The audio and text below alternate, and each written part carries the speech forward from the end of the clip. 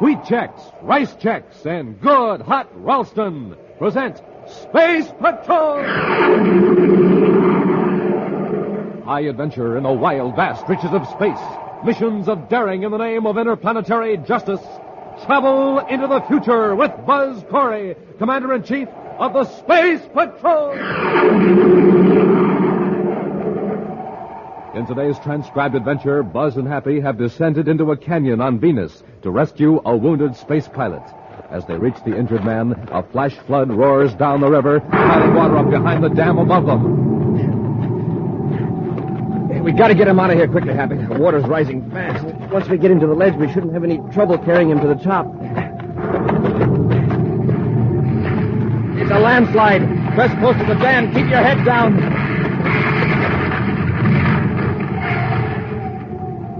Smoking rockets, that was close. We gotta get him up the path. There may be another landslide. Commander, look up there. Most of the ledge is swept away. We're trapped. We'll be back in just a moment with today's Space Patrol story, The Mysterious Meteor.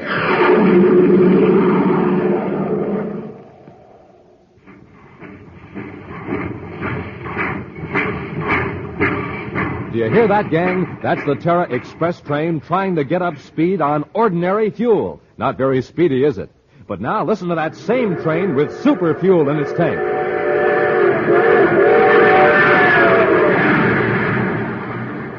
Yes, sir, that train's really traveling now because it's supercharged with super fuel. And, gang, without a good breakfast, you can't go very fast either. But with super fuel in your tank, you're supercharged. Here's how Buzz Corry gets up a head of steam in the morning.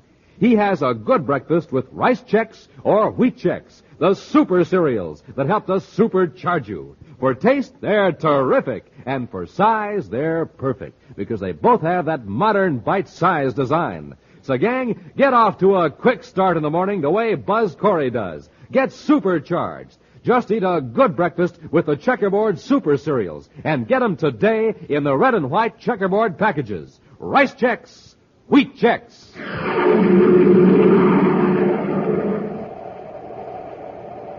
One of the 30th century's greatest achievements has been the transformation of barren desert areas on the planet Earth into rich, fertile farmlands.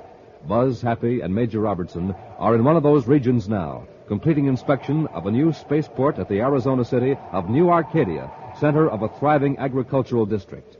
While Robbie is finishing up a few details in the city, Buzz and Happy have taken a surface car for a drive out in the country. Commander, look at that. Another meteor. Must be fairly low in the atmosphere. Hey, it must be a whopper, too.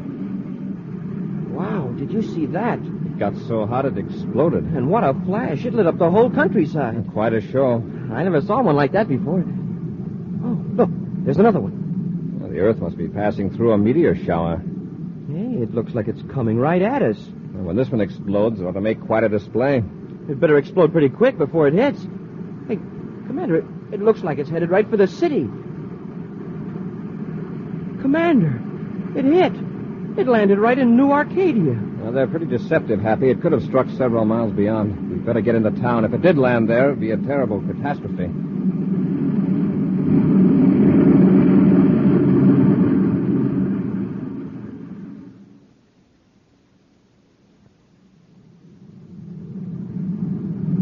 We're getting close, Commander. There's a whole area roped off up there. And the people are jammed around it. Well, we'll have to stop here and get out, Happy. We can't get through the crowd with this surface car. Hey, look. There's Major Robertson. Commander, I'm glad you're here. What happened, Robbie? A meteor landed right in the middle of the park. Anybody hurt? No, by a lucky chance. But a few people got showered with dirt, and a couple of hundred got the scare of their lives. Well, how big is the meteor? It's hard to tell. Dug a crater about 20 yards wide. The meteor's way down the bottom of a deeper pit, glowing and red hot. Let's get through this crowd and have a look. Right, Commander. All right, make way, please. Space Patrol coming through. What a crowd. Well, there she is. Hey, it looks like a huge red eye. We don't know how large it really is. Part of it's buried by the dirt that fell back into the pit. Look at the size of the crater, Robbie. A miracle it landed where it did. A very lucky miracle. Well, they're bringing up the Atomo power shovel now. Well, aren't they going to wait until it cools off before they try to pull it out? Professor King wants to encourage her to make some tests. Professor King? Yes, sir. Professor James King, the meteorite expert. Hold it right there. Hold it. That's the professor shouting at the shovel operator. Professor King's been lecturing at the university here. Oh, I recognize him now. I met him a couple of years ago on Mercury. Well, apparently he's seen you. Here he comes. Commander Corry, isn't this most fortunate? Hello, Professor. Yes, it is fortunate. It could have been a terrible calamity. Exactly. If I had followed my usual custom, I would have been home in my study. But something urged me to go for a stroll, and I was only half a block from the park when this green streak rolled out of the sky. I was thinking it might have killed someone. That would have been tragic, of course. But think of it. A rare meteor falling right at my feet, so to speak. Commander, do I have your permission to test it? Of course. Thank you. I already examined it for radioactivity. How does it test? Well, it's rather high, but not unusually so for an object that has spent millions of years in outer space. It's not dangerous, then? Oh, no, except that right now it's rather hot from the friction of the atmosphere. The shovel operator is going to scoop away some of the dirt so I can check its size. Would you care to watch? Of course, Professor King. Oh, by the way, this is Cadet Happy. How do you do, sir? Glad to know you, Cadet. Your first meteor? Well, not quite. Happy's quite a few experiences with meteors in space. Oh, of course. Now, here comes the first scoop. Get back! The meteor exploded. No, it didn't. It's still glowing. Yeah, but look at the shovel. You mean look where it was? That huge scoop is gone. The cables are just hanging there. What could have caused it, Professor? I don't know, Commander. The meteor is hot, but not hot enough to melt a steel shovel. To say nothing... Hit by the hot metal. Professor, you'd better leave that meteor alone till we get this crowd cleared away. Yes, Commander, you're right. Robbie, have the local patrol keep everybody out of the park except the professor and men on official duty. Yes, sir. And Professor, I suggest you get an endurium scoop on that power shovel. You'd better wait till that meteor cools off a little more. Good suggestions, Commander. I'll follow them. Robbie, put a guard around the crater. I don't know what we've got here, but this is no ordinary meteor.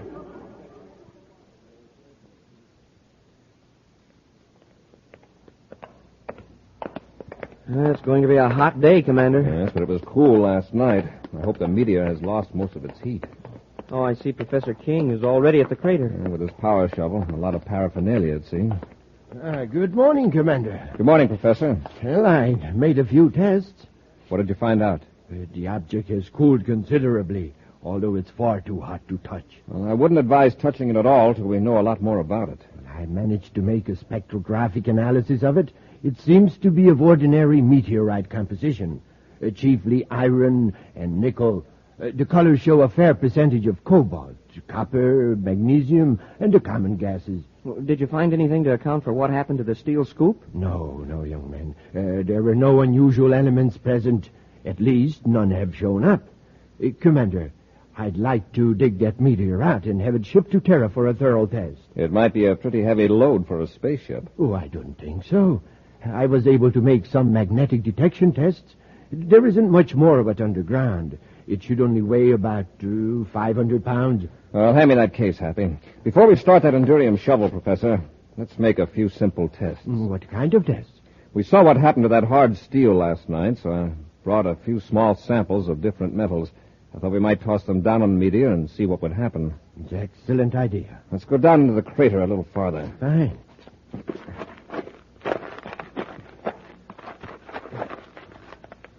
Well, not too close, Happy. We can hit it from here. Yes, sir. Here's a piece of steel. Try that first. Right, Commander. I hope my aim is good. It's gone. Vanished. Why, that fragment disintegrated. Yes. From here, it looks like it chipped a piece out of the meteorite. What'll we try next? Here's a lump of nickel, Happy. Okay. Smoking rockets, that's gone, too. Incredible. Well, Commander, if it destroys everything that touches it, well, why doesn't it just sink into the ground? Apparently, it doesn't disintegrate soil. Now, try this piece of endurium. All right, sir. Hey, nothing happened. The endurium is just lying there on top of the meteor. Well, now at least we know we can dig the meteor out with an endurium shovel. Yes, but don't forget, if you're going to move that object, it'll have to be packed in an Endurium box. That's right. Well, we'll need a box about 3 feet thick on each side, perhaps a little thicker, just to be sure. Good idea. Oh, I can hardly wait to get it to my laboratory on Terra so that extensive tests can be made. Well, you better not try it with any expensive instruments. It's going to be a difficult object to handle, all right. Professor, we'll leave you now. Happy and I have got to get back to local Space Patrol headquarters and clean up a few details. All right, Commander. Thank you both for your help. I'll have one of my men get a truck and an Endurium crate. Professor, I'd like to see you at Space Patrol headquarters before you blast off. Commander. Come in, Professor. Oh, I'll get you a chair, Professor K. I hope I'm not interrupting anything. No, not at all. Won't you sit down? Have any trouble with your metal-eating monster? No, it's packed in an Endurium crate with another ordinary crate around that. And it is now at the new Arcadia spaceport. So you're ready to go to Terra and solve the mystery? Commander, I think I have already solved it. Do you know what makes it destroy steel and nickel? Well, that meteorite will destroy any substance that it contains within itself. But how? Other meteors don't do that. Well, Dr. Rawlins and I have come to the same conclusion. We believe this meteor is matter in reverse. Matter in reverse? Yes. Matter entirely foreign to our part of the universe. It may have come originally from a galaxy millions of light years away, where matter is formed in an entirely different way. But you said it appears to be iron and nickel and other substances with which we're familiar. Yes, that's how it appears. But the atomic structure of each element is in exact reverse. Matter in our solar system has atoms with negatively charged electrons whirling around a positive nucleus. And this meteor has a negative nucleus with positive electrons. Exactly. For years, scientists have speculated about the possibility of such matter. Now we know it exists. Perhaps whole galaxies are made of it. But I still don't see why it destroys other metals. Well, that's only half of the story, Cadet. Part of the meteor is destroyed, too, in another form of atomic explosion. The two forms of matter cancel each other out. They neutralize each other. Precisely. Atom for atom. Commander, if we can learn to duplicate that process, we're on the threshold of a new era. Excuse me, Commander. Oh, Major Robertson. Yes, Robbie? I'm glad the professor's here, sir. There's been a mix-up at the spaceport. That meteor was put aboard the wrong spaceship. What? Well, there's nothing to be upset about. Freight dispatcher traced it. It's aboard a cargo ship carrying mining equipment to Venus. Commander, we have to overtake that ship. I know, Professor. Robbie, if that meteor should come in contact with a large body of iron or steel, such as a building, it would cause an explosion that would kill or injure everyone around it. We'll be back with Space Patrol in just a moment. Gang, here's the story of a cosmic surface car in trouble. Listen.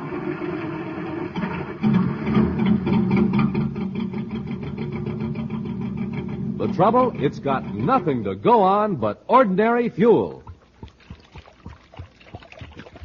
But you hear that? The driver's filling up the tank with some super fuel. Something's gonna happen now.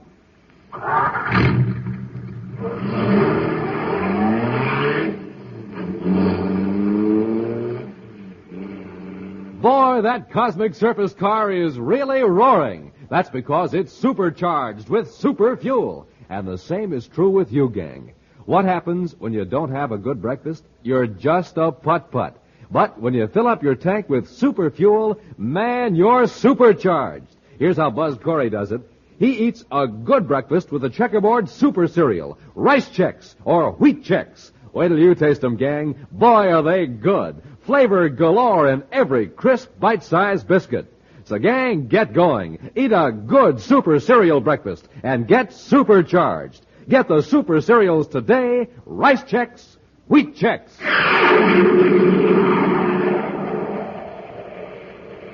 While Buzz, Happy, and Major Robertson were in Arizona on the planet Earth, a strange meteor hurtled out of the sky and buried itself in a city park. Attempts to dig it up resulted in steel digging tools being disintegrated in a blinding flash. So far, only the metal Endurium has resisted the strange destructive force. It's now believed that the meteor is composed of matter with reversed electrical charges, matter from outer space that can destroy matter as it's known in our solar system. By mistake, the Endurium crate containing the meteor was put aboard the wrong ship. Right now, Buzz and Happy are aboard the Terra 5, racing to overtake the cargo ship carrying mining equipment and the strange meteor to Venus. Happy, keep the freighter in the view scope. Yes, Commander. Hey, if he's headed for Venus City, he's losing altitude pretty fast. That's been worrying me, Hap. I'll contact him again by spaceophone. Commander Corry aboard Terra 5 calling cargo ship EC-349. Commander Corry to pilot Bill Craig aboard cargo ship EC-349. Craig here. Go ahead, Commander. I was just wondering why you're coming in so low. I wanted to tell you, but I've been too busy to call, Commander. I'm sure you know your business, but those Torlock Mountains aren't exactly anthills. You bet they aren't. Believe me, I'd enjoy being about 3 miles higher. Having trouble with your ship? Yes, sir. I came into Venus atmosphere on automatic trajectory control, and the control's out of adjustment. Looks like I'm going to have to set down outside the city somewhere on repel array. You don't sound very worried. Should I be? Well, you know your ship. Commander, exactly what am I carrying aboard this ship? Why is everything so mysterious? I'll explain it later, Craig. I wish somebody would. All Space Control told me is that something was put aboard my ship by mistake, that you'd meet me at Venus City Spaceport and supervise its removal. We didn't want to cause you any undue alarm. The fact is, you've got something very dangerous aboard. Explosives? Don't worry, I've hauled some pretty ticklish stuff in my day. You've never hauled anything quite like what you have aboard now. Everything will be all right if you just set her down easy. Okay, Commander. Look, right now I don't think I can get above that Torlock range. If I can get any power out of the rockets, I'll deflect a few degrees and head up the canyon. Wow, he must be in a spot. Do you have any rocket control at all? A little. Enough to maneuver between those mountains. All right, Craig. Good luck. We'll be watching. Corry out. I hope he can reach a broad level space to set her down. I hope he does, too, Hap. Keep an eye on him through the view scope. Yes, sir. Sir, why didn't you tell him he was hauling a wild meteor? No sense wasting time explaining. He knows he has a problem. Yeah, I guess you're right, sir. He made it, Commander. Yeah, he's headed up the canyon. I guess he's okay now. Let's hope so.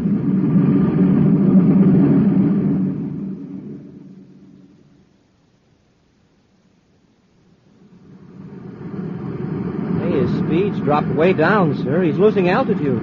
Corry aboard Terra 5 calling Bill Craig. Craig here, go ahead. How you doing? Canyon widens out into a valley beyond Crescent Dam. I think I'll be okay when I pass there. All right, Craig. When you find a good spot, ease her down carefully. Right, sir. Craig out. Well, he's pretty cool about it, I'll say that. He's a skilled spaceman, Happy. He's going to need all the skill he's got.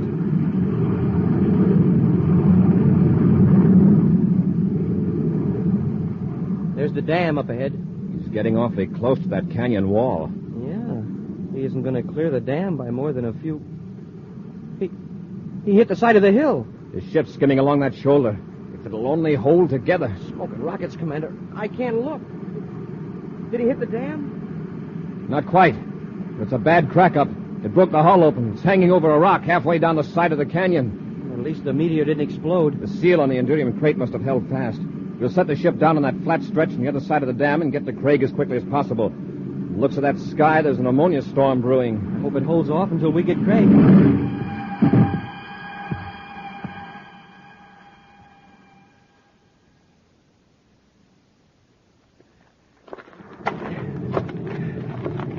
This climbing is no cinch, Commander. This terrain is rough. A few more feet and we'll be even with the top of the dam. See anything yet, sir? I can see part of the wreckage from here, but no sign of Craig. Come on, Hap, we've got to hurry. Feel that wind. Wow, that storm is roaring down the canyon a mile a minute. Better work fast, Happy. Commander, look. Some of the cargo spilled out of the ship and rolled down into the water. Yes. A lot of the crates have smashed open. Hey, I hope the meteor didn't roll into the water. That looks bad. The hull is smashed right near the pilot's compartment. I hope Craig is all right. Let's work our way down into the ship. Commander, look. Isn't that a man down there at the edge of the water? It's Craig. He must have been tossed out of the ship. He sees us. He's waving. He's hurt. Come on, hurry. Watch your step. It's steep through here. Happy, there's a ledge that slopes right down to the dam. A couple of crates stopped there. Sir, it leads right up to that ladder on the dam, near the gate. Now, let's head for it.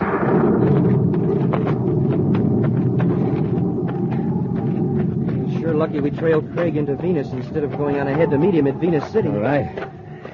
Hey, look at that water level. There must be a flash flood up the canyon. Smoking rockets. It's nearly up to where Craig's lying. It's rising fast. You gotta get him out of there. Now take it easy climbing over that Endurium crate, Happy. That's the Meteor. Hey, the seal's broken. The Meteor's part way out of the crate. Well, we're in luck. Fortunately, none of those pieces of machinery came in contact with it. All right, let's climb down the face of the dam. Watch that ladder. It's going to be slippery.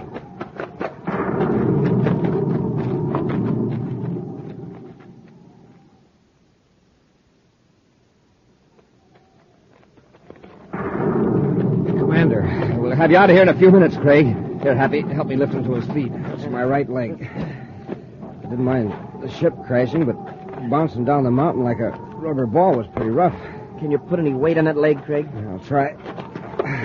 I think I can make it. All right, put your arms over our shoulders. Rest most of your weight on us. How do we get him up over the dam, sir? The tough part will be the ladder. From there on, we can work back up the ledge and zigzag to the top. Yeah. I figure I can make it with a boost now and then. All right, start up the ladder. Okay.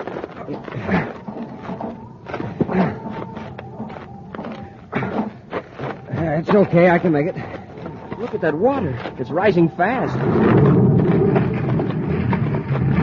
A landslide. Press close to the dam. Keep your head down.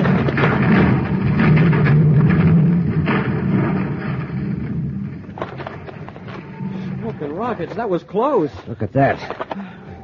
If you men hadn't come for me, I'd be buried under several tons of dirt right now. Let's get out of here. There could be another landslide. Commander, look up there. How are we going to get out? The landslide has swept away most of the ledge. He's right. We can get as high as the sluice gate, but from then on, it's sheer wall. Let's get up to what's left of the ledge. We'll be out of the water at least.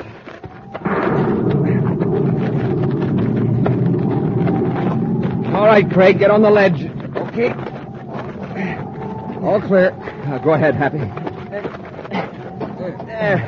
All right, sir. Here, I'll give you a hand. Thanks. Gee, look at the water now. It's halfway up the ladder. Yeah. And look back up the canyon. It's streaming down at big waves. Commander, do you think it'll come as high as the ledge? Look at the watermark of previous floods. It comes this high because of the sluice gate. Wow. Even if the water doesn't come over the ledge, we're stuck here. If that sluice gate were only open, we could go through the spillway to the other side of the dam. There's a ladder on that side, too. I saw it coming up. How can we get it open? No, we can't. The control machinery is at the top of the dam. It's operated by remote control from a station far down the valley. Say, maybe they'll open the gate. By that time, it won't do us any good. See that line painted 10 feet over the gate? The water has to reach that level before the flood warning sounds. He's right, Happy. Looks like I led you fellas into a trap. I'd only managed to get the ship over the dam. No, it isn't your fault, Craig. Well, I suppose we might as well sit down on the crates and relax. I'd be careful of my feet if I were you, Craig. Don't let the metal in your boot buckles hit that meteor. Meteor? What are you talking about? There's a meteor in that crate. That's what we were worried about. If certain metals touch it, they explode. Craig, get off that crate. Huh? But quickly, Happy. Give me a hand with that meteor. What do you mean, sir? Let's get this meteor rolling down the slope of the ledge. Into the water? No, toward the dam. If it gets up enough speed, it might crash into that sluice gate. Sure, but will it be going fast enough to knock that gate out? Well, no, sir. Hey, Commander, that gate is solid steel. Exactly. Hey, solid steel, like the first power shovel scoop. Okay, Commander, I get it. Craig, get over behind that other crate. If this works, it's going to be quite an explosion. Careful, Happy. Remove your cadet ring. Yes, sir. It'd be a pretty painful way to find if the meteor has platinum in it. Hey, this thing is sure hard to move. After we get it rolling, it won't be so bad. At least it's lighter here on Venus than it was on Earth. Watch your feet. We've got it rolling, sir. Quickly now. Get behind the Endurium crate. Hope it doesn't wobble off into the water. Craig, keep your head down.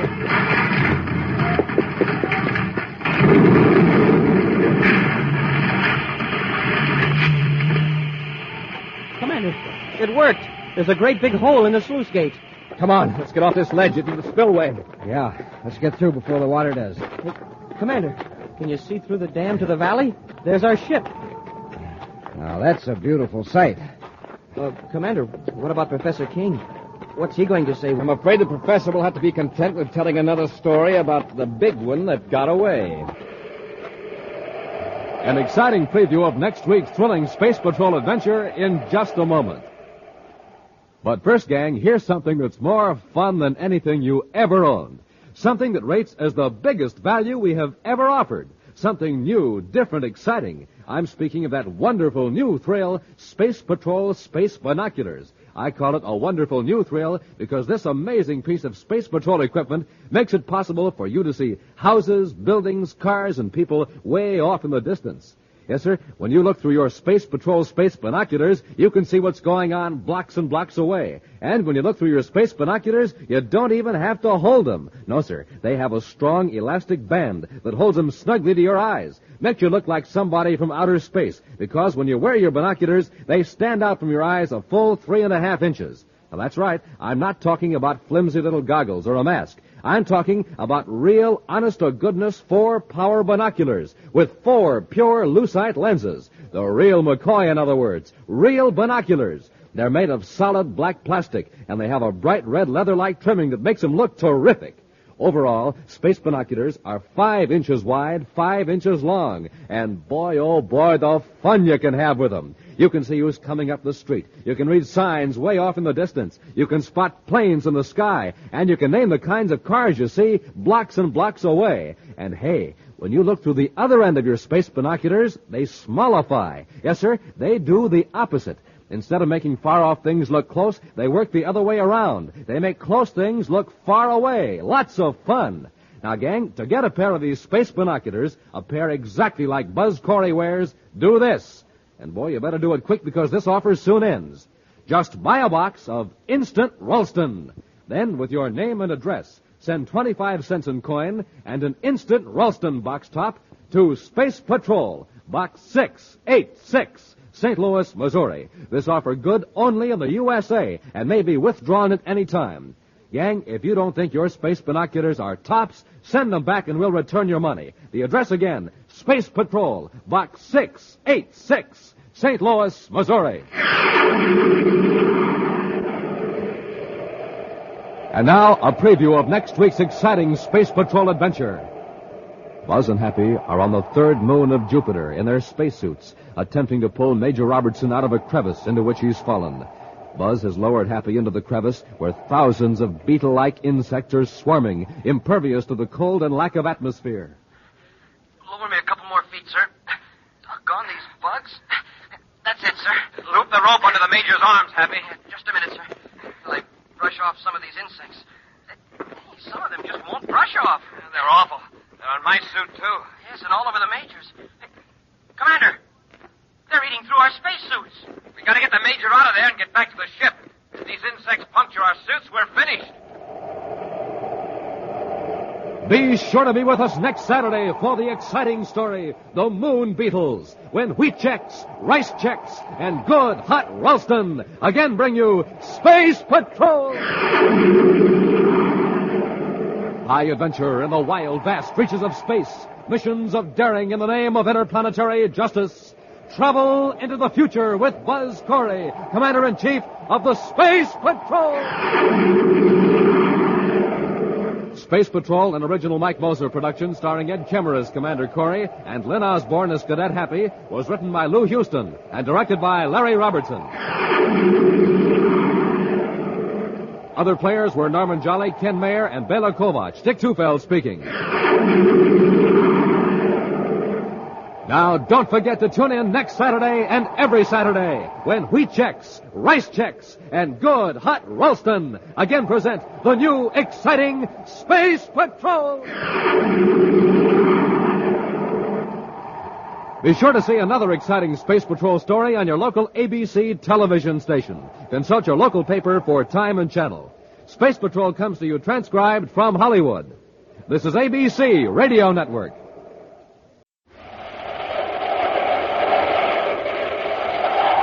Wheat checks, rice checks, and good hot Ralston present Space Patrol! High adventure in the wild, vast reaches of space. Missions of daring in the name of interplanetary justice. Travel into the future with Buzz Corry, Commander-in-Chief of the Space Patrol. In today's transcribed adventure, Cadet Happy is piloting a space observatory while a scientist studies a strange phenomenon. It's an invisible force that completely destroys all matter. Right now, Buzz Corry is in Terra the Fifth, warning Happy to veer away from the force, but too late. Out of control, the Space Observatory whirls toward the invisible menace. Happy! Happy, can you hear me? Pull away from it. I'm trying to, sir, but the rockets don't seem to have any effect. Use full power on your starboard rocket. I am, sir, but we're caught in some sort of a whirlpool. Have hit full repeller ray. If you're caught in there, you're finished. We'll be back in just a moment with today's Space Patrol story, The Hole in Empty Space. Extra, read all about it. Buzz Corry offers an official Space Patrol spaceophone set to every boy and girl on Earth. Extra. You hear that, gang? That's right. Buzz Corry will send you a real, honest-to-goodness Space Patrol spaceophone set. Sounds just like a walkie-talkie. Looks just like the spaceophone Buzz Corry himself uses. Imagine, you can talk on it to someone a straight 50 feet away. Let me show you with this spaceophone right here. Calling Bob Raitt. Can you hear me, Bob? I'll say loud and clear. Just like talking on the walkie-talkie and the telephone, right? Right. I call it the magic phone you can carry anywhere. Yes, sir. See how the spaceophone sounds, boys and girls? Just like a telephone. Just like a walkie-talkie. And lots of fun. Yes, sir. So send for your spaceophone set today. You get 2 blue and yellow plastic spaceophones. You get 50 feet of communication cord. You get a spaceophone briefing sheet. Now, here's all you do to get the entire set. Buy a box of Instant Ralston. Then, with your name and address, send 25 cents in coin and an Instant Ralston box top to Space Patrol, Box 686, St. Louis, Missouri. This offer good only in continental U.S. and may be withdrawn at any time. That's Space Patrol, Box 686, St. Louis, Missouri. The Space Patrol, with its well-trained personnel, has a very high morale. Disciplinary action is rarely necessary. In fact, a serious infraction of important regulations is so unusual that Commander Corry himself insists on a personal accounting from the man involved. Right now, Buzz is reading a report from the Commandant of the Mercury Patrol Squadron as Happy enters the central office on Terra. Commander. Yes, Happy? Lieutenant Grayson's waiting in the outer office. Oh, thanks. Ask him to come in, please. Yes, sir. Lieutenant Grayson, Commander Corry wants to see you. I'll call you when I'm through here, Happy. Yes, sir.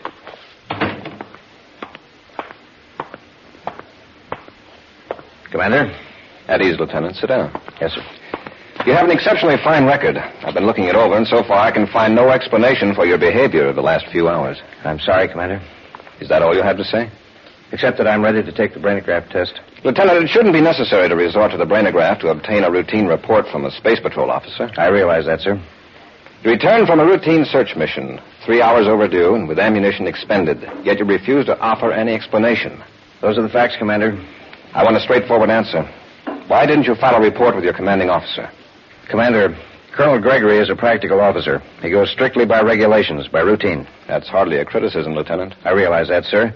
But if I told Colonel Gregory what happened out there, he'd conclude that I was, well, space happy. You're not responsible for the conclusions of your commanding officer. In all due respect, Commander, in this case, I'm not so sure. What do you mean? Something's out there in space that regulations don't cover. Commander, I want a brainograph test so I can be sure of myself, sure that my mind isn't playing tricks on me. Grayson, suppose you tell me the whole story. All right, Commander. I was about to head back for Mercury when I saw a meteor. I tracked it on the viewscope to see if it was headed toward any shipping lanes. Yes? It was still pretty big on the screen when it suddenly vanished. Exploded? No, sir, just vanished. I started after it and checked for fragments. There weren't any. It was just as though the meteor disappeared into a hole in space. A hole in space? I know it doesn't make sense, but that's the only way I can describe it. Nothing showed up on the viewscope. I tried both the ultraviolet and infrared scanners. Nothing. What about the cosmic missiles you fired? I swung in a wide circle around the point where the meteor disappeared. Suddenly, a black spot appeared on the sun, as though a planet were between me and the sun, an eclipse. But it wasn't a planet? No, Commander. There was no planet within thousands of DUs. There was nothing, no solid object to account for that spot. Well, maybe it was on the sun itself. No, because it moved across the sun in relation to the movement of my ship. That's when I fired the cosmic missiles. What happened? The missiles vanished. Without an explosion? Without an explosion. Lieutenant, That's the strangest story I ever heard. You don't believe me? I didn't say that. I think your account deserves further investigation. You should have told Colonel Gregory. He'd have put me in the infirmary for mental and emotional checkup. I figured I'd get a brainograph test sooner if I risked disciplinary action. And I was right. He sent me here to Terra immediately. That isn't a very wise risk to take, Grayson. Commander, that thing in space, whatever it is moving. Moving toward the inner planets. Can you point out the location where you saw it on that wall chart? Yes, sir. It was approaching the Mercury orbit on a line from the star Myra. About here, sir. How fast was it moving? It seemed to vary, but at the time I wasn't in any condition to make accurate measurements. I thought I was going space happy for certain. Are you ready for that brainograph test? Yes, sir. Then come on. Oh, excuse me, sir. Happy, will you get Major Robertson? I want to run a brainograph test. Yes, sir. Oh, here's a top priority bulletin from communications, sir. A robot space freighter vanished. What do you mean, vanished? Well, it suddenly pulled off course. 2 passenger ships tracked it. It swung in a wide circle, then smaller and smaller circles, and then just disappeared. Not a trace on the viewscopes. Where did this happen? Midway between Mercury and Venus, sir. On an orientation line with Myra. Lieutenant Grayson, I think we'll cancel that brainograph test. Happy. Yes, sir. Get my ship ready immediately. I'll notify Colonel Gregory that Lieutenant Grayson is assigned to temporary duty with headquarters. Thank you, sir. As astrogator aboard Terra 5.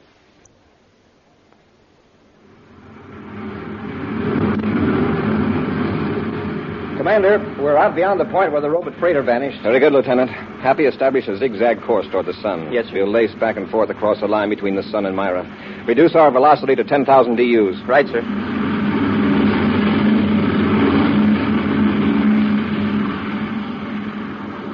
All viewscopes negative, Commander. What's our approximate position, Grayson? In a few minutes, we'll cross the Venus orbit, sir. Well, this is the craziest search I've ever been on, Commander. Looking for something that isn't here. It's there, all right. It just doesn't show up on any instruments.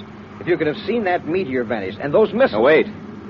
There's something moving across the sun. A black spot. That's it. We've located it. Now, let's be certain. Check the viewscope, Happy. Yes, sir. Does anything register? Nothing except the sun itself. Reverse rockets while I turn on the spacephone, Happy. We'll hold our present position for the time being.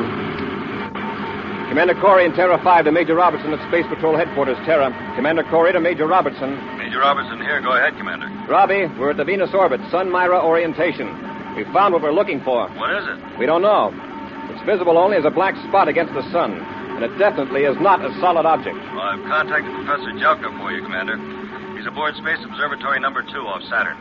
Good. Robbie, spacephone and all planets bulletin immediately. All shipping is to avoid this sector of space until further notice. Yes, Commander. All commercial, private, and Space Patrol ships are to evacuate this sector immediately. Roger. Well, Professor Jelka is waiting on the 150 megacycle channel, Commander. Thanks, Robbie. Corey out. Happy, switch to 150 MCs. Yes, sir. Commander Corry aboard Terra 5 calling Professor Jelka aboard Space Observatory number 2. Professor Jelka here. Go ahead, Commander. Professor, have you detected any unusual phenomenon in space the last few days in the direction of Myra? No, Commander. There's something out there, now within the orbit of Venus. It's not a solid object, but it cuts off light from the sun. Well, it's possibly a cloud of gas or tiny particles. Too sharp an outline, Professor. Besides, things like meteors, cosmic missiles, and spaceships just don't disappear permanently in a gas cloud. Did you say disappear? Vanish completely, without an explosion or a trace. Commander, I must have a chance to study this thing at once. I think I know what it is. It's got us baffled. What is it? I call it a cycloplex. A cycloplex? I wrote a paper about it 12 years ago, purely as a theoretical idea. This is no theory. It exists. This is marvelous, Commander.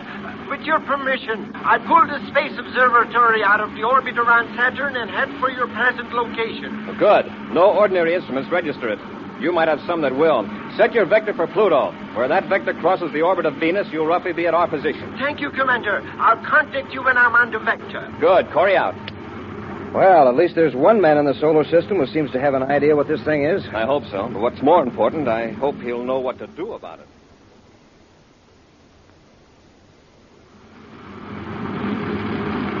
I've got the observatory in the viewscope, sir. It's only a few DUs away. A very good time, considering. Turn on the spacephone, Happy. Yes, sir. Corey aboard Terra 5 calling Professor Jelka. Jelka here. Go ahead, Commander. We've picked up the observatory in the viewscope. Have you located us? Yes, Commander, but I can detect the cycloplex. I've used several types of detection devices. You'll see the black disk against the sun in a few minutes. We'll join space locks with you and come aboard the observatory. Very good, Commander. Corry out. Grayson. Yes, sir? While Happy and I handle the controls, you watch that black spot. If it moves away from the sun, let me know. Right, Commander.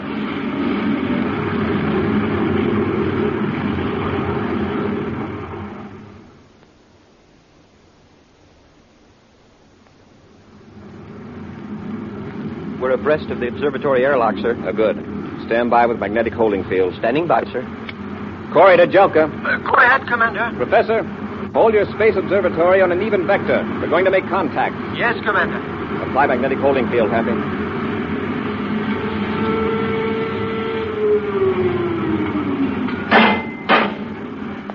Space lock secured, sir. Lieutenant Grayson, keep an eye on the controls. Happy and I will enter the observatory. Yes, sir. Open the inner hatch, Happy.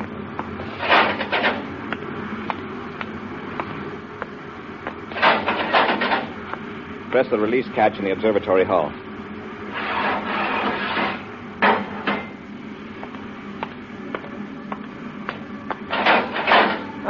Come in, Commander. This is the most thrilling moment of my life. Professor Jelka, it's about the most puzzling moment of mine. Now, this is my cadet, Happy.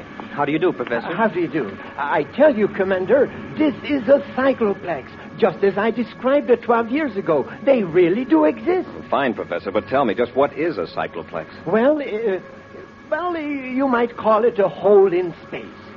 That's just the way Grayson described it. Grayson? Lieutenant Grayson, the space patrol officer who discovered it. Professor, this cycloplex has already destroyed a meteor, 2 cosmic missiles, and a robot spaceship, and it's moving toward the inner planets. If it holds its present direction and velocity, Mars will move right into it in a few days. That would indeed be a calamity. What's the nature of this thing? What happens to objects that move into it? Well, they are transported into other dimensions, or perhaps into a matrix of several dimensions. Well, they cease to exist in space as we know it, that's certain. Yes. For years, mathematicians have speculated on the possibility of many separate dimensions existing simultaneously. I'd like to circle around it and study it some more, or to maneuver the observatory and still manage the instruments. Well, Commander, the controls are very much like standard spaceship controls.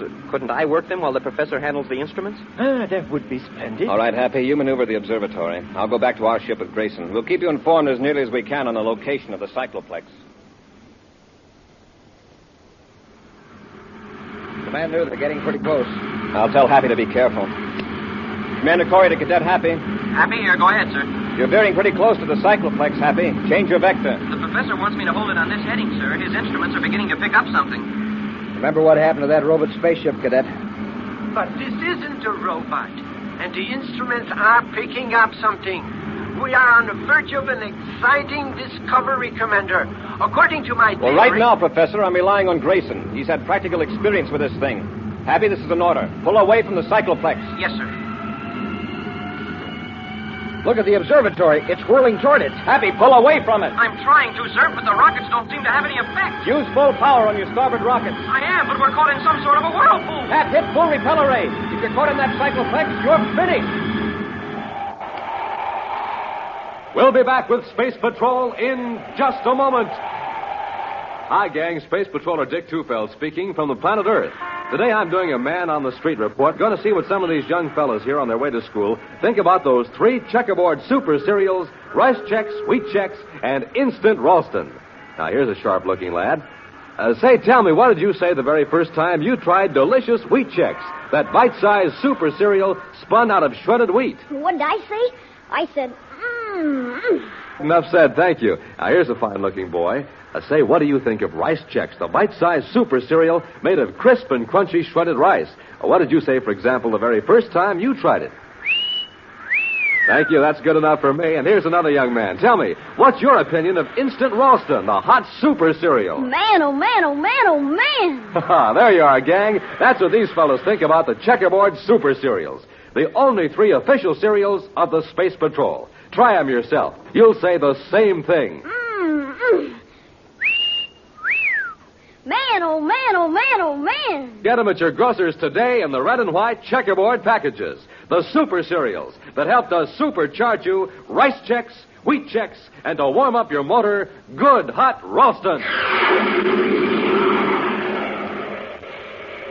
A Space Patrol officer, Lieutenant Grayson, has discovered an alarming peril in outer space, an invisible force that completely destroys matter without leaving a trace. Professor Jelka, an astronomer and mathematician, says this force, which he calls a cycloplex, is actually a hole in outer space. Happy, piloting the Space Observatory for the professor, flew in too close to the strange force. Now the observatory is being whirled closer and closer to disaster.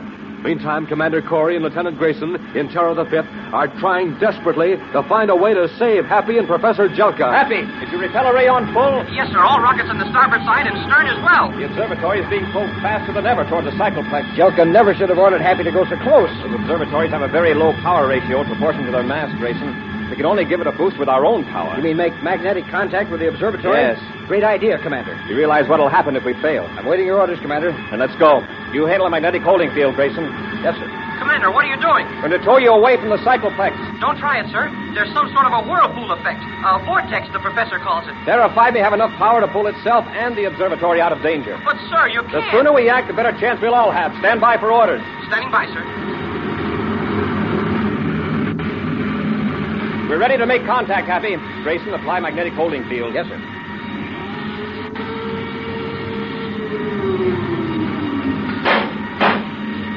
All right, Happy. Keep the observatory rockets on full power. Yes, sir. We're going to increase our own power slowly at first. We won't try to fight the cycloplex force too strongly. We'll cut across at a tangent, understand? Yes, Commander. Here we go. Is it working, Commander? I can't tell yet. Happy. Yes, sir. As I increase the ship's power, it'll put a terrific strain on the hull of the observatory. Watch for any sign of damage. I will, Commander. There's that sound again. What is it? It's coming from the spaceophone system. Happy, do you hear it? Yes, sir. You're picking it up from the professor's instruments. He says it's caused by the cycloplex. Commander, our vector's changing. We're moving away from the cycloplex. We'll add a little more power. Happy, did the professor turn off his instruments? No, sir. Then we're free of the cycloplex pull. That's right, sir. We're swinging away in the other direction. Good. Wow. What a relief. Happy, we'll proceed several DUs away from this position until we're sure we're safe before we break contact. Yes, sir. Then we'll join space locks and come aboard the observatory. Got it? Yes, Commander. I'll maintain vector till further orders. Check. Corry out.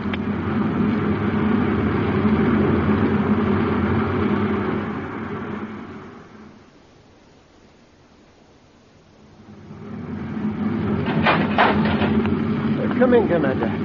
How did the observatory stand up under that pull? Well, apparently quite well. Smoking rockets, Commander. For a while there, I thought we were all going to plunge right into the core of that cycloplex. I thought so, too, Happy. Professor, did you manage to find out anything about this phenomenon? Very little. Although it did finally activate some of the instruments. Exactly what is it, this force? I can't say. Apparently this vortex, the whirlpool effect, is some sort of an electromagnetism. And that might account for its effect on the instruments. And this whirlpool effect extends beyond the core. Yes, it draws the objects into the center if they get too close. We sure found that out. And we also know that this force is moving steadily toward Mars. They've got to get busy and do something. Well, is this cycloplex big enough to swallow a whole planet? What about that, Professor? Well, the core itself is fairly small. But with that vortex of force around it, it might easily demolish Mars. Certainly, it would make it unlivable. Well, how can we fight this cycloplex? Every force we know of has some other force that can oppose it. But this thing is from some other dimension, Commander. It's an intruder into our space-time system. You mean it isn't even from another galaxy? From another part of our space? Yes, it's completely new to us, Cadet. It's impossible to imagine dimensions beyond the three we know: length, breadth, and thickness. Professor, you mentioned that it has some sort of magnetic effect. That's right. Suppose we could produce a powerful magnetic force to oppose it. It would take more power than any planet power system could produce. And how could we transfer it here? Professor, you've heard of Huddleston's ring, haven't you? Yes. Very interesting effect. What's Huddleston's ring, sir? It makes use of an effect that occurs at temperatures close to absolute zero. Oh, like those of outer space? Exactly. Extremely low temperatures, some metals become superconductors of electricity. Superconductors? They have no resistance to the flow of current. That means if a current is started in a ring made of a superconducting material, it flows indefinitely. Even when the power's cut off? Right. And if the power is constantly applied, the current builds up. It increases more and more. Oh, I see. A scientist named Huddleston has been conducting experiments with a giant ring in outer space near Jupiter. Yes. He has a laboratory spaceship in the center of the ring. Suppose that Huddleston turns the power on full, charging that ring and the magnets around it, and keeps the power on. Would it destroy the cycloplex? Perhaps it would be dangerous. A magnetic force of incredible intensity would be built up. There is no telling. Professor, I want to send Huddleston's ring into that cycloplex. Under robot control, naturally. Well, Professor, do you think it would work? I don't know. But it's a challenging experiment. If it did, it would prove that electromagnetism is a force common to all dimensions of existence. Right now, I'm not interested in proving any theory. I want to save Mars. Happy, let's get back to Terra 5. I want to contact Huddleston. Cycloplex seems to be moving steadily toward Mars, Commander. Keep the ship moving with it, Grayson. Keep that black circle right in the center of the sun. Yes, sir. Major Robertson, Space Patrol Headquarters, Terra, calling Commander Corry aboard Terra 5. I'll take it. Happy to hand me that vector analysis, please. Here you are, sir. Corry, here, Robbie. Go ahead. We've contacted Huddleston, Commander. He's all enthused over the idea. Oh, good. How long will it take him to get the ring on the way? Does he have to convert the controls to robots? No, a robot unit was built into the ship. Huddleston's in the ring waiting for your instructions. Well, here's the procedure, Robbie. Huddleston will pull out of the orbit around Jupiter under manual control. Check. When he's on the vector, which I give you in a minute, a Space Patrol cruiser will pick him up in space. Huddleston will handle the ring and its lab ship by remote control until we pick it up on our view scope. Got it, Commander. Then I'll take control of the ring from that point on. Okay, Robbie. Now, here's the vector I want you to relay to Huddleston. Nothing in the view scope yet, sir. Widen the scanning arc, Happy. The lab ship may be slightly off vector. Yes, sir. Commander. Yes, Grayson. Cycloplex seems to be increasing velocity. Any change in vector? No, sir. I'll check with Professor Jelka. Corry to Jelka in observatory. Jelka here. Go ahead, Commander. Lieutenant Grayson reports an increase of velocity by the cycloplex. He's right, Commander. My calculations confirm it. Is it still heading toward Mars? Yes, Commander.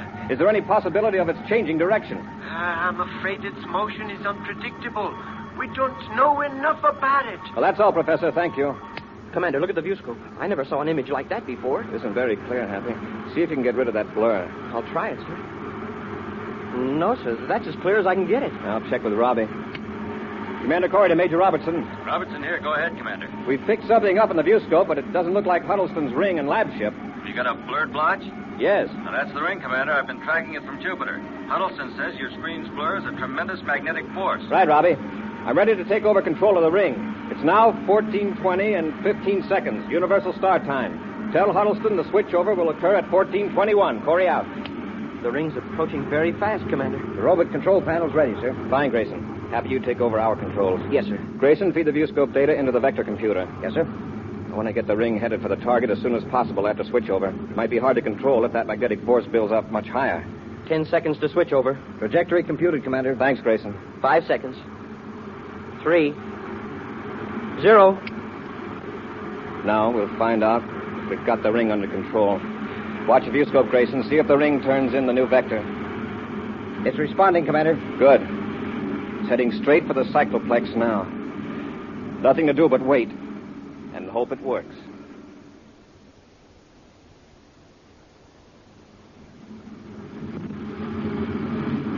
A few more seconds, we'll know. Yeah, Huddleston's ring is practically in the outer field of the vortex now. Nothing's happening, though. Wait. The blur on the lab ship seems to be dimming. It's as though the cycloplex were choking down the magnetism. Look, you can see the outline of the ring now, and the lab ship. I'm afraid it's not going to work, Commander. The power of the cycloplex is too strong. Wow, look at that. The lab ship just flew apart. The ring is still intact. The blur's building up again. Magnetic force pulled the ship apart. The ring's in the black circle now. Golly, something's happening. It's a battle of magnetic forces. The black circle is growing smaller. It sure is. It's shrinking. And rapidly. If that ring can hold up long enough... The cycloplex is just a black dot. It's gone. The cycloplex is gone, Commander. It worked. Whew. Look at the viewscope, man. Huddleston's ring is still there. Thanks to you, Commander. It saved a planet. It took all of us. Enter the story in our logbook, Happy. Yes, sir. What a mission to describe. We've just filled in a hole in empty space. Hey, maybe I should make the log entry in invisible ink.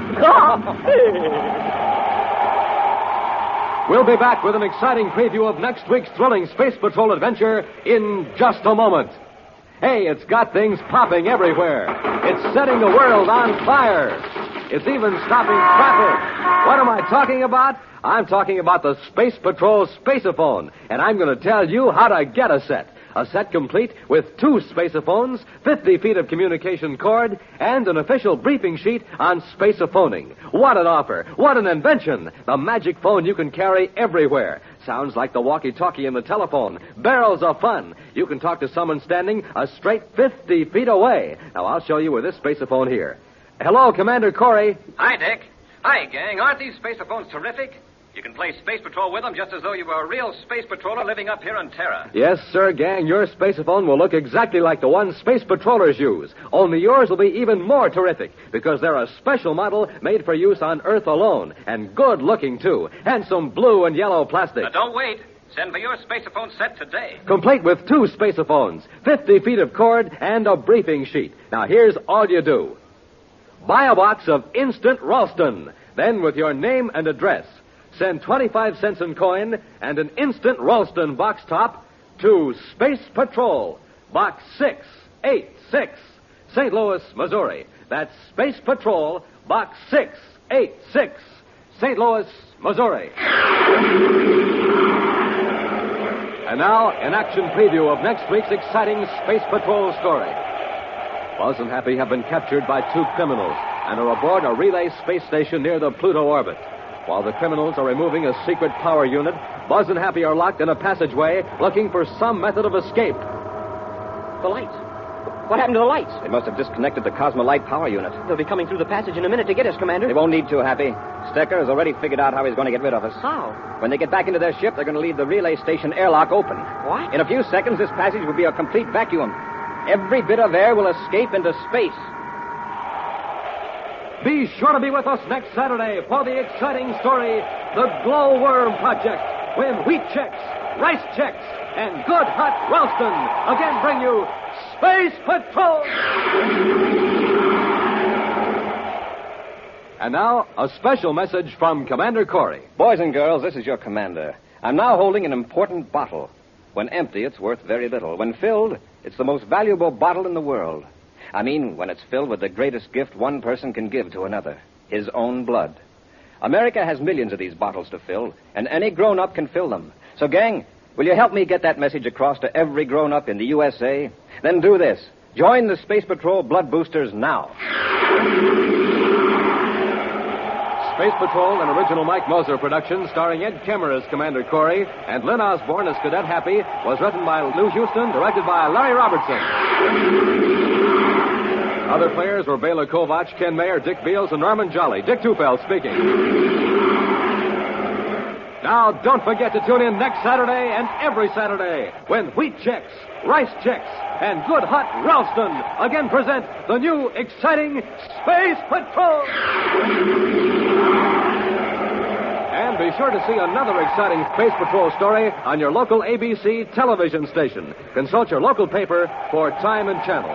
Space Patrol comes to you transcribed from Hollywood. This is ABC Radio Network. Wheat Chex, Rice Chex, and Good Hot Ralston present Space Patrol! High adventure in the wild, vast reaches of space. Missions of daring in the name of interplanetary justice. Travel into the future with Buzz Corry, Commander-in-Chief of the Space Patrol! In today's transcribed adventure, Buzz and Happy are in their spacesuits, investigating a gigantic 6-wheeled atomic digging machine on the planet Mercury. As they walk across the deeply cracked ground in 300-degree heat, the huge machine starts moving toward them with increasing speed. They're trying to run us down with the machine, Commander. Get to the ship, Happy. It's hard to run in these bulky suits. Maybe we can dodge the driller. Don't try it. The driller's big, but it can turn like a cat. It's gaining on us. Don't look back. Run. Hey! Quick, Hap, on your feet. My foot's caught the crevice. Give me your hand. No, you sir. I can't get loose. I'm caught. Commander, get away, please, while you can. The driller's almost on top of us. We'll be back in just a moment with today's Space Patrol story, The City of the Sun. Hey, gang, listen to this poor old rocket ship here at the Lunar Fleet Base. You know what the trouble is? That rocket's trying to run on ordinary fuel. Now, here's that same rocket ship loaded with super fuel.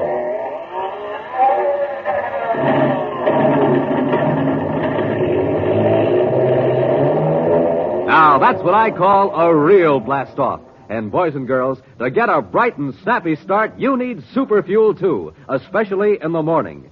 So start your day with a breakfast that supercharges you. A nourishing breakfast with a checkerboard super cereal, like Rice Chex. Triple crisp Rice Chex. Triple crisp because it's toasted 3 times. And oh boy, is Rice Chex delicious. Makes breakfast sparkle, that's how good it is. Rice Chex. Golden shredded rice biscuits in that modern bite-sized design for easy eating. So remember, gang, to start off bright and snappy in the morning, eat a nourishing breakfast with a checkerboard super cereal and get supercharged.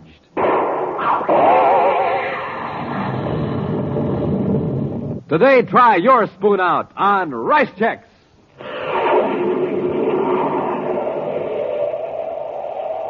Commander Corry and Cadet Happy are on the planet Mercury, organizing Space Patrol units into a search for Professor Mallison, whose spaceship vanished on the dark side of the planet.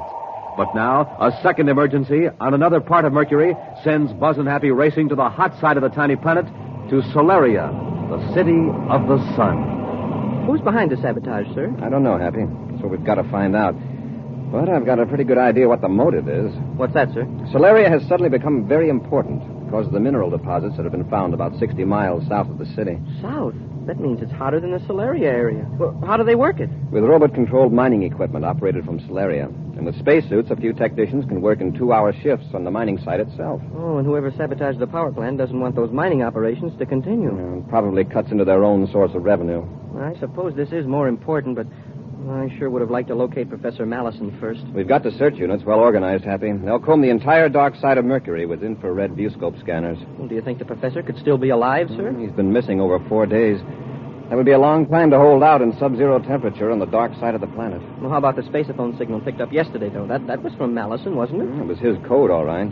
But it was an automatic signal. It could have been sent from one of the small rockets Mallison had aboard his ship. When released, it automatically sends back information on cosmic radiation, temperature, and Mercury's own magnetic field. Oh, that's what Mallison was studying? Yes. Even if you locate the rocket, it wouldn't mean it's anywhere near Mallison's ship. A commercial spaceship picked the signal up briefly, just for a few seconds. All they got was Mallison's identification code and the temperature. 122 degrees below zero. Which could mean that Mallison released the rocket several days ago and it landed on the dark side of the planet. Right. Commander, what's that? It looks like steam shooting out of the ground down there. It's like a geyser. Geyser on the hot side of Mercury? Happy, check our exact position. I don't like the looks of this. Yes, sir. I'll call Solaria Space Control. Corry and Terra 5 to Space Control Solaria. Corry and Terra 5 to Space Control Solaria. Space Control Solaria to Commander Corry. Lieutenant Orris here. Lieutenant, I'm flying low northeast of Solaria. My cadet and I have sighted something that looks like steam shooting out of the ground. Steam, Commander? Yes, I'll give you our position. Check it against the location of water conduits leading to the city. Yes, sir. Happy, got the data? Yes, sir. We're 10 degrees, 27 minutes, 48 seconds south by 112 degrees, 51 minutes, 08 seconds east. Got that, Lieutenant? Yes, sir. I'll check it against the chart. Commander, do you suppose it is a broken conduit? I don't know what else it could be, Happy. Possibly a quake broke the pipe. Commander, it looks like a broken conduit, all right. Solaria's main water supply line runs right through that point from melting and pumping station number 3 on the cold side of Mercury. Better check with Solaria Water Control. See if they've noticed a drop in pressure. Yes, sir. Thanks for telling us. If that's a bad break, we'll be in a tough spot here. Is there a seismograph in Solaria? I believe there is, sir. I suggest you check the city engineering office. Have them contact other cities on the planet and see if there's been a quake in this area. Yes, Commander. We'll circle this vicinity to see if any further trouble develops. Report back when you get the information. Corry out. Well, from the looks of that ground down there, sir, they must have a lot of quakes in this region. You mean those deep cracks? Well, those were formed millions of years ago, Happy, when Mercury first began to dry out under the terrific heat. Yeah, but with one side of the planet covered with ice and the other side with blistering heat, well, wouldn't there be a lot of quakes? Well, as far as I know, there hasn't been a serious one reported in recent years.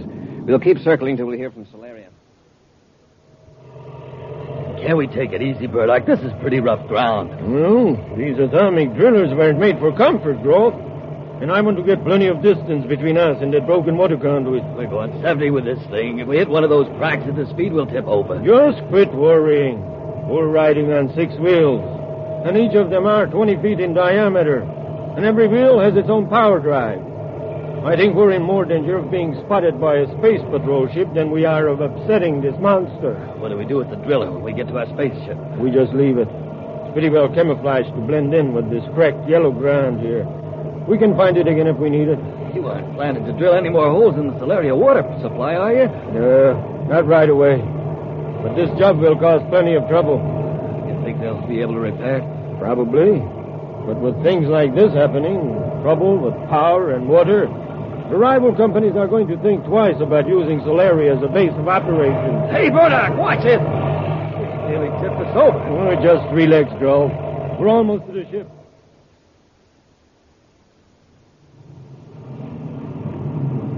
Well, sir, it looks like the conduit broke in just that one place. That's lucky, but even at that, it'll take several hours to get many equipment out here to repair it. Space Control Solaria calling Commander Corry aboard Terra 5. Corry here. Go ahead, Lieutenant. A maintenance crew is getting ready to leave Solaria now, Commander. They know the location. Oh, good. We'll head for Solaria. What about the seismograph reports? No quakes have been detected anywhere on Mercury, sir. The chief engineer doesn't understand how that conduit could have broken. How's your water supply? Pressure has dropped to less than a quarter of normal, sir. We're already on a strict water rationing. Nearly all industries have been ordered to shut down for 24 hours. Will it take that long to repair the damage? At least.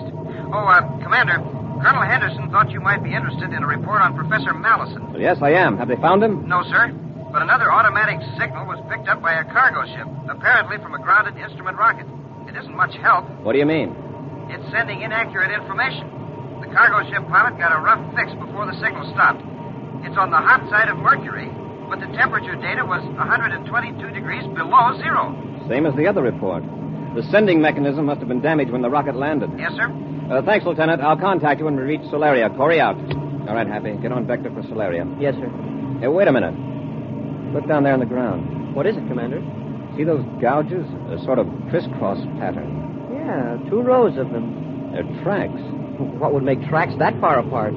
Some heavy earth-moving machinery, probably. Oh, from when the conduit was laid. I don't think so. Focus the viewscope toward the steam spout. There, see? The tracks end right near the place where the break is. Say, that's right. Follow those tracks in the other direction, Happy. Hey, they lead away from Solaria. That makes them interesting. Any surface equipment out here would be more likely to come from Solaria than anywhere else. We're going to find out where those tracks lead. Just a few minutes more, Grove. Our ship's on the other side of the jagged butte. I'll sure be glad to get out of this driller. You're mighty peculiar, aren't you? You don't like spaceships either. Who says I don't? Well, didn't you get space sick the other day? Well, or was it because I shut down the lab ship? You shouldn't have done that, Burdock. He wasn't bothering us. He was on some scientific mission. Well, it's just too bad. He came snooping around just as we blasted off from our hideout. We didn't have a chance. Don't be so screaming. By acting quickly, we probably kept the space patrol from spotting us near the power relay station. And what's the matter? The viewscope. It's a ship. Yeah. It's flying low, right toward us. Think they see us? I don't know. Hey, why'd you stop the driller? Because if we're moving, they might spot us. But with the sides and top of the drill camouflage, they might not notice.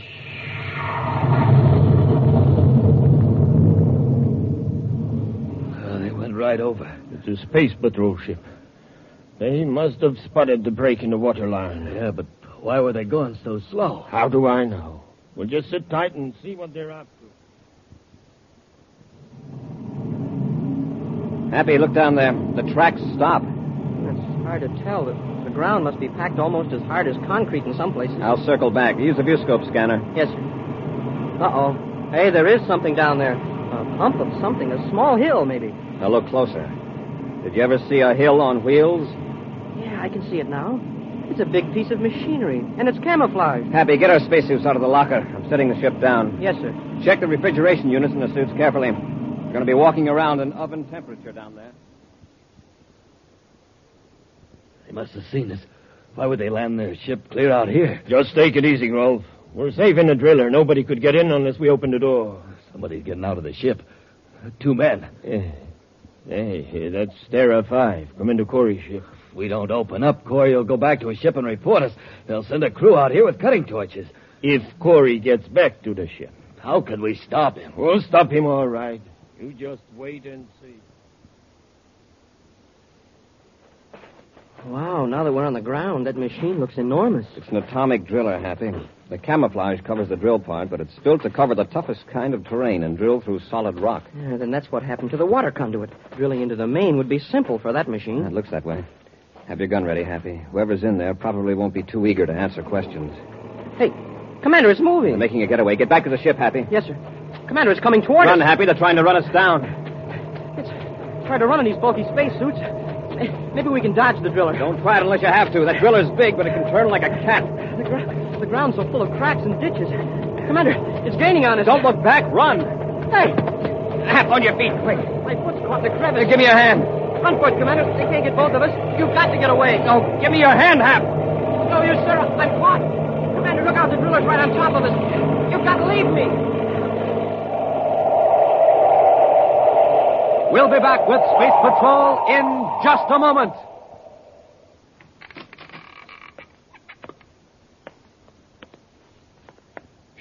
Space Patroller Dick Tufeld, gang. I've got a secret for you. Wait till I close the door. Okay? Now, here's a secret Buzz Corry wants you to know about. The secret of how Space Patrollers get a rip-roaring start in the morning. Now, here's what they do. They eat a breakfast that supercharges them. A good breakfast with one of the 3 checkerboard super cereals. Rice Chex, Wheat Chex, and Instant Ralston. Chex, they're the super cereals with that modern bite-sized design. The cereals with a swell new taste you'll like right off the reel. And to warm up your motor, there's Instant Ralston, the hot super cereal. Has a heart-of-the-wheat flavor that you'll really warm up to. So now you know how Space Patrollers get that rip-roaring morning start. Get a flying start yourself every morning, gang. Sit down to a nourishing breakfast with a checkerboard super cereal and get supercharged. Rice Chex, Wheat Chex, good hot Ralston, the super cereal. Flying low above the hot side of the planet Mercury, Buzz and Happy have sighted a gigantic atomic drilling machine. The driller is driven by Burdick and Grulf, who have bored a hole in the water conduit leading to Solaria, a city in the sun-baked Mercury desert. Buzz and Happy don spacesuits to investigate a cleverly camouflaged drilling machine. Suddenly, the driller started up, rolling across the cracked and fissured earth on its 6 giant wheels. Happy caught his foot in a large crack in the ground. And now, as Buzz tries to pull Happy free, the enormous driller roars down upon them. It's no use, sir. It's still right after us. It's going to crush us. Fall flat. Dive into that crevice quickly. Yes, sir.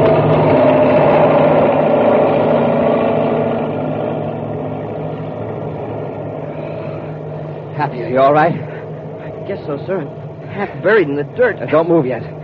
Stay down in the crevice until the driller's out of sight. We don't want them coming back to finish the job. I sure thought we were goners when that big thing thundered over us. We're lucky to find a crevice deep enough. They're still going, I guess. Yeah. Fortunately, they didn't stop to wreck our ship. That means they're sure they crushed us under the wheels. The driller's completely out of sight now, sir. All right, into the ship, Happy. We won't take time to get out of these suits till after we blast off and start our search for that drilling machine.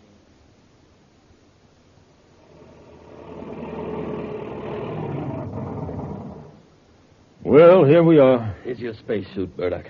Get into it. Let's get to the ship. I see you're all ready. Yeah, all but the face piece. You know, sometimes I get the impression you don't enjoy riding in a driller. Let the funny stuff. Let's get out of here. How do we know Corry didn't send a space phone message before he got out of his ship? You're right, Grove. But before we leave, I'm going to set a magnesium bomb and leave it in here. What for? I'll make sure that this drill is useless to anybody else. And it'll leave this camp in such a mess that the Space Patrol can't find any fingerprints. All right. All right, but let's get at it. There's something up ahead, sir. Looks like smoke. You're right, Happy. It's the drilling machine that's on fire. It's not moving. Hey, do you suppose whoever was in it got out? Well, let's hope so. Wait a minute. By the color of the smoke, that must be magnesium. It must have been deliberately started to wreck the control mechanism. But where's the driver? Take a look at that scorched area on the ground a few yards from the driller. A blast-off scar. Our driller operator had a spaceship hidden here. Turn on the viewscope, Happy. Maybe you can pick up a trace of him. Now contact Space Control Solaria. Commander Corry aboard Terra 5 calling Space Control Solaria. Commander Corry calling Space Control Solaria. This is Space Control Solaria, Commander. Lieutenant Orr speaking. Lieutenant, relay this bulletin to all Mercury Space Patrol units. Yes, sir. A spaceship of unknown type just blasted off from the vicinity of the broken water conduit. Interrogate all spaceborne private craft. Ground all suspicious ships and hold the occupants. I'll relay that message, Commander. Can you give any sort of description of the ship? No, we merely saw the blast-off scar. Looked like it was from a small space cruiser. That water main break was deliberately sabotaged. An atomic driller did the job. Atomic driller? Yes. We found it abandoned near the break. Tell Colonel Henderson I want investigators sent out to examine it. They'll need firefighting equipment. Yes, sir. Make an immediate check of all known atomic drilling machines on Mercury. Where they are and who has them. Yes, Commander. How's the water situation in Solaria? It's even more serious than we thought, sir. We're setting up cargo ships to bring some in from other cities. Commander, a Venus-bound passenger ship reported seeing a wrecked lab ship south of Solaria. The pilot thought it might be Professor Mallison's ship. South of Solaria? How far south? 15 DU, sir. That's the hottest part of the planet. Even if the ship wasn't badly damaged by the crash, it looks bad for Mallison. The same passenger ship also picked up Mallison's automatic code, sir. And another temperature report. 122 degrees below zero. Below zero? That seems impossible. Have you sent any units to investigate? Not yet, sir. Colonel Henderson... Yes, I know. You've got problems of your own, Lieutenant. Give me the location of that crashed ship. I'll investigate it myself. And 87 degrees, 16 minutes, 43 seconds west. But I suppose that's the ship you shot down? Shut up, Beetles. I got their frequencies, both of them. Got it, Lieutenant. One more thing, Commander. The passenger ship pilot isn't sure, but he thought he saw something moving near the crashed ship. It doesn't seem likely. No, it doesn't. But I'll get there as quickly as I can. Corry out. Corry alive? Yeah, it was somebody else we ran over with the driller. Cut it off. If that is the first ship you shot down, and there's someone still alive. There couldn't be. That was 4 days ago. And even in the best spacesuit made, nobody could live 4 days in that heat. What are we going to do? We're going to make sure. Maybe we can get there before Corry does. And if not, we'll cut Corry's investigation short. Murdoch, maybe we didn't kill those men with the driller. Maybe it was Corry and somebody else, and they escaped somehow. Well, if he did, he wouldn't escape this time. You marked down those coordinates, didn't you? Yeah, they're right here. All right. I'll take the controls. You get on the view scope. We don't want to get close to another ship, especially Corry's. We're nearly to the location, sir. Drop her down a few thousand feet, Hap. Yes, sir. Yeah, this part of Mercury looks even worse than where we were before. Rougher terrain. Yes, and it's even hotter. Close to 500 degrees. Now, listen. Get that down, Hap. Yes, sir.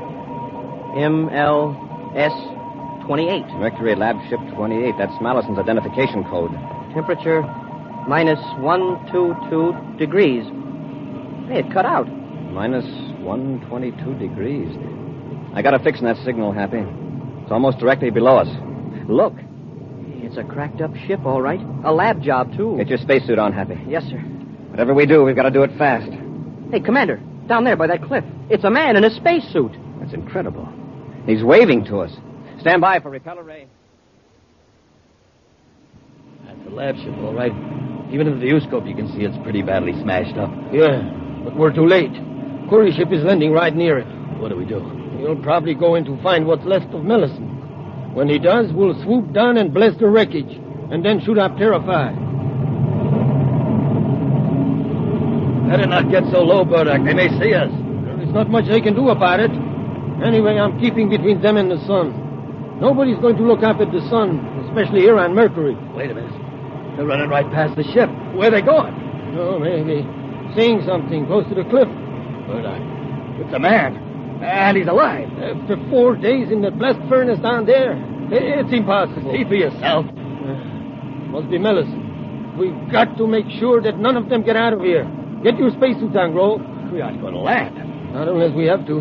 But I'm going to make sure that all 3 of them are finished before we leave here.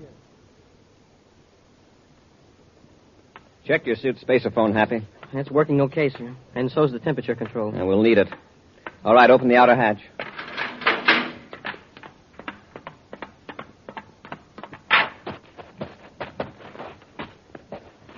Mallison's acting pretty strange, sir.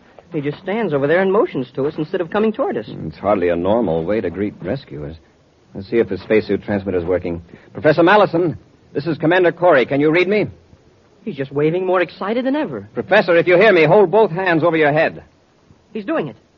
Apparently he can hear us, but his transmitter's out. I thought I heard something in the earphones just for a second, and another voice. Professor, is there some reason why you want us to come over there? If there is, hold your hands straight out at your sides. Yeah, that's what he wants us to do. We better do as he asks. But how did he manage to survive in this heat? Commander, it's a cave. Yeah, I see. Commander, can you hear me now? Oh, yes, Professor. My spaceophone wasn't working, so I couldn't answer you. Commander, you've got to look at this. It's a happy surprise to find you alive, Professor. That spacesuit must be remarkably resistant to heat. It isn't the suit that's responsible. Just look in here, where the beam from my atomolight is shining. It just looks like an ordinary cave. Further back, look at the walls.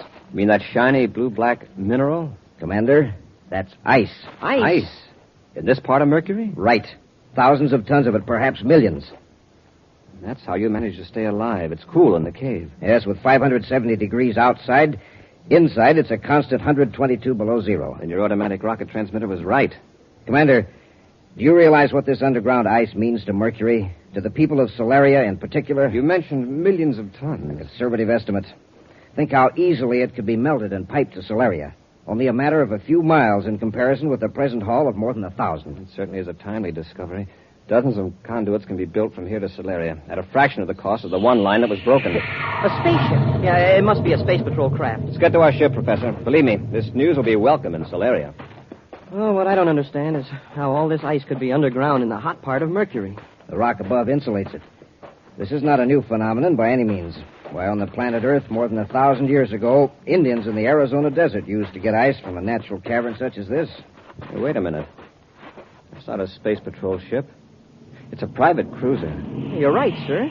It's taxiing around on repeller ray. I've seen that ship before. Why, it's the one that shot my lab ship down. Are you sure? I'm positive. Hey, what's a crazy fool doing? He's backing the ship right toward the cave. Better get out of here or he'll run over us. He's got something worse than that in mind. He's seen us and doesn't want us to get out. Well, maybe he's just backing up to get room to blast off between here and the opposite wall of the canyon. Up in your life. Quickly, get out of the cave. He's going to put his stern in here and turn on his rocket blast.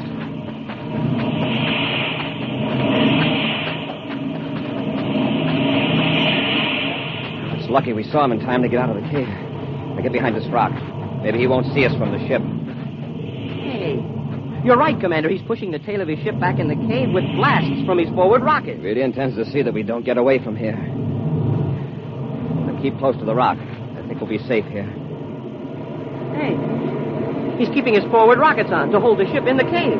Something tells me he's going to regret this.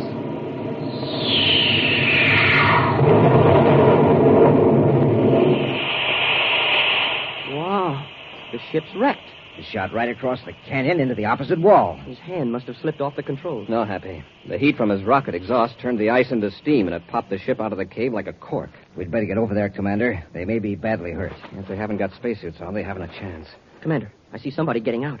Yeah, there are two of them. And they do have spacesuits on. Let's get them. By their attitude, I don't think we'll have any trouble. No, sir. You know, during the last few minutes, sir, I really realized what a wonderful thing water is. That's so? Yes, sir. In the form of ice, it saved Professor Mallison's life. And when those two fellows turned it into steam, it simply cooked their goose.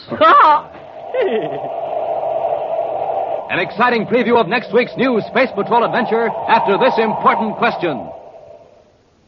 Have you sent for your Space Patrol spaceophone yet? You better hurry! Yes, sir, this sensational offer is soon going to end. And you don't want to be left without one of these thrilling new spaceophone sets, do you? No, sirree. So, hurry! More fun. You can talk back and forth on the spaceophone to someone a straight 50 feet away. Just like talking on the telephone. Complete with two spaceophones, 50 feet of communication cord, and secret briefing sheet.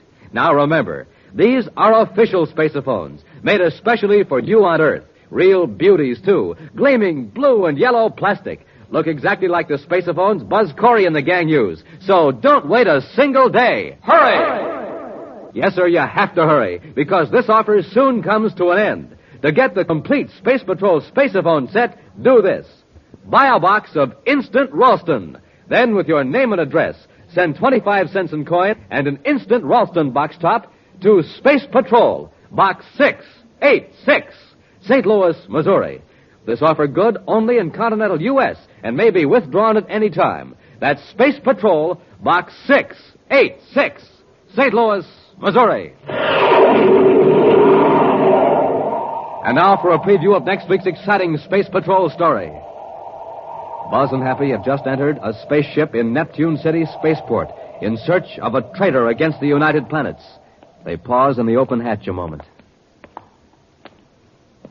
He may be up forward, tampering with the controls. Wrong guess, gentlemen. Commander, look out! Here we are, Cadet. I've got a ray gun. Yeah, well, I've got it. I warned you.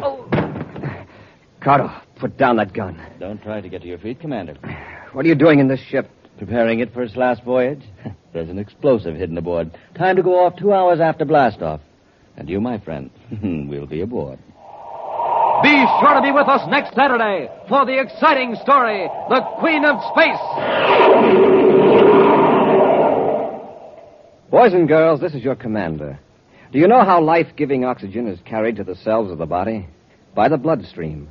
So when a person loses a great deal of blood in an accident or in sickness, there's not enough blood left to do that job. Result? The person dies. So, will you help me save lives by joining the Space Patrol Blood Boosters? It's fun, it's patriotic. So join the Space Patrol Blood Boosters today. Space Patrol, an original Mike Moser production starring Ed Kemmer as Commander Corry and Lyn Osborn as Cadet Happy, was written by Lou Houston and directed by Larry Robertson. Other players were Ken Mayer and Norman Jolly. Dick Tufeld speaking. Now, don't forget to tune in next Saturday and every Saturday when Wheat Chex, Rice Chex, and Good Hot Ralston again present the new exciting Space Patrol. And be sure to see another exciting Space Patrol story on your local ABC television station. Consult your local paper for time and channel.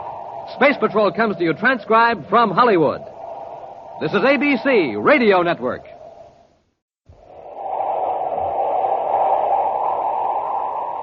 Wheat Chex, Rice Chex, and Good Hot Ralston present Space Patrol! High adventure in the wild, vast reaches of space. Missions of daring in the name of interplanetary justice. Travel into the future with Buzz Corry, Commander-in-Chief of the Space Patrol. In today's transcribed adventure, Buzz and Happy have just entered a spaceship in Neptune City Spaceport in search of a traitor against the United Planets. They pause in the open hatch a moment. He may be up forward, tampering with the controls. Wrong guess, gentlemen. Commander, look out! Stay where you are, Cadet. Oh, yeah? Carter, put down that gun. Don't try to get to your feet, Commander. You'll get what the Cadet got. What are you doing in this ship? Preparing it for its last voyage. There's an explosive hidden aboard. Time to go off 2 hours after blastoff. And you, my friends, will be aboard. We'll be back in just a moment with today's Space Patrol story, The Queen of Space. Gang, this is Space Patroller Dick Tufeld at an Aquajet boat race on Mars. Now, my favorite is the Shooting Star. But, hey, it doesn't have a chance. That driver's filling up the tank with ordinary fuel. You see what I mean? No zip, no zoom. Hey, but wait. The driver's now putting in some super fuel.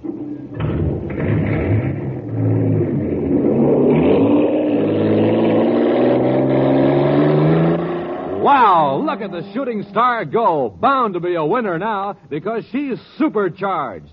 Supercharged with super fuel. Now, you want to be a winner, too, don't you, gang? You bet. In sports, in school, in everything you do. Well, then remember the story of the Shooting Star. Ordinary fuel, ordinary start. Super fuel, super start. So don't wait. Get supercharged.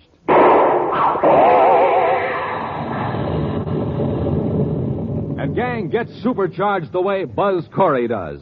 Eat a good breakfast with a checkerboard super cereal, like Rice Chex or Wheat Chex. Some cereals, yes, sir. If you want flavor, just get Chex. If you want something different, just get Chex. Chex, Chex. Right for a bite because they're bite-size. Get them at your grocer's today in the red and white checkerboard package. Rice Chex, Wheat Chex. The bite-sized super cereals that help to supercharge you. Commander Corry, Cadet Happy, and Tonga, Assistant Security Chief of the United Planets, are on the planet Uranus to investigate a series of accidents that have occurred to passenger ships. In the chart room of the Space Patrol office, Buzz is briefing Happy and Tonga. You two have made a lot of flights between the outer planets, so I don't have to impress on you the tremendous distances involved. No, sir.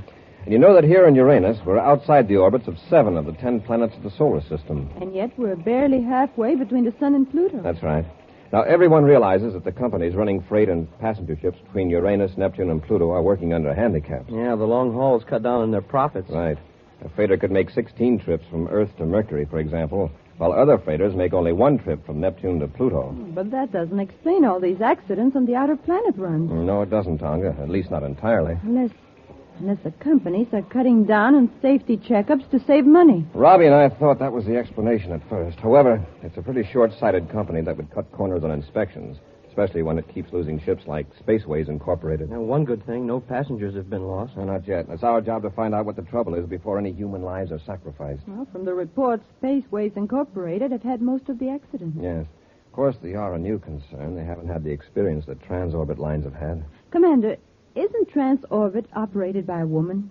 Yes. And she's a very capable manager, according to all reports. Her name is Jelna Fenton. Well, I thought Transorbit just handled the inner planet surface. Yeah, they did until recently. But now they have half a dozen ships on the runs between Uranus, Neptune, and Pluto. Have they been having trouble, too? A little, but not nearly so much as Spaceways. Now, our regular Space Patrol inspectors haven't been able to find the source of the difficulty. So we're going to do a little undercover work. That's where you come in, Tonga. Yes, Commander. You'll pose as a writer for a magazine, gathering material for a series of articles on living conditions on the outer planets. Good.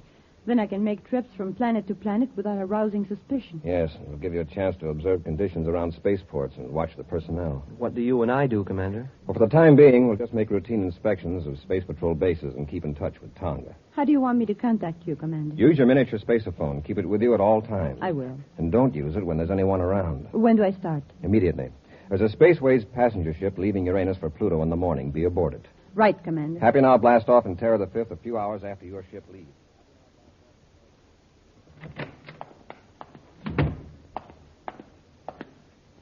I got your message, gentlemen. What's up? You can cancel that trip to Mercury, Cardo. You're staying here on Neptune. What about that Spaceways ship I was supposed to, fix? I've already arranged it. Oh, what happens this time? Does the oxygen reclaiming unit give out? No, we won't use that one again for a while. I've got a better one. Yeah? What? The orbit computer. It's been tampered with, so it'll give the wrong vector. Oh, that's not so serious. Oh, isn't it? On a run to Pluto with a full passenger list, you know how little reserve power those Spaceways ships have. Hey, that's right. They'll run out before they can get back on course. Unless they get a spaceophone fixed from space control. They won't be able to.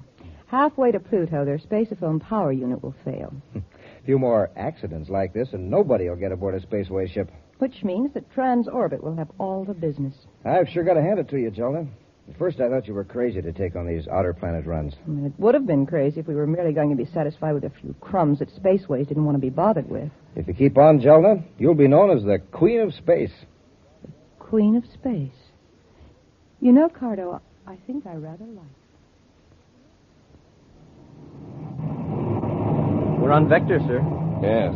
You know, that's the 4th time you've checked in the last half hour. We're on automatic control. Oh, gee, sir, a guy has to do something to keep busy. We're still 10 million DUs from Pluto, and I've read every tech manual in the ship. Imagine having to make this run every day, Happy, on a freighter. No, thanks. I'd go crazy. Tonga calling Commander Corry. Tonga calling Commander Corry. Maybe she's getting bored, too. Corry here. Go ahead, Tonga. Commander, something's wrong aboard this passenger ship. Well, what's the trouble? Where are you? I'm in my private compartment. I think the ship is off course. Happy, get a fix on Tonga's signal. Yes, sir. What makes you think you're off course, Tonga? I overheard a couple of the crew members whispering. They don't want to alarm the passengers, but I know the steward is very worried. Well, how could the ship get off course? I don't know, but I heard the steward say that the ship's spacephone is out of commission. Does anyone aboard know you've got a miniature spaceophone? No, Commander. I've got a fix, sir. They sure are off course by nearly 30 degrees. Did you hear that, Tonga? Yes. And they must have been off for some time. There are thousands of DUs from the regular space lane. Now, Tonga, listen. I could spaceophone the correct course to you to give to the pilot, but that would mean somebody would know you're a space patrol agent. Of course, if the ship is really in trouble... I don't think so. At least not yet. Well, then Happy and I'll change vector and come close enough so that the pilot will pick us up in his viewscope. He'll naturally follow us. And you lead the ship to Pluto? Oh, just a minute. Got the position charted, Happy? Yes, sir. They're about here. Tonga, you're much closer to Neptune than to Pluto. These outer planet ship line operations don't have too much reserve power. We'll lead you back to Neptune. All right, Commander. We're changing vector now. We should be in viewscope range in about half an hour. Go out and mingle with the passengers. Contact me if any serious trouble develops. Right, Commander. Corry out. Well, Happy, what was it you were saying about this Pluto run being boring?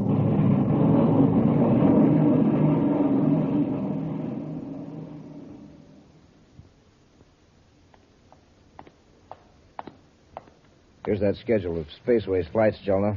Most of them are inward bound from Pluto. Spaceway's Comet is due this afternoon at Neptune City Spaceport. Leaves for Neptune's moon tomorrow morning. That doesn't give us much time. True, but it might give us a fine opportunity. How do you mean? With their short haul to the moon coming up tomorrow, chances are the maintenance crew won't do much work on the ship. Yeah, that's right. They'll wait till he gets back, unless there's something that needs immediate attention. All right, Cardo. Keep an eye on the Comet when it comes in. After that long run from Pluto, the pilot and the rest of the crew will probably head for town for a good time. Yeah, you're right, Jonah. Say, I wonder how that other ship's making out, the big passenger job. Right now, the pilot's probably discovering he's millions of DUs off course, and with a low power supply. But don't start making any inquiries, Cardo. Don't worry. I'll wait for the official announcement. Another Spaceway ship lost.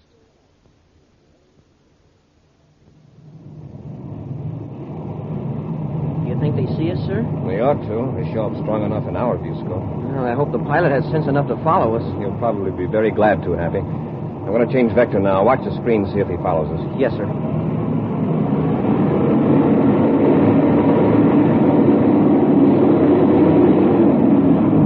How about it, Happy? I think he's got the idea all right, sir. Tonga calling Commander Corry. Corry here. Go ahead, Tonga. I'm back in my compartment. Everything's all right. Good. Does the pilot know we're headed for Neptune? He just made an announcement through the public address system. We passengers have been told that the ship is making an emergency landing on Neptune. There's no panic, I hope. No, we've been assured that it's nothing serious. There's a lot of grumbling about the delay, but nobody's alarmed. Well, find out all you can, Tonga. I'll arrange to meet you when you land on Neptune.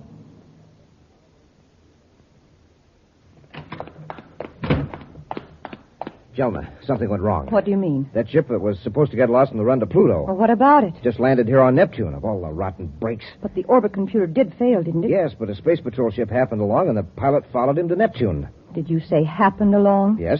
Apparently, the space patrol ship didn't even know the passenger ship was in trouble. At least the space patrol didn't attempt to make contact. Well, maybe it's better this way. Now we've got 35 or 40 unhappy passengers who'll tell their friends what an inefficient line Spaceways is. Next time they'll all take transorbit.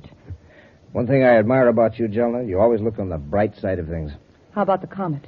It's working out the way you said it would. The crew headed for town for a good time, and the ship is due for an overhaul after it gets back from Neptune's moon. But it won't get back, Cardo. It's going to be blown up on the way. Blown up? Yes.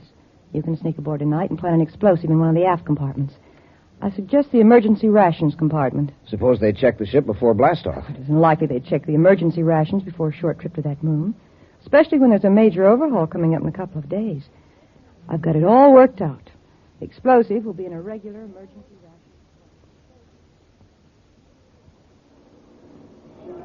I've looked all over the spaceport, Commander, and I can't find Tonga. I wonder what's delaying her. She's had plenty of time to check in at the space hotel and get back here. Shall I look again, sir? And maybe she's over in Wing B. Oh, here she comes, Happy. Yeah, she sees us. Let's move over here behind these pillars. Remember, Hap, don't call her by name. Commander, What did you find out? the orbit computer in the ship had been tampered with. So had the space phone transmitter. So somebody wanted that ship to get lost. Yes. And I picked up a very interesting rumor about who might be behind it. Who? I've been talking to some of the Spaceways employees. They think Transorbit is trying to run them out of business. Well, that's a serious charge. Did they have any evidence? No, but I heard a certain name mentioned. Brox Cardo. Brox Cardo, huh? Yes. Cardo works for Jelna Fenton of Transorbit. And what's Cardo supposed to do? I couldn't learn anything specific, but I get the impression that Cardo would do just about anything. Transorbit's main offices are here in Neptune City. Happy, maybe you and I can check up on this Cardo. Yes, sir. And Tonga, the best thing for you to do is go ahead with our original plan. You mean go on to Pluto? Yes. When is the next passenger ship leaving for Pluto? Spaceways hasn't any scheduled until day after tomorrow. But there is a Transorbit ship leaving tomorrow morning. And take that one. Oh, and by the way, this might be a good time to start gathering material for those magazine articles you're supposed to be writing. Oh? See if you can get an interview with Jelna Fenton at Transorbit. All right, Commander. In the meantime, Happy and I'll check up on Brox Cardo.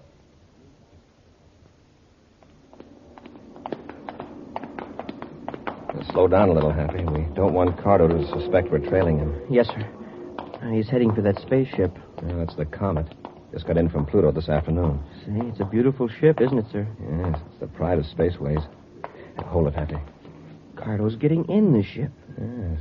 I'm very curious to know why a transorbit employee is snooping around a spaceways ship. What do you suppose he's got in that box he's carrying? Suppose we find out. Come on, Happy.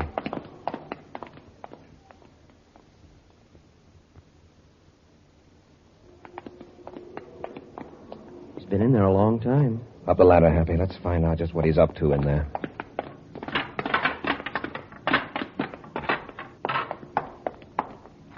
Which way, sir? Look up forward. He may be tampering with the controls. Wrong guess, gentlemen. Commander, look out! Stay where you are, Cadet. Oh, yeah? Cardo, put down that gun. Now try to get to your feet, Commander. We'll get what the cadet got. What are you doing in this ship? Preparing the Comet for its last voyage. What do you mean? There's an explosive hidden in the aft compartment, timed to go off 2 hours after blast-off tomorrow. But there'll be passengers aboard. Yes, I know. It looks like there'll be 2 extra passengers, Commander. The cadet and you.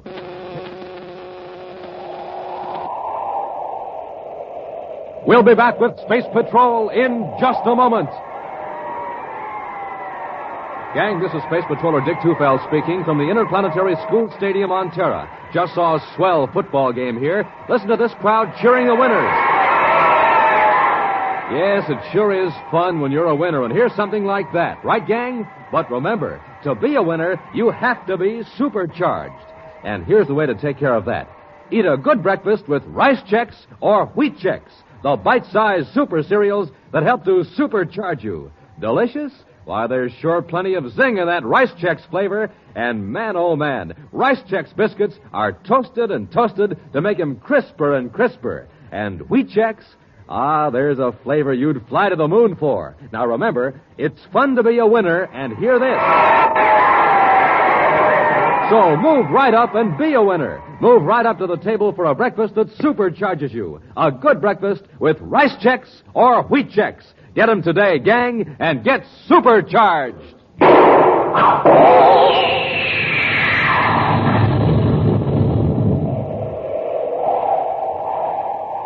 At the Neptune City spaceport, Commander Corry and Cadet Happy entered a spaceship to apprehend a suspected saboteur. The saboteur, Brox Cardo, attacking Buzz and Happy by surprise, put them to sleep with a ray gun. Now, heavily bound and gagged, they're locked in a compartment in the spaceship in which Cardo has planted an explosive, timed to go off 2 hours after the ship blasts off for Neptune's moon. Meanwhile, following Buzz's instructions, Tonga has called on Jelna Fenton, head of the Transorbit Space Lines, in her office on Neptune City. To obtain information, Tonga is posing as a writer for the Interplanet's weekly magazine.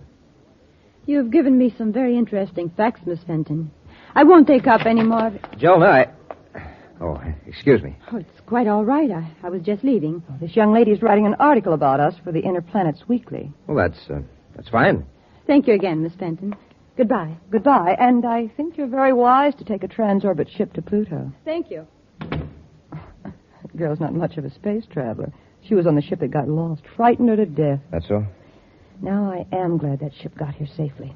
She'll write up her horrible experience on a spaceways ship and give Transorbit a nice plug. Yeah, swell. Now, what I wanted to And tell I managed to work in that line of yours. You know, calling me the Queen of Space. Oh, of course, I did it very modestly. Oh, sure, Jolly. But listen, I planted the explosive in the Comet, all right. Oh, good. Did anyone see you? Yes. Commander Corry of the Space Patrol. What? Now, don't worry. I took care of him and his cadet both. They're locked up in the ship. When the ship blows up tomorrow, they'll Wait.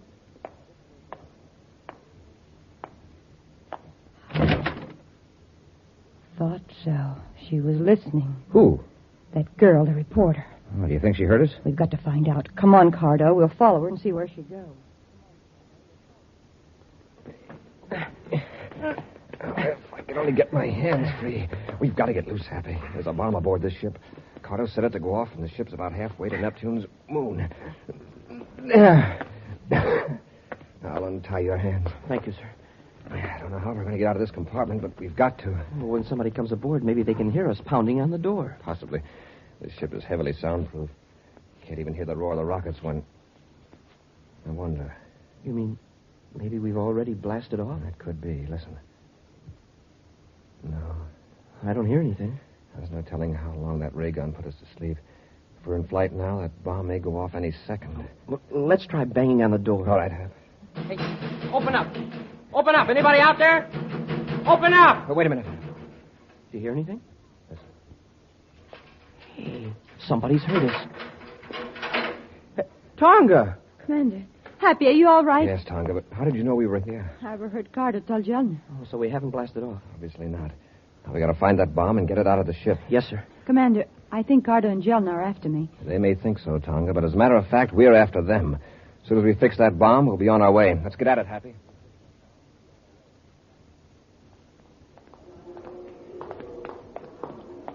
I can carry the bomb, sir. It's not heavy, huh? Are you sure that's the right box? Yes, Tonga. It was the only one that was hidden in the emergency ration storage compartment. Yeah, you can tell by the weight. This box is twice as heavy as the others. Happy, you and I'll take this bomb to the Space Patrol emergency officer here at the spaceport for detonating, and we'll all meet later at Gate 7. Yes, sir. Tonga, while we're doing that, you call Neptune Unit Space Patrol headquarters and alert them to pick up Cardo and Jelna Fenton.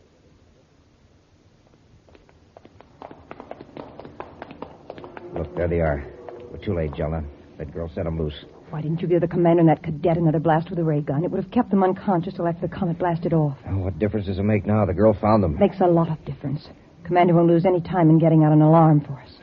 What do we do? Well, let's get to our ship and blast off. We've got to get off Neptune. Yeah, we got to get off Neptune before Corry has a chance to alert the Space Patrol. Oh, wait. Girl's leaving and coming this way. Get out of sight before she sees us. I'd like to really fix her. Never mind the girl. Wait a minute. It might be a good idea to take her with us. What for? Don't be an idiot. You've got that ray gun, haven't you? Yeah. Then get her. With all these people around? Come on. If we handle it right, nobody will notice. Just have that gun ready. Now, Cardo. In a hurry, miss? Oh, why, Miss Fenton. What a nice surprise. You're not half as surprised as you're going to be. This is a ray gun on your back. Now come along quietly. Get moving out toward the ships.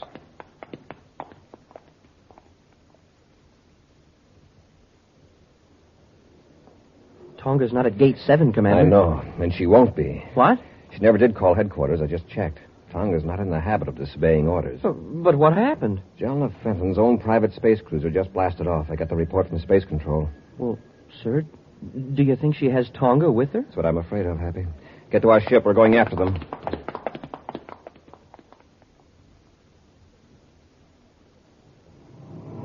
I've got the ship on vector for Saturn, Jelna. Put it in full acceleration. We've got to get plenty of distance between us and Neptune. Yeah. How's the girl? Still locked up in the compartment. Oh, I found out who she is. Yeah? Who? Tonga, Assistant Security Chief of the Space Patrol. Oh, that's not good. Why? This can mean plenty of trouble. Oh, and I suppose you don't think we're in trouble now? Tonga can help keep Corry off our necks. Yeah, but will she? Save her own, sure. Besides, we don't care whether she cooperates or not. Jelna, look, the rear view scope. Ship. It's coming right toward us and gaining every second. Jelna, they're after us. Now, don't get excited. Calm down. That's a Space Patrol ship. It's Corry. So much the better. Relax, Cardo. Relax. It's a private cruiser, sir. Yes, with a Transorbit trademark on it. It's Jelna Fenton's ship, all right. Hey, we're sure gaining on it. They must know they're being followed. They don't seem to be doing anything about it. Turn on the spaceophone, Happy. Yes, sir. This is Commander Corry aboard Terra 5 calling Jelna Fenton in private cruiser N56. Corry to Jelna Fenton. Cruiser N56 to Terra 5. Go ahead. Return to Neptune immediately. You're under arrest. Really, Commander? Is Brox Cardo aboard? Brox Cardo? I never heard of him. This is an order, Miss Fenton. Return to Neptune immediately, or we'll have to use force.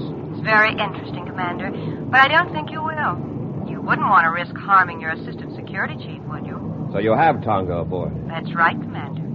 I suppose you think I'm bluffing. No, Jelna. I believe you. And I'm warning you, if you harm Tonga in any way... If you don't want her harmed, then I suggest you just go about your own business and leave us alone. Goodbye, Commander. Jelna, listen. Tonga calling Commander Corry. Hey, Tonga's still got her miniature spaceophone, and she's on her private frequency. Go ahead, Tonga. Commander, I'm aboard Jelna Fenton's private cruiser. I know.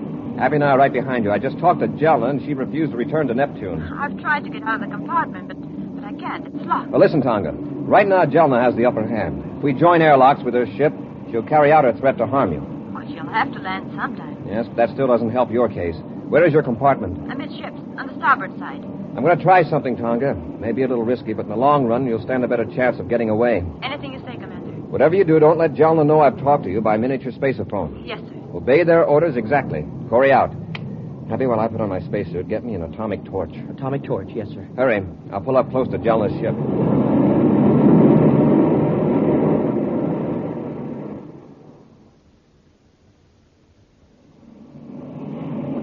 Up to. His ship's right off our starboard. I guess he doesn't believe we've got Tonga aboard. But if he starts anything, he'll find out soon enough. Corry to Jelna. Corry to Jelna. Going to talk to him? Yes. What is it, Commander? I want to be sure Tonga's aboard. Don't you trust me? I want to see that she's all right. Well, that's fair enough. Carter, go bring Tonga up here so the commander can see her.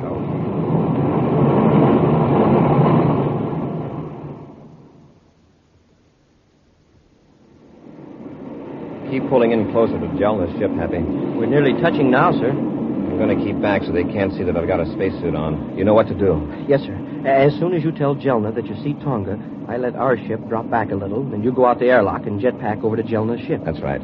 Turn on the spaceophone, Happy. Well, Jelna, have you got Tonga? Let's see her. Yes, Commander. She's right here at the nose port. Don't you see her? Yes. Are you all right, Tonga? Yes, Commander. Now, are you satisfied, Commander? Just see that you don't harm her. Then get your ship away from here. Cut it, Happy. Okay, sir. All right. Drop back now. I'm going out the airlock. Be careful, sir.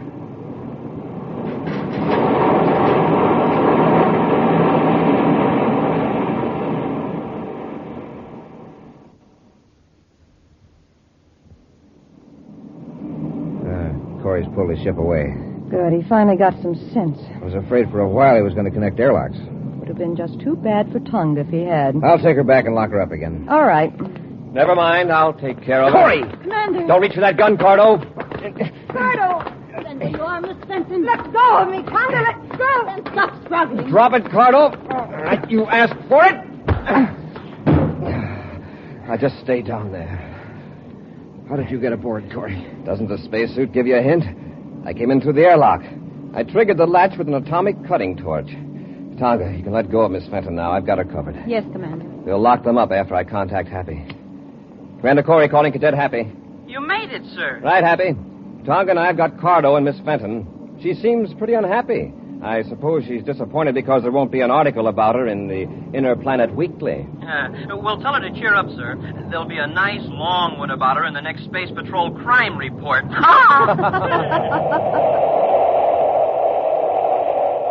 We'll be back with an action preview of next week's exciting Space Patrol story in just a moment. Say, do you hear that clock? Time's running away fast, gang, but it's something you just can't hold back. So don't wait. Send for a Space Patrol Spaceophone set now. This offer soon ends. The Spaceophone, the magic phone that sounds like a walkie-talkie. But time's a-wasting, so hurry. Now think of it. A spaceophone that looks exactly like the one Buzz Corry uses. But remember, this offer will soon end. Time is really running out. So, gang, hurry. Hurry while there's still time. Send today for your spaceophone set.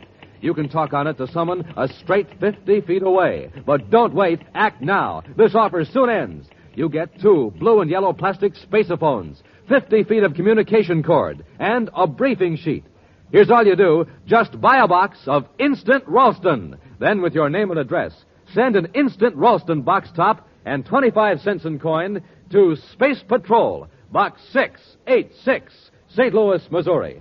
This offer good only in continental U.S. and may be withdrawn at any time. That's Space Patrol, Box 686, St. Louis, Missouri.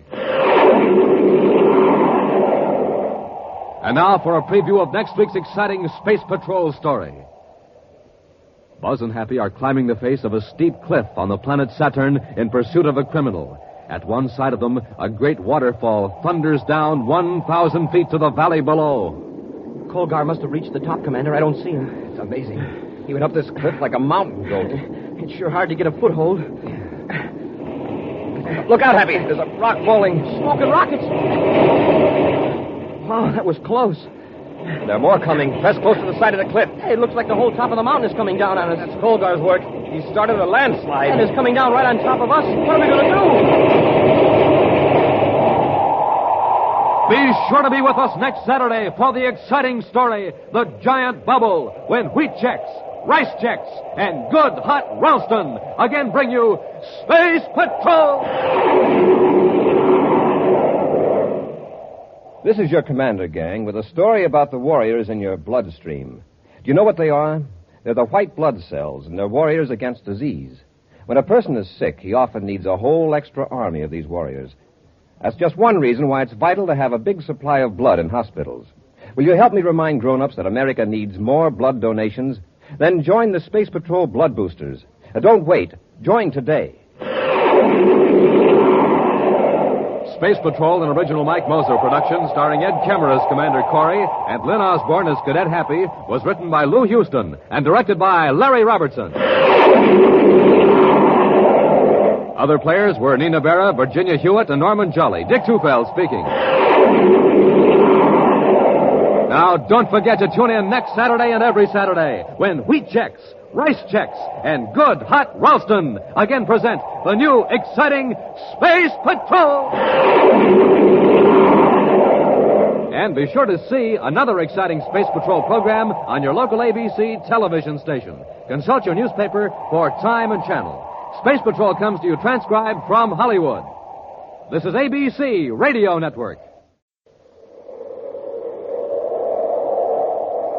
Wheat checks, rice checks, and good hot Ralston present Space Patrol! High adventure in the wild, vast reaches of space. Missions of daring in the name of interplanetary justice. Travel into the future with Buzz Corry, Commander-in-Chief of the Space Patrol!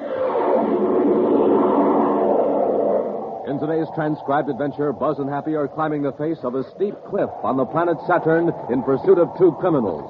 At one side of them, a great waterfall thunders down 1,000 feet to the valley below.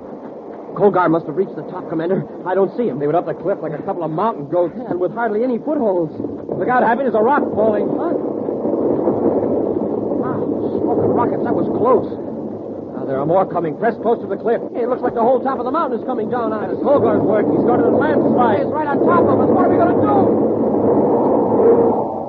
We'll be back in just a moment with today's Space Patrol story, The Giant Bubble.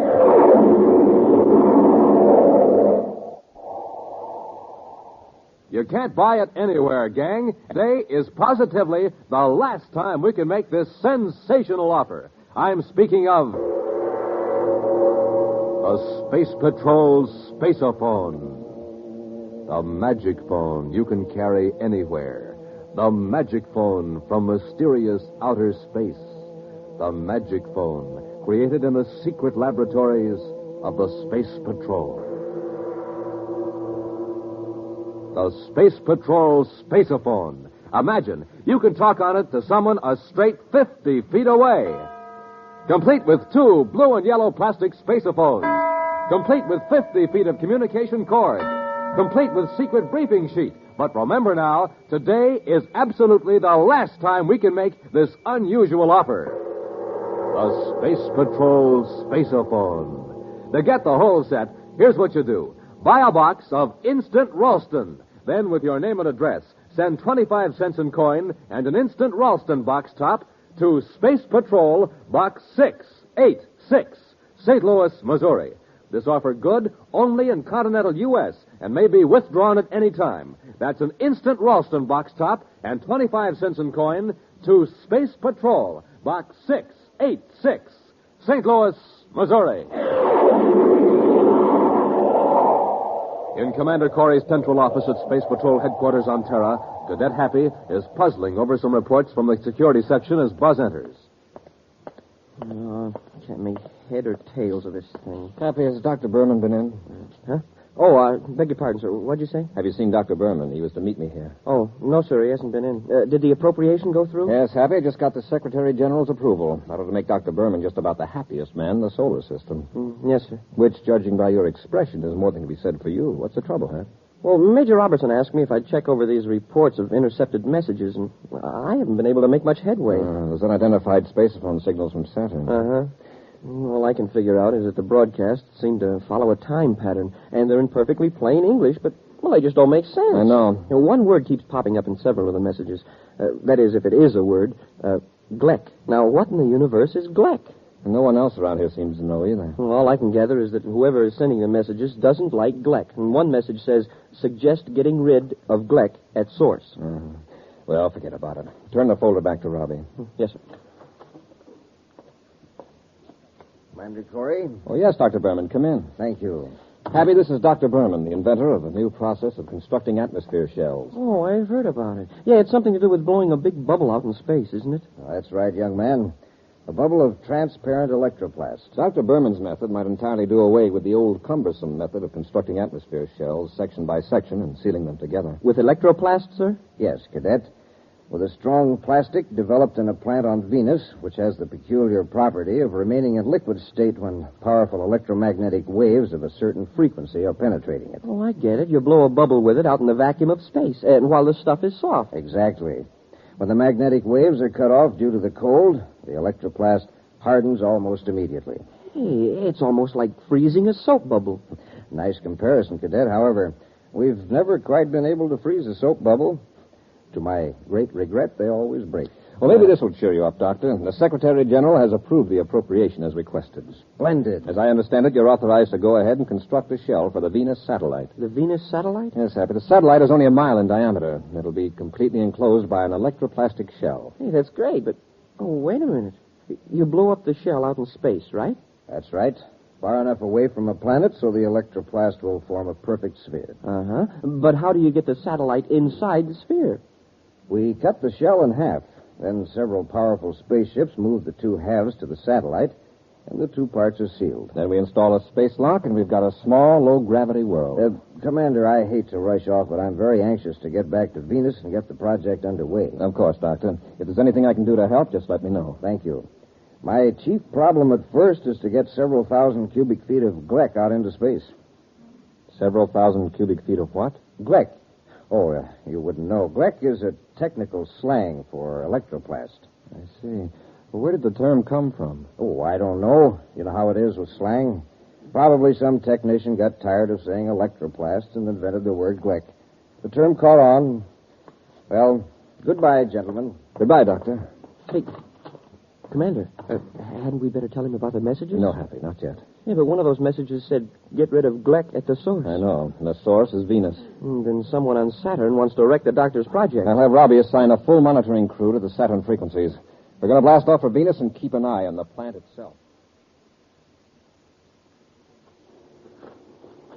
It's dark enough now, Drovic. Let's get over to the tunnel. Okay. You better watch your step with that explosive. It won't take much of a jar to set it off. How much time have we?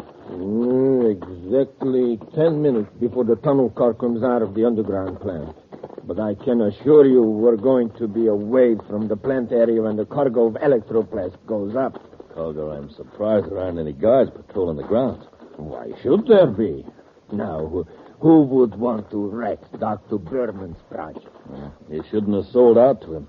With your half interest in the electroplast process, he could have made millions of credits. I got out because I thought he was on the wrong track. He wanted me to think that, so I would sell out. Sure, Colby. But I'll fix him. Here are the tracks.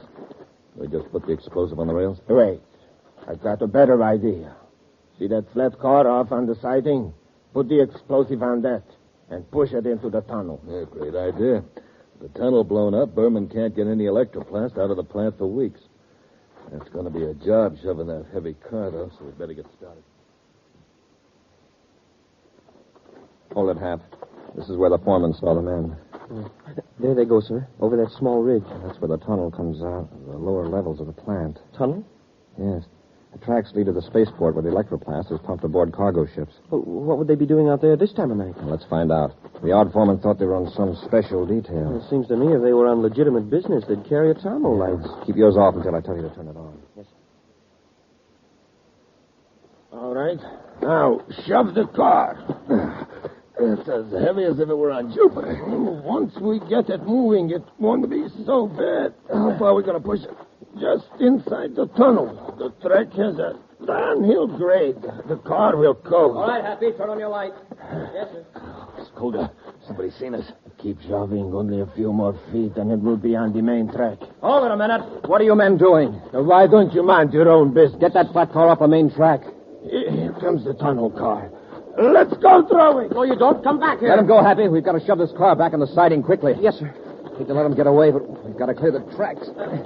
Tunnel car's coming pretty fast, sir. A couple more feet. That's clear, sir. The switch. I've got to throw the switch or the tunnel car will be derailed right into us. Hold your light here. Yes, sir.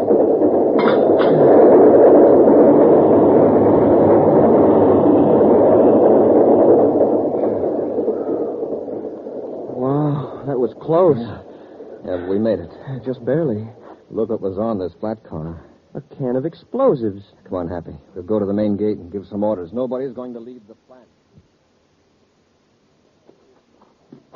Tunnel car got through. Cleared the tracks. I got a look at them as we ran out. They're space patrolmen. Space patrol? They probably got the plants surrounded. How are we going to get out? Wait a minute. Look up ahead there. There is Berman. How can you tell? By his walk. There. No, I'm sure of it. He just passed the window in the blockhouse. Let's get away from here before he recognizes I got you. a better idea. Berman will get us out of here, even past the space patrol. How? He's going into the blockhouse. Let's follow him and see if he's alone. What's in the blockhouse? Test equipment for the Gleck experiments. That's where I got the explosive. Come on. But quietly, take it easy.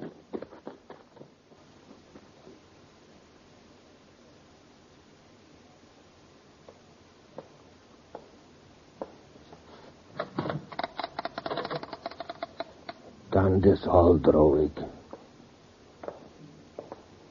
Gate captain, please. Quiet. Berman is in the lab. Yes, thank you. Captain, this is Dr. Berman. Would you locate Commander Corry for me? I don't know where he is, but... Oh, he is? Put him on, please. He's talking on the intercom. Commander? Dr. Berman, What? The tunnel? Good heavens. Thank you, Commander. That would have set the project back for weeks. Yes, I do have an idea who's behind this. Something happened earlier today that aroused my suspicion. We better rush him. Oh, wait. Yes, Commander, but I'm not positive. I don't like to discuss this over the intercom. Yes, I know it's urgent, but can you come to the blockhouse? Fine, Commander. Let's get him. Colgar! Don't reach for that intercom, Berman. Yes, it was me. You tried to blow up my plants. Keep the ray gun on him, Droid. Yes, Berman, you double-crossing swindler. I didn't wreck your plan, but you'll never build an atmosphere shell. We were friends once, Colgar. I can't understand this. Oh, can't you?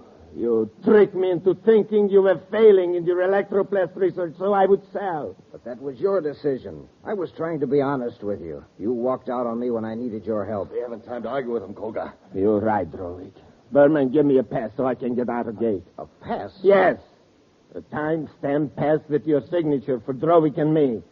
Say that we are being sent to Venus City for special work on the project. Come on, we don't have much time. Come on, hurry up. Put your name on it. That's it. Colgar, someone's coming. Get behind the door. Berman, you stay where you are. And if you warn them, you'll regret it, believe me.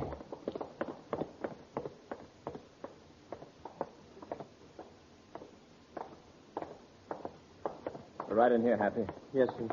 Dr. Berman.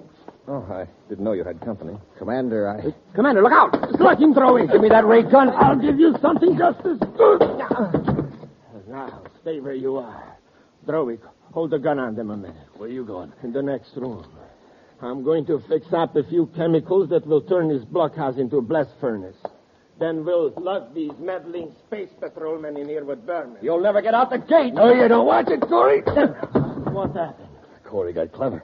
I cracked him with the gun butt. All right. Lock them in there. First, disconnect the intercom. Okay. Take care of...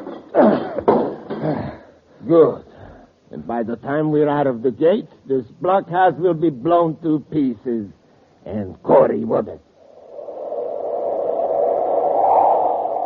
We'll be back with Space Patrol in just a moment. Say, it's a fire. A 4-alarm blaze on Terra. But, hey, what's the matter with that atomic fire control power unit? Oh, too bad. It's trying to get along on ordinary fuel. But wait. Now that fire control officer is filling up the tank with super fuel.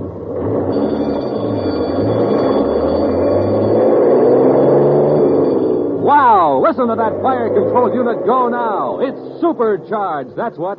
Supercharged with super fuel. Yes, sir, boys and girls. To really get going, the answer is super fuel. That's why Buzz Corry eats a good breakfast with the bite-sized super cereals that help to supercharge you. And I mean Rice Chex and Wheat Chex.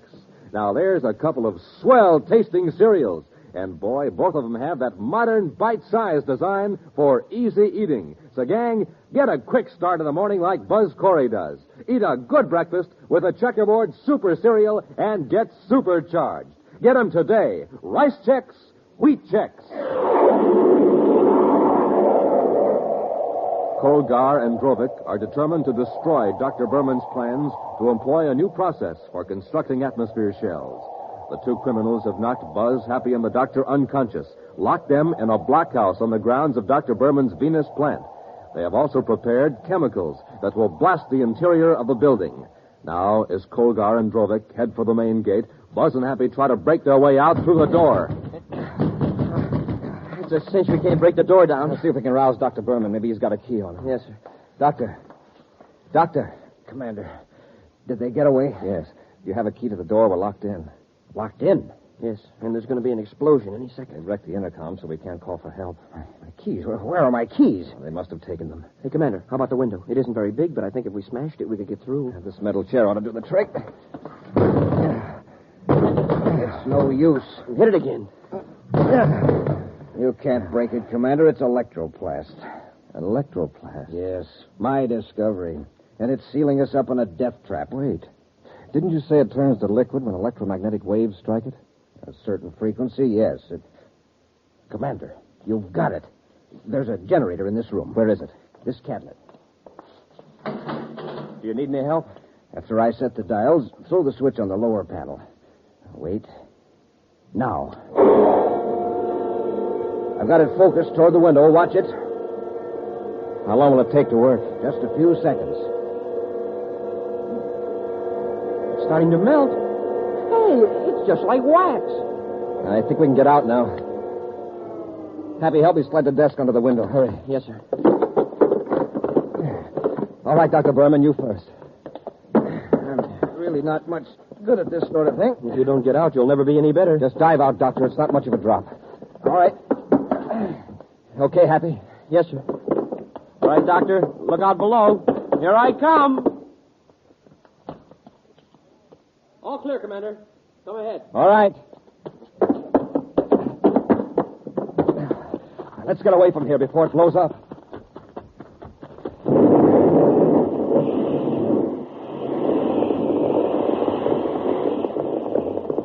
Wow.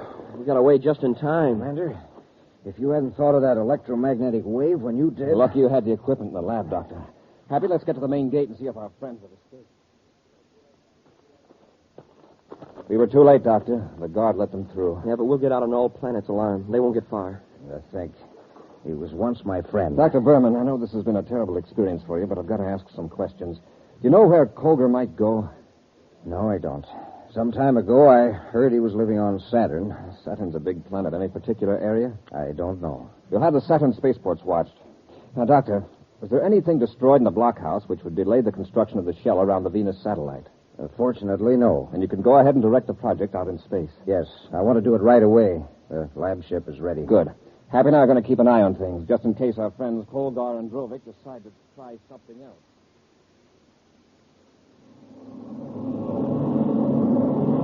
1,000 DUs outside the satellite orbit, sir. All right, Happy. Cut our velocity and keep pace with the satellite in its orbit. Yes, sir. That's 1,600 hours Universal Star Time, Happy. We should be about ready to blow the bubble up any time now. There it goes, Kolgar. It's getting bigger. We better not get any closer to Berman's bubble. Let's watch it from here. I didn't think it'd work, but look at it. We're going to wait till it's nearly finished. And blast the shell with a cosmic low-frequency missile. But first we take care of Berman's control ship. The shell will be an easy target after Berman's out of the way.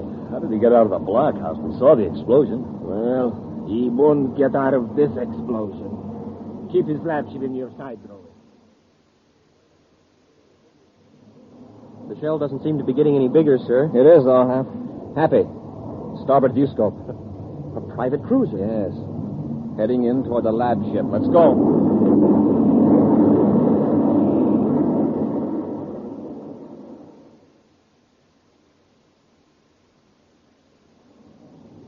Still on the side, cold guy. We're too far away. We can't risk a miss.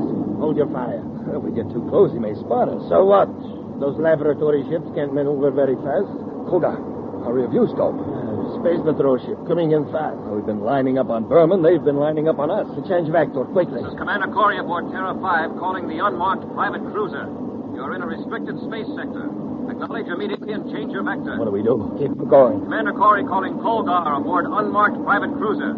Cut your velocity and acknowledge or we'll fire. Cut our velocity, Droid. I'll talk to Corry. They've cut velocity, sir. They're still keeping close to the lab ship. Better cut our own velocity. Don't get too close, Happy. Yes, sir. Hold them an automatic rangefinder. Commander, there's a flash from their ship. They're firing at us. Kick it on automatic evasion control. Yes, sir. Here comes another one. Wow, that was close. Shall I let them have it, sir? Not yet, Happy. They can't have more than 3 cosmic missiles in that small ship. Well, that was it, sir.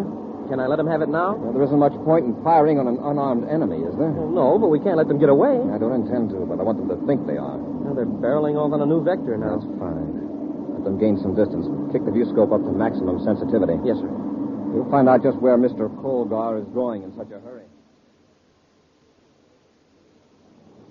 Good shooting, Droid. You knocked out the great Commander Corry. That must have been that last shot that did it. I didn't see his ship explode, though. He's out of the fight. Probably punctured his hull. Too bad we haven't just one more cosmic missile left. It would be a cinch to knock out Berman's lab ship. Yeah, by now, Berman's probably alerted all space patrol units in the Venus area. You're right. We'll head for Saturn and pick up some more cosmic missiles at our Ortak Valley hideout. And then we'll be back. They're still in the view scope, sir. Apparently heading for Saturn. Yeah, that checks. We picked the original messages up from Gleck about there. Notify Saturn Space Control to order all units to watch for an unmarked ship, but not to challenge it. After all he's tried to do to us, Colgar is our baby. Space Control Saturn calling Commander Corry aboard Terra 5. Corry here, go ahead. Commander, an unmarked private cruiser entered Saturn atmosphere 10 minutes ago. It's been under constant surveillance. Has it landed yet? It hasn't approached any cities, sir. Our last report, less than a minute ago, said the ship was headed for the Ortak Valley region at steady decrease in altitude. They let down in the mountain area into the central Ortak Valley. Order all ships to keep clear of the Ortak Valley until further notice. Corry out. Check Ortak Valley coordinates, Happy. Yes, sir.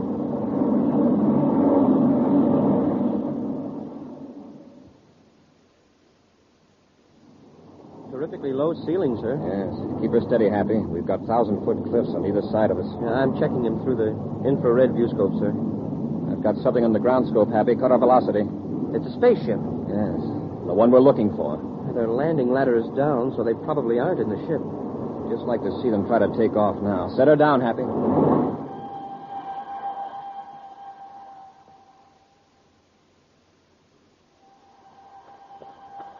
Colgar, listen. Yeah, a spaceship landing.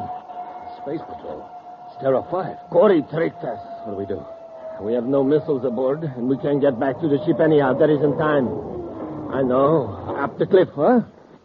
Climb that cliff, and it's straight up and down, 1,000 feet high. I know a fairly easy way up. If Corry doesn't see us start, he'll never suspect we took that way out. Come on, Droid, before Corry gets out of the ship. 2 sets of footprints lead over here, Happy. Yes, sir. They lead away from the ship, and there aren't any coming back.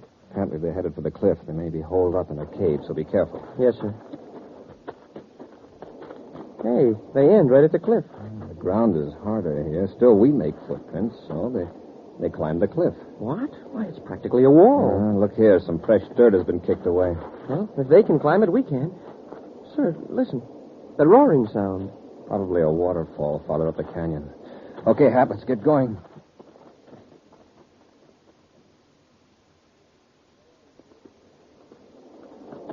Go on, Droid. Keep moving. Colgar, I can't. I can't get a foothold. We can't go back. Corry and the killer turned our way up. It's a 500-foot drop. I'd rather have Corry get me than slip off this cliff. Grab hold of that overhanging rock. Swing your foot around this bulge. That is almost a path from here on up. Go on. I can't get past you. So either move or I'll kick you off. No, I'll go on. Hey, watch out for this soft shale. You'll slide off the cliff. I thought I was finished. See? Yeah, you start as a miniature lens fly. Yeah, that gives me an idea. Start pushing these rocks down. These boulders. Come on, get busy.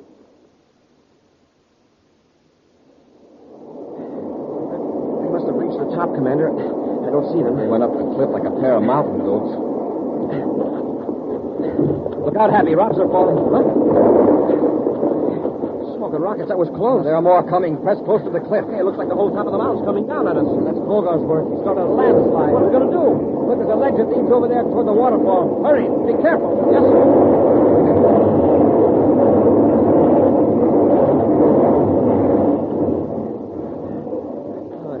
It missed us. Yes. But look at the cliff. Now there's no way up or down. The fall's on one side and 800-foot drop on the other. We're stuck. Wait. Look, behind the falls. What? Behind the falls, there's an opening there. You're right. And there's a path behind the falls. Watch your foothold. These rocks are wet and slippery.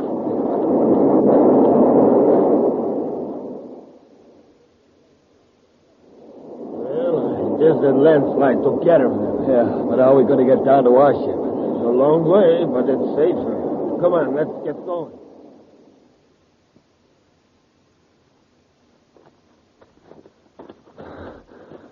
We made it. The ship sure looks good. Yeah, get in and let's blast off. What's your hurry? Corry! That's right, and don't try anything, either of you. The landslide. I saw it crash right on top of the path. Uh-huh. So did we, from behind the waterfall. There's a nice, easy path the other side of the fall. Yeah, a straight and narrow path. Something you ought to try sometime. Ha!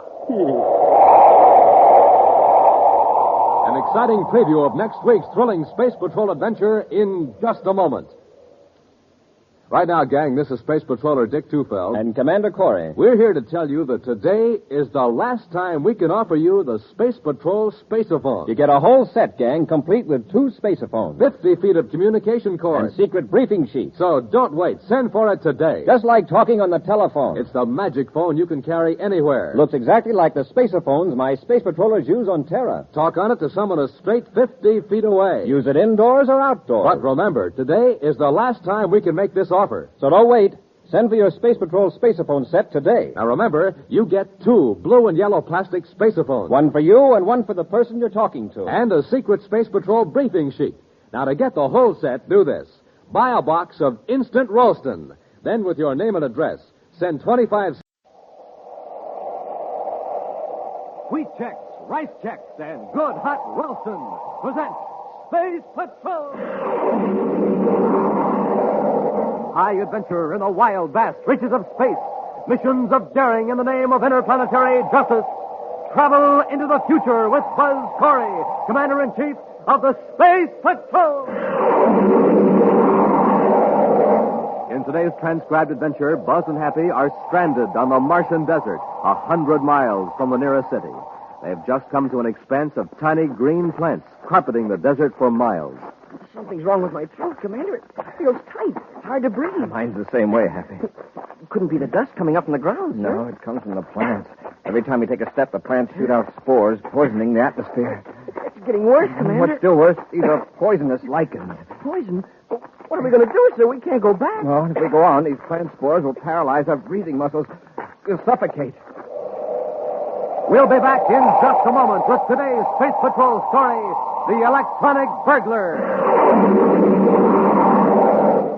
Say, you want to have some fun, gang? Well, listen to this jet cycle. There's nothing in the tank but ordinary fuel, and here's the result. Just a putt-putt. That's all it is with ordinary fuel, but pour in some super fuel.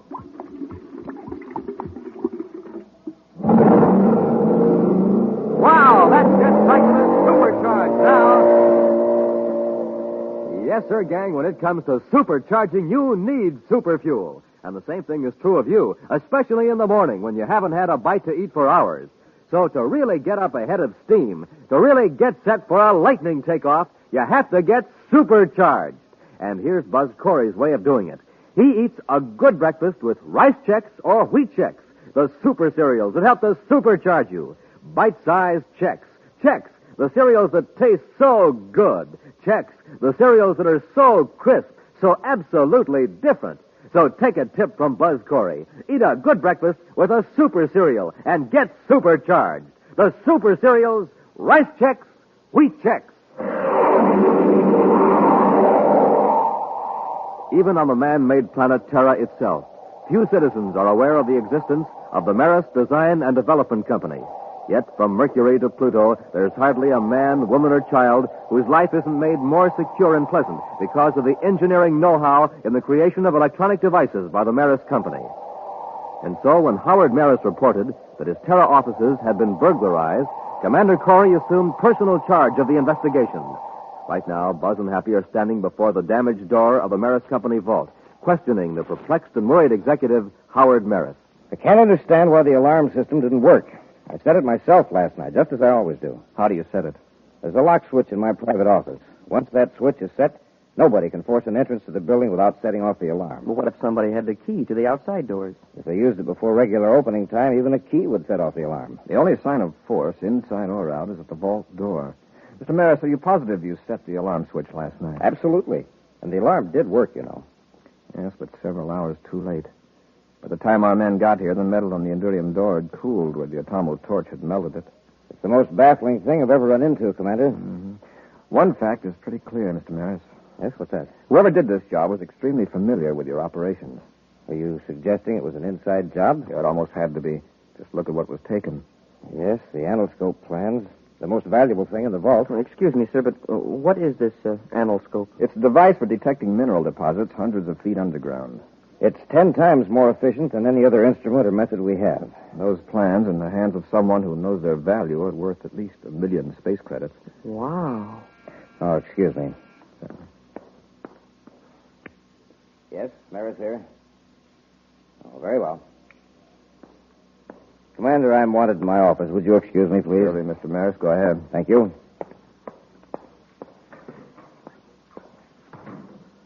Well, Commander, if it was an inside job, why did the thief have to use an atomo torch on the vault? He got into the building without setting off the alarm. The alarm didn't go off until the thief was safely away. If I didn't know Maris so well, I'd suspect him of being involved in the robbery. Well, how about his chief engineer, Cheller? They've both agreed to a brainograph test. I think they'll pass it. They've worked with Robbie and me on top secret projects a number of times. Maris and Cheller are exceptionally honest. Well, the security department men have gone over everything and haven't found a single clue. What's the next step? The brainograph. Excuse me, sir, but have a look at this. What? On the floor of the vault here, it looks like broken glass. It is. Somebody dropped his glasses. Gather it up carefully, Happy. Yes, sir. Yeah, there's hardly anything left but slivers. Don't cut yourself, but get all of it. Hey, Maris doesn't wear glasses. Neither does Cheller. Happy, don't mention this to anyone. We'll have a check made on Maris employees to see who does wear glasses. I hope there are enough large pieces there to tell what the optical formula is. I've got it, sir. The pieces are in this piece of paper. All right, Hap. We'll turn it over to the lab. Goodbye, Stokes. And so long, Maris, and thanks. Don't make that any time. Now, Commander, you mentioned a brainograph test whenever you're ready. Fine, Mr. Maris. By the way, the man who just left, he looks familiar. Oh, that was Ward Stokes. He's a precision machinist. Does special assignments for me from time to time. Oh, sure. I remember him now. About a year ago, Major Robertson had him work in a special view scope for the security lab. Oh, that's so? I had him in mind for the analscope job. Did you discuss it with him? Oh, no. No, I wouldn't do that until I'd checked with security. That's our standard policy on really important jobs. Stokes just dropped in to pick up an instrument case he left in my office. I see. Your man, Captain Scoville, talked to him.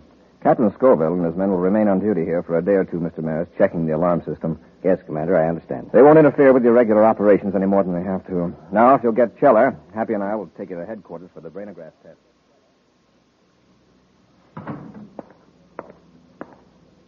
Oh, Stokes, you got the case all right. Yes, walked right into Maris' office. One of Corry's men gave me the once-over, but didn't even stop me. Has the case been tampered with? Oh, it was on the floor exactly where I left it yesterday. After all, it looks just like what it's supposed to be, an instrument case. Yes. Not even Buzz Corry would suspect this small box of being an electronic burglar. And now that we've got it back here, no one will ever suspect. Oh, I see you found your spare glasses. Yeah. You know, I've worn glasses for 30 years, and I never broke a pair till last night. And you never cracked a safe till last night either. Oh, did you? Well, if I did, I wouldn't have been so awkward when I removed the protective goggles. No. Well, it was a small price to pay for what we've got. Yes. That reminds me, you better put that robot burglar away and help me copy the endoscope design. Where do you want me to put the burglar? In the staging room for now. All right.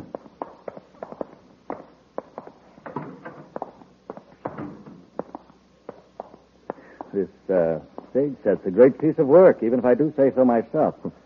Startling duplicate of Mer's private office. Well, it would have to be, wouldn't it? Otherwise, we couldn't have trained our mechanical helper to find the alarm switch in the real office. You know, I've made dozens of machines operated by electric eyes, but until you came along, it never occurred to me to, Yes, to make a machine that works for you instead of somebody else. Yes, Bartram, I guess that's it.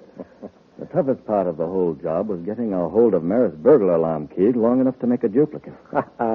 Maris doesn't suspect us. Corry doesn't suspect us. I'd say we pulled it off without a hitch. But now, we better get ready to blast off from Mars. Happy, I suppose you heard the results of the brainograph test. Yes, sir. Maris and Scheller didn't have anything to do with the robbery. Not only that, but they haven't the remotest idea who might have done it. That's great, except that it doesn't help us much. Oh, how about the fragments of glasses? Well, the lab couldn't tell a thing. The boys did their best, but the pieces aren't big enough to indicate the optical formula. Oh, well. Maybe it wasn't a thief that dropped it there anyway. Maybe not. Maris says that he and Scheller are the only ones who go into the vault. We would get this clue just when our chief optical expert is in the hospital. Dr. Pricer? Yes. I contacted Pricer and showed him the fragments on the telescreen. He thinks he could determine the lens formula after he's out of the hospital. When will that be? In 10 days. You know, I think I'll take his suggestion. Pricer says this man Stokes might be able to help us. Stokes? Oh, the fellow Maris was talking about? Yes. Stokes helped Pricer on some high-precision optical work a while back.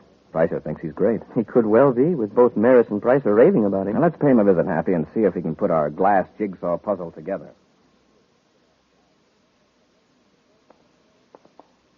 Mr. Stokes, I imagine you're a pretty busy man, but at the moment, you're the only one who can help us. I'm rather rushed, Commander, but if it's for the Space Patrol, I'll be glad to if I can. I have some fragments of what apparently was once a pair of glasses. Can you determine the optical formula from these small pieces? Why, it would be rather difficult. May I ask why you want this information? By tracing the prescription, we might be able to check with various opticians and find a thief. A thief? Yes. Confidentially, I'll tell you that these fragments were found in Maris's vault after the burglary. You know about that, of course. Yes, perfectly outrageous. And this is the only clue you have? So far. Oh. Well, I'm afraid I couldn't give you a very accurate analysis, Commander. I see. Well, perhaps Dr. Pricer can do it when he gets out of the hospital. However, let me examine these fragments more closely. Will you let me take them into my lab in the next room? Of course. It won't take me long to find out if further tests will be worthwhile. He didn't seem very interested at first, Commander. It's a challenge to his ingenuity. He'll probably help us. All these pictures of gadgets on the walls. Are these Stokes' inventions? I suppose so. Hey, come and look at this one, sir. The picture here by the door. All right. It's a miniature view scope, no bigger than your hand. An amazing piece of construction. Well, I'd like to see the actual thing. Hey, I wonder what's in this room here. Happy. Oh, well, I wasn't snooping, sir. I just thought... Hey, look at this. What is it? For a minute, I thought I'd been here before. But this is an exact duplicate of Maris's private office. It does look like it. Same furniture arrangement, same size, same fixtures. Yeah, maybe the same person designed the offices, and Maris's is just like Stokes. No, I don't think so, Happy. What do you mean, sir? These walls don't reach the ceiling. This is a room built inside a larger room, like a stage set. You're right. It seems kind of silly. It certainly does. And then... Hey, what's that, Commander? Machinery of some kind, but I don't see... Oh, it's that instrument case. The lid's opening. Look at it, Commander. Now the whole case is moving, rolling across the floor. I wonder what could have started that thing up. Now look, it's running a long rod up in the air. Yeah, very ingenious. A telescoping rod in sections with a key on the end of it. sure like to have one of those things. Here. Hey, looks like it's on its way to unlock something. Mm-hmm. To unlock a mystery. Watch it closely, Happy. What am I going to tell him, Boucher? Well, tell him you can probably figure out the optical prescription. Then, in a day or two, give him a fake formula. Good. Then Corry will never be able to trace you. Go tell him and get him out of here. Yes. Commander, I've got good news for you. Commander, where are you? In here, Stokes. Oh. Happy and I are watching this fantastic gadget of yours. How does that thing get started? Here, I'll shut it off. No, wait. Let's see what it does. It's just a silly toy. I'll turn it off. Later, Stokes. But Commander. Hey, it acts like it's looking for something. Now it's heading right for that little doogie on the wall there. The lock switch. It's feeling for the keyhole. A very clever machine, Stokes. So that's how the alarm system was shut off. What do you mean? You can't deny this room is an exact replica of Maris's office. Suppose it is. Lots of offices are alike. I see. Then, of course, you won't mind taking a brainograph test. That'll be enough snooping, Corry. Get your hands up. You too, Cadet. Get their weapons, Stokes. Yes, Boucher. Keep behind them in case I have to use this ray gun. So you're Stokes' partner in the burglary. Boucher, huh? Hold them, Stokes. Confound it, men. You should have locked the door. How did I know they'd be coming here? And that robot. How did it get started? The timing mechanism. I forgot to shut it off. So just 12 hours after the robbery, it started up again. Yeah. In another 3 hours, the robot would turn the lock switch back on, move back to its original position, withdraw its wheels and levers, and become an innocent instrument case again. Too bad Stokes has such a good reputation as a precision machinist, or we'd never have come here. It is too bad, Corry. But I'm afraid it's too bad for you. What are we going to do with them? We can't dispose of them here on Terra. We'll take them to my lab on the Martian desert, where they'll never be found.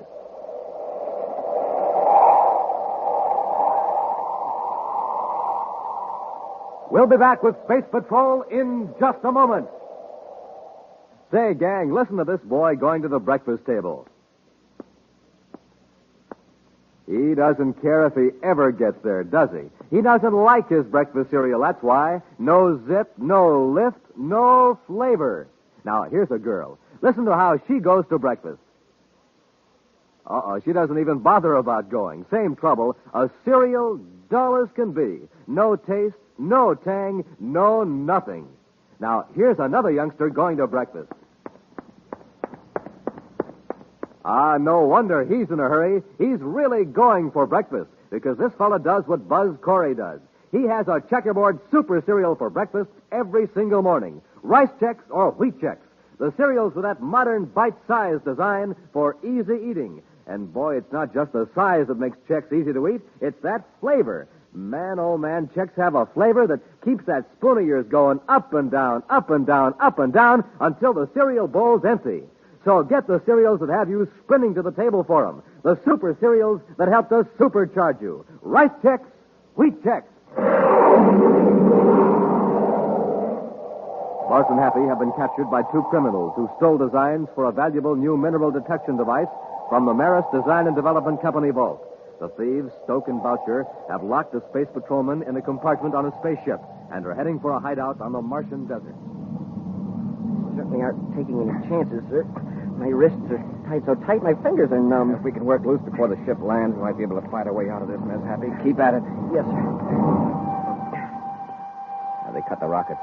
Still that increased gravity pull? Yes, sir. They're carrying out their original plans. It means we're landing on Mars. We've got to work fast before they can land.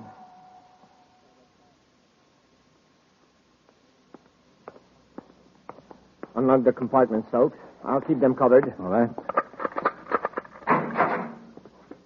Now, you two on your feet. Let's check these ropes. Turn around. I said turn around. And I say something, I mean it, Corry. I'll remember that, Boucher. With the little time you got left, I suggest you dwell on more pleasant memories. Okay. The ropes are still tight. Get moving, you two.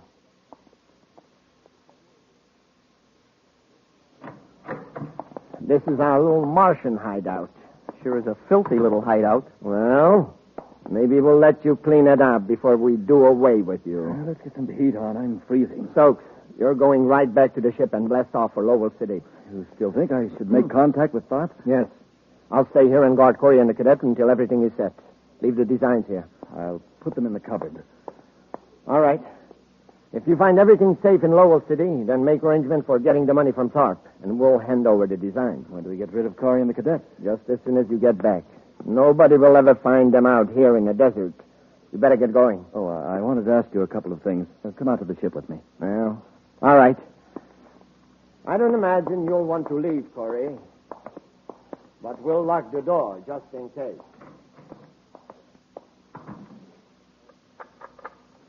Well, sir, we've got until Stokes gets back to get out of here. Even if we overpower Boucher, we'll need Stokes' ship to escape. Do you see a space phone in here? No, sir. But maybe there's one hidden around someplace. Happy, there's a heating control. Kick the switch with your foot. You cold, sir? No, but put it on full, quickly. Yes, sir. There it is, sir. Good. Now, if this room will just heat up in a hurry.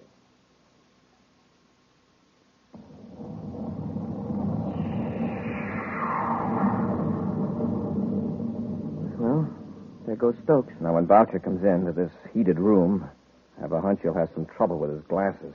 Huh? Coming in from the cold air, they'll fog up just like the windows. Hey, yeah, then we can rush him. The best we can hope to do is knock him down with a headlong dive until we can get our hands free. Here he comes. Get ready. Yes, sir. All right, gentlemen. Now we'll just relax. Oh, you got the heat on. I told you space patrolmen were hardy souls accustomed to cool. Confound it. My glasses are... Okay, Happy? Hey, get off of me. He dropped his gun, Commander. Kick it out of the way. That's it. Can you handle Boucher with your hands tied, sir? I won't have to. They're loose, Happy. All right, Boucher. Let go of me. And stop struggling. On your feet. I'll take the gun, Happy. Boucher, untie the cadet. Wait till I get my breath. You knocked all the wind out of me. It's all right, sir. The ropes are working loose. Good. Boucher, is there a spaceophone in this building? No, there was a portable set on the ship, but I forgot to bring it in. We'll just have to wait till Stokes returns. We get a nice surprise when he walks in that door. Should we tie Boucher up, sir? That might be a good idea. We won't have to watch him so closely. Boucher, get away from that cupboard. I'll get him, Commander. They're not there. They're gone. What are you talking about? The anoscope design. Stoke never put them in a cupboard. I saw him walk over there. He double-crossed me. The dirty rat. What good would they do you if they were there? Don't you see? Stoke isn't coming back, and we're stuck here. He's right, Happy. This puts all of us in a tough spot. Boucher, how far did you say it was to the nearest city? 100 miles. 100 miles of desert. And we don't have any way to call for help. We'll die out here. We only got food for 2 days. Maybe. But we're not going to stay here. Let's take what food and water we can and start across the desert. On foot? We could never make it. We're going to try it. Now, where's the food locker? Come on, Boucher. You're lagging behind. Don't make me walk anymore, please. You've got yourself into this mess. We're going to keep moving. All right. I'll try to make it. That's it. Now stop blubbering and save your breath. Hey, these green plants are all around us. They're lichens, Happy. In the Martian summer, they turn rust-colored. Stop. Wait. Now what? I feel sick. Something's wrong with my throat. Well, I don't feel so good myself, but we've got to keep moving. Hold on a minute. There's something strange in the air. It's dust coming up from the ground, sir. Every time we step, a little puff of dust spurts up. From the lichens, Happy. They're spores. Spores? Yes, tiny cells from these plants. This kind is poison. What? It's getting into our throats, lungs. Let's get out of them, quick. But we've got to keep on going. The plants stretch for miles in all directions except behind us. Well, then let's go back. We can't go back. Commander, these spores, what do they do? If we keep inhaling them, they'll paralyze our breathing muscles. We'll suffocate. I'm going back. Boucher, come back here. Grab him, Happy. No. Boucher, keep your head. All this stomping around's making it worse. Stand still, Boucher. Be quiet. Look around, examine the terrain. Maybe we can find a bare stretch of ground. It's hopeless. We're trapped. Trapped on the desert. I said be quiet. See anything, Happy? No, sir. Except that low hill there. Seems to be a tower of some kind. Yes, a power relay tower. There's one every 20 miles. Maybe there's a spaceophone at the tower. If we can get there, we could call for help. That's worth a try. Come on, let's go.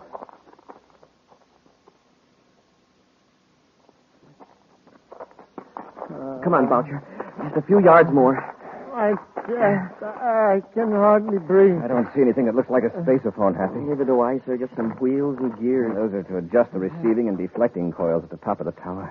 You mean we can't call for help after coming all this way? I'm afraid not. Then what good is this monstrosity? We'll all die here under the tower. Look, Boucher, lie down and rest a minute and keep quiet. Sir, by looking at the coils, can't we tell the direction to take to Lowell City? Yes, but it's straight across those poison lichens. Now, wait a minute. If we were to turn those wheels, it would interrupt the power beam. The beam would miss the next relay tower. Hey, yeah, they'd have to send somebody out to investigate. Well, then do it. Turn the wheels. Cut off the power. Boucher, do you realize that human lives may depend on that power beam? Well, what about our lives? Our lives depend on it, too. Turn it off. Well, what we might do, Happy, Turn it off. might deflect it slightly, just enough to register in the instruments at the monitor station. Well, how could we be sure we weren't turning it too far? See that dial? It points to 0. That means it's right on the beam. The red lines on either side are the danger limits. Here, let's release the holding mechanism. Now we'll turn the wheel carefully. The indicator's still on 0, sir. The control mechanism has a high gear ratio for accurate focusing of the beam. Now it's moving, sir. Halfway to the danger line. That ought to alert the maintenance crew. Now we'll spin the wheel the other way, back and forth.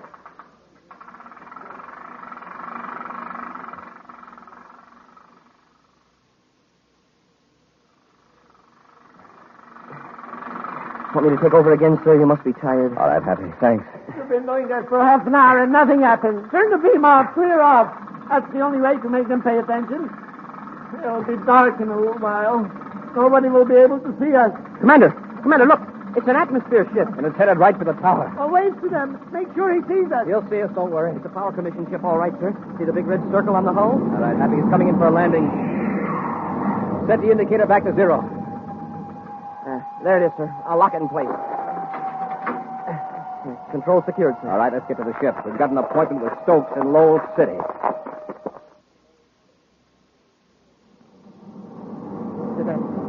I told you and the commander how you can pick up Stokes and the man who's going to buy the design. They will go on my record one day. Oh, sure, but I'm afraid it's a little late now to start thinking about getting off easily. Happy, I just talked to Lowell City Space Control and the pilot's spaceophone. They're putting a guard around Stokes' ship in case he tries to blast off. Fine. When do we get to Lowell City? In a couple of minutes. We'll turn Boucher over to the spaceport guards and go after Stokes and Todd.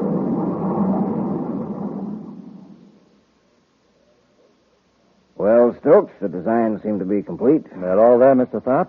Now I'd like my money. Of course. I'm glad you and Boucher changed your minds and made a straightforward business deal. The original plan was just a precaution in case we were being followed. But everything worked out so well. All right, Stokes. I'll take those plans. Corry. Get Tharp, Happy. I'll handle Stokes. Yes, sir. Where do you think you're going? All right, Stokes. Had enough? Oh, yes, Corry. Let up. I've got Tharp, Commander. Keep them covered. I'll get the anoscope design. Yes, sir. All right, Stokes. Move over next to your partner. Just tell me one thing. How did you get out of the desert? Well, Commander, why don't we let Boucher explain that to him? It'll give them something to talk about for the next several years they're going to be spending together.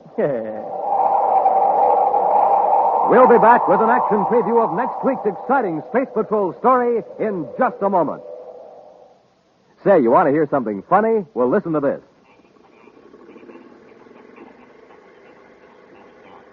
That's a word scrambler, gang. A machine that scrambles secret messages sent by space patrollers over the spaceophone. Now, do you want to know what the message said? Well, here, I'll have it unscrambled for you.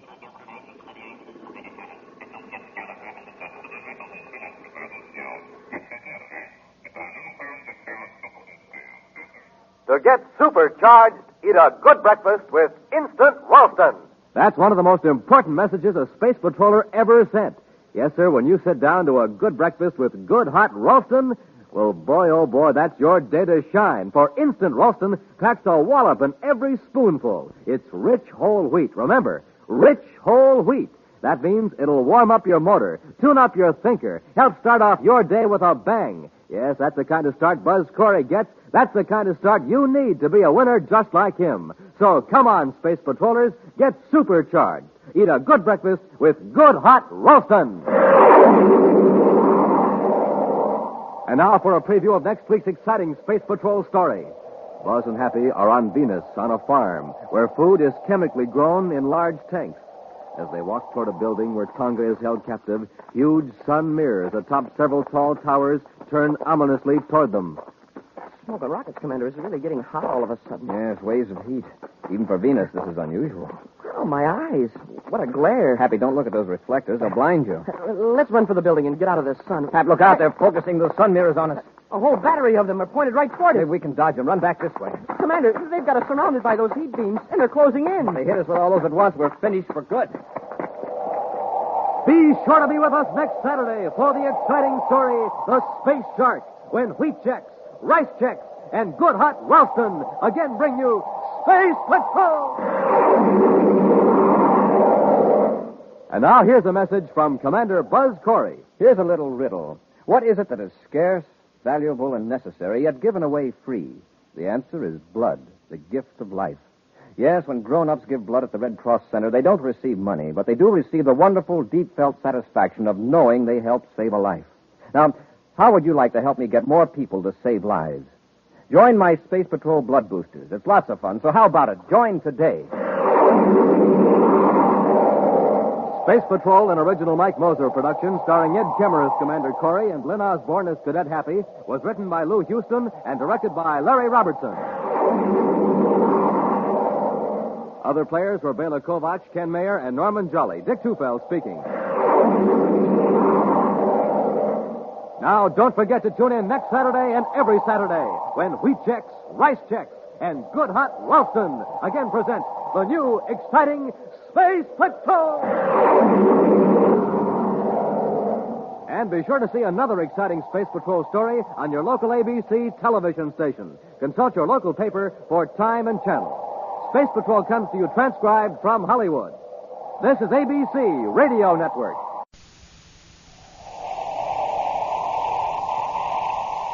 Wheat checks, rice checks, and good hot Ralston presents Space Patrol! High adventure in the wild, vast reaches of space. Missions of daring in the name of interplanetary justice. Travel into the future with Buzz Corry, Commander-in-Chief of the Space Patrol! In today's transcribed adventure, Buzz and Happy are on Venus on a farm where food is chemically grown in large tanks. As they walk toward a building where Tonga is held captive, huge sun mirrors atop several tall towers turn ominously toward them. Smoking rockets, Commander. It's really getting hot all of a sudden. Yes, waves of heat. Even for Venus, this is unusual. Gee, my eyes. What a glare. Don't look at those reflectors. They'll blind you. Let's run for the building and get out of the sun. Happy, look out. They're focusing those sun mirrors on us. A whole battery of them are pointed right toward us. Maybe we can dodge them. Run back this way. Commander, they've got us surrounded by the heat beams, and they're closing in. They hit us with all of them at once. We're finished. We'll be back in just a moment with today's Space Patrol story, The Space Shark. It's the cereal of the future, the real space cereal. The cereal that's different from any other cereal in the universe. The cereal you see on Commander Corry's own breakfast table. Delicious Rice Chex, the cereal with a flavor like no other flavor in all the universe. Delicious Rice Chex, swell-tasting shredded rice, spun in that modern bite-sized design for easy eating. A real space cereal. You see, there's space inside those biscuits so they can fill up with milk or cream. Try it today, gang. The only bite-sized rice cereal in the universe. Rice Chex, the one and only official checkerboard rice cereal. Rice Chex, one of the super cereals that helped us supercharge you. Rice Chex, at your grocer's in the red and white checkerboard package. Get it today. Crisp and delicious. New and different. Golden bite-sized Rice Chex. Commander Corry and Cadet Happy have just blasted off from the planet Saturn, where they've been investigating mysterious contamination of chemically grown food shipped from Venus. In the meantime, Tonga, the assistant security chief, is also doing some undercover investigation work on Venus, working as a chemist on one of the farms. Now, through the nose port of Terra 5, Buzz and Happy watch Saturn's shining rings looming up large before them. Raise our vector about 5 degrees, Happy. Want to clear the rings with plenty of space to spare. Yes, sir. You know, it's too bad anything so beautiful is such a menace to spaceflight. But by the time you're close enough for them to be a menace, the rings are no longer beautiful. No, because you can see the individual hunks of rock making up the rings. And yet from a distance, they look as though you could ride a surface car around them like on a smooth racetrack. Only in this case, it's the racetrack that does the moving. Well, it's 1100 hours Universal Star Time, Happy. We ought to be hearing from Tonga pretty soon. I hope she found out more about how that food is getting contaminated than we did. Those samples we examined on Saturn turned bad after they arrived from Venus. So maybe the chemical farm they came from is still pure, huh? Not necessarily. Perhaps a chemical with a delayed action was put into the hydroponic tanks.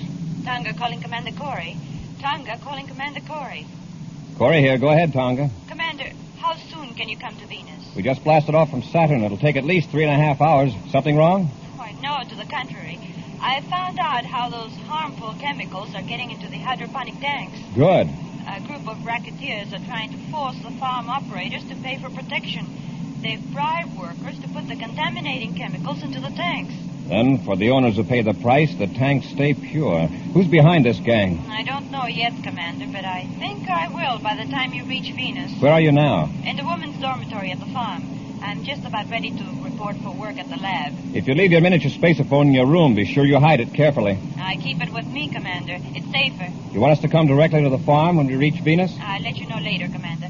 By the way, I'm working here as Miss Burns. All right, Tonga. Be careful. Corry out. Gee, Commander, Tonga seems to have found out more in a week than all the other agents have in a month. She's a good security department operator, Happy. No, we'll clear the rings. Change vector for Venus. Yes.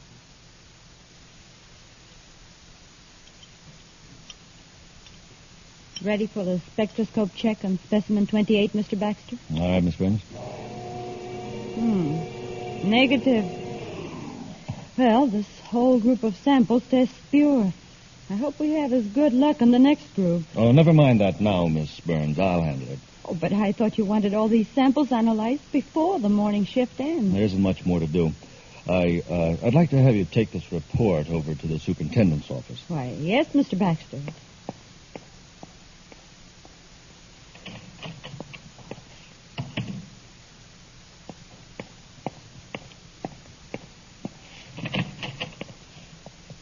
Come in, Eggle.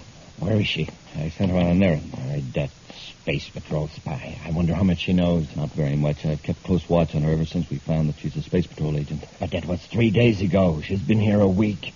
I'd like to know where she kept that spaceophone. I've had a room search at the women's dormitory. She's got it hidden, all right. Perhaps it's under the floor. Baxter, you should have put that concealed microphone in her room in the first day she was here. Look, I can't handle everything. Oh, we got to get rid of her without exciting suspicion. How can we do that? The Space Patrol would investigate. Supposing there was an accident. Supposing she mixed the wrong chemicals and there was an explosion. Oh, she's too careful. Too smart. I've got it. This will do fine. What is that? A harmless chemical used by Miss Burns almost constantly. But this bottle... Someone might easily confuse the names of the two chemicals. They're very much alike. What does this chemical do? A few drops mixed with any acid solution will produce a deadly gas. A gas that soon dissipates. After a few seconds, when it's mixed with air, it's harmless. But if someone were leaning over a container of it when it first formed... Baxter, I can't pronounce the name of the substance, but it's the solution to our problem. Fix it up. I better get out of here before she gets back.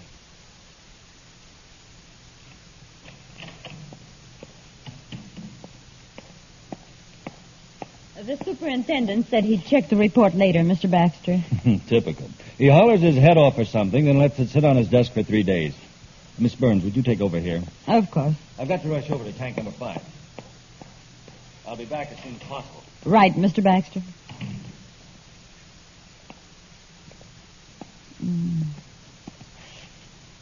Now, let's see. Pentatheric acid, 20 cc's. Oh, now where's it? Oh, here it is.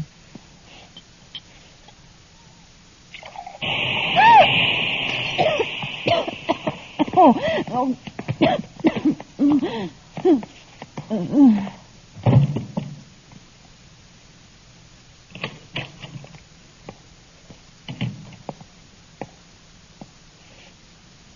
worked, Eagle. Has the gas dissipated? Do you think I'd be walking around like this if it hadn't? As I told you, it only takes a few seconds for the... Baxter, she's alive. Huh? Look at her. She's moving, tugging at her throat. She must have jerked her head back before it got into her lungs. Now what do we do? This makes it awkward. Let me think a minute.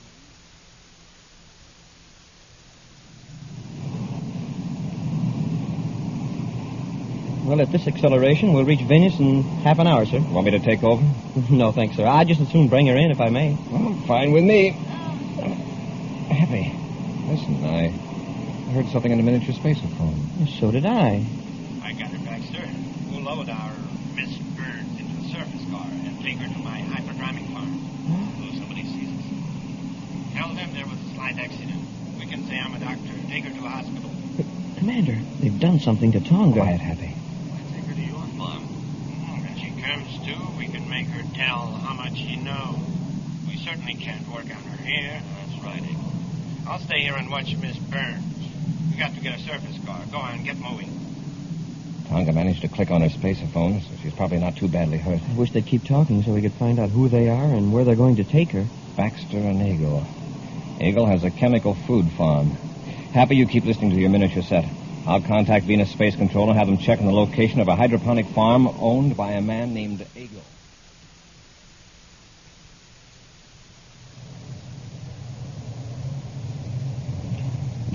Passenger seems to be very quiet back there. Well, apparently that gas just missed being totally effective. Here, pull up in front of this building. What's this place? A couple of storage rooms and a solar mirror control. Quite a layout you have. Yeah, very successful farm, Baxter.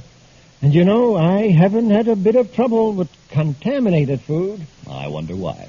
I wonder why. Oh, come to think of it, maybe I'd better have some trouble, in case the Space Patrol starts wondering why.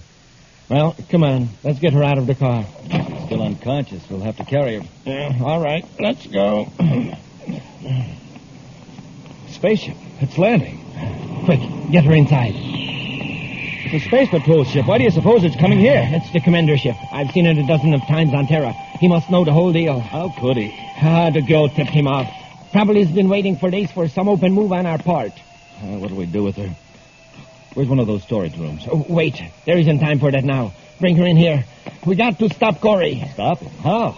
Set her down here.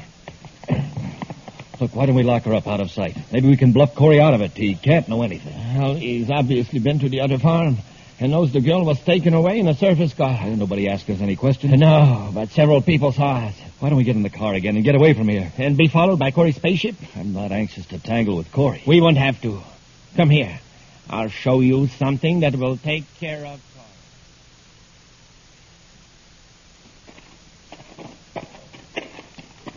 Commander, I'm not sure, but I thought I saw two men carrying Tonga into that building down there when we were landing the ship. That means she's still unconscious. Yes, we've got to be careful, Happy. It's lucky she managed to turn on her miniature spaceophone. And even when Eagle and Baxter weren't talking, it picked up the sound of the surface car motor and led us right here. This farm is more than just a front. Looks like a well-run operation. Well, then why does Milton Eagle get mixed up in a gang of racketeers? Very likely he's one of the higher-ups, if not the kingpin. This protection racket is his way of controlling competition. What are those big, shiny pieces of metal on top of the towers? Those are solar mirrors, Happy. They can be focused on the food tanks to raise the temperature. Some of them seem to be moving now. They have to keep pace with the sun.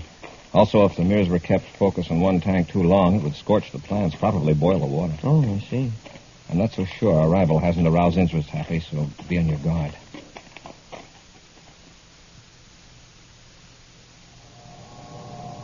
Get the idea now, Baxter? I'm surrounding Corry and the cadet with circles of concentrated sunlight. What do you expect to do? Blind them with the glare? Yeah, wait till I converge all those beams in one spot, right on Corry and his friend. Eagle, wait, do you realize the heat those mirrors put out? Yeah, quite well, Baxter. And I think this will serve to stop the Space Patrol permanently. Now watch. I'm going to bring the focal points together.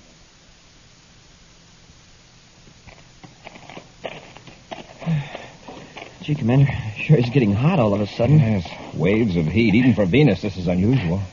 Smoking rockets, my eyes. What a glare. Don't look at those reflectors. They'll blind you. Let's run for the building and get out of the sun. Happy, they're focusing those sun mirrors on us. The whole battery of them. Maybe we can dodge them. Run back this way. Commander, we're surrounded by heat beams, and they're closing in. If they hit us with all those at once, we're finished. We'll be back with Space Patrol in just a moment. Right now, here's the story of a cosmic surface car in trouble. Listen. The trouble? Nothing to go on but ordinary fuel. You hear that? The driver's filling up the tank with super fuel. Now, something's going to happen now.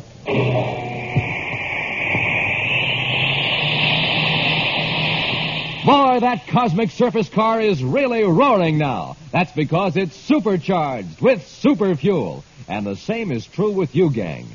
What happens when you don't have a good breakfast? You're just a putt-putt. But when you fill up your tank with super fuel, man, you're supercharged. Now, here's how Buzz Corry does it. He eats a good breakfast with a checkerboard super cereal, Rice Chex or Wheat Chex. Wait till you taste them, gang. Boy, are they good. Flavor galore in every crisp, bite-sized biscuit. So get going, gang. Eat a good super cereal breakfast and get supercharged. Get the super cereals today. Rice Chex, Wheat Chex.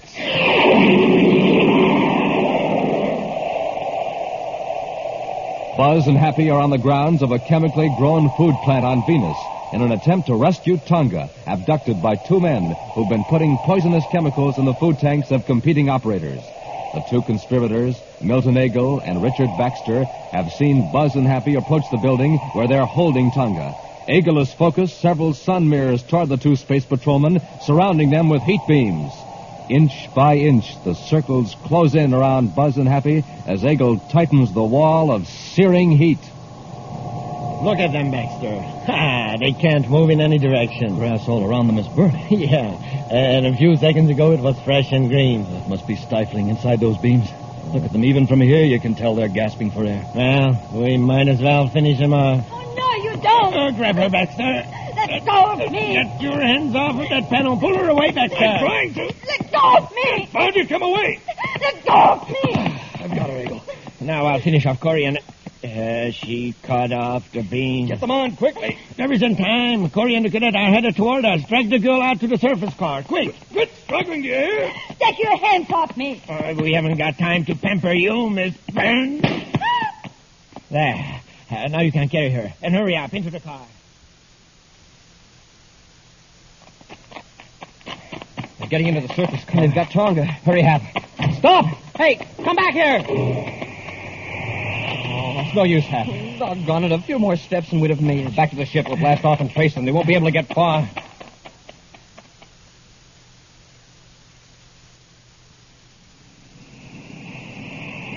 It was close, plenty close. We aren't away yet. They look for us with their ship. Maybe put up a roadblock.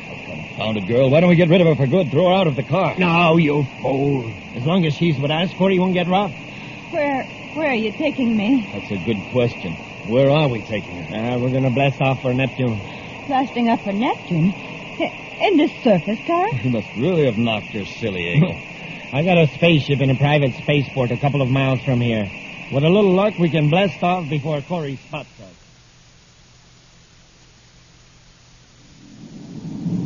I think I've got him, sir, on the miniature set. Yeah, that's them, all right. Out of this surface car. You just leave the driving to me. Watch the girl. Where on Neptune are you taking me? To a place where the space patrol will never find you. I suppose you've got a hideout in the mountains somewhere. No, not quite. There's a small settlement along the Crawlog River, just about 60 views east of Neptune City, where we won't be found. A big city be better. People wouldn't ask so many questions. I know what I'm doing. Well, we know where they're going to take her. Hope we can rescue Tonga before they get her aboard the spaceship. Hey, Commander, there's a surface car down there on the highway. Do you suppose that's the one? Very likely. Let's cut down our speed.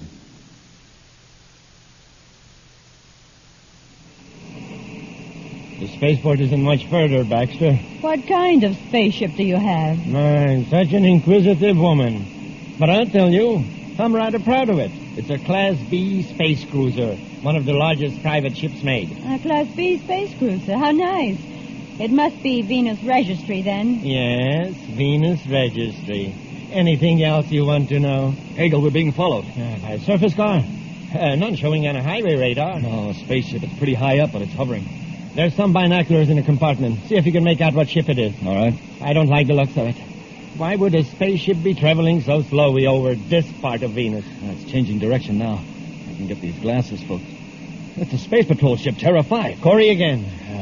Maybe he didn't see us after all. There were other surface cars on the highway near my farm. Wonder how he happened to follow this one. That's strange.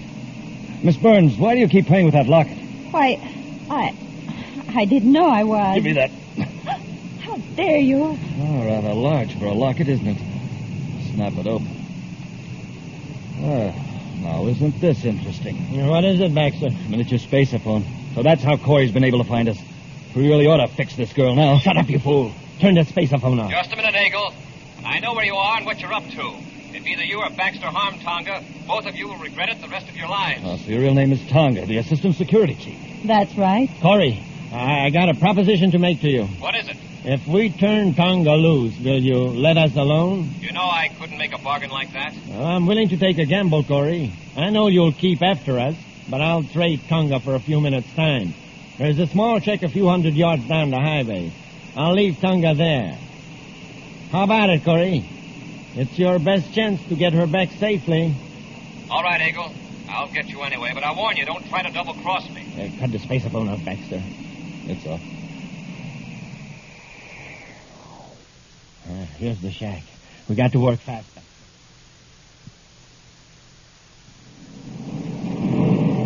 Corey's landing right where I figured he would. Stay behind the trees until he's out of the ship. Why don't we get in the car and get to your ship? Why waste time? While Corey is in the shack rescuing Tonga, we'll put his weapons out of commission. Why not wreck the controls so he can't blast off? Yeah, and have him alert other space patrol units?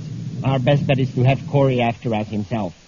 Tell me your ship is faster than Terra 5. No, but his ship isn't faster than the Shark. The Shark? Yeah, it's a cosmic missile with a special view scope device. I have one aboard my ship. And once it's launched at Corey's ship, he can dodge it or outrun it. Yes, and with his own cosmic weapons out of commission, he can't fire at the Shark. That's right. He can run all over the solar system. But sooner or later, the Shark will get him. Come on, get ready. Corey and the cadet are getting out of the ship. Here's the shack, sir. I sure hope they kept their word and left Tonga here. Eagle and Baxter are putting a lot of faith in a few minutes head start, but it won't do them much good. Try the door, Hal. Thanks. Commander, Happy. Are you all right, Tonga? Yes, Commander. They've got her tied, hand and foot. To give them more time, they probably would have locked the door if they could. Here, I'll cut those ropes, Tonga. Thank you, Commander. I tried to find out exactly where Eagle's spaceship was. All I know is that it's not too far from here. Happy and I looked for it from the air, but it must have been hidden. Hey, listen. The ship blasting off. Probably Eagles. Let's see. By the time we walk through the woods back to our ship, well, they'll have about 5 minutes start on us. 5 minutes? Well, that isn't going to do them much good. They picked us up, Eagle. Good. Now let's give Corey a run for his money. When are you going to launch the guided missiles at them? Well, we'll wait till they get closer. First, we leave Corey out of the regular lanes. I don't want him to call for help when we launch the Shark.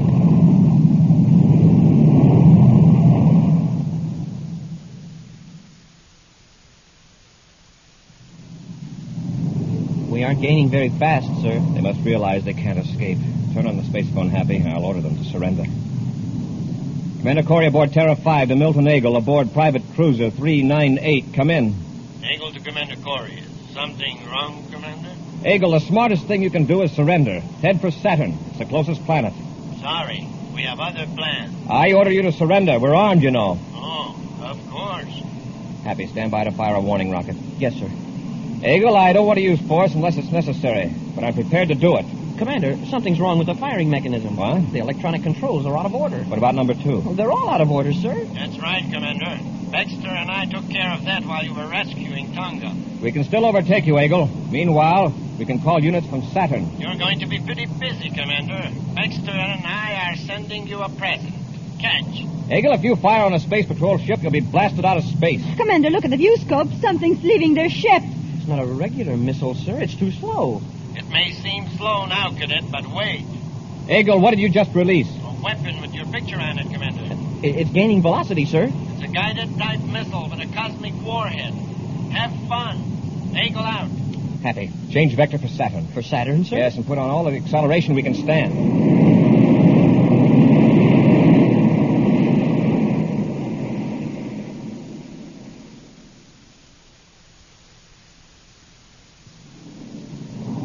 It's getting closer, Commander. Head for Saturn's rings, Happy. For the rings? Yes, get on a tangent with the outer ring. All right, sir, but... Well, Commander. Yes, sir. The rings are made up of big chunks of rock. If we get too close... That's the idea, Tonga. We'll get as close as possible. We're going to let those rocks run interference for us. What an idea. Just like football at technology school. Blocking back, trailing you. Tonga, bring the forward view scope up to full sensitivity. We'll pick out a nice big rock. Yes, Commander. That missile's awfully close, sir. At this rate, it'll hit us in a few seconds. There's a giant hunk of rock dead ahead. Good. I'll hit the controls now, Happy. I'm going to see how close I can come to that rock. Tonga, watch the rear view scope. The missile's awfully close. Fine. We're going to jaywalk right in front of that rock. Wow. Oh, boy, was that close. Smoking rockets, have you ever seen such fire? Watch the rear view scope. The rock. It blew up right behind us. The guided missile hit it. Oh, that was luck. Luck, nothing. That was the trickiest spaceship piloting in the universe, Commander. You hit a guided missile with an unguided missile. Well, let's take care of some unfinished business. Eagle and Baxter. How are we going to find them now? I don't think it'll be difficult. They figure we're out of the way, so they might go back to their original plan. The Crawlock River place? We'll try it. Take over, Happy. We're clear of the ring.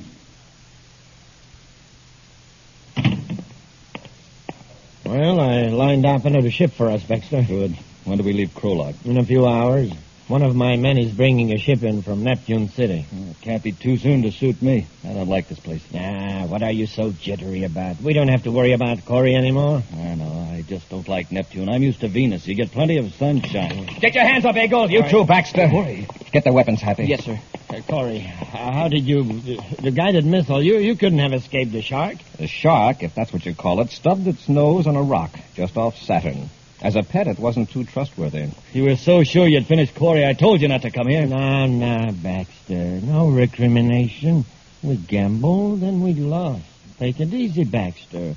Like me. No, you don't, Eagle. Now, Eagle. Are you ready to come along? Yeah, sure. Okay, Corry. I'll come along. Yeah, you know, you're not very agile, Eagle. You'd better stick to taking it easy, like Baxter.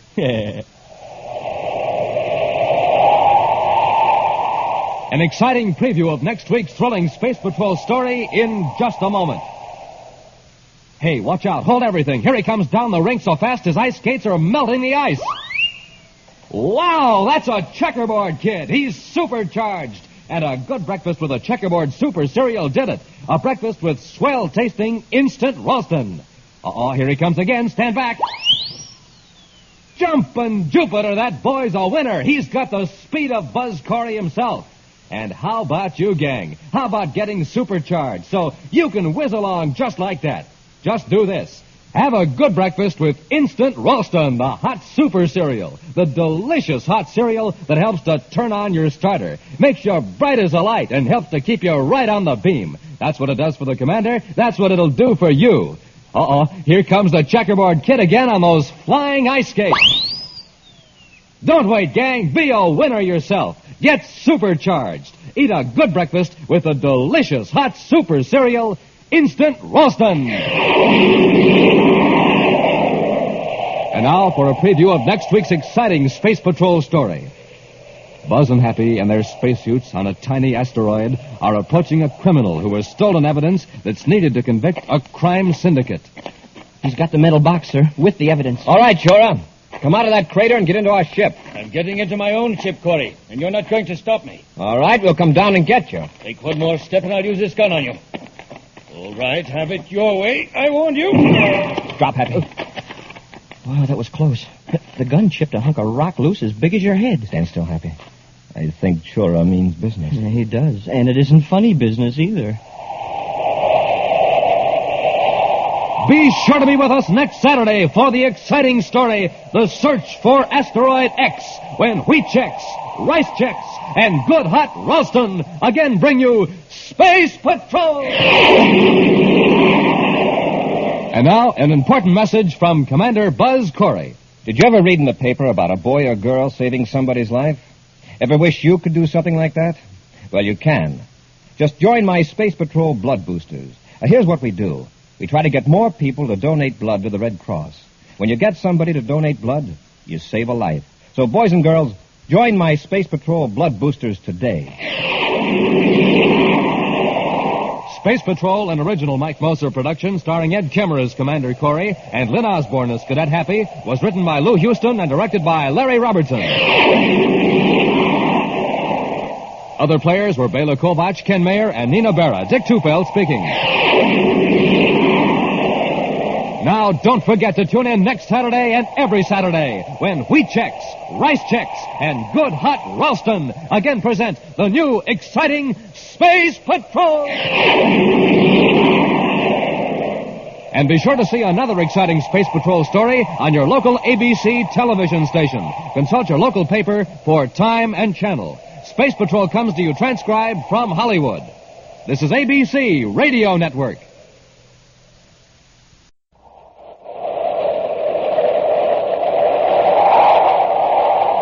Wheat Chex, Rice Chex, and Good Hot Ralston present Space Patrol! High adventure in the wild, vast reaches of space. Missions of daring in the name of interplanetary justice. Travel into the future with Buzz Corry, Commander-in-Chief of the Space Patrol! In today's transcribed adventure, Buzz and Happy, in their spacesuits on a tiny asteroid, are approaching a criminal who has stolen evidence that's needed to convict a crime syndicate.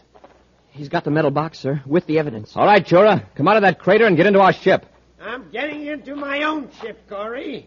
And you're not going to stop me. All right, we'll come down and get you. Take one more step and I'll use this gun on you.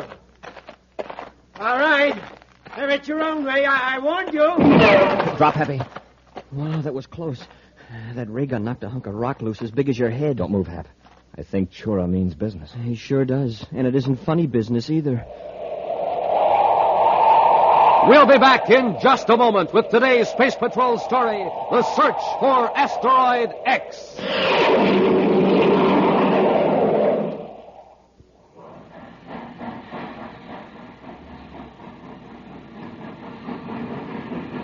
Say, did you hear that, gang? That was the Terra Express train trying to get up speed on ordinary fuel. Not very speedy, was it? But now listen to that same train with super fuel in its tank.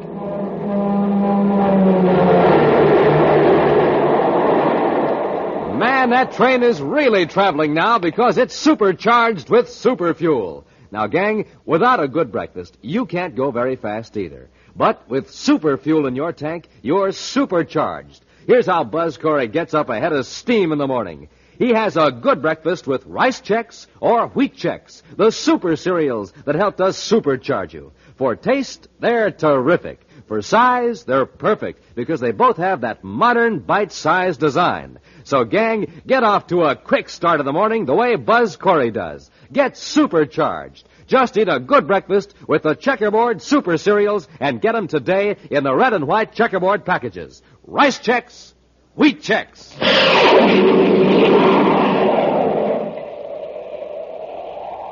After months of careful investigations, Space Patrol agents have gathered evidence against the leaders of the notorious Saturn Syndicate. This gang, for months, has been victimizing honest businessmen on the outer planets of the solar system. Commander Corry has been awaiting the arrival of an agent with the evidence that will convict the leaders of the syndicate. Now, Buzz grimly enters his central office on Terra, where Cadet Happy is decoding spaceograms. Lock those messages in the file, Happy. You can work on them later. Is something wrong, Commander? There certainly is. I've just received a report that Fraser's in the hospital. All the evidence is gone. What? Somebody jumped Fraser while he was on his way here in a surface car. He was knocked unconscious. Every scrap of evidence was stolen. Documents, microfilm, everything. Do you have any idea who did it, sir? No, I understand the doctors won't let our security people see Fraser yet. Is he badly hurt? Unfortunately, no. The loss of that evidence puts us right back where we started 3 months ago in the Saturn Syndicate investigation. Come on over to the hospital with me. As soon as the doctor's okay, I want to ask Fraser some questions.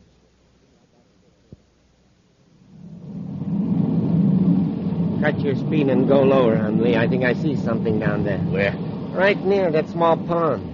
Isn't that a building of some kind? Hey, you're right, Chura. Well, I hope it's occupied. Say, there is a man down there by the pond. Yeah, It's surprising to find anybody in this part of Mars. Set the ship down. We'll load up with food and water.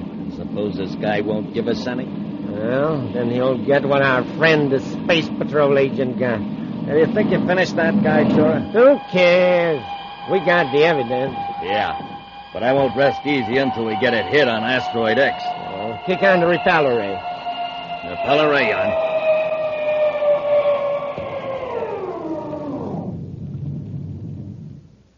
Well, we're done.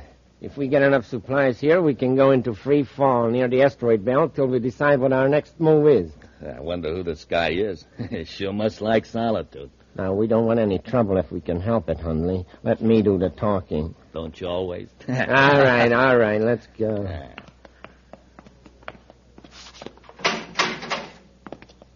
Now the outer hatch. Hi there. He looks good-natured and not very bright. Just what we ordered.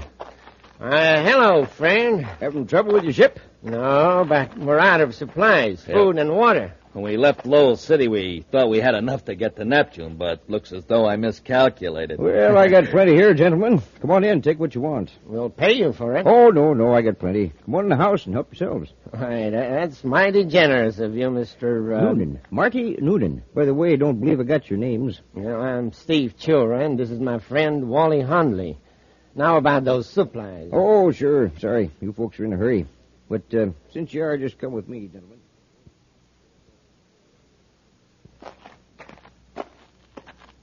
I brought this extra box of rations, gentlemen, just in case of emergency. Here, I'll pass it up to Chura. All right, Hundley. Come aboard. I sure wish you fellas could stay a while. Don't get many visitors. So do we, Mr. Noonan. But we got to get going. Well, I understand. Well, very much obliged, Noonan. Oh, no trouble at all. So long. Take care of yourself. Goodbye. Better stand back and watch our rockets. We're going to blast off. Sure, a couple of swell fellas. Say, what's this? Little box. They must have dropped it. Hey, wait!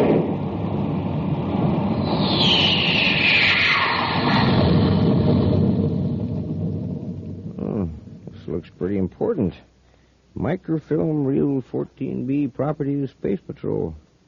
Investigation Squad Number 3, Space Patrol Headquarters, Terra. Gosh, they're Space Patrol agents. I'd better call headquarters right away. Commander, will you take the spaceophone call? It's something about a can of microfilm a fellow found on Mars. All right, Happy. Corry here. Go ahead, please. Commander, my name is Noonan. Yes, Mr. Noonan? A couple of your agents dropped a can of microfilm on my land. Want to know how to go about returning it. Well, what does it say on the label? Reel 14B, Investigation Squad Number 3. Oh, just a minute. You say Space Patrol agents dropped it? Yes, sir. I think it fell out of one of the men's pockets. Happy. Squad 3 was on the Saturn Syndicate case. Mr. Noonan, what were these agents doing on your land? They ran out of supplies on the way to Neptune. Did you see their credentials? No, I didn't. Just figured they were agents when I found the film. Said their names were Steve Chura and Wally Hundley. Did you ever see these men before? Why, no, Commander. Where are you now? At my place. Sector 17H on the Martian plain. About 4 6/10 DUs directly northwest of Lowell City. Got that, Happy? Yes, sir. What kind of a ship did these men have? Was it a Space Patrol ship? No, didn't have any insignia at all. But I don't know what kind it was. Mr. Noonan, hold on to that microfilm. I'm coming after it. Right, Commander. And don't give it to anyone else. Is that clear? Yes, sir. Thanks for your cooperation. I'm on my way. Corry out. I've just checked, sir. We don't have any agents named Chura and Hundley. Not on Squad 3, anyway. Well, chances are those are the men who knocked out Fraser. At least they have the evidence, or I should say, had it. But Fraser didn't get a look at the men who attacked him. Well, I'll blast off for Mars and get the film, Happy. Maybe we can get some more information from this man, Noonan.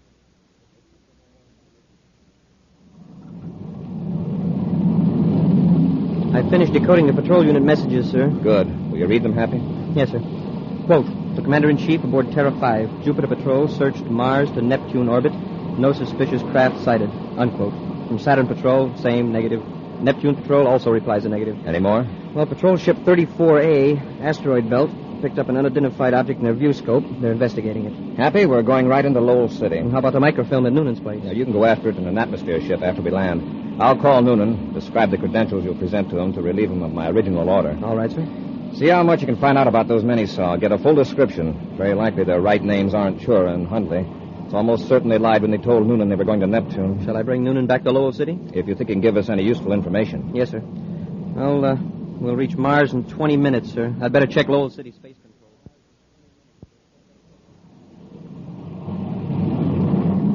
Better get the evidence ready. We're nearly to Asteroid X. All right, sure. What a terrific place to hide it.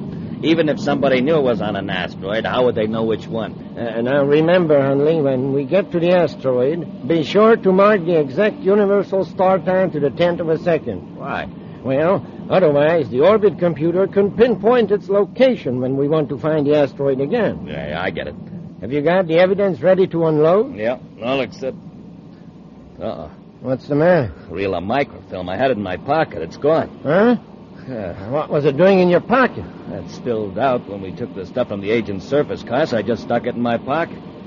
Oh, well, probably doesn't matter. What do you mean it doesn't matter? That reel might be just the one to convict the boss. And us. How did you happen to lose it? I don't know. Oh, wait a minute. Back at Noonan's. What? Yeah, it may have fallen out while I was bending over to pick up the box of food or water containers. How could you be that careless? Well, at least Noonan's alone. We got to go back and look for it. There's nothing else to do.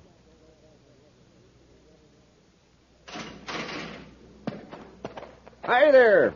Are you Marty Noonan? Yep, that's right. I'm Cadet Happy. Here are my Space Patrol credentials. Mighty glad to know you, Cadet.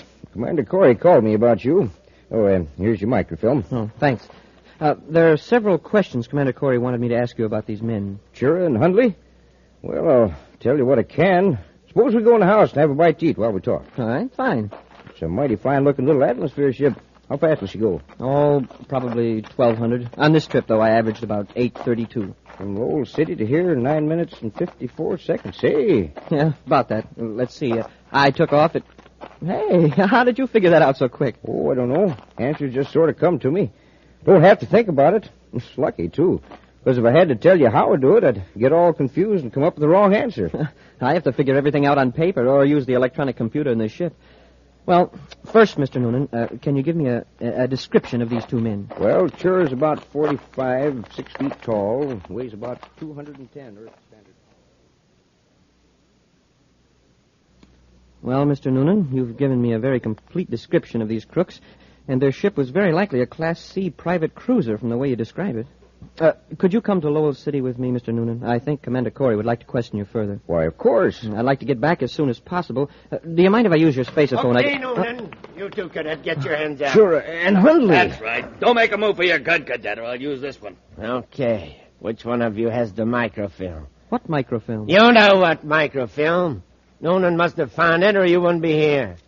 Hundley, take the cadet's ray gun and search him for the tape. Sure. The film's in my jacket pocket, and it's going to stay there. You want to play rough, eh, Cadet? You let him alone. You keep out of this, Noonan. Sure, help me. All right, I'm coming. All right, Cadet. He nearly got the gun away from me. Well, after this, don't be so careless. I got him. Here's the microfilm. Now, let's get back to the ship. The cadet's coming, too. And I got an idea. We're going to take him with us. What for? Let's finish him here. Oh, not till we find out how much he knows. Come on, Cadet. Come on your feet. We got a nice long walk. Walk? Where to? To our ship. What about Noonan? Oh, that stupid oaf. Leave him here. Smash his spaceophone. And the one in the cadet's atmosphere ship as well. Okay. Where are you going to take me? Never mind. But I'll tell you this much. You better enjoy it, because this is the last trip you ever gonna take.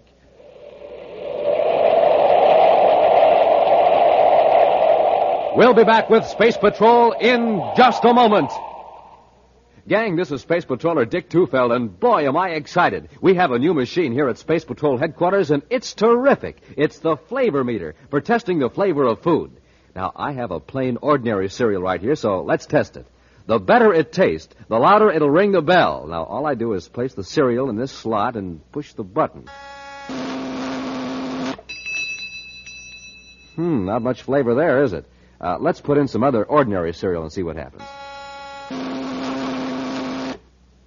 Why, not even a tinkle. Now, gang, here's a couple of super cereals I'd like to test. I'll put them both in. Wow, that did it. Those cereals really ring the bell for flavor. You bet. They were Rice Chex and Wheat Chex. Chex, the cereals with that modern bite-sized design. Chex, the super cereals that help to supercharge you. Test them yourself, gang, in your own cereal bowl. And believe me, they'll really ring the bell for flavor. Rice Chex, Wheat Chex.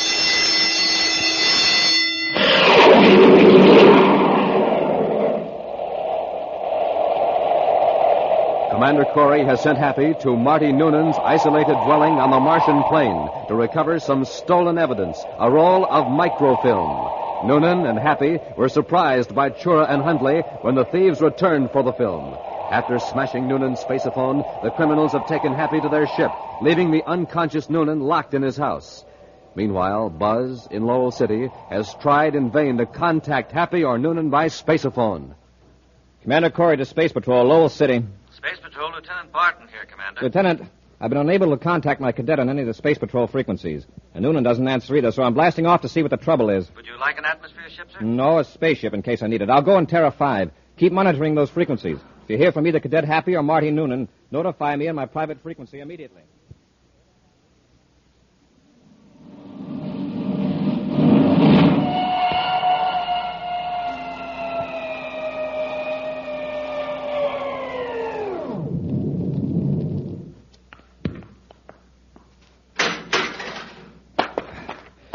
Hello there.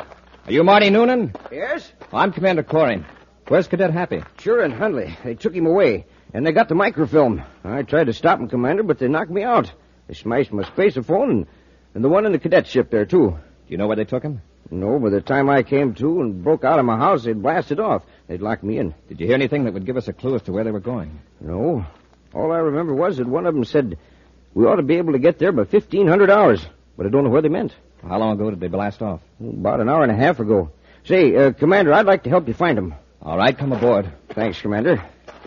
Maybe with the astrogation charts and the computer, I can figure out an approximate radius of where Chura's ship might be by 1,500 hours. Well, if they're going to any planet, it'd have to be Jupiter. Why do you say that? Well, considering the speed of spaceships and the present positions of the planets and the approximate arrival time of 1,500 hours, it just has to be Jupiter. Oh, it does? Yes, it wouldn't need that much time to get to any of the inner planets like Earth and Venus, and they'd need much more time to get to Saturn. You may be right, but as a double check, I'll work it out on the computer. The computer will give us the answer in a few seconds. Here we are. Now, let's see. Well, what do you know? What'd you say, Commander? Mr. Noonan, this is amazing. Either you made a very lucky guess, or you must know the exact distances and positions of all the planets relative to Mars. Oh, I do. Make a hobby of remembering data like that. Jupiter comes nearer to satisfying the equation than any other object in space. How do you do it? I don't know, Commander. If I know a formula and the data, I can get the result.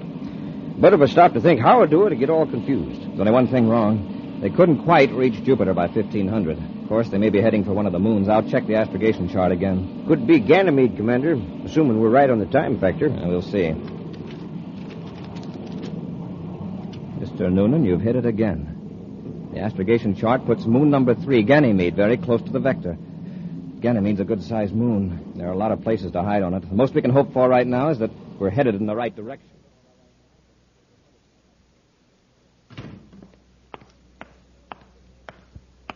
I just talked to the boss. What'd you tell him? Just that we got the evidence against the gang away from the Space Patrol, and that we're on Ganymede. And the boss is going to stay on Saturn now that he's safe from prosecution. How long do we stick on Ganymede? Until the excitement over the stolen evidence dies down a little. Say, where's the cadet? Sitting over there, Nick. He's gone. I told you to watch him. The spaceophone. Look in the next room, quickly. And I'm being held on Ganymede, Sector 9J. Hey, get away from the spaceophone. Grab him, Hundley. Sector 9J. I'll teach you, Cadet. Now, watch him after this. That was Happy. He was cut off.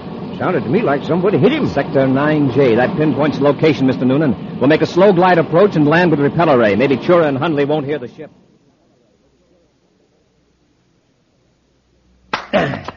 All right, Cadet. We could keep this on for hours, but I'm tired of playing games with you.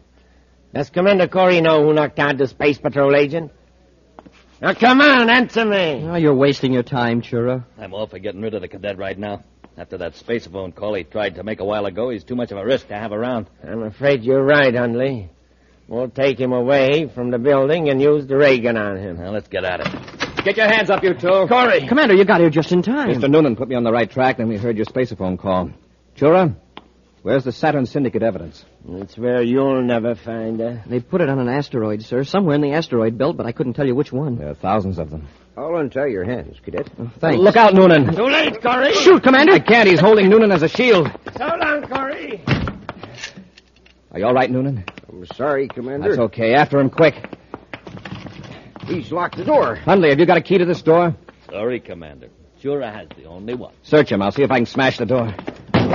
I've got my hands loose now, Commander. I'll help you. All right, Happy.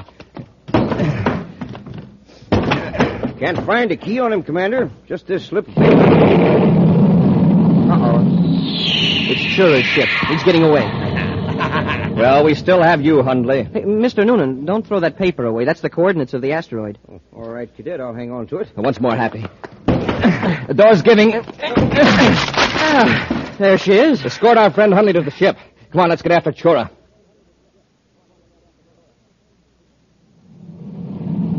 No sign of Chura's ship in the viewscope, sir. Hundley, you must know where he'd be most likely to go. Really, Commander? I haven't the slightest idea. Probably heading for that asteroid to pick up the evidence. Mr. Noonan, let's see that piece of paper. Here it is, Commander. Yes. These coordinates are for a point somewhere in the asteroid belt. Yes, sir, but the asteroid has moved thousands of DUs by now. Yes, but the time is down here to the second. You mean the time the coordinates were taken? Yes. So by using the computer, we can tell just where the asteroid will be at any future moment. Commander, look at Hundley. Hey, get away from that computer! Get him, Happy! All right, Hundley. Quiet down or I'll knock you cold. Look what he did to the computer. Put it completely out of commission. Here, now let's see you find Asteroid X. Well, what are we going to do, sir? We can't possibly locate that asteroid until we get another computer. I know. There are thousands of asteroids in that belt. Commander, can I see that piece of paper? All right, Mr. Noonan. 16 degrees, 23 minutes, 7 seconds. Sun arc torus orientation, 123 million DUs from sun center. Commander, I think I can give you the approximate location of that asteroid. You can work out that orbit equation in your head? Already have, sir. If you show me an astrogation chart, I'll mark down the coordinates. Smoking rocket. That's impossible. Nobody could solve an equation like that so quickly. Not in his head. I've seen Mr. Noonan work, Hundley, and I think you're in for a surprise. Here's a chart, Mr. Noonan. Center that asteroid in the viewscope, Happy. Yes, sir. The approximate location you gave us, Mr. Noonan. The question is that Asteroid X? There are hundreds of asteroids in this region. Yeah, but look, there's a spaceship circling it. Hey, it's going to land. Mr. Noonan, it looks as though you pinpointed the right one. Sheer luck. Increase our velocity, Happy. You may be able to catch Chura before he leaves the asteroid. Yes, sir. Mr. Noonan, will you go to the locker and get a couple of spacesuits for Happy and myself? Sure will, Commander. When we land on the asteroid, I'll leave you in the ship to watch Hundley.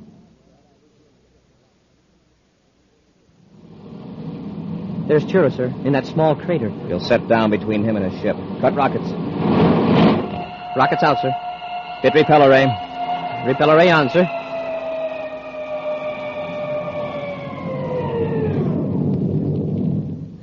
Landing secured, Commander. All right, Happy. Let's get out there and grab Chura. Mr. Noonan, here's a ray gun. Hold it on our friend Hundley. Very happy to, Commander.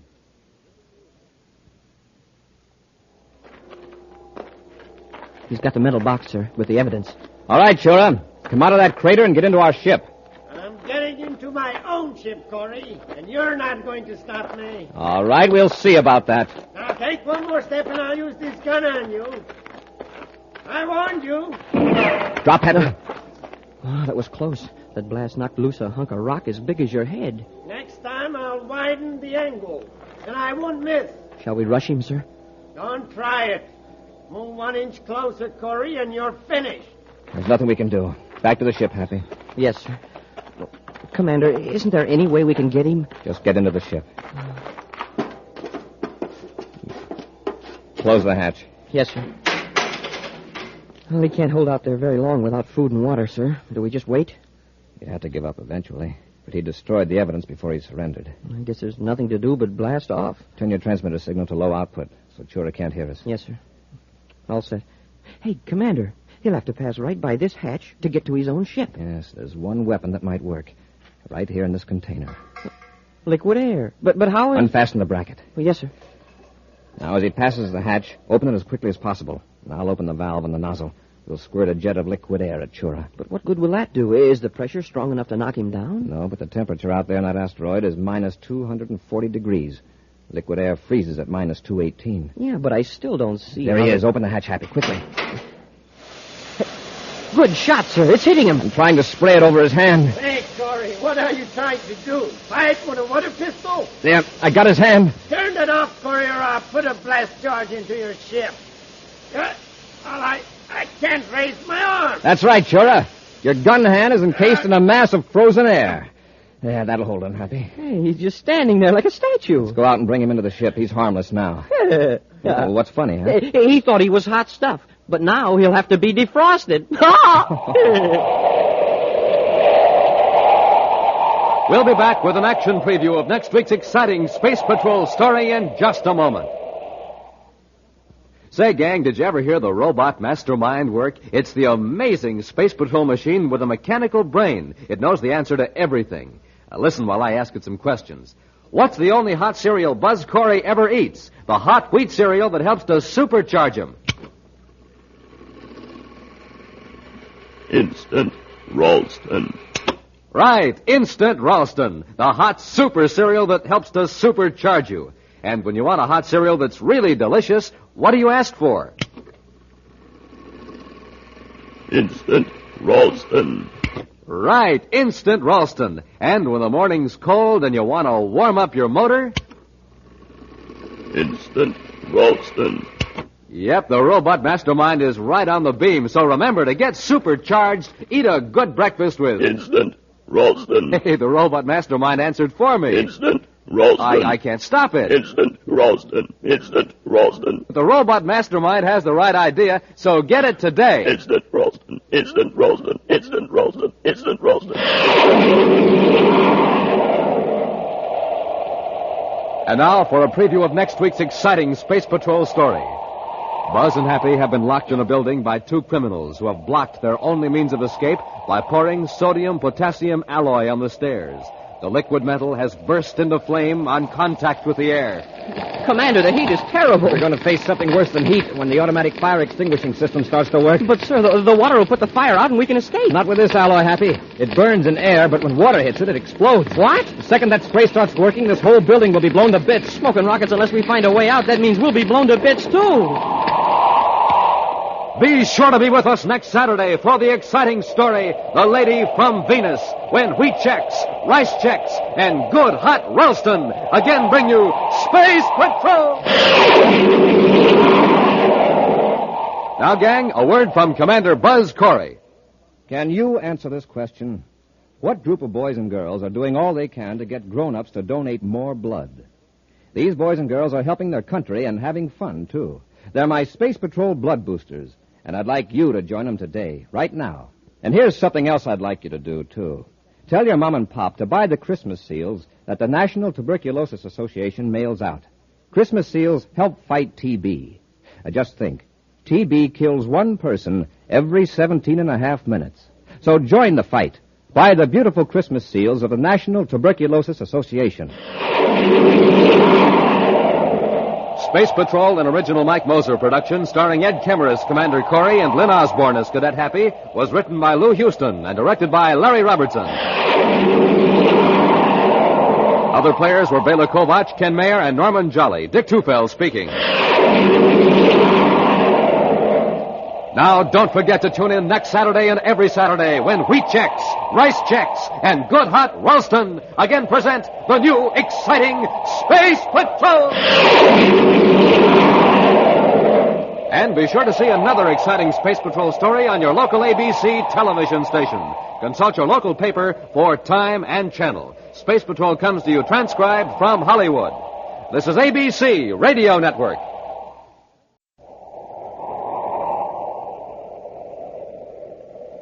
Wheat checks, rice checks, and good hot Ralston presents Space Patrol! High adventure in the wild, vast reaches of space. Missions of daring in the name of interplanetary justice. Travel into the future with Buzz Corry, Commander-in-Chief of the Space Patrol. In today's transcribed adventure, Buzz and Happy have been locked in a building by two criminals who have blocked their only means of escape by pouring sodium-potassium alloy on the stairs. The liquid metal has burst into flame on contact with the air. Commander, the heat's terrible. We're going to face something worse than heat when the automatic fire extinguishing system starts to work. But, sir, the water will put the fire out and we can escape. Not with this alloy, Happy. It burns in air, but when water hits it, it explodes. What? The second that spray starts working, this whole building will be blown to bits. We'll be back in just a moment with today's Space Patrol story, The Lady from Venus. Space Patroller Dick Tufeld, gang, speaking to you from an atomic power plant on Mars. They're having trouble getting power, but I think I've found the trouble. Now, listen to this main power generator. Sounds pretty weak, doesn't it? My guess is this. They've been using ordinary fuel.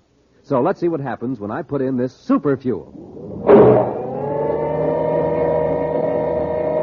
Wow, listen to that power now. Supercharging does it. And, gang, when you roll out of bed in the morning, you're just like this generator. You need fuel because you haven't had any for about 12 hours. But listen, don't settle for ordinary fuel. Get supercharged like Buzz Corry does with a good breakfast. Eat the super cereals in the checkerboard packages. Now, Rice Chex and Wheat Chex are the super cereals with that modern bite-sized design for super easy eating.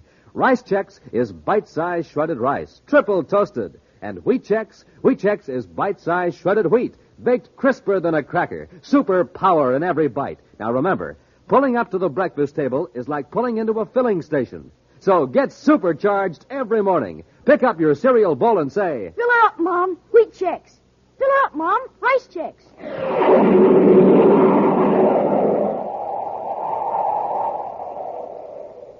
In Commander Corry's central office on Terra, a tall, middle-aged man anxiously paces the floor while Cadet Happy checks the Space Patrol search mission reports.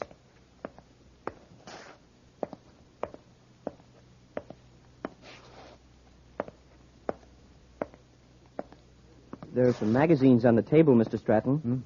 Beg pardon? I said if you want to read, there are some magazines. Oh, no, thank you, Cadet. Is that clock correct? Yes, it is, Mr. Stratton. Are you sure? It's a uranium clock, sir. It gives the correct universal star time within a millionth of a second. Commander Corry did say 10:30, didn't he? Yes, sir. It's 10:40 now. Oh, here's the commander now. Sorry to keep you waiting, Mr. Stratton. Oh, that's all right, Commander. The Secretary General and the staff have gone over your application and the reports of the commission. Yes? It's been approved. You can go ahead with that atomic power plant. Oh, splendid. These papers authorize you to obtain fissionable materials for your atomic breeder reactor. Thank you. I suppose you're blasting off to Venus right away and get your plan into operation. Oh, I have a few matters to clear up first in my Terra office. Goodbye, Commander. And, Cadet, thank you for your courtesy. Well, that's all right, Mr. Stratton. Goodbye.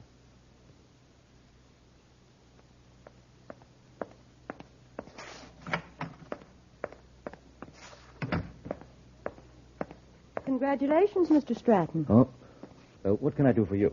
Why, Mr. Stratton, you don't recognize me. Why, Miss Bennett, forgive me, but you look so different.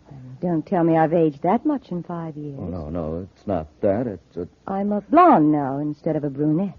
Oh, yes, that's it, of course, your hair. And I dress more expensively than I did when I worked for you. I always thought you dressed very nicely, Miss Bennett. Why so formal, Edward? On Mars, you used to call me Elspeth, the lady from Venus.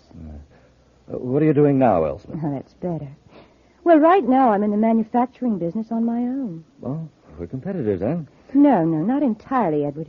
In fact, I'm actually interested in becoming one of your customers. Splendid. We parted on very unpleasant terms, as I recall. I'm glad you're willing to let bygones be bygones. Yes, and I was delighted to hear that the Secretary General gave you the go-ahead for your reactor on Venus. Why, I just came from Space Patrol headquarters myself. How did you know about it so soon? Oh, I know a lot of things about you, Edward. I was one of the people questioned by the Space Patrol's security agents. Evidently, your replies were favorable. Thank you. How soon will your plant be in operation? It'll take 3 weeks to get into active production. Good, then I can count on you for a shipment of plutonium in less than a month. Oh, I'm not joking, Edward. I'm ready to pay you a fair amount of credits for a small percentage of your plutonium output. You have a United Planets authorization to buy it? Oh, no. That's why I have to get it from you. But I can't sell it to you. I can sell you power, but not plutonium or other fissionable materials. It's illegal. Stratton, how long do you think you'd be permitted to operate that plant if I should go to Space Patrol with certain evidence? Evidence of those shady deals on Mars 5 years ago? You know I had nothing to do with those. You engineered them behind my back. Yes, but the evidence I have still points to you, not to me. I've been keeping it, Edward, for just such an opportunity as this. You know I've got to account for every ounce of plutonium. Surely you can find some way to get around the regulations. You want to keep that plant, don't you?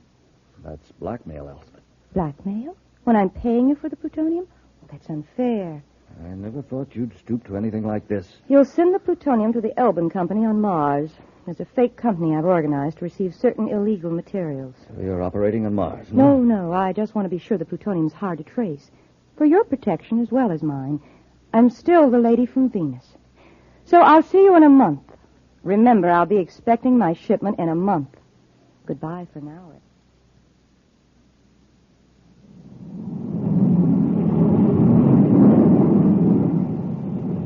You know what I'm going to do when we get to Lake Azure, Commander? What, Happy? I'm going to go for a swim, and then I'm going to the club and have a steak that thick. And then Wait a minute, Happy. There's one thing I forgot to tell you when we blasted off from Terra. What's that, sir? Officially, this is a pleasure trip. Unofficially, we're on official duty. Huh? I'm all confused. You remember the man Stratton who was in my office about a month ago? The fellow who was authorized to operate an atomic reactor plant on Venus? Oh, yes, sir. I remember Mr. Stratton. He ought to be producing by now. He's in some sort of trouble. We're going to Lake Azure and see if we can clear it up. What kind of trouble? Well, he's afraid to tell me by spaceophone, so I arranged to visit him at his cottage on the north shore of the lake. Oh, then the swim and the steak are out. Until after we talk to Mr. Stratton. Then we'll see about the swim and steaks. Because in the long run, I want to be sure that everybody thinks we're visiting Venus for pleasure.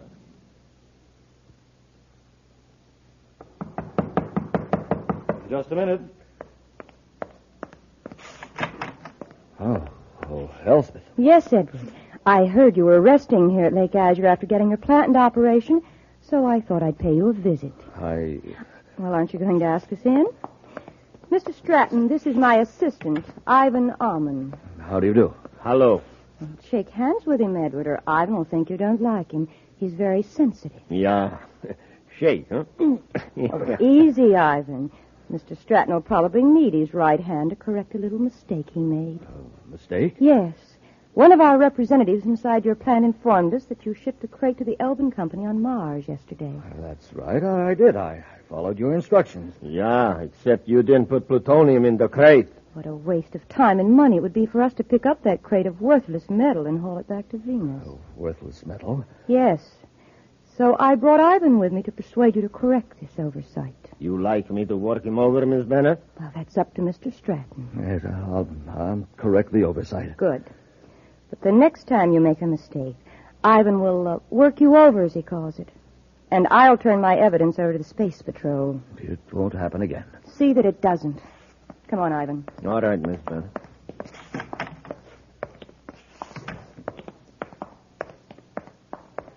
All right, Ivan. Let's get back to our water cruiser.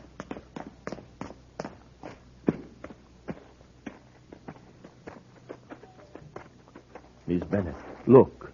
There is another water cruiser pulling off to Stratton's wharf. Yes, men in uniform. Quick, get over behind those bushes before they see us.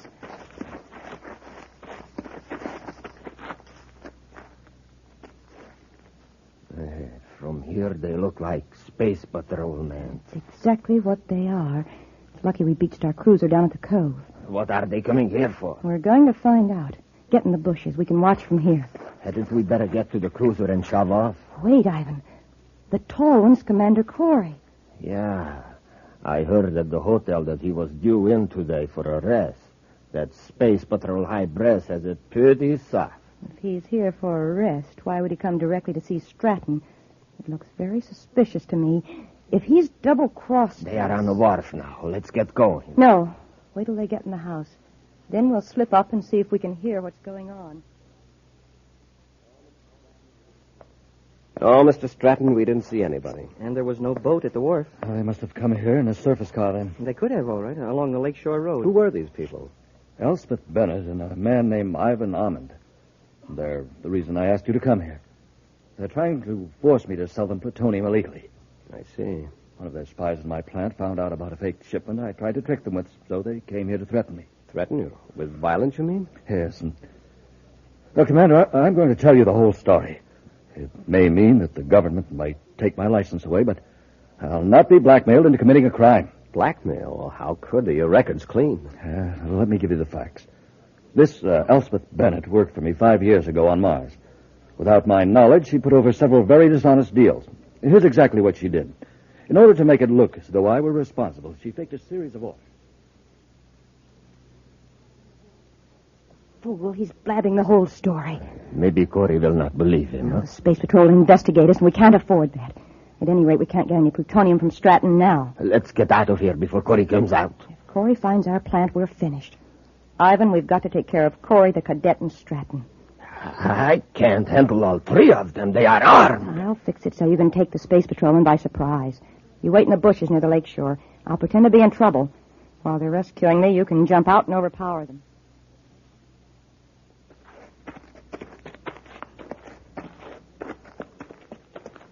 You know, Commander, somehow I think Mr. Stratton was telling the truth about being framed. Well, so do I, Happy. If he weren't thoroughly honest, he could have sold radioactive materials illegally. Yet he's willing to risk losing his plant. Help! Help! Commander, listen. It's a woman. She's fallen into the lake. Come on, Happy. Save me, I can't swim. We're coming, lady. Here, I'll jump in, sir. Oh, wait, Happy. She isn't far out. Grab the end of this stick. That's it. Get a good grip. You're going to be all right. Just hang on. We'll pull you in. Oh, thank goodness you heard me calling. I've got her, sir. Watch the edge of the bank, Happy. It's not very solid. That's how I fell in. Here, I'll give you a hand, Happy. We'll have you out in just a second. Oh, I didn't realize the water was so deep, so close to the shore. There you are. Now, don't try to get up for a while. Just rest. And you rest too, Corby! Hey, what's the big idea? I got them both, Miss Bennett, just like you said. Well, there's no time for gloating, Ivan. Go in the house, get Stratton, and bring him out here. Maybe I'd better finish Corry and the cadet now. Give Stratton a chance to get away? No. Somebody's going to find 3 bodies here by the lake. Corry, the cadet, and Stratton. And they'll find the evidence against Stratton in Corry's pocket. Yeah, but the evidence is fake. Well, of course it is, but no one will suspect it. It'll be obvious to everyone that Stratton did away with him to keep from being exposed. How are you going to explain Stratton? Why, Corry wounded him in the fight. Now, get Stratton. Suppose the cadet come too while I'm gone. Either one of them moves, this heavy stick will take care of them.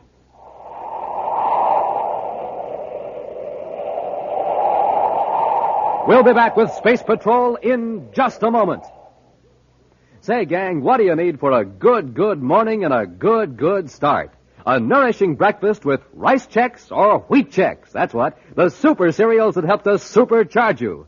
Here's a chance to show you exactly what I mean. Some of the fellas here in the neighborhood are having a race. They're running right in this direction, and way out in front is Jim Bridwell, a boy that makes it a rule to eat a good breakfast with the super cereals. Listen, here they come. And let me tell you, Jim is going to win because he's supercharged. I won!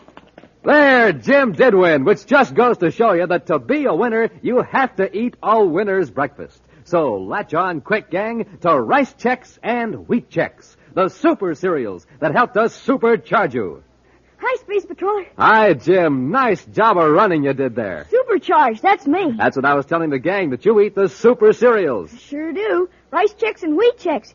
You just can't find another cereal like them. Right you are, because they're the only modern bite-sized cereal anywhere. And talk about delicious. Boy. Get them today, Space Patrollers. Rice Chex, Wheat Chex.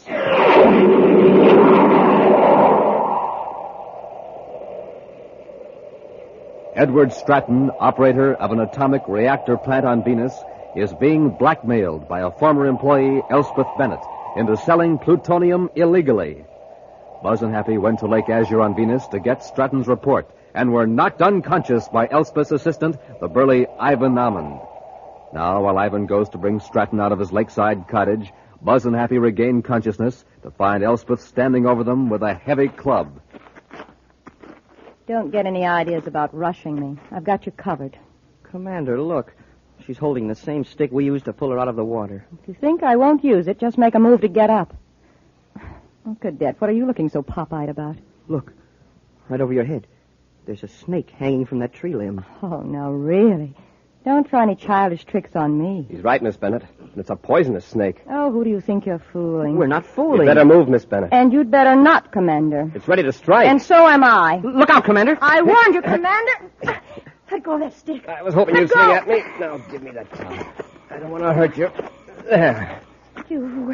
If you hadn't ducked, I'd have fixed you good. Yeah, and if the commander hadn't yanked you forward, something would have fixed you for good. Look what's on that branch. It is a snake. Oh. I've got her. 1 minute she's swinging a club at us, and the next she faints dead away. Women are sure temperamental. At least this one is. You know, Commander, if that snake had bitten Miss Bennett, I'm afraid it would have been one sick snake. This is no time for jokes, Happy. We've got to save Stratton. Come on.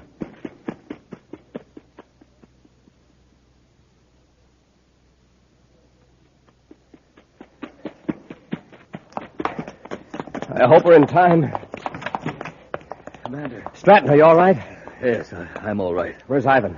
Oh, he saw you coming, hit me, and then ran out the back door. Stratton, Miss Bennett is out by the lake. Watch her till we get back. Come on, Happy. Let's see if we can pick up Ivan's trail.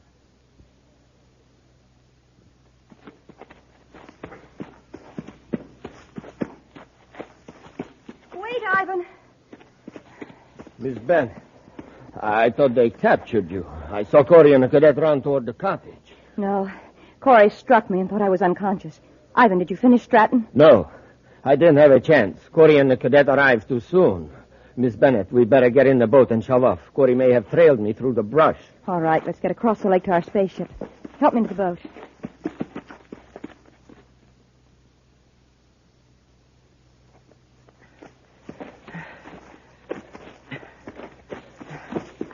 This brush sure is thick. Yes. Some of these small branches are broken. Ivan's heading for the lake. Do you think he'll try to swim it, sir? He might. He might have had a boat beached along here. Commander, look at these footprints. They lead right out to the water. Yes, two sets, a man's and a woman's. Miss Bennett must have come out of her faint. Hey, look out there, halfway across the lake. A water cruiser with 2 people in it. They're going at full speed. By the time we got to our boat at the wharf, well, they'd be out of sight. Get back to Stratton's cottage and space a phone and alarm.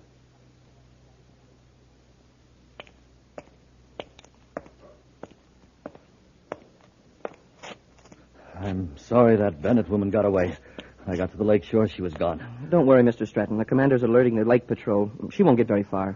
I think she was planning to destroy us all in cold blood. Elspeth's always been a determined woman. But I had no idea she was so utterly ruthless. I just talked to the manager of the Lake Azure Hotel. Neither Ivan nor Miss Bennett were registered there. But the manager recognized their descriptions. They've been hanging around there the last couple of days. They must have been picking up information. I've alerted the Lake Patrol and Venus City headquarters. Mr. Stratton, do you have any idea where Miss Bennett's factory is? No, other than she hinted it somewhere here on Venus. So what's the name of it? I don't even know that. I was supposed to ship the plutonium to the Elbin Company on Mars. It's a fake outfit she uses just to acquire illegal materials. The Elbin Company. Chances are she must do quite a bit of business under that name. I'll have Space Patrol units contact all spaceports and shipping centers to see if there's any freight on hand for the Elbin Company. Mr. Stratton, you'd better come with us to Venus City. Until we capture Elspeth Bennett and Ivan, your life is in danger.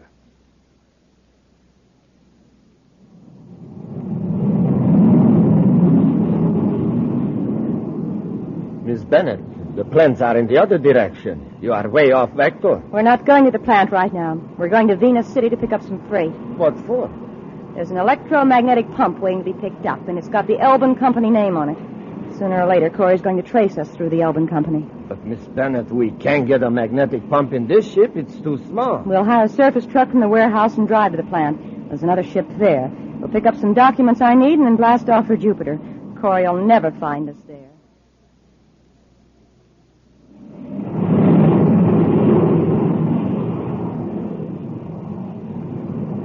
We're about 2 minutes out of Venus City, sir. Shall I contact Space Control? I'll handle it, Happy. Space Patrol Headquarters, Venus City, calling Commander Corry. Corey here, go ahead. Commander, we've already got a development on that Elbin Company checkup. Good, let's have it. Warehouse number 3 has had a large piece of machinery on hand assigned to the Elbin Company. An electromagnetic pump was picked up just a few minutes ago. Does anybody at the warehouse know where the Elbin Company is located? Not exactly, but from other dealings, they think it's southeast of Venus City, out toward the Topaz River. A man and a woman rented a big Atomo surface truck from the warehouse. Get the Atomo truck registration number. Alert all highway patrol units to watch for it, and not to stop it, just report its location and direction. Yes, Commander. Corey out. Well, we won't land at Venus City, Happy. We'll cruise around till we get a report on that truck.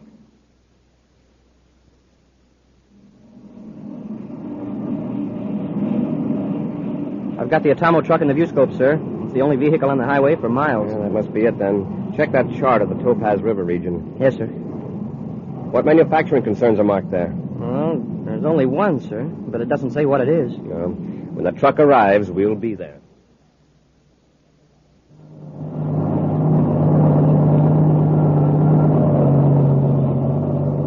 You know, Miss Bennett, I've got to admit I didn't think much of this planet first.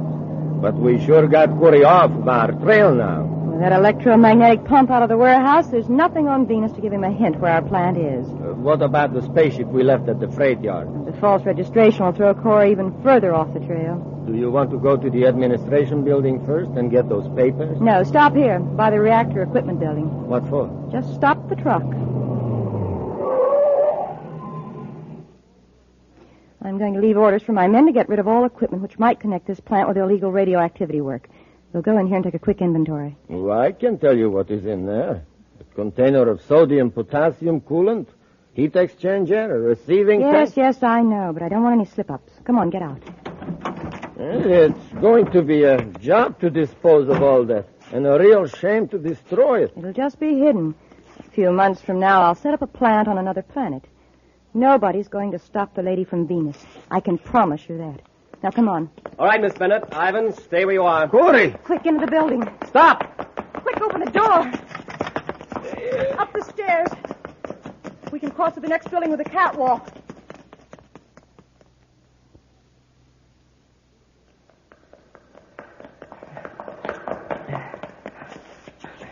There they go, sir. Up the stairs. Come on, let's get them. Ivan, open the door of the catwalk. It's stuck. They're coming up the steps. Stop. You're cornered. Better come down. Ivan, those big containers. Roll them down the stairs. Okay. Better get off the stairs. Watch it, Commander. Duck Happy.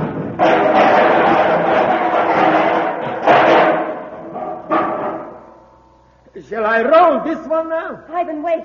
Don't roll it. Open the valve and let it pour down the stairs. Huh? Tip it over and point the valve toward them. Hurry. Commander, what do you suppose she's up to? I don't know. Corry, this drum contains sodium-potassium coolant.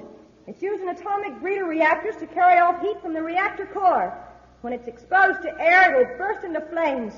Turn the valve, Ivan. There it goes. Stand back, Happy. Now let's see her come up those stairs. Commander, the heat, it's awful. All right, Ivan, get that door open. Yes, Miss Bennett. Happy, we can't get up through that flaming liquid, and they can't get down. We'll go outside. Sorry, Commander, you won't be leaving. She's closed the door. The electronic control switch is up here. Oh, it's no use, Cadet. You can't open that door. I got this one open, Miss Bennett. We're leaving you now, Commander. Oh, by the way, there's an automatic fire extinguishing system in here. In a minute or two, water will be sprayed all over that sodium-potassium alloy. And that's your life. Come on, Ivan, we haven't got much time. Hey, did you hear that, Commander? The sprinkling system will put the fire out. And if it works If quickly... the sprinkling system starts, we're finished. Huh? This coolant has to be kept in a closed, airtight system. It burns in there, but when water hits it, it explodes violently. All these containers will blow up. But, Commander, we've got to get out of here. Now, look, there's an electronic hoist. A chain runs up to that pulley fastened to the beam. That hoist will lift us high enough we can swing over to the balcony and get out the way they did. Grab the hook, I'll throw the switch. Yes, sir. Get a good grip. I'll hold the chain and kick the switch with my foot. Hey, it's working, sir. We're going up. Start swinging. When we're level with the balcony, jump. Yes, sir. Hey, the sprinkling system. It started to work. Let's hope the water doesn't hit that coolant till we get out of here. Jump, Happy. Quickly, out the door across the catwalk.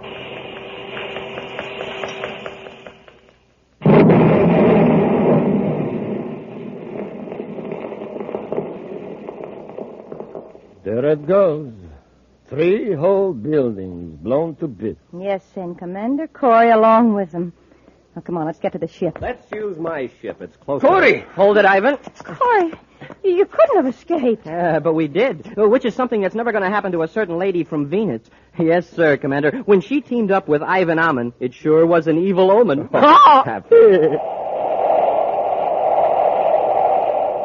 We'll be back with an action preview of next week's exciting Space Patrol story in just a moment. Jumpin' Jupiter, gang. Here's a 5-star bulletin from Buzz Corry. It's coming over the teletype here in the newsroom of Terra's biggest newspaper, the Outer Space Dispatch. Here, I'll read it to you hot off the news tape. It says, "Gang, don't take a chance those cold winter mornings. Get a start for the day that keeps you moving. Eat a breakfast that whips you into action. A good breakfast with good hot Ralston, the hot super cereal that helps to supercharge you. That's Instant Ralston, the delicious wheat cereal. Remember, I can't take a chance. I have to get supercharged every day. That's why I eat a good breakfast with Instant Ralston, a breakfast that supercharges me. You can't take a chance either, boys and girls, so my advice to you is this. Get supercharged every day. That's it, gang. That's Buzz Corry's message to you. So do what your commander says. Eat a good breakfast with good hot Ralston and get supercharged. And now, a preview of next week's exciting Space Patrol story. Buzz and Happy are in the lower shaft of a secret mine on Saturn's sixth moon. As they wade through the water of the partly flooded shaft, Wheat Checks, Rice Checks, and Good Hot Ralston present Space Patrol! Transcribed high adventure in the wild, vast reaches of space. Missions of daring in the name of interplanetary justice. Travel into the future with Buzz Corry, Commander-in-Chief of the Space Patrol! Buzz and Happy are in the lower shaft of a secret mine on Saturn's sixth moon. As they wade through the water of the partly flooded shaft, a strange sound filters down through the mine. Happy, listen. Sounds like a motor of some kind. The mine's automatic pump. When the water reaches a certain level, it cuts on and draws off the water. But, Commander, look at the water level against the wall of the shaft. It's rising. You're right, Happy. That pipe isn't drawing water out, it's forcing it in. Someone reversed the pump. They're trying to drown us. We'll be back in just a moment with today's Space Patrol story, The Last Voyage of the Lonesome Lena. Presenting the story of a young boy who didn't like any of the cereals his mom brought home. First he'd say, I can't eat that stuff, Mom. Sometimes he'd say, Oh, gee, no flavor. And then again, Don't like it, Mom. I just don't like it. So she tried cereals in white packages, yellow packages, blue packages. But no luck. No flavor. Then one day she brought home a pair of cereals in red and white checkerboard packages. Wowee, that's good. Oh, boy. That's what he said when he tasted one of them. Jumpin' Jupiter. Great day in the morning. This is it. That's what he said when he tasted the other. The cereals?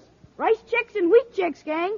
Man, oh, man. They're my cereals. Buzz Corry's cereals, too. The bite-sized super cereals that help to supercharge you. Best tasting cereals in the universe. And the only official ready-to-eat cereals of the Space Patrol. Fill her up, Mom. Rice Checks. That's what our friend says now. Fill her up, Mom. Wheat Checks. So, gang, if you want a cereal that's right on the beam for flavor, get the cereals in the red and white checkerboard packages. Rice Checks.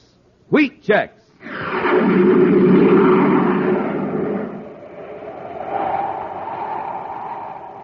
Saturn's number 6 moon, Titan, has become increasingly important to the commerce of the outer planets.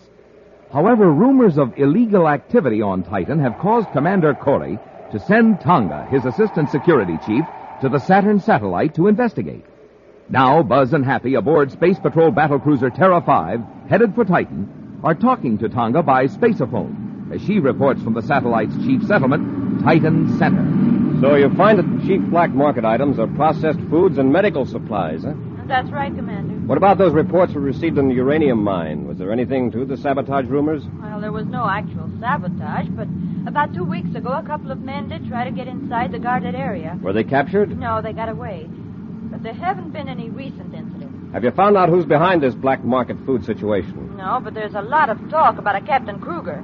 Captain Gustav Kruger? Yes, he's the one. He's quite a legend in this part of the solar system. I think I've heard of him, Commander. Isn't he that old-time space pilot who has the broken-down cargo ship? Yes, Happy. Lonesome Lena, he calls it.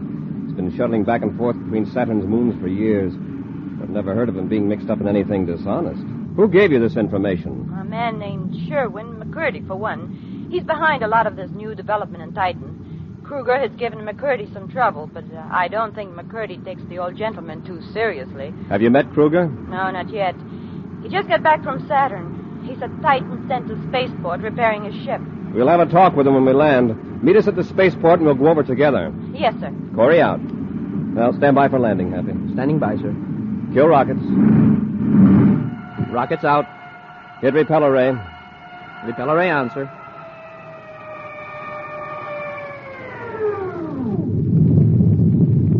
Yeah.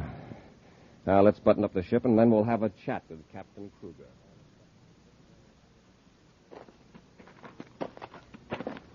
So that's the Lonesome Lena. Boy, that ship must be 100 years old. Well, not quite, Happy, but it has seen a lot of service. It's so patched up. And look how it's pitted with meteor hits. Only a real space pilot could keep it in operation. Is that Kruger coming down the ladder? Yes. Captain Kruger! Oh, Captain Kruger! He looked right at us and then turned away. Oh, I told you he was independent. Let's get over there. He's checking the hatch.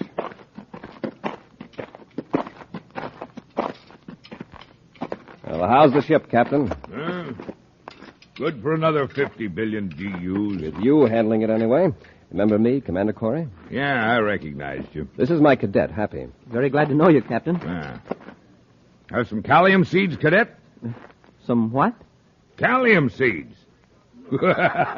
Great unraveled orbits, Commander. Don't tell me this new crop of space cadets doesn't know what calcium seeds are. Never heard of them, Captain. Your education sure has been neglected. They grow on Venus, Happy. They used to be very popular on space flights. Yeah, you never get space sickness if you chew calcium seeds. Not only that, but they keep you from blacking out at high acceleration. Oh. And out in space, you never mind the absence of gravity as long as you chew calcium seeds. As you can see, Happy, Captain Kruger is a pilot of the old school. He's the only pilot I know who still chews raw calcium seeds. Yeah. People nowadays won't touch them. Just because they stain your hands purple when you crack them. Well, Commander, you didn't come over here for a lecture on calcium seeds. What's on your mind? Oh, just a few questions about business. I see. I suppose you've heard rumors that I'm hijacking food and selling it on the black market. Is that it? There are a lot of rumors in Titan these days, Captain. Yeah, and a lot of upstarts. They come in here with shiny new ships and big ideas. They act like I don't belong. I'm getting shoved around, Commander. But I'm not going to take it. I never have. I'm not going to now. Well, now, if you'll excuse me, I got some repairs to make. Lonesome Lena's in pretty bad shape. All right, Captain. Come on, Happy. Let's find Tonga. You can tell them for me that if Sherwin McCurdy promised delivery, they'll get it. We're a little short of spaceships here on Titan right now. Hey, look, stall them off. Promise them anything. I'll call you back later. Come in. McCurdy, I want a word with you. Well, Captain Kruger, glad to see you. Put your hand back in your pocket, McCurdy. Why, what's the matter, Captain? You seem angry. Why wouldn't I be? For 10 years, I've been setting the old Lonesome Lena down on Titan any place I wanted, or on any moon in the Saturn system. Folks were mighty glad to see me whenever I rocketed in, until your crowd got here. My crowd, Captain? One of your hired flunkies just told me I can't set down on the Titan Center spaceport anymore. Oh, what kind of high-handed nonsense is that? It isn't nonsense, Captain. You can't put the Lonesome Lena down on this port. Well, that old bucket of bolts you call the Lonesome Lena's a menace. If I had my way, I'd report you to the Space Patrol. They'd melt up that old hulk. Oh, you would. You'd melt up a ship that has helped keep people alive for the last 40 years out here on these moons. Ship's out of date. It served its purpose. Now it's finished. Who are you to decide whether the Lonesome Lena's finished? Well, one patch on that old battered hull is worth 10,000 of you. Melt her up, would you? I warn you, McCurdy, if you ever say that again, I'll slap you. Take your hands off me. Take your... All right, Captain, that's enough. Commander Corry, this man attacked me. You got here just in time. What's the trouble here? I was merely pointing out that his spaceship violates Space Patrol safety regulations. That's a bald-faced lie, McCurdy. The Lonesome Lena's safe as any ship in the space lane. Does it have repel array equipment? Well, no. Does it have infrared viewscope equipment? I don't need it. I can land it blindfolded on any spaceport in the solar system. Does it have Class A radiation shielding on the space drive? Her shielding's good enough. I ought to know. I built it. I see, Commander. Obviously, he can't be permitted to land here at Titan Center. Those are regulations. Commander, I've always respected you. Are you going to side in with this planet lubber. I'm sorry, Captain Kruger, but I don't make the regulations. My job is to enforce them. There are thousands of people here in Titan Center. Their safety comes first. They're safer with Lonesome Lena than with half the amateur pilots in these new ships, and you know it. Captain, if we made an exception in your case, we'd have to do it for everyone. However, we won't be concerned if you have these safety devices installed. But that takes money, Commander. I haven't got it. I'll never be able to get it if I can't land here to load and unload freight. Well, perhaps you can work out some arrangements to land outside a 10-mile radius of Titan Center. 10 miles? Might as well be 10 DUs out in space. I'm sorry, Captain Kruger. There's nothing I can do. You win, McCurdy. Have some calcium seeds. I won't be needing them anymore. Well, Captain is very dramatic, isn't he? I don't find it amusing, Mr. McCurdy. That old ship of his means more than his livelihood. It's his life. Well, Commander, I wouldn't let my sympathies blind me to Captain Kruger's sharp practices. What do you mean? Kruger's lived by his wits. He's been a lone wolf. Now he's up against the rules of society, and instead of abiding by the rules, he takes the attitude that everyone's against him. Watch him, Commander. I confess I'm rather afraid of what he might do. I'm here in Titan to prevent trouble, Mr. McCurdy.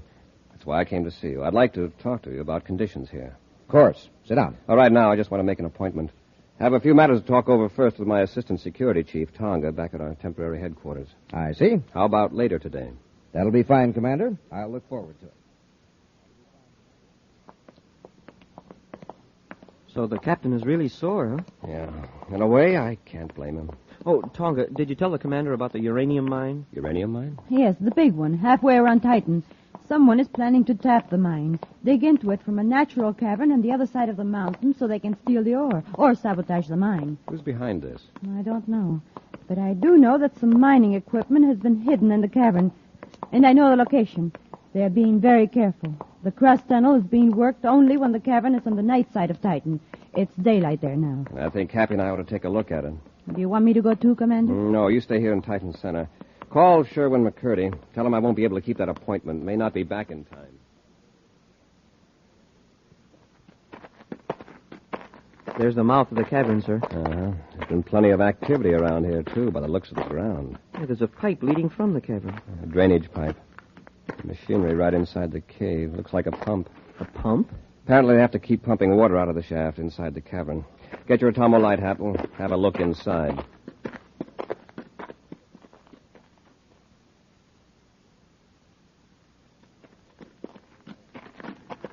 Don't bump your head when you go through this opening, Happy. I wonder how close we are to the regular mine. It's hard to tell. Hey, we're in water over our ankles. Oh, the shaft can't go much farther. We must be halfway into the mountain by now. The water's getting deeper, sir. It's nearly up to my waist. Listen. Sounds like a motor of some kind. Must be back outside the cavern. The automatic pump engine. When the water reaches a certain level, it cuts on and draws off the water. But, Commander, look at the water level against the wall of the shaft. It looks like it's rising. You're right, Hap. That pipe isn't drawing water out, it's forcing it in. Someone reversed the pumps. They know we're down here, and they're trying to drown us.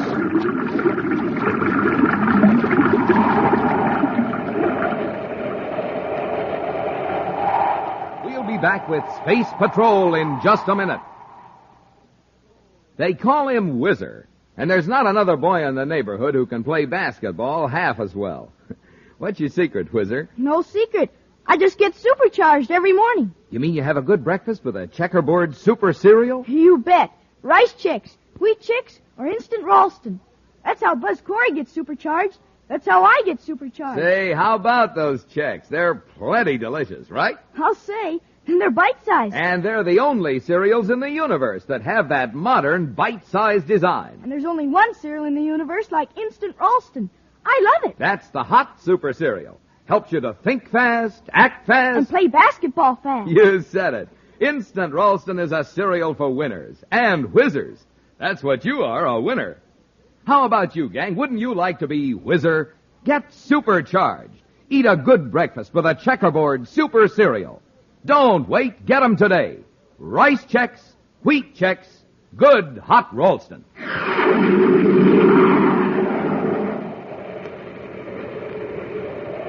Buzz and Happy have entered a cavern on Titan, 6th moon of the planet Saturn, to investigate a hidden shaft that they believe leads to a uranium mine. After crawling through a narrow opening far under the ground, they suddenly noticed that the water in the bottom of the shaft seemed to be rising. Then they heard the sound of the pump echoing down from the cavern opening and realized that water was being deliberately pumped into the mine shaft to drown them. With the water up to their chests, they flashed their atomolites around them, searching for a way to escape. Hey, wait, Hap. Listen. I don't hear the pump anymore. Maybe it's been shut off. No. The water's still gushing in from that pipe. We don't hear the pump because the water is over the narrow opening. Well, then how are we going to get through? We'll dive under long enough to get to a place where the water doesn't fill the shaft. All set, Happy? Yes, sir. Dive deep.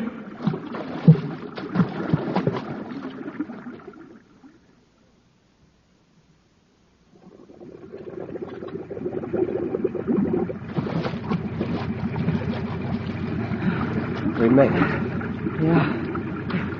Hey, the water's not even up to my hips here. We're on an upward slope of the shaft. Come on, Happy. Let's get out of this place.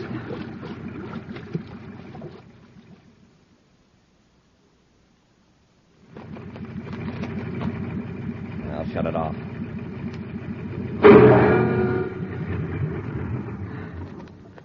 Well, there's no sign of a ship around here, sir, except ours. Whoever did this has certainly finished us off. I'd sure like to find out who it was. Happy. Look there on the ground. See what's scattered around the pump? Callium seeds. Right. Well, I guess we know who turned the pump on, sir. I've known Captain Kruger a long time. I can't imagine him doing a thing like this. Shall I pick up some of these seeds, sir, for evidence? Yes. Then let's get back to Titan Center. I don't understand it, Commander. I don't see how Kruger or anyone else knew that I told you about the secret mine. He could have seen our ship headed that way and followed us in Lonesome Lena. Well, if he did, he must be working with a gang. While you were gone, something happened here. Oh? Some antibiotics were stolen. Several thousand credits worth. The worst part of it is they're urgently needed at a hospital in Saturn. There's an epidemic of Zeta virus at Saturn City. Well, can't they send medicine in from some other planet? Well, this particular antibiotic is made here on Titan. There is some on the other planets, but there isn't enough time to get it. And if a supply of the medicine isn't taken to Saturn very soon, the doctors say a lot of cases will prove fatal. Yeah, there must be some more of that medicine here on Titan. Maybe McCurdy can help us out. I've already talked to McCurdy. He said he's contacted every possible source. The thieves stole every bit of it and will now hold out for a fancy prize. Well, they won't have to hold out long. Commander, do you think Kruger's mixed up in this, too? We're going to find out, Happy. Let's find the Lonesome Lena. Corry! Captain Kruger. I won't be persecuted. Not by the Space Patrol or anybody else. I'm getting a raw deal. And if you're as fair-minded as I think you are, you'll agree with Is the raw deal you're getting as bad as being nearly drowned in a flooded mine? Huh? What are you talking about? Show him the evidence, Happy. Yes, sir. Recognize these, Captain? Well, of course, they're calcium seeds. We found them by the pump, Kruger. Pump?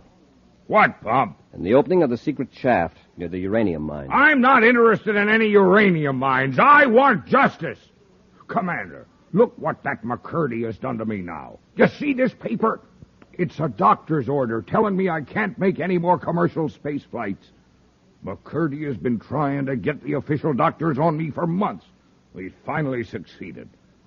They gave me a checkup, and I'm grounded. Let me see that. For 6 hours, they gave me tests. Heart, blood pressure, metabolism, the works. This is Dr. Greer's signature, all right. Yeah. But just read what he says. Captain Kruger's condition makes any further space flights extremely dangerous.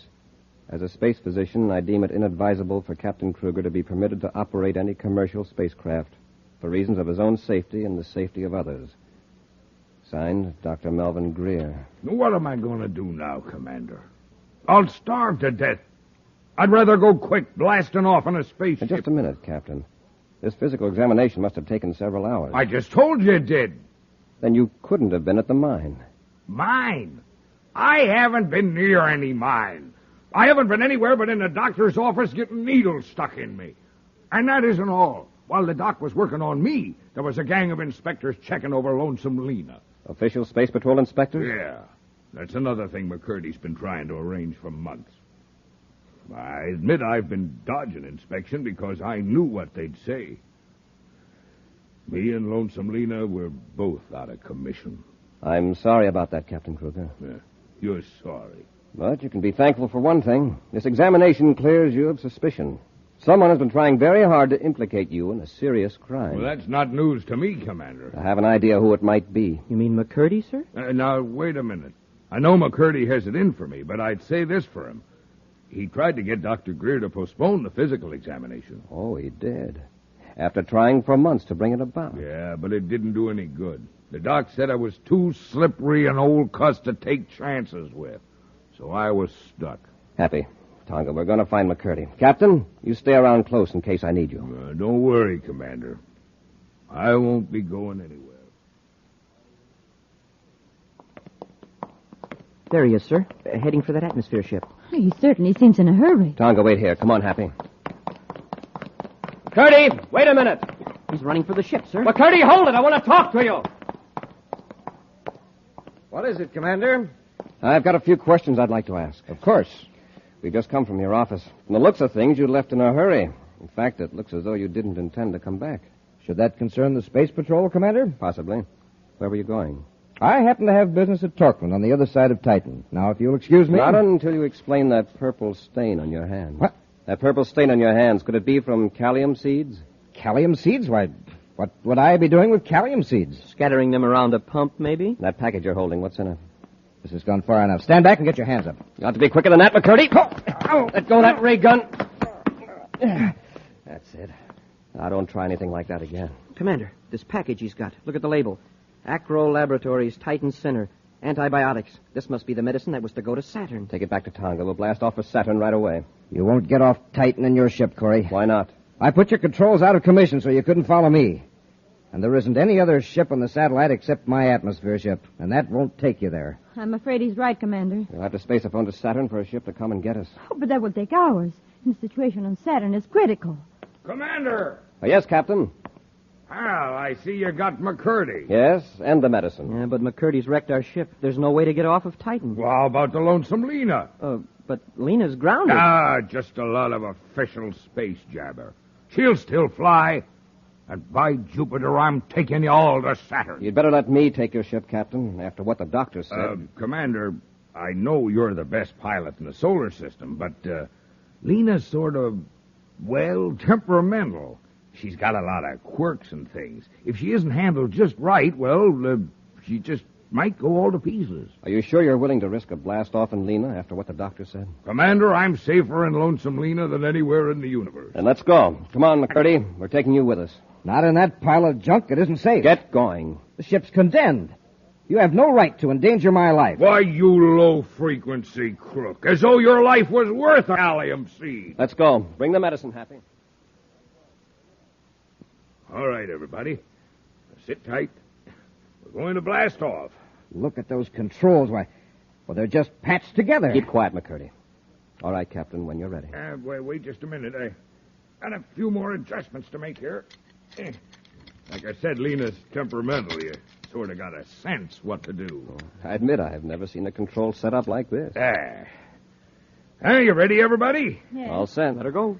And here we go.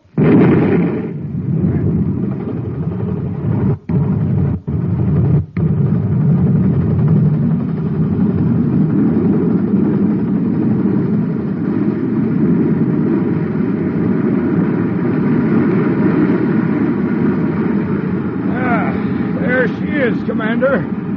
We're spaceborne. An excellent blast-off, Captain. Yeah, just like I said. Captain, what's wrong? Tonga, get the first aid kit, if there is one. He's passed out. Now what are we going to do? Happy. Yes, Commander? Help me lift the captain out of the pilot seat. Yes, sir. There. Happy, you and Tonga see what you can do to make him comfortable. I'll take the Lonesome Lena into Saturn.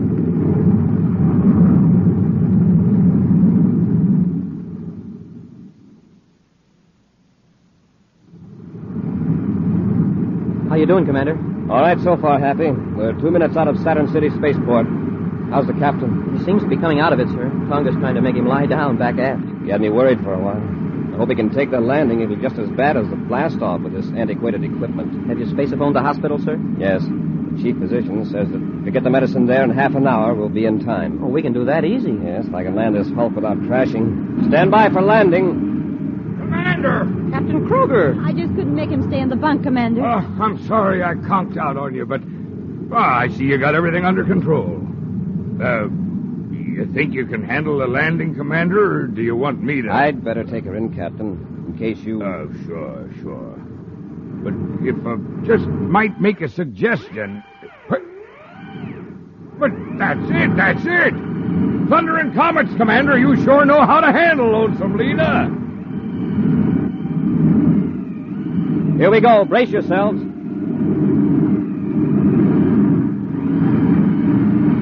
That's it. You've got it.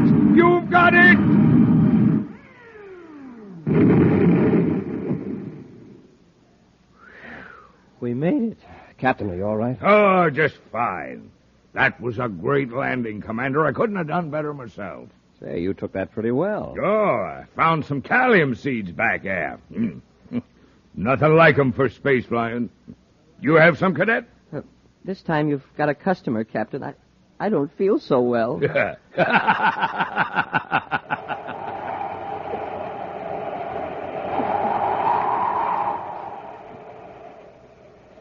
This is Commander Corry. And Marvin Miller. Reminding you that pulling up to your breakfast table... is like pulling up to a filling station. Give him our example, Marvin. A jet cycle has just pulled into a filling station to get its tank filled. The man has it filled with ordinary fuel.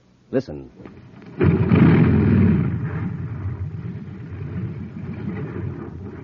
Not much go in that jet cycle, is there? Now listen to the same jet cycle filled with super fuel.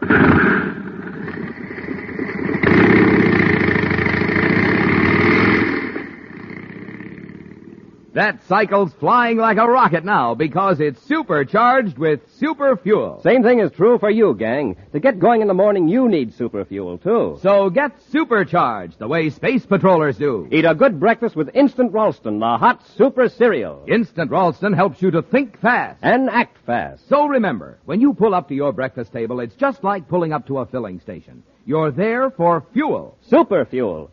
So you can get supercharged. Take a tip. Eat a good breakfast with Instant Ralston and get supercharged. Get it today in the red and white checkerboard package. Good hot Ralston. And now for a preview of next week's exciting Space Patrol story.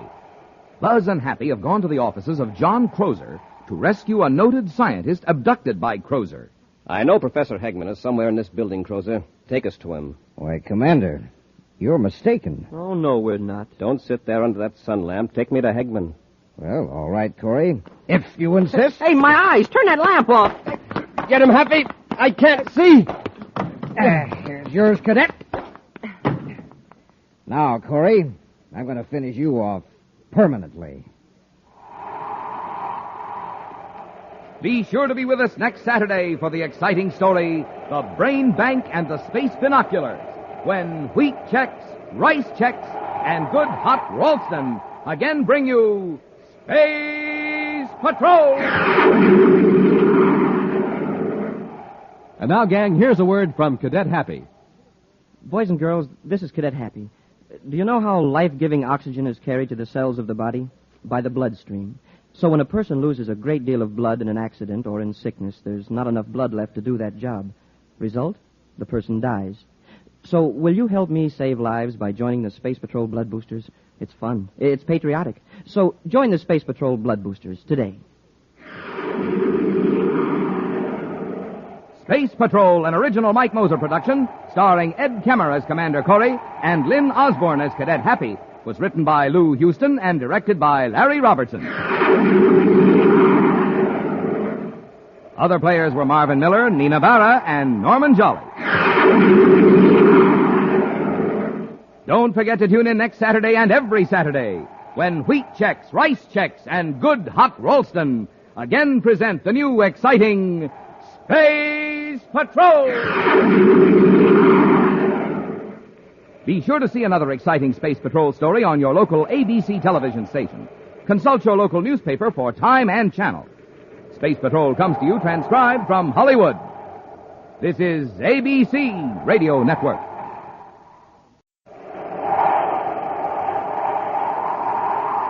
Wheat Chex, Rice Chex, and Good Hot Ralston present Space Patrol! High adventure in the wild, vast reaches of space. Missions of daring in the name of interplanetary justice. Travel into the future with Buzz Corry, Commander-in-Chief of the Space Patrol! In today's transcribed adventure, Buzz and Happy have gone to the offices of John Crozer to rescue a noted scientist abducted by Crozer. I know Professor Hegman is somewhere in this building, Crozer. Take us to him. Why, Commander, you're mistaken. Oh, no, we're not. Don't sit there under that sun lamp. Take me to Hegman. Well, all right, Corry, if you insist. My eyes, turn off that lamp. Get him, Happy. I can't see. Here's yours, Cadet. Now, Corry, I am going to finish you off permanently. We'll be back in just a moment with today's Space Patrol story, The Brain Bank and the Space Binoculars. Wow! Man, oh man, oh man! Yummy! That boy sounds excited, doesn't he? Well, no wonder. He's just had his first taste of Rice Chex, the delicious bite-sized super cereal. Wow! Man, oh man, oh man! Yummy! Same boy, yep, and the same cereal, only it's his second bowl. Try Rice Chex yourself, gang. You'll love it. I'll say, and when you eat a good breakfast with Rice Chex, you're supercharged. Absolutely. So, gang, try it today. Delicious Rice Chex.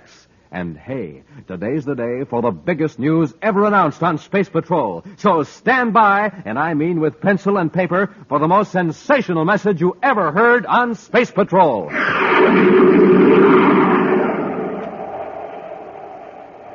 Not far from Space Patrol headquarters on the man-made planet Terra is the Crozer Building. From his spacious offices on the top floor, John Crozer directs his far-reaching enterprises. It is Crozer's proud boast that his payroll list is virtually a scientific hall of fame, an interplanetary who's who of distinguished men and women in every field of science and technology. His rugged features and penetrating eyes are reflected on the polished surface of his mammoth Endorium desk as he confers with his director of plant operations, Erla Becker, and the noted physicist, Professor David Hegman. Miss Becker, is there anything else on the agenda which concerns Professor Hegman? Yes, you wanted me to remind you to congratulate the professor. Oh, yes, the Kleinhurst medal. I understand you're to receive it at a banquet this evening. That's right, Mr. Crozer. Congratulations. You're upholding the Crozer tradition. The Crozer tradition? Of course. For the past 3 years, every winner of the Kleinhurst Medal for Scientific Achievement has been associated with Crozer Enterprises.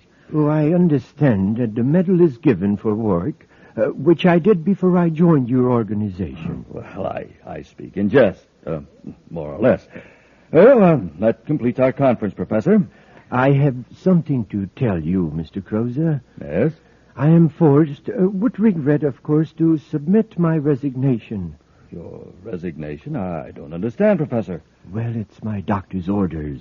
He says my health won't permit me to continue my work for your company. But you're under contract. You're absolutely necessary to this project. I am very sorry. But my doctor tells me that unless I retire, I may not last for more than a few months. This puts my company in an awkward position, Professor. I won't tolerate it. I regret this as much as you do, Mr. Crozer. But I don't see what I can do about it. See here, Hegman. It'll take us 3 years to complete construction and install equipment. Your contributions are useful now in our present stage, but they'll be absolutely essential in 3 years from now. Oh, Mr. Crozer, no one individual is absolutely indispensable. There are other scientists in my field. Hegman, I hired you because you're the only man alive today who can see this particular phase through to a successful conclusion. This whole operation is geared around you. You can't resign. Well, my doctor tells me that I have no choice. Surely you don't expect me to endanger my life? I'm going to have a talk with that doctor of yours. I'm afraid it won't do you any good, Mr. Crozer. 2 other doctors have confirmed his diagnosis. Very well. We shall see. Our interview is ended, Hegman. I have other matters to discuss with Miss Becker now. Goodbye, Mr. Crozer. Goodbye, Professor. The nerve of that man. Trying to walk out on me, John Crozer. I understand how you feel, but as the professor says, it can't be helped. I'll hold him to his contract.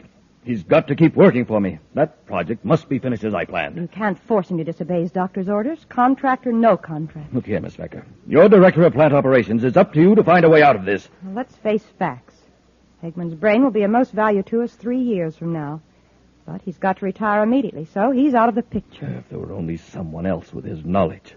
There is one possibility, but it's not legal. Well, let's hear it.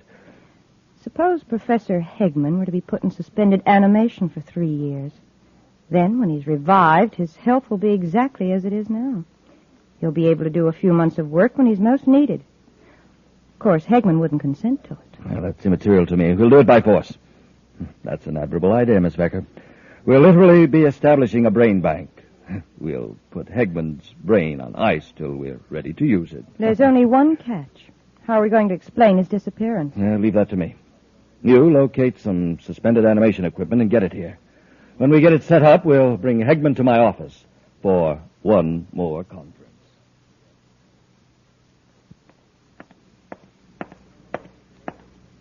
Well, nobody seems to know where the professor is, Commander. I've even checked with his doctor. I've just phoned Crozer. He hasn't seen him either. Well, maybe the professor forgot about his appointment with you. He could be out with friends celebrating. After all, he's just received the Kleinhurst Medal. I doubt that he'd forget the appointment, Happy. He seemed very anxious to talk to me. You knew, didn't you, that the professor has to retire? No. Why, sir? His doctor warned him that he can't keep up the pace. Oh, by the way, there's something I've been wanting to show you. Here. Have a look at this new Space Patrol equipment. Binoculars? Yes. Not just ordinary binoculars, Happy. They're space binoculars. Can I try them out, sir? Sure, they're yours. Gee, they've got a band on them so you don't have to hold on to them. Yeah, the band fastens them around your head. Right, it leaves your hands free. Now, take a look over the city with them, Happy. I'll take the polarization off the windows. Wow, these are great, sir. Why, I can even read a small sign on the space terminal building. A sign I can't even see without the binoculars. Well, you get out in space, out of the atmosphere of Terra, then you'll really see something. You mean they're even better out in space? They're so sensitive, they'll pick up very small objects many miles away. They're designed especially for pilots on search missions. Within a planet's atmosphere, they're good 4-power binoculars. Wow. Hey, look, there's some people walking 5 blocks away, and it looks as though I could almost reach right out and touch them. Hey, from what you say, Commander, I'd sure like to take a look through them out in space. Mr. Crozer, this is the most outrageous thing I have ever heard. I refuse to let you do it. Professor, I'm afraid there's nothing you can do about it. Well, don't you know that even if I gave you my consent, it is still illegal for private persons to use the suspended animation process? Now, if you'll unlock the door, Crozer, I'll leave. Hegman, my friend, you're not leaving. Miss Becker, we might as well get started with the process. Give him the preliminary injection. All right, Mr. Crozer. Get away from me. Hegman, get away from that window. I wouldn't advise jumping out, Professor. It's a long way to the street. Yes, and it wouldn't be suspended animation. It would be terminated animation. Go on, Miss Becker. Give him the electronic injection. Get away from me. I've got my hand over his mouth. Quickly, Miss Becker. Well, hold him still. Quit struggling, Hegman, or you'll really get hurt. There. How long does it take for the electronic injection to knock him out? Just a few seconds. Good. He's losing consciousness. All right, Miss Becker. Let's carry him into the suspended animation chamber and finish the process. Commander, look. I can see the lettering on the windows of the Crozer building. These binoculars are fantastic, even in the atmosphere. Take a look at Terra Park, Happy. You can probably see the ants on the rose bushes. Yeah, they aren't that good. But I can see people inside the Crozer building. Look, sir, on the top floor, there's a man standing in the window. I can see him just as plain. Here, sir, try him. All right, I'll take just one look, but then I think we'd better get to work. Yes, sir. It's the 4th window from the corner of the building, see? Yeah, it is clear. Well, that's Professor Hegman. Huh? At least I think it is. Oh, he's gone now. Wonder why Crozer didn't have the professor call me. I suppose Hegman's busy closing up his work with Crozer. Yeah, I think he'd at least phone you. I'll tell you what, Happy. I've got an errand to make right near the Crozer building. Let's drop in and see the professor on the way over. I've checked the suspended animation equipment. Everything's working fine, Mr. Crozer. How long does it take? Another hour and we'll be through. Oh, good. You aren't going to keep him here in the building, are you? No, in a day or so we'll take him to Mars. We'll have to take the equipment there, too. We have to give him booster treatments every 3 months. Say, haven't you been under that helio lamp long enough? Oh, I've got it on low setting. You ought to try it, Miss Becker. It's really very relaxing. Not as relaxing as that treatment we're giving Hegman. Yes. He'll be relaxed for 3 years. Speaking of Hegman, did you see him throw anything out of the window when you were struggling with him? I know. Did you? Well, he made a sort of throwing motion with his hand. I think I better go down the street and check. Yeah, that's right. He certainly didn't have time to scribble any note. But let's not take any chances. Come in. Hello, Mr. Crozer. Commander Corry. Nice to see you. Thank you. This is Cadet Happy. How do you do, Cadet? How do you do, sir? Sit down, gentlemen. I hope you don't mind if I go on with this lamp treatment. I'm acquiring a tan for myself. I see you are. Unfortunately, I don't have the opportunity to get it the natural way as you space patrolmen do. That's quite a high-powered lamp. Yes, it can be if it's turned up. Have to know how to handle it. The reason I came over, Mr. Crozer, is to see Professor Hegman. The professor isn't here. Remember, I told you I'd ask him to call you if he showed up. We saw him standing by the window of this office just a few minutes ago. You saw him in the window? Happy and I were testing some new Space Patrol binoculars. We thought we saw Hegman. Hegman? You must be mistaken. Oh, I know. One of my attorneys was here a while ago. He's about the same height and build as Hegman. Yes, come to think of it, there is a resemblance. Funny, I never thought about it before. Well, apparently we made a mistake, Mr. Crozer. Sorry to have bothered you. No bother at all. No bother at all. The old fool threw this out of the window. I didn't know there was anyone in here. We were just leaving, but I've changed my mind. May I see what you have there? Oh, it's nothing at all. No, Commander. Just a little promotion gimmick one of our companies is putting out. May I see it? Yes, of course. The Kleinhurst medal, a promotion gimmick? A Kleinhurst medal? There's only one man who would have that medal on his person at this time. That would be Professor Hegman. What are you getting at? This young lady just said it was thrown out of the window. Well, why would anyone throw a valuable award like this out of a window unless they wanted to attract attention? Give it to me straight, Crozer. Where is Professor Hegman? You're jumping to conclusions, aren't you, Commander? That was Hegman we saw.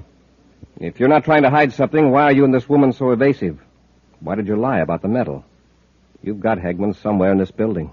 I suppose you won't be satisfied until you search the place. That's right. All right, then. Come on. I'll just turn this lamp on full power and right in your eyes. Turn it off! My eyes. Get him, Happy. I can't see. No, but I can. Grab that bookend, Miss Becker. Nice work, Miss Becker. And now, Cadet. That'll hold them for a while. It was a smart trick, Mr. Crozer, shining that helio sun lamp in their eyes. I had to do something after that faux pas you pulled. Oh, I'm sorry. I didn't know they were here. We've got to move fast. Arrange for a spaceship. We'll get Hegman aboard. What about these two? We'll lock them in the next room till we get Hegman out of here. Then I'll come back and finish our Space Patrol friends for good. We'll be back with Space Patrol in just a moment. Oh, come on, Captain Trufeld. Tell me what Buzz Corry's big new surprise is for all his kids. Won't you, huh? No, I can't tell you. Please? Nope, it's a secret until the end of today's program. Is it something the commander himself uses? Oh, you bet it is. It's official Space Patrol equipment. Can't you really tell me what it is? Nope, it's a secret. Well, then, how about a little hint? Well, I'll tell you this. It's something absolutely new and different. Oh, man, I just can't wait. Well, you hurry now, get a pencil and paper ready, and keep listening, because in just a few moments, I'll tell you what the big surprise is and how you can get it. And all you boys and girls listening in, you do the same thing. Get pencil and paper ready, and be all set to take down the information you need to get that wonderful new surprise Buzz Corry has for you. So long for now. See you at the end of today's program, when I'll tell you all about the biggest, the swellest, the most exciting value ever offered on Space Patrol.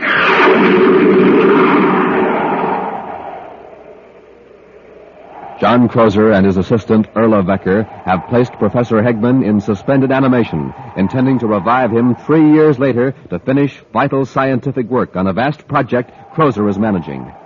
When Commander Corry and Cadet Happy decided to search the building for the professor, Crozer blinded them with a beam from a high-powered helio sun lamp and then knocked out the virtually defenseless space patrolman. Buzz and Happy have just regained consciousness and their vision and find themselves locked in a room. It's no use, Happy. We can't break down that door. We must be in the Crozer building, judging by the view from the window. Yeah, on the top floor. And Crozer's probably miles away by now with the professor. I doubt it. He wouldn't go away without being sure we'd never be able to report him. He'll be back. And then I've got a feeling we'd better get out of here before he returns. Let's take a look out the window.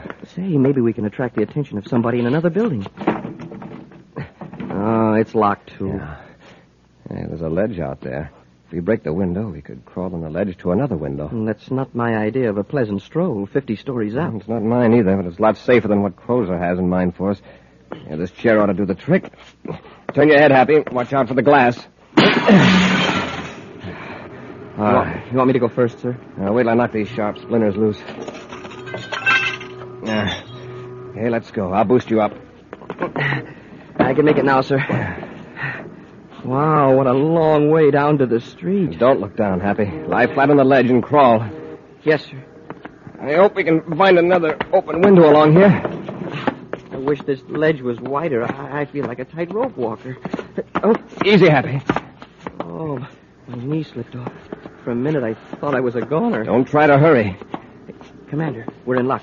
Is that window unlocked? Yes, sir, and it's partway open. All I have to do is push it. Easy now. Don't push yourself off the ledge. Anybody inside? I don't see anybody. Well, here goes.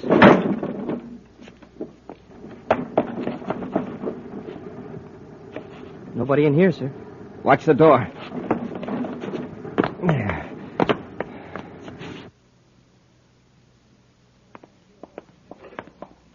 How are you going to do away with Corry and the cadet? You unlock the door. Swing it open. I'll blast them with this gun before they have a chance to rush us. Open the door, and be sure and stand back. Don't worry. All right, Corry, we'll... They're gone. Gone? This room's empty. Look at the window. Well, they couldn't have climbed down the side of the building. They certainly wouldn't jump. The ledge. They used the ledge. By now, they've probably given an alarm. This whole building will be swarming with space patrolmen soon. Well, what'll we do? We've got to get out of here. We'll have to forget about the equipment. We've got to get to the spaceport and blast off right away. Hurry, Earl. We haven't a second to spare.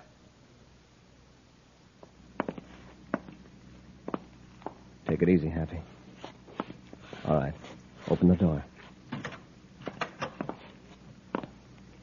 Well, there's nobody in here either. Just some equipment of some kind. Some men's clothing, coat and a hat. What kind of equipment is this, sir? Suspended animation equipment. Oh, that's what they use in criminal rehabilitation centers to help cure criminal tendencies. Yes, but how did Crozer get hold of it? And what for? I thought it was against the law for private individuals to have these. Well, that wouldn't stop Crozer. But why would he want this equipment? Why would he want to put under... Professor. What? That must be it. With the professor in suspended animation, he'd be easier to conceal. Well, sure, but what good would the professor be if he was unconscious? Crozer could revive him whenever he needed him, even months or years from now. I wonder what Crozer did with him. He'd try to get him off Terra. Let's go to the spaceport, Happy.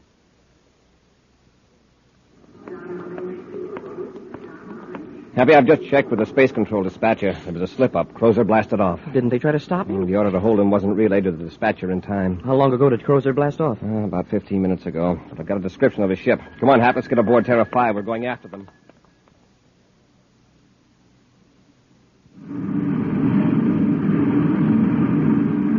That was luck. I was afraid they'd stop us at the spaceport. Look in the viewscope. There's a ship following us. The space patrol. Yeah, we are in a spot. We can't outrun that ship. No, but we can get rid of the professor. Corry doesn't find Hegman on the ship. He can't prove anything against us. Well, what do you intend to do? Just shove the chamber out into space? Yeah. Chances are the professor will never be found. Come on, we've got to get rid of Hegman, and then we'll take our evasive action. Corry won't stand a chance of locating that box with Hegman in it.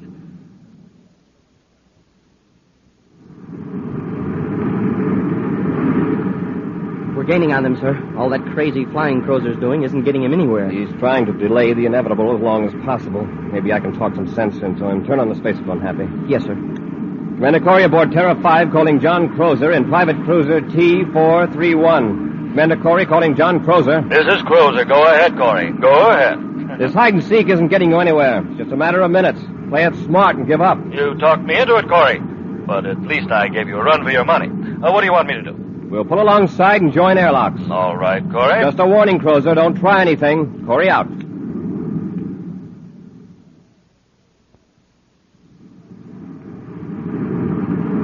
They've joined airlocks with us. All right. Have you got the electronic injection? Yes, it's right here. Yeah, they won't suspect anything from you. Watch your chance and use it on Corry. I'll jump the cadet. He won't be in your way. And then when they're unconscious, they can join Professor Hegman out there in space. All right, Earl. Here they are. Careful, don't make any slips. All right, Crozer. Get your hands up. Of course, Commander. Searching for weapons, Happy. Yes, sir. Where's Professor Hegman? Professor Hegman? Why, we haven't the slightest idea. Come on, quit stalling. What did you do with him? We haven't got him. Search the ship if you don't believe me. That's just what we will do. He doesn't have any weapons on him, sir. All right, keep your gun on them, Happy, while I search the ship. All right, lady. Get over there next to Crozer. My name is Erla Vecker, and I'll be glad to. Oh, excuse me. Commander? Oh, no, you don't. What have you got there? Let go of me. In your hand. Come on, Erla. That's it. Well, electronic injector. I'll take that gun, Cadet. Oh, no, you don't. All right, Crozer. Hey, nice one, Commander. Don't try anything like that again, Crozer. And no tricks from you either, Erla. It's lucky you saw her with that electronic injector, sir. You should have had us in deep freeze. That was a very foolish move on your part, Erla. Now you're in this just as deep as Crozer. Now let's have it. Where's Hegman? All right, I'll tell you, but you'll never find him. He's somewhere out in space. What? You threw him out of the ship? That's right. All sealed up in a nice cozy box. Chances are he'll float forever in space, in suspended animation. Happy, get these two into our ship. We'll cut loose and start a search. They're going to stay right with us till we find them.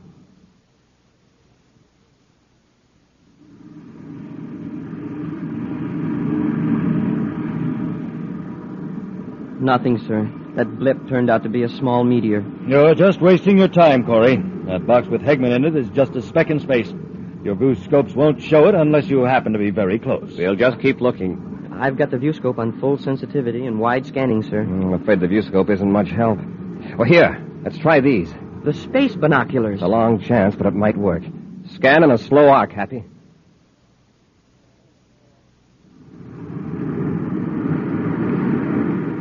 There's something. Oh, no, it's just another meteor. Let me have a look. Hey, wait a minute. It's a rectangular shape. Check it, Happy, about 10 degrees high. I see it, sir. Yeah, it's a box, all right. That's it, we found it. Change vector, Hap. Let's hope we're not too late.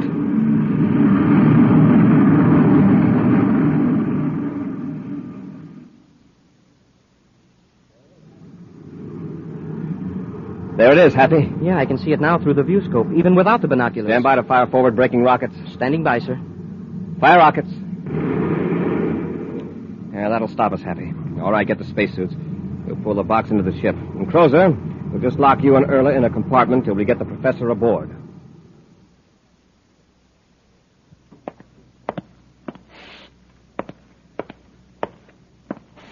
Why don't you sit down and relax, Crozer? You'll wear out the commander's carpet. Why don't we hear from the hospital? Yeah, you're pretty worried now, aren't you, Crozer? You know, if Professor Hegman doesn't come out of that deep freeze, it's going to go mighty hard on you and Erla. Well, they should know by now. Oh, for Saturn's sake. Sit down and stop that pacing. Oh, here's the commander. Crozer, look who's with him. Professor Hegman. That's right. It's certainly lucky for you two that the professor pulled through that treatment. Yes. And, Mr. Crozer, it will give me a great deal of pleasure to testify against you. And Schoften you with more of his work than the doctor first thought. Well, in that case, we actually did you a service, Professor. Commander, that should be taken into account. Don't think you're going to get off easy on that account. It's just luck, and the fact that we had these space binoculars that saved the professor. Yes, Happy. I had no idea that the binoculars would actually help us save a life. You sure were right about their being terrifically powerful out in space. And they're great in a normal atmosphere, too. I'm not going to lose any time in issuing them to all Space Patrol personnel. Sir, did you know that when you look through the binoculars the wrong way, you can see into the future? Oh, I was under the impression that they just smallify. But if you say so. Oh, that's ridiculous. It just makes objects look far away. Uh-huh. And far away, I see a criminal rehabilitation center with two people in it. John Crozer and Erla Vecker. And they're getting the same kind of treatment they gave Professor Hegman, suspended animation. You want to have a look?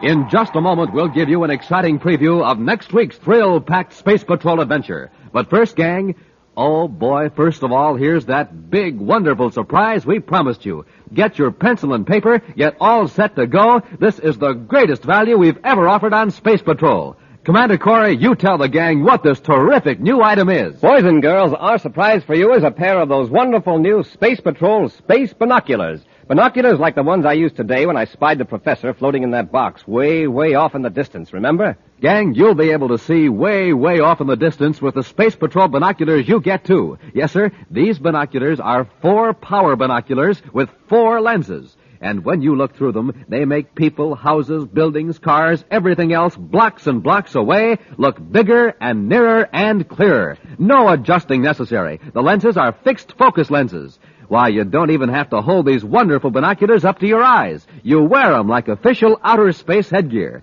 They have a strong elastic band on them, and when you slip it over your head, it holds the binoculars in place and leaves your hands absolutely free. Makes you look like a man from Mars, because these binoculars stand out from your eyes a full 3.5 inches. That's right. These are not flimsy little celluloid goggles or a mask. These are real, full-size binoculars. Overall, they're 5 inches wide, 5 inches long, and they're made of solid plastic. Beautiful, long-lasting black solid plastic with bright red leather-like trimming that makes them look terrific. Now, don't forget, you can see way off in the distance with them. You can spot your dad coming home from work, spot the mailman coming blocks away. You can watch birds in high trees, study animals, identify people in the distance, read signs way, way off, and see airplanes way up in the sky. And when you look through the other end of your space binoculars, they do a switcheroo. They make close-up things look like they're far away from you. Yes, sir, gang, these powerful Space Patrol space binoculars are the greatest value we've ever offered on Space Patrol. To get a pair, do this. Buy a box of Instant Ralston. Then, with your name and address, send 25 cents in coin and an Instant Ralston box top to Space Patrol, Box 686, St. Louis, Missouri. This offer good only in continental USA and may be withdrawn at any time. If you don't agree that your binoculars are absolutely tops, return them. We'll return your money. That address again is Space Patrol, Box 686, St. Louis, Missouri.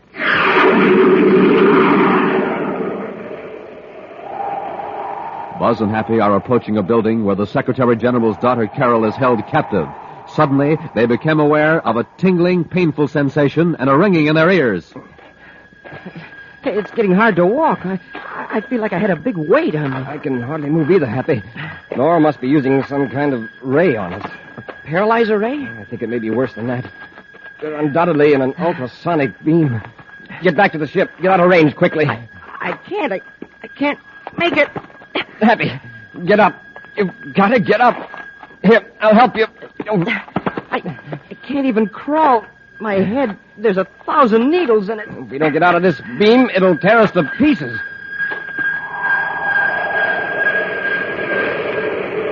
Be sure to be with us next Saturday for the exciting story, The Sleepwalker, when wheat checks, rice checks, and good hot Ralston again bring you Space Patrol!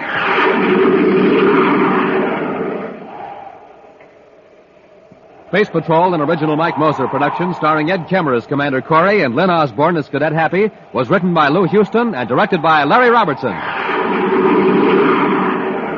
Other players were Virginia Hewitt, Ken Mayer, David Duval, and Bela Kovac. Dick Tufeld speaking. Now, don't forget to tune in next Saturday and every Saturday when wheat checks, rice checks, and good hot Ralston again present the new exciting Space Patrol!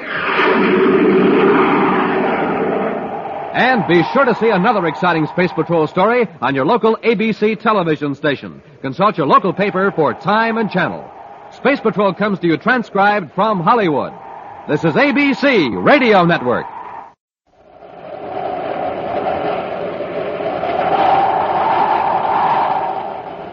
Wheat checks, rice checks, and good hot Ralston present Space Patrol! High adventure in the wild, vast reaches of space. Missions of daring in the name of interplanetary justice. Travel into the future with Buzz Corry, Commander-in-Chief of the Space Patrol! In today's transcribed adventure, Buzz and Happy are approaching a building where the Secretary General's daughter Carol is held captive. Suddenly, they become aware of a painful, tingling sensation and a ringing in their ears. It's hard to walk. It feels like a big weight on me. Yeah, I can hardly move. Happy, Nora's using some kind of a ray on us. Paralyzer ray? It's worse than that. We're in an ultrasonic beam. Run back to the ship. Get out of its range quickly. I can't. Happy, get up. Here, I'll help you. I can't even crawl. My head, there's 1,000 needles in it. If we don't get out of that beam, it'll shake us to pieces. We'll be back in just a moment with today's Space Patrol story, The Sleepwalker. And now, gang, here's some terrific news. Here's how to get a pair of the Space Patrol Space Binoculars, the most unusual binoculars ever designed. You wear them like official outer space headgear. That's right, a strong elastic band holds them snugly to your eyes, leaving your hands absolutely free. Now, these are not flimsy celluloid goggles, not a mask. They're the real McCoy. Big, full-size, solid plastic binoculars you can see way off in the distance with. Overall, they're a complete 5 inches in width, a complete 5 inches in length. And when you wear them, they stand out a full 3.5 inches from your eyes. Powerful? Oh, you bet. These are 4 power binoculars with 4 fixed-focus, pure lucite lenses. You can spot airplanes in the sky, watch for your dad coming home from work, read signs way off in the distance. Truly, the greatest Space Patrol value in all our experience. The most sensational offer we have ever made. Now, here's how to get a pair. Buy a box of Instant Ralston. Then, with your name and address, send 25 cents in coin and an Instant Ralston box top to Space Patrol, Box 686, St. Louis, Missouri. If you don't agree that your space binoculars are absolutely tops, return them and the Ralston Company will cheerfully refund your money. The address again is Space Patrol, Box 686, St. Louis, Missouri.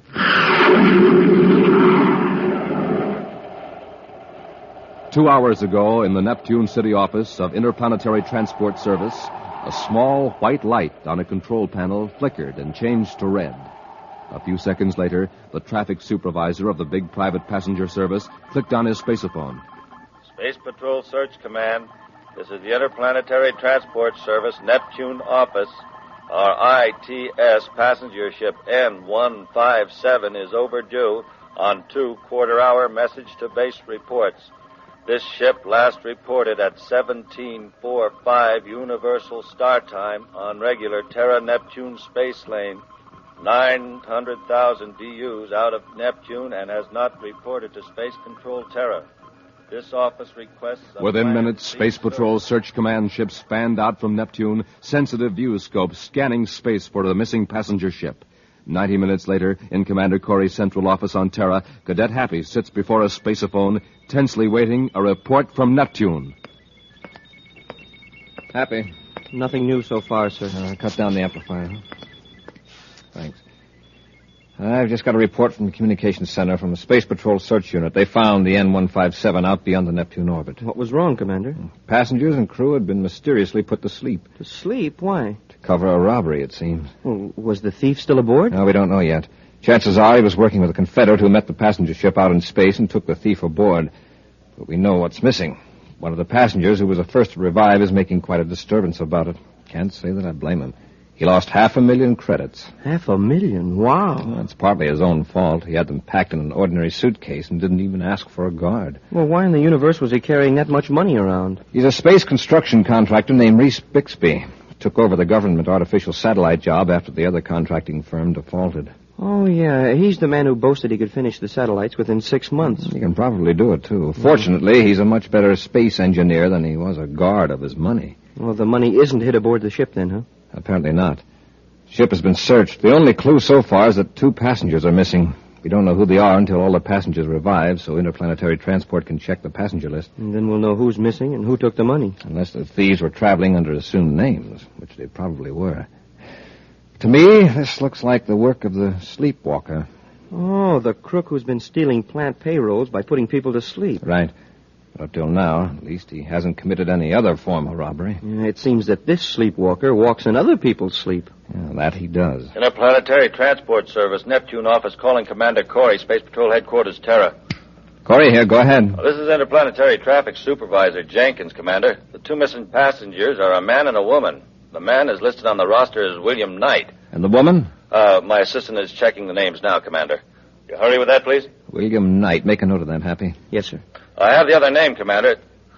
I can't believe this. What is it, Jenkins? The missing woman is the Secretary General's daughter, Carol Carlisle. What? Was on the amended passenger list, a last-minute change transmitted from Terra, which is why we were so long in finding out. Jenkins, stand by for further instructions. Yes, Commander. Happy, get the ship ready. We're blasting off for Neptune immediately.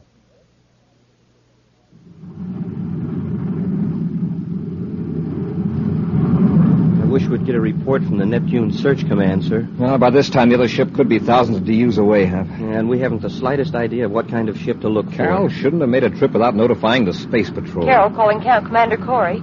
Carol calling Commander Corry. On the miniature spaceophone channel.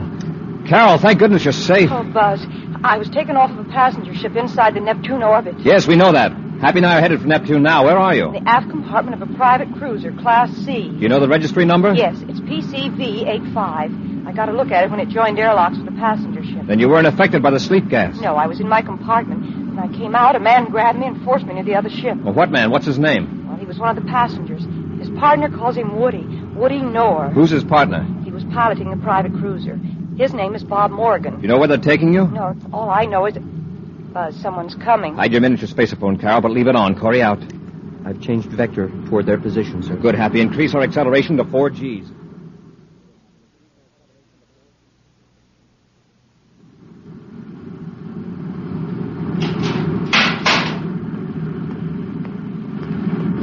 We came in to have a little chat with you, miss.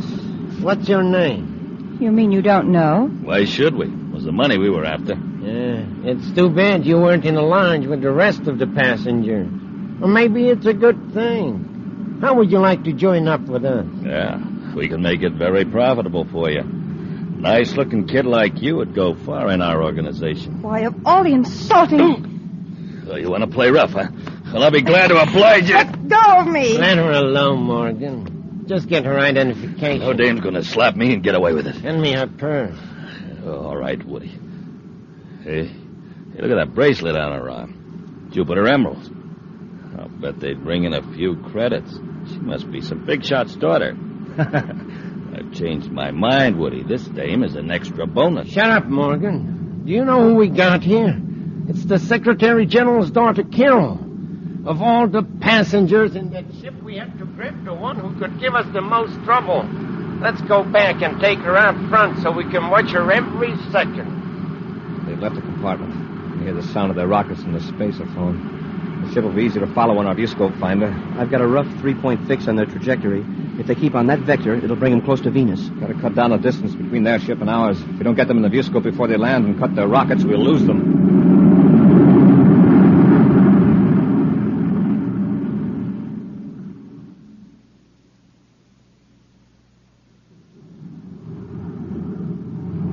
All right, Morgan, set her down. It's Venus.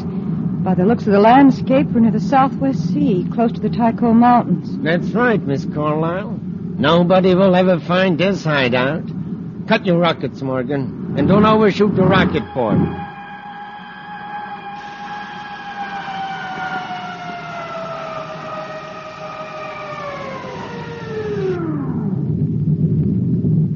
You take the money. I'll handle the girl. Come on, we got to decide what to do with you.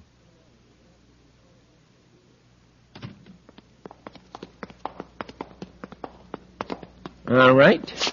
Just sit down and relax, miss. Yeah, you can watch us count the money. We got to reach a decision and right away. What do you suggest? Well, we can't keep her here, and we can't turn her loose. She knows too much. That leaves only one thing. Do away with her. Yeah. But so far, we never had to resort to anything so drastic. That's her own fault. My fault? And just how do you figure that? You just keep out of this. Just leave it to a woman to spoil a man's perfect record of crime without violence. Me, Woody Noor, the Sleepwalker. I pulled off dozens of robberies and never even had to slug anybody. I've got it.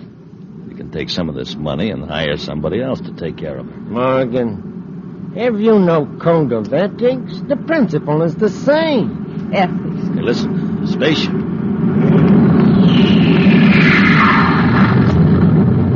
It's a space patrol ship. It's Terra 5, Commander Corry's ship. Blast him. How did he train us here? What are we going to do? Take it easy. I'll turn on the ultrasonic beam. What will that do? Just watch. I got a scanning device on the roof. It revolves slowly.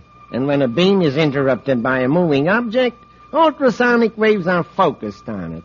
Ultrasonic waves? What do they do? Well, first they affect the nervous system. They paralyze any living thing within range. The more the victim moves, the more intense the vibration becomes. There is no escape. Oh, no. Finally, the vibration acts on the flesh like a million tiny scalpels. I won't use it, except that I'm forced to in self-defense. Stop showing how much you know. Let's get this over with. All right, come to the window if you'd like to watch.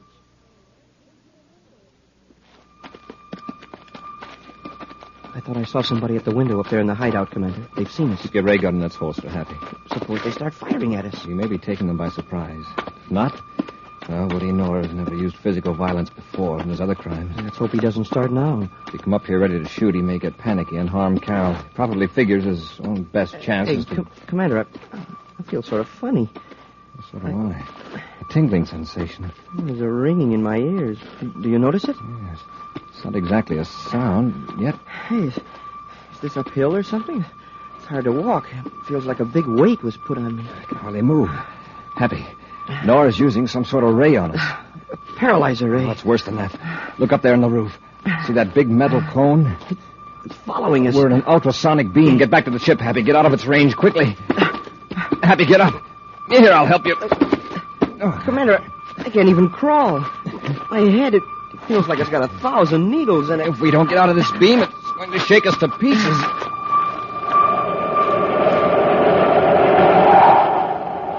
We'll be back with Space Patrol in just a moment.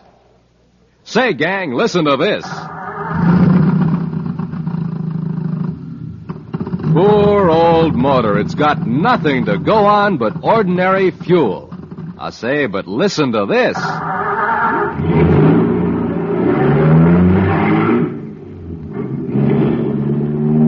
Wow, there's a motor that's supercharged. Got super fuel in it, that's why.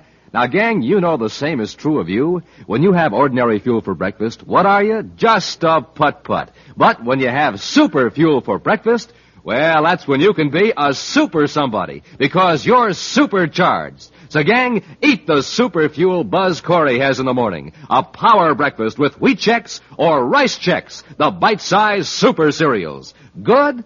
Ah, wait till you try them. The swellest tasting cereals in the universe. And the only cereals in the universe with that modern bite-sized design. So don't be a putt-putt. Be a super somebody. Eat a breakfast that supercharges you. A power breakfast with the super cereals, rice checks, and wheat checks.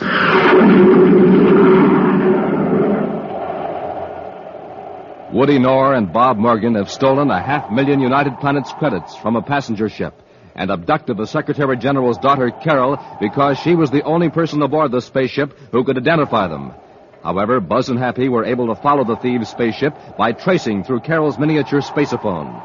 As the commander and his cadet walked toward Nor's hideout on Venus, Nor turned on an ultrasonic beam. The beam could first paralyze and then destroy them. Right now, barely able to move, Buzz and Happy lie on the ground as the high-frequency sound vibrations rack them with pain. Maybe we can roll away from the beam, sir. It's getting more intense. In a few seconds, we'll be completely paralyzed. Our ray guns, maybe we could hit the cone. Our ray guns wouldn't affect it. Wait a minute. That cone tracked us, followed us. Yes, sir. It must be controlled by an electric eye. If we can blind that eye... Blind it? You mean throw something at it? No. Our atomolites. Shine your atomolite on the round unit on top of the cone. I'll use mine, too. If I can move my arm. Got to, Happy. Quickly, while we're able to move at all. I'm getting it good. My hand is shaking so much I can't hold the beam steady. It's working, though. My beam's in focus. There. That got it, sir. The cone's turning all around, back and forth and up and down. We've confused it. Keep your atomolite on it, though. It'll find us again. Can you get up, Happy? Pretty shaky, but I'll try it. Keep your light steady. That's it. Wow. I'm as wobbly as a burned-out rocket. Come on. We got to get in there before Noah thinks up something else. This time we won't hesitate to use our ray guns. They're getting up. You might as well give up. Buzz and Happy are more than a match for you two. Shut up. We're not through yet. Morgan, you hold him off. I'll take the girl and the money. We'll slip out the back way. Oh, sure. Leave me to face the music alone. Nothing doing. Well, we both can't get away. And if I have the girl, I can force Corry to let you go. How do I know you'll do it? Don't argue, you fool. Corry and the cadet are pretty shaky from the sonic beams. You can handle them. I'll take Corry's ship, and when you get out, you take mine. There they are. Hold them off. All right, miss, let's go. Come on. Hey, stop it. Let go of me. Austin, come on. Oh. Hey, Woody, you got a rig up. Now, use that iron bar and lock this door behind them. Once more, Happy. That did it. Wow, I'm so weak I can hardly stand. Take it easy, Hap. They're probably hiding down this hallway. Hey, I think I hear somebody in this room, sir. I'll open the door. You cover me from the side. Yes, sir. Empty. Try the next one. Now, Happy, I'll continue searching the house. You go out and see if there's a back door. They may try to sneak. Smoking rockets were too late. They made it to their ship. Their ship, nothing. Look out the window. Terra 5. They took our ship. Then we'll take theirs. I don't think you will. Commander, look out! Why, you... Give me that bar. Stand back, Cadet. Oh, shoulder. Next time it'll be your head, just like the commander got, only not so easy. All right, now I'll take those guns. Hey, the commander's hurt bad. He'll be all right. Well, Cadet, let's carry out the commander's order. Huh? He wanted to get in our ship, so pick him up. Come on, you're going to have to carry him.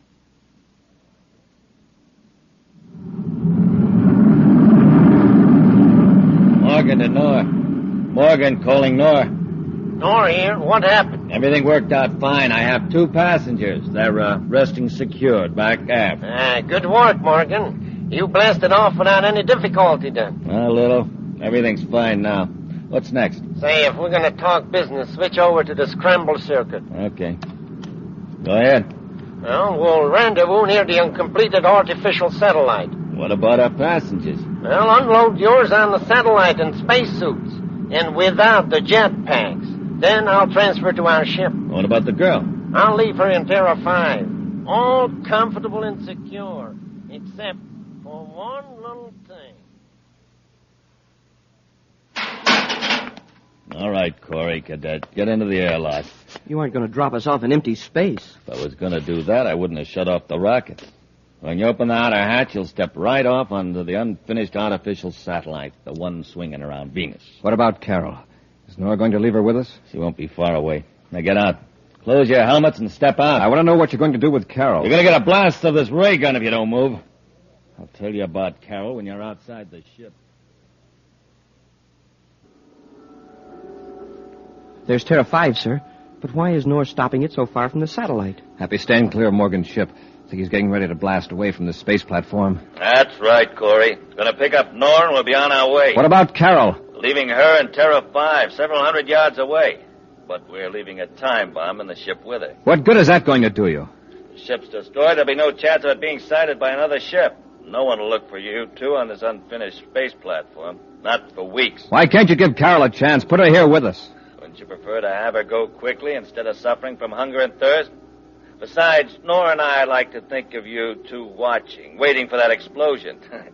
It'll give you something to think about while you wait for your own finish. Nora's ship is nearly out of sight, sir. Yes, the contemptible cowards. And there's Terra 5, so close, and yet it might as well be several DUs away for all we can do about it. Commander, this is Woody Nor, with just a final fond word of farewell. Nora, listen. Did you really leave a bomb in our ship? Well, you just wait and see. Incidentally, I can barely hear your signal from the spacesuit transmitter. I doubt that a spaceship could hear you or reach you in time to save the girl. Oh, yeah. Don't forget to keep your magnetic boots turned on full, or you'll float off into nowhere. Goodbye, Commander. Knorr. Oh, the dirty rats. We're about as far from the regular space lanes as we could be. Yeah, that's why the satellite is being built here. If we only had our jetpacks. But here we are with no way of moving off this platform in a set direction. Sitting here in a scrap pile of tied-down metal, waiting for that bomb. Happy, wait a minute. That's not a scrap pile, not to us. It's rocket fuel. Rocket fuel? Why, it's just chunks of metal. Uh-huh. Here's a big, broad plate of endurium. That'll serve as a space raft. Space raft? Get busy and pile some of these scraps on the plate. Well, sure, sir, but I don't get it. They're going to make a man-powered rocket. A man-powered rocket? Remember that summer on Lake Azure when you stood up in the canoe and through a rock at a leaping fish? Do I? I went over backwards out of the canoe into the lake. Exactly. You demonstrated Sir Isaac Newton's third law of motion. For every action, there's an equal and opposite reaction. Sure. That's the principle that rockets and all spaceships operate on. Right. Spaceship moves forward because molecules of fuel are forced out of the rocket engines. This big Flatenderium plate is our ship. You and I are the engines, and these chunks of metal are the fuel. Hey, I get it. We toss the chunks off our raft in the opposite direction from where we want to go. Right, let's get busy. Don't know how much time we've got left.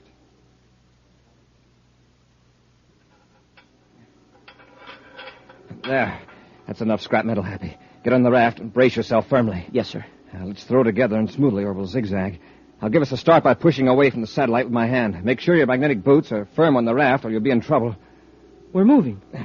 Hey, just like pushing away from a pier in a boat. It's not very fast, but we'll gain speed. Let's start throwing. 1, 2, 3. 1, 2, 3. It's not going much faster. No, but with each throw, you gain acceleration. 1, 2, 3. 1, 2, 3. Gee, sir, look how close we are to the ship. Yes, but we're not heading for the airlock. Throw off the right corner this time. That'll turn it. 1, 2, 3. That heads are right, sir. We can stop now. The raft will coast at this velocity. We don't want to hit the ship too hard. It's going to be quite a bump as it is. If that bomb goes off now, it's just too bad for all three of us. Brace yourself, Happy. Wow. All right, open the outer hatch. Let's hurry. Now, quickly into the airlock. Now, close it so we don't let the air out of the ship. Into the ship.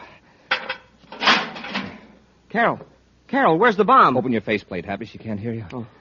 Buzz, Happy. Oh, where's the bomb? It's in the next compartment. I've been trying to get loose from these ropes. I'll get it. Here it is. You want to heave it out the airlock, sir? That won't be necessary, Happy.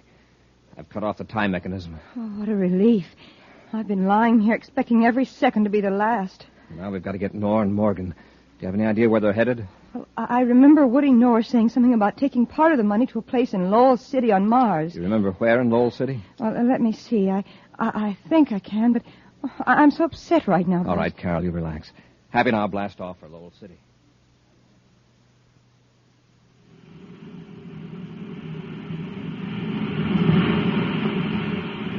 All right, pull the surface car up here, Morgan. Okay. The Lowell City sure looks good to me.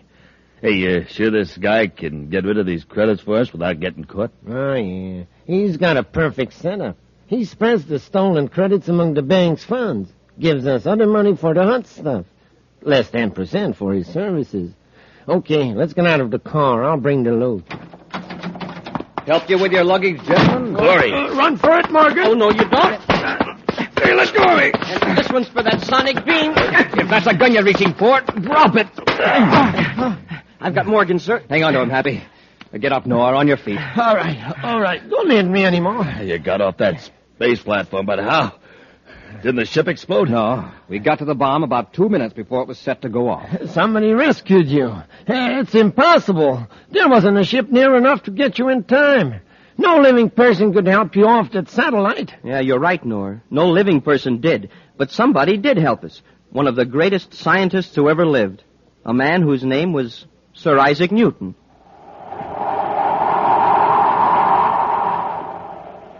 An exciting preview of next week's thrilling Space Patrol adventure in just a moment.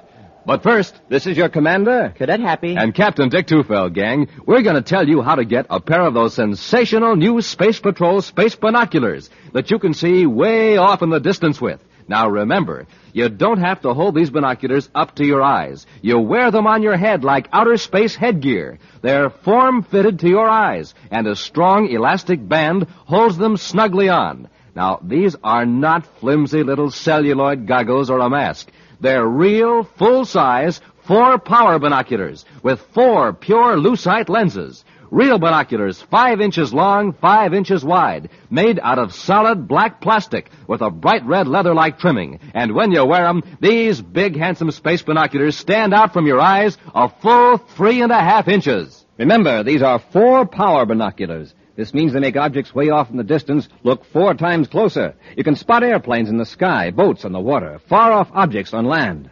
Your space binoculars will smallify, too. Yes, sir. When you reverse them, they make things look real little and far away. Lots of fun. Right, Hap? You bet. And boy, oh boy, these binoculars have that real outer space look. Gosh, when people see you wearing your space binoculars, why, they'll think you just stepped out of a rocket ship from Mars. Gang, send for these valuable Space Patrol space binoculars today. Without a doubt, the greatest value we have ever offered on Space Patrol. To get a pair, do this.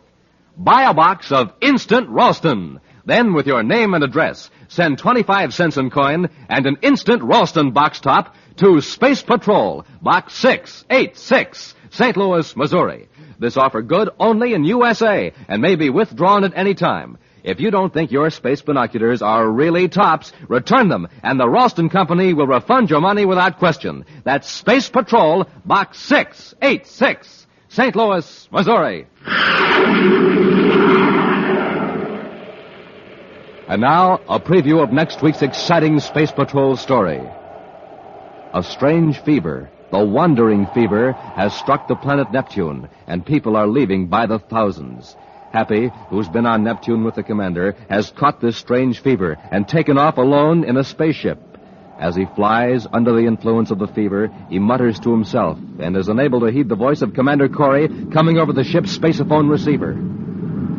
It's beautiful out here in space. All the planets of the solar system and the stars beyond. Commander Corry calling Cadet Happy. Listen, Happy. There's that voice again. Over and over. So far away. So far away. Happy, this is urgent. Listen. The ship you're flying has no landing control unit. Oh, why don't I go to Pluto? Yes, I'll head for Pluto. Happy, listen to me. You're in serious danger. If you try to land that ship, you'll crash. Be sure to be with us next Saturday for the exciting story, The Deserted Planet, when wheat checks, rice checks, and good hot Ralston again bring you Space Patrol! High adventure in the wild, vast reaches of space. Missions of daring in the name of interplanetary justice. Travel into the future with Buzz Corry, Commander-in-Chief of the Space Patrol. Space Patrol, an original Mike Moser production starring Ed Kemmer as Commander Corry and Lyn Osborn as Cadet Happy, was written by Lou Houston and directed by Larry Robertson.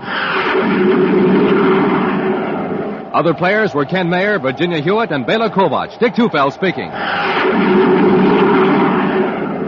Now, don't forget to tune in next Saturday and every Saturday when wheat checks, rice checks, and good hot Ralston again presents the new exciting Space Patrol.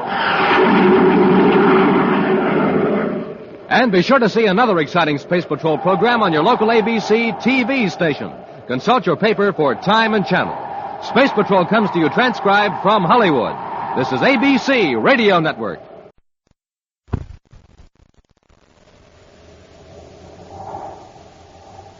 Wheat checks, rice checks, and good hot Ralston present Space Patrol! High adventure in the wild, vast reaches of space. Missions of daring in the name of interplanetary justice. Travel into the future with Buzz Corry, Commander-in-Chief of the Space Patrol. In today's transcribed adventure, Buzz and Happy are in the mountains of Venus, approaching a cabin where three criminals are hiding. They're walking toward a metal bridge across a deep chasm. I wonder if they've seen us, Commander. They may have. This way they won't have as much warning as if they'd landed our ship near the cabin. All right, quickly, across the bridge. Oh, it's still a deep bridge. At least 300 feet. Commander, the bridge is giving way. Run for the other side. My feet are slipping. I'm going to fall. We'll be back in just a moment with today's Space Patrol story, The Scavenger of Space.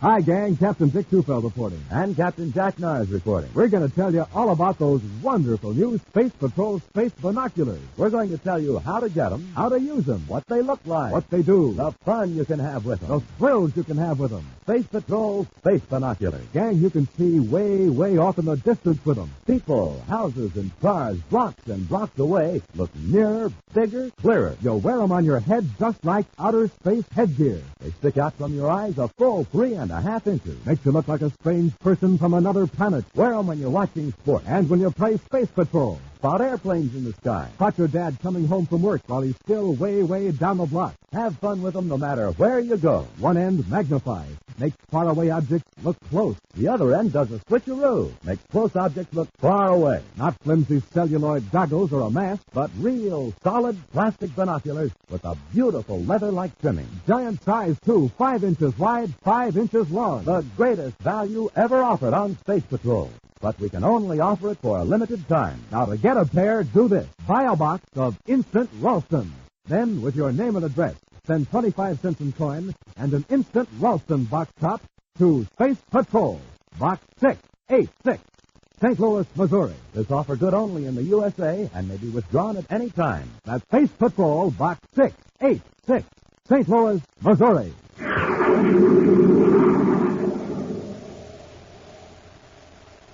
In Lowell City, on the planet Mars, is the head office of Carlyle McCrae, president of a very profitable interplanetary business, the business of reclaiming and repossessing metals and chemicals. At this moment, he's sitting at his desk, looking over reports from his branch superintendents on the various planets. The door of his office opens, and a young man enters. Immediately, Carlyle McCrae's frown turns to a deep scowl. Larry, what are you doing here? Ah, my big business brother Carlyle.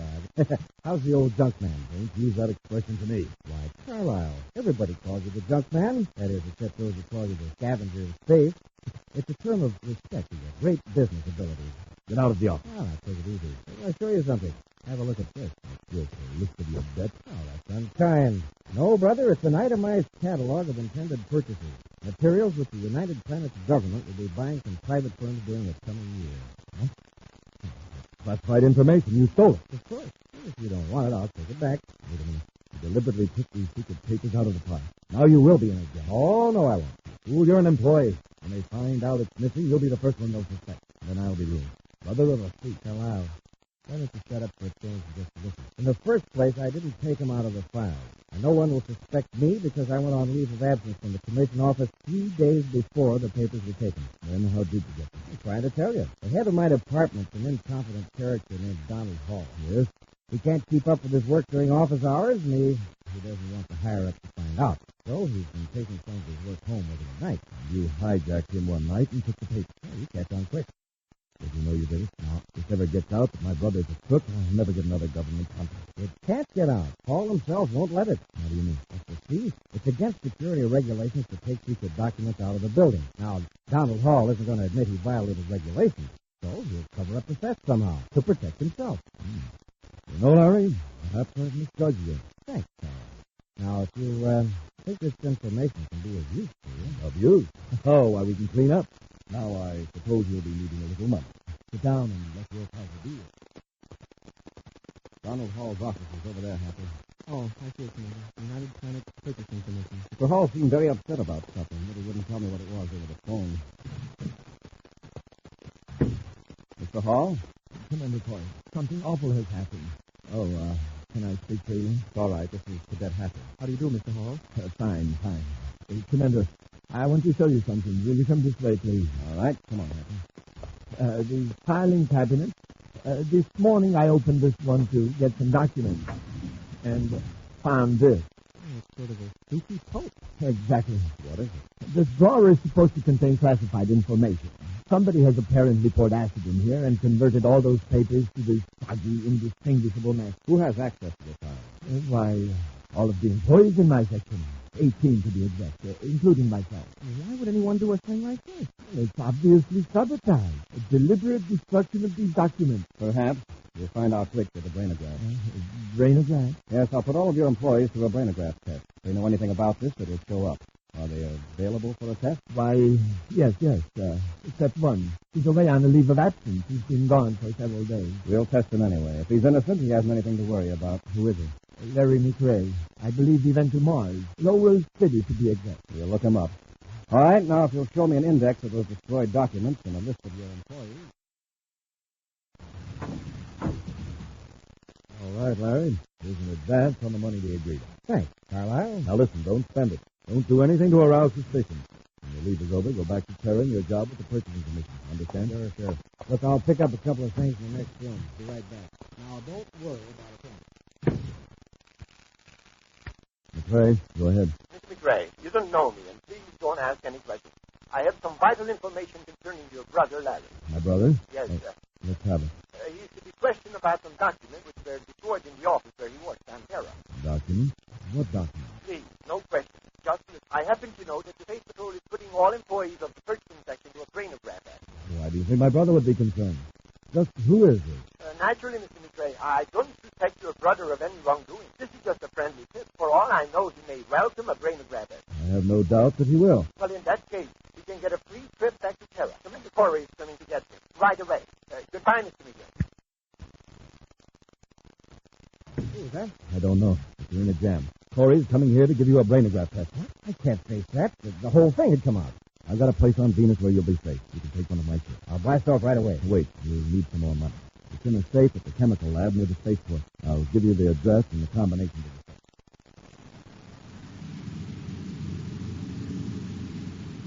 safe. Take the diagonal ramp at the next corner, Happy. It's the surface car cutoff lane to Sector C of Lowell City. Right, Commander. And Carlisle McRae's company's on Avenue R? That's correct.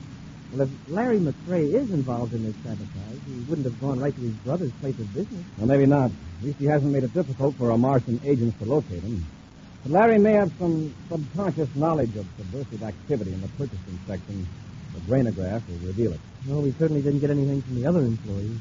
Space Patrol Unit Headquarters, Lowell City, Mars, calling Commander Corry and Surface Car 294. This is Commander Corry. Go ahead. Agent L47 has just reported that Larry McRae has left his brother's office and is headed down Lowell Freeway toward the spaceport. Do you have McRae's vehicle number? Yes, Commander. LP145H92. I've just been handed a new report. McRae's surface car has taken lane 7 on the Civic Center Cloverleaf. That would take him west of the spaceport. Dispatcher, inform Agent L47 that I'll follow through personally on McRae. Relieve all other agents from the McRae case until further notice. Corry out. Turn off the ramp to the next cutoff, Happy. It'll take us into lane 7 south of the Cloverleaf.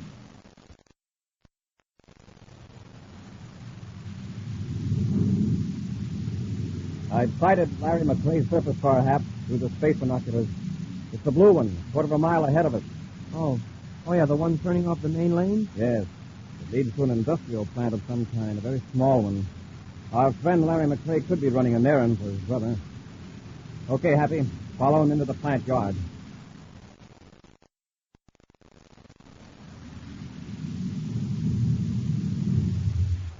Well, let's go, Happy. I just went inside the building. Yes, sir.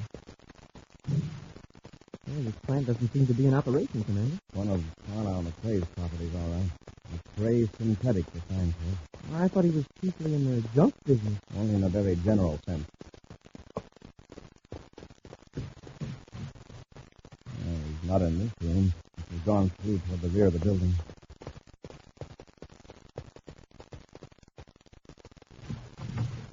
What do you want? Are you Larry McRae? Yes. I'm Commander Corry. What do you want with me? Mr. McRae, a file drawer full of documents has been destroyed at the purchasing commission offices back on Terra. I don't know anything about it, Commander. Your department head, Mr. Hall, told us you'd left Terra before the sabotage occurred, but we'd like to give you a brainograph test. What for? If you don't think I have anything to do with it. All the other employees have taken the test. There's a possibility that subconsciously you might have a slight clue that would point to the guilty party. What if I refuse to take the test? If you're innocent, why should you refuse? But in a case of this kind, I'm afraid you don't have any choice. Okay? Oh, yes, I do. Commander, he's got a ray gun. I'll take that gun, McRae. Need some help, Commander? No, thanks, Happy. What a sock, Commander. I'd say Larry McRae had a lot more to do with those destroyed documents than Hall thought. I remember what you said in Hall's office about the sabotage being used to cover up a theft. Looks like you sure were on the right vector with that one, sir. Keep an eye on him, Happy. I'm going to phone Space Patrol headquarters here in the city and arrange for them to take Larry back to Terra right away. I'll watch him, sir. Sure. You'll be okay, Larry. You can get up if you want to, but don't try anything. Now, look, get this straight. I didn't destroy any documents. Yeah? Then you were a chump for pulling that gun on the commander. You sure look guilty now. I'm being framed. Donald Hall is trying to put the blame on me to cover up for his own mistake. That's it. What was that noise? Who else is in this building? Nobody. Sounded like a door. Who's there? All right, Les. Go out the other door. Who are you? Where's the mask? It would be inconvenient if I were recognized. I know my brother sent you. Yes. Carlisle got a tip that the Space Patrol was on its way here. Get ready to run when I break this bottle. What is it? A very powerful gas. A few whiffs of this and the cadets will be taken care of for good. Hurry up, it's coming too. Stand back. Come on, Larry, let's go.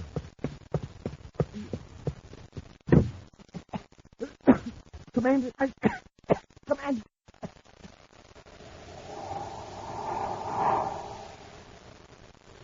We'll be back with Space Patrol in just a moment.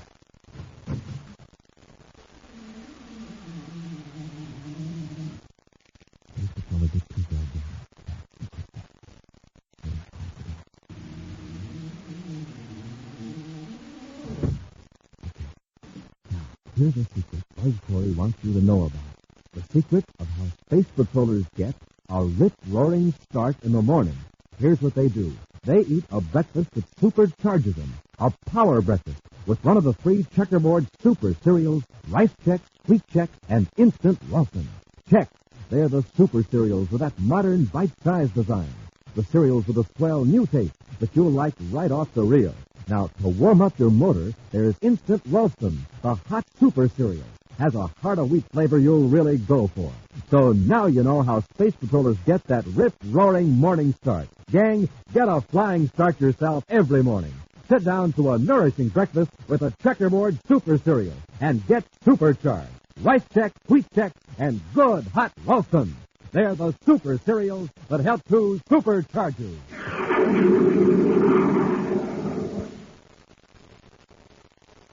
Larry McCrae, an employee of the United Planets Purchasing Commission, has waylaid his office manager and stolen some secret documents.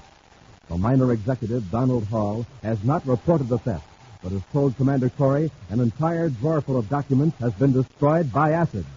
When Buzz Corry and Cadet Happy stopped Larry McCrae for routine questioning, he resisted arrest and was knocked out by the commander.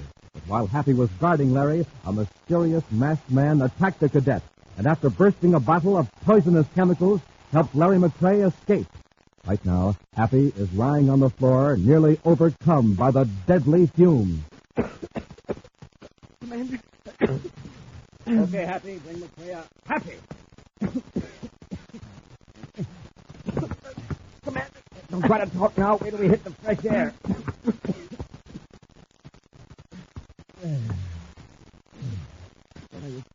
Take a few deep breaths before you try to talk. Now, what happened in there? How did Larry get away? Somebody shocked me. I think he was wearing a mask. Then that gas started burning my lungs. Somebody must have been tipped off that we were after Larry McCrae. I think I can stand up now. Good. We'll broadcast an alarm to Larry. Then we'll have a talk with his brother Carl.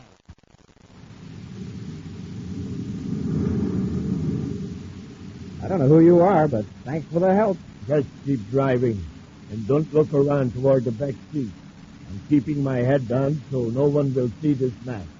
Hey, did my brother give you any new instructions about what I'm supposed to do? What did he tell you before? To take one of his spaceships to a place on Venus, the Zartran Mountains. You know, the hunting lodge near Lake Nazareth. Oh, yes. You go ahead and do that, just as your brother said. Oh, fine. Sure lucky you rescued me from Corry. The brainograph test would show right off that I slugged Hall in his apartment and stole the documents. You? Slugged Donald Hall? Didn't Carlisle tell you that part? Hey, maybe I'm speaking out of turn. I thought you knew. Yes, I know. I know the whole thing. Larry dug down a side street and into an alley. I'm getting out. I get it. You don't want anybody to see you when you remove that mask. Sure. Can't take any chances, you know. You. I want you to return a favor I just did you and your brother. What do you mean? I just rescued Larry McCrae from Commander Corry and the cadet. You aren't referring to a phone call tip-off by any chance? Something else, too. Larry was under arrest when I interfered. And what favor do you want? The documents Larry stole from a certain Donald Hall. Are you crazy? Why, those are worth a fortune to me. They're worth more to me. My good reputation. I don't get it. Just who are you? I am Donald Hall. What? Then this yarn you told the Space Patrol about a lot of documents being destroyed. Yes, it was just merely to cover up the loss of papers your brother took from me. I had no idea he was the guilty party until a few minutes ago. Now, Hall, I'm sure we can work out a deal together. Give me those documents. You wouldn't use that gun, though. I didn't hesitate to get rid of the Space Patrol cadet. Why would I hesitate to eliminate a character like you? Now get the papers. All right, Hall. They're locked in this cabin. No tricky stuff, you know. No, don't worry. Hurry. I haven't much time. They're right in here. By the way, my brother must have been surprised when you appeared to rescue him. He didn't know who it was. I wore a mask. A mask? Yes, this one. Not taking any chances, are you? The papers, if you please. Sure. Here they are. Thanks. These are the ones, all right. Now, you reason little strip, I warn you. Try to outfox me, will you? Now, I'm going to win it and really take care of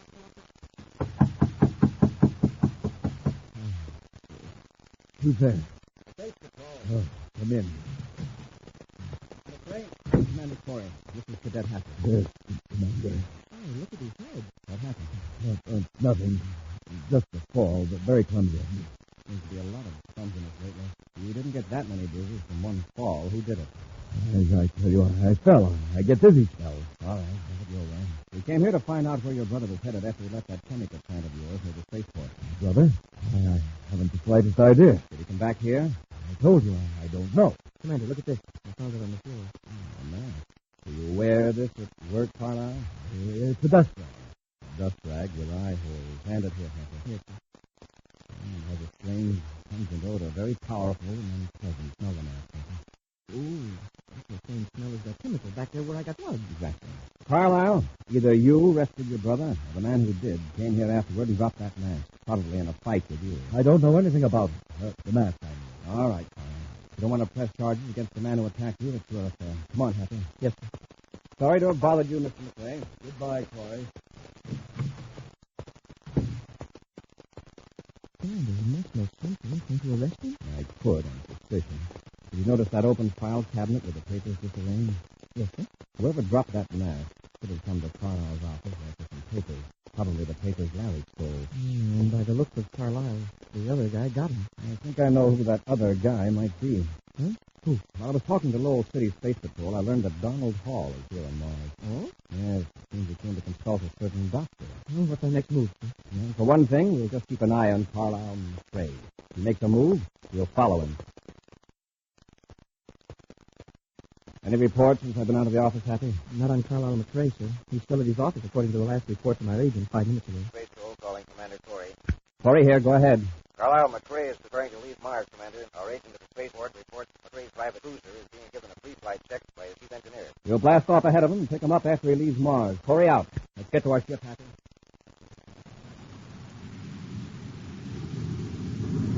I pick him up, sir. Let him get on his vector. Then we'll trail him.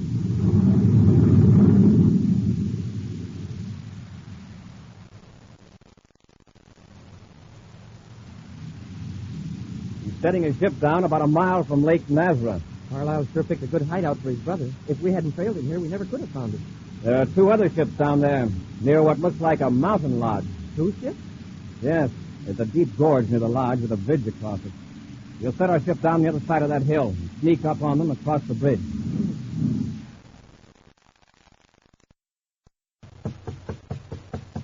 Just a minute, Carlisle. Come in. I recognize the ship. Hey, what's wrong? What's that other ship doing out there? Oh, that. I've got a guess. Donald Hall. Thought so. Came to my office, got the documents, and knocked me out. Where is he? Tied up in the back room. He came here to be sure I'd never be able to expose him in a brainograph test. But I managed to get the first floor. You've got to get rid of Hall. He's as dangerous to us as you are to him. I suggest... Larry, look out the window. Huh? 2 space patrolmen. That's Corey and the cadet. They're smarter than they gave him credit for. What are we going to do? Now, don't get panicky. They're still on the other side of the gorge. The bridge control. Drop the bridge so they can't get across. Now, let me handle it.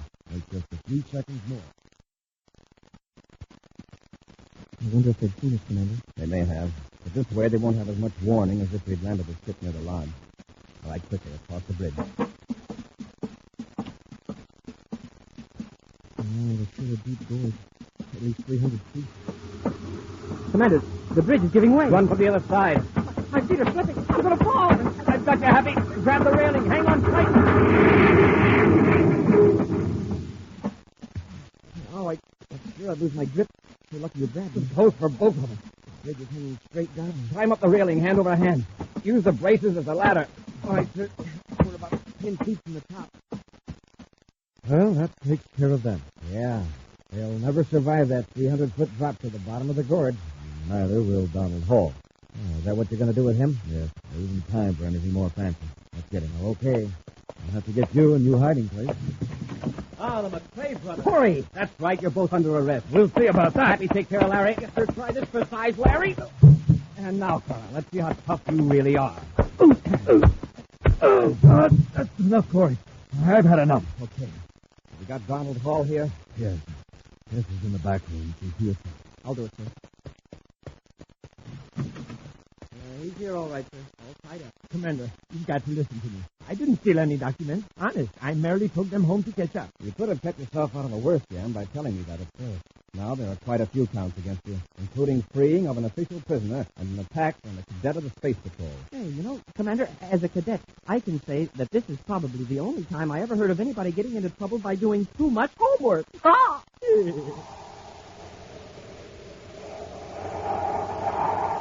An exciting preview of next week's thrilling Space Patrol adventure in just a moment. But first, gang, this is Captain Dick Tufeld. And Captain Jack Nars. And we're going to tell you once again how to get a pair of those wonderful new Space Patrol Space Binoculars that you can see way off in the distance with. A pair of space binoculars exactly like Commander Corry uses. Now, you don't hold them in your hand. You wear them on your head like outer space headgear. You'll look like a boy or girl from Mars because space binoculars stand out from your eyes a full 3 1/2 inches. Yes, sir, space binoculars are not just little goggles made out of flimsy celluloid. And they're not just a little mask made out of cardboard. Space binoculars are big, full-size, 4-power binoculars. 5 inches wide, 5 inches long, made out of solid black plastic with a bright red leather-like trimming. Remember, they make objects blocks and blocks away look clearer and closer, 4 times closer. You can watch airplanes in the sky, study birds in the trees, watch squirrels at close range, spot your dad coming home from work, and do hundreds and hundreds of other things with them all year long. Absolutely the greatest value ever offered on Space Patrol. But we can only offer it for a limited time. Now, here's how to get a pair. Buy a box of Instant Ralston. Then, with your name and address, send 25 cents in coin and an Instant Ralston box top to Space Patrol, Box 686, St. Louis, Missouri. Gang, if you don't think your binoculars are tops, return them and we'll return your money. That's Space Patrol, Box 686, St. Louis, Missouri.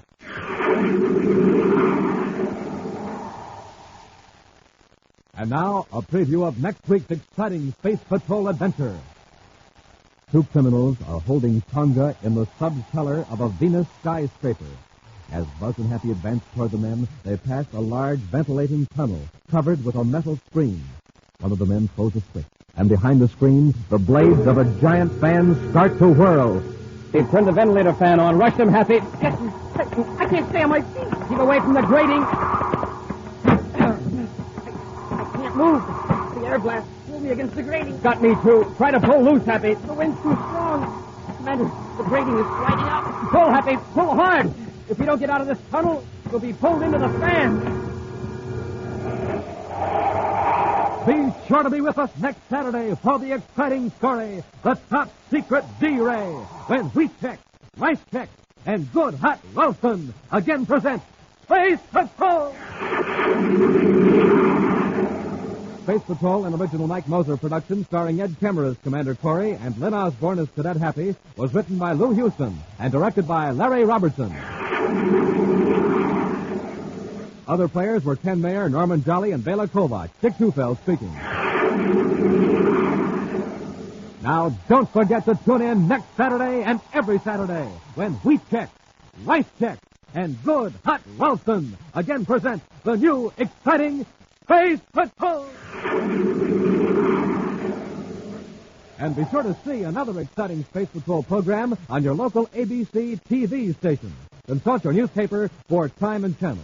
Space Patrol comes to you transcribed from Hollywood. This is ABC Radio Network.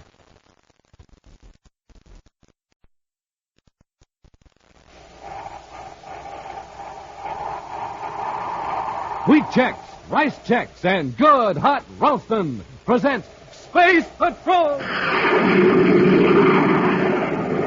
High adventure in the wild, vast reaches of space. Missions of daring in the name of interplanetary justice. travel into the future with Buzz Corry, Commander-in-Chief of the Space Patrol. In today's transcribed adventure, two criminals are holding Tonga in the subcellar of a Venus skyscraper. As Buzz and Happy advance toward the men, they pass a large ventilating tunnel covered with a metal screen. One of the men throws a switch, and behind the screen, the blades of a giant fan start to whirl. They've turned the ventilator fan on. Rush them, Happy. Yes, sir. I can't stay on my feet. Keep away from the grating. I can't move. The air suction pulled me against the grating. It's got me, too. Try to pull loose, Happy. The wind's too strong. Commander, the grating is sliding up. Pull, Happy. Pull hard. If you don't get out of this tunnel, we'll be pulled into the fan. We'll be back in just a moment with today's Space Patrol story, The Top Secret D-Ray.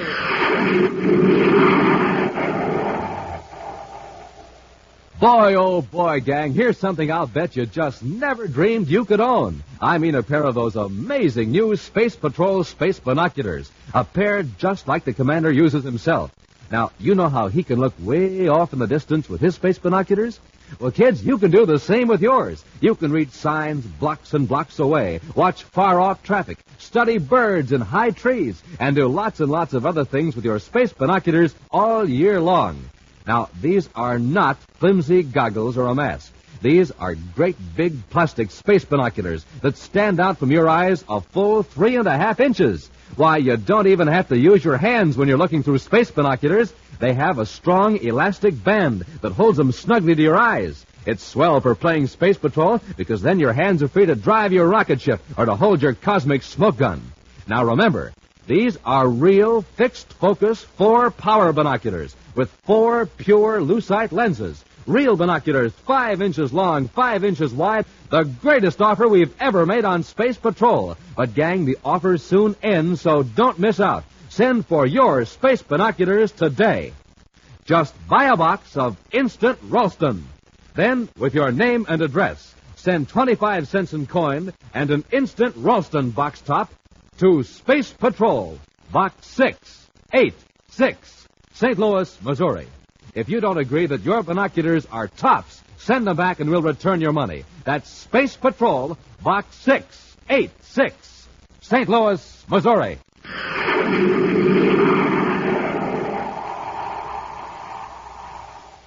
Commander Corry and Cadet Happy have just blasted off from Terra and have set their vector for the lunar fleet base on the Earth's moon. One of the busiest spaceports in the solar system, the fleet base is also the center of scientific research into the development of space flight. For the past week, it's been open house at the base, with guided tours for throngs of visitors from Earth and many of the other planets.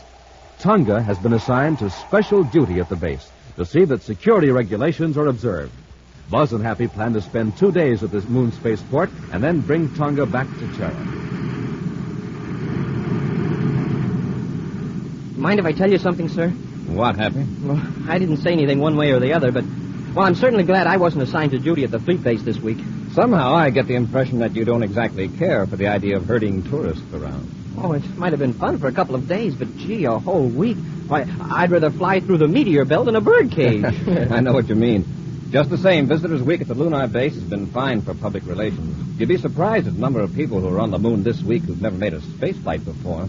Tonga, Lunar Fleet Base, calling Commander Corry aboard Terra 5. Tonga, calling Commander Corry aboard Terra 5. Corry here. Go ahead, Tonga. Commander, I have an emergency message. I'm cutting to Scrambler Circuit, code 5. All right, Tonga. I'll adjust the receiver.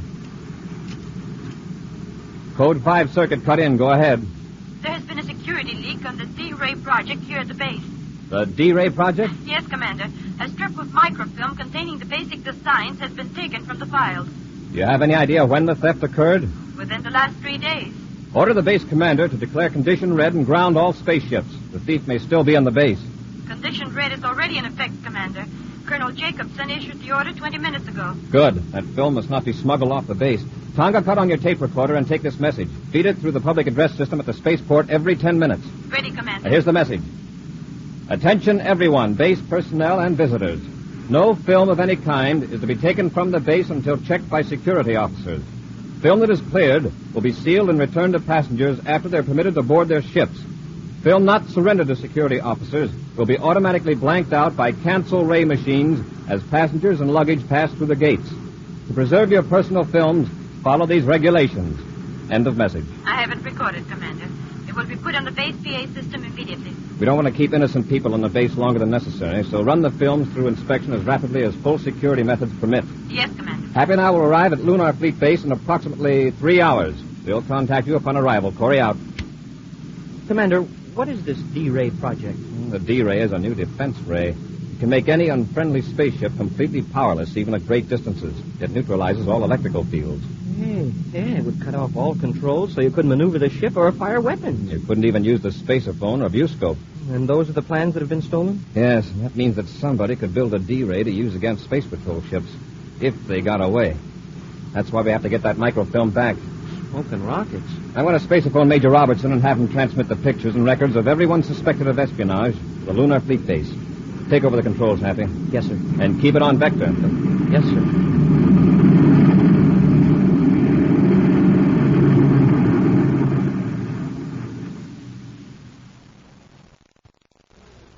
Your film has been cleared, sir. It will be returned to you aboard your ship as soon as transportation is available. Next. Your name, please. Bob Morgan. You have some film to declare? Yes, ma'am. It's in this can. It's a home movie of my family and some friends. Only a couple of shots of the fleet base. The guy said it was okay to take them. I'll have to run them off, Mr. Morgan. If you'll step into the projection room with me. Sure. You'll probably find them pretty dull. I'm not much good at taking. Now, this is about the last of the shots I made on Venus. That's my wife and our youngest daughter, Susie. Oh, what a cute little girl. Thank you. Oh? Is this what you filmed here in the base? Yeah. Oh. Yes, that's rocket chute number 1. I'd have got a ship blasting off, but they didn't have the camera aim right. Well, that's the end of the reel. I guess you're glad that's over. Unless you know the people involved, home movies are pretty dull, usually. Well, I'm sure you and your family will enjoy these when you get back to, Mars, isn't it, Mr. Morgan? Yeah. Films are all right, then? Oh, perfectly. I'll give you a clearance check, and they'll be returned to you aboard the Mars Express. Well, thanks, miss. Hope you find what you're looking for. Ladies and gentlemen, please. We're checking your films as rapidly as we can. Just wait your turn and be patient, please. Now, who's next? Is the crowd giving you much trouble, Tonga? Oh, Commander. No, I haven't had any trouble, but the people have had their holiday and they're impatient to get home. The thief or thieves must have planned to take the microfilms when we had thousands of visitors on our hands.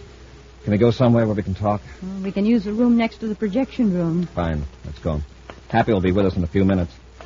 I have him waiting for some pictures and data Robbie's sending us by viewscope facsimile. In here, Commander. Any trace of microfilm, Tonga? No. The only microfilm any of the security officers have found is of a regular business record nature. Any indication of blow-ups of microfilm to regular amateur size? None. Wow, what a mob. I thought I'd never get through. Cadet, how much longer do I have to wait? Cadet, why is the Space Patrol interested in pictures of my daughter's wedding? It's understandable, Happy. Got the pictures? Oh, yes, sir, quite a batch of them. And background data as well. Look through these, Tonga. See if you can recognize any of these people as having been here at the fleet base. All right, Commander. Anything on the D-Ray films, Commander? Not yet, Happy. Commander, this man looks familiar. I think I've seen him here. Which one? This one. He had some amateur movies of his family. A reel he'd taken on Venus. Morgan is his name. Bob Morgan.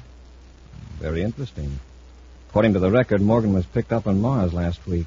He was suspected of violating security regulations there, released for lack of evidence. Well, there was nothing wrong with his films. Just his wife and daughter Susie, and, well, a couple of harmless shots of the base.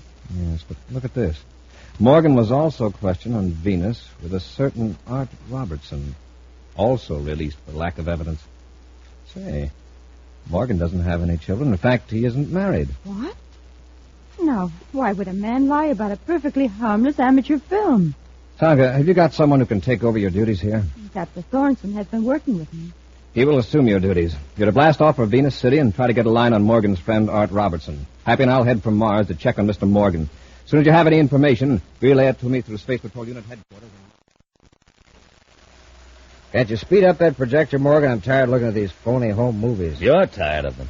I've seen this film a dozen times while I was editing and doctoring it at the fleet base, and I had to look at it again at security. Okay, I'll speed it up. Well, the place where I dubbed in the documents is coming up shortly. You must have done a good job if the assistant security chief passed it. It's lucky I took all that trouble out. Even though we thought we could get off the fleet base before anyone discovered the D-ray plans were gone, it didn't work out that way. Now, what happened? Well, some eager beaver engineer started his ship 3 hours early. Now, we're getting close. Watch this, Art. There. I've stopped the film on the frame of the little girl. You don't see anything unusual? No, neither did security. Watch now. I'll switch to the microfilm lens on the projector. All I see is a plain white space with a blue border. Now, that's a blow-up of one of the white checks on the girl's skirt. The blue border is made by the adjoining blue squares. You mean one tiny square fills the whole screen? Oh, I still don't see anything. You will, when I cut off the regular lamp and turn on the infrared. Jump on Jupiter, the D-ray plans. Right. That's page 1. The next 20 frames, there are other pages concealed in squares of the girl's skirt. Great job, Morgan. Terrific. Yeah, really went nuts. First I had to project the original microfilm, photograph it in infrared on another microfilm. Then came the tough part. I had to superimpose the plans on a regular-sized film inside one of those tiny squares. You did a great job, Art, and take the D-ray strip to Venus. Now will we collect? Yeah. But it'll take me a couple of days to establish contact with the man who pays off. Naturally.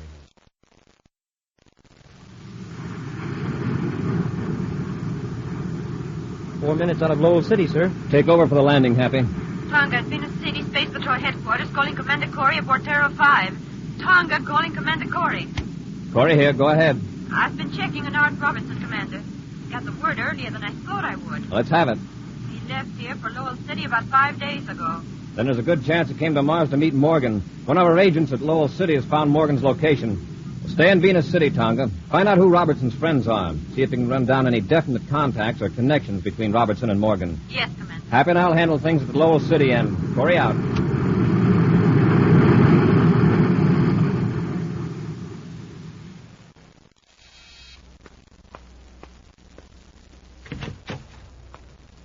Yeah? Mr. Robert Morgan? Oh, why, yes.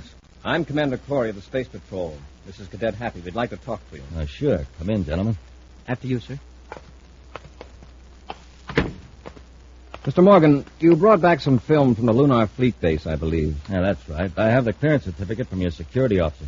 Like to see it? We'd like to see the film. We want to examine it again. Oh, sure. I have it right here on the table. Thank you.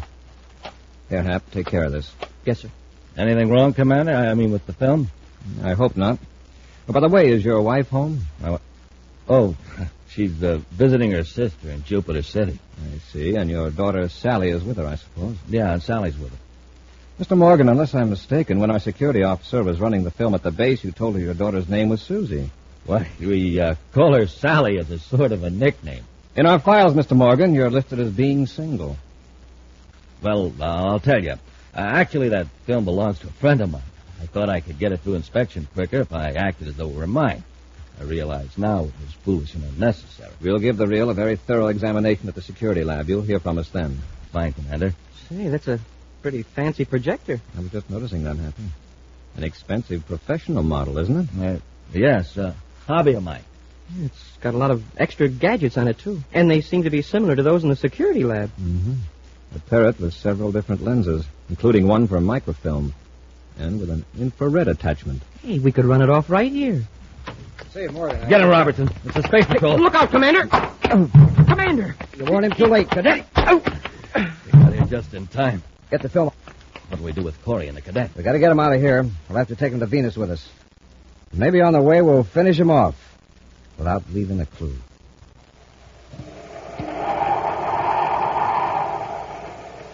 We'll be back with Space Patrol in just a moment. But in the meantime, here's a quick 3-act play. Act 1 begins with a boy and his mother in a house, in a kitchen, in the morning. Fill her up, Mom. Rice checks. Now there's a boy who knows what he's talking about. He wants a bowl of delicious rice checks for breakfast. Rice Chex, the shredded rice super cereal, spun in that modern bite-sized design. Act 2, next morning, same house, same boy. And in the kitchen, he's lifting up that bowl again. Fill her up, Mom. Wheat Chex. Yep, today he wants Wheat Chex. Power-packed Wheat Chex. Swell-tasting shredded wheat biscuits in that same modern bite-sized design.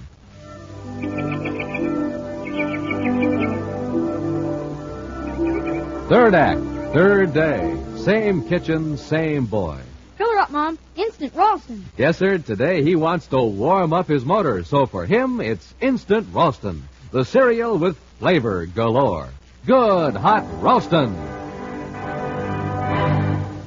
And so ends our play. And gang, here's the moral. For a super breakfast, eat a super cereal. Rice Chex, Wheat Chex, good hot Ralston. Bob Morgan has stolen a set of microfilm plans for the secret D-Ray from the Lunar Fleet Base by superimposing them on an innocent-appearing film of regular size. Buzz and Happy, suspicious of Morgan because of discrepancies in his story, found the film containing the defense secret. But before they could examine it, Morgan's accomplice, Art Robertson, arrived, and the two men overpowered the space patrolman in a fight in a darkened room. Right now, with Buzz and Happy locked in a compartment, Morgan and Robertson are in a spaceship approaching Venus. We aren't going to land in Venus City with Corry and the cadet aboard, are we? No. Now, we'll set the ship down in my place on the Turquoise River and get rid of them then. Get the ozone cylinder, hook it up. We'll turn it on just after we land. And leave Corry's compartment unlocked. I'll land the ship.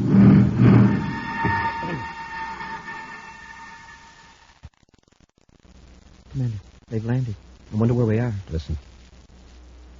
They're out in the corridor by the door. Watch your chance. If they open it, we'll jump them. Yes, sir.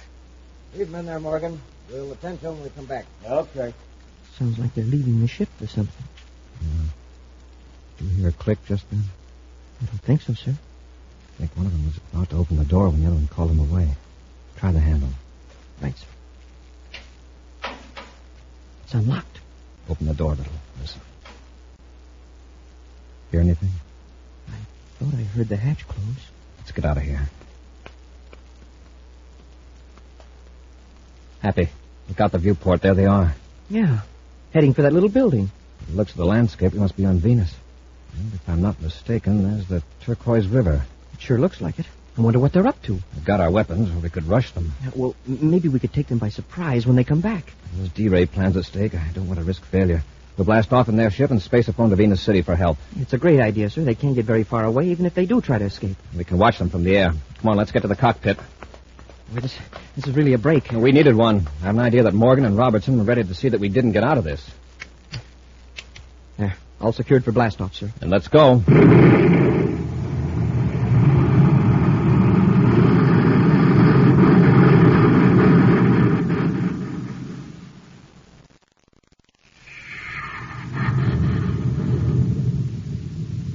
There they go.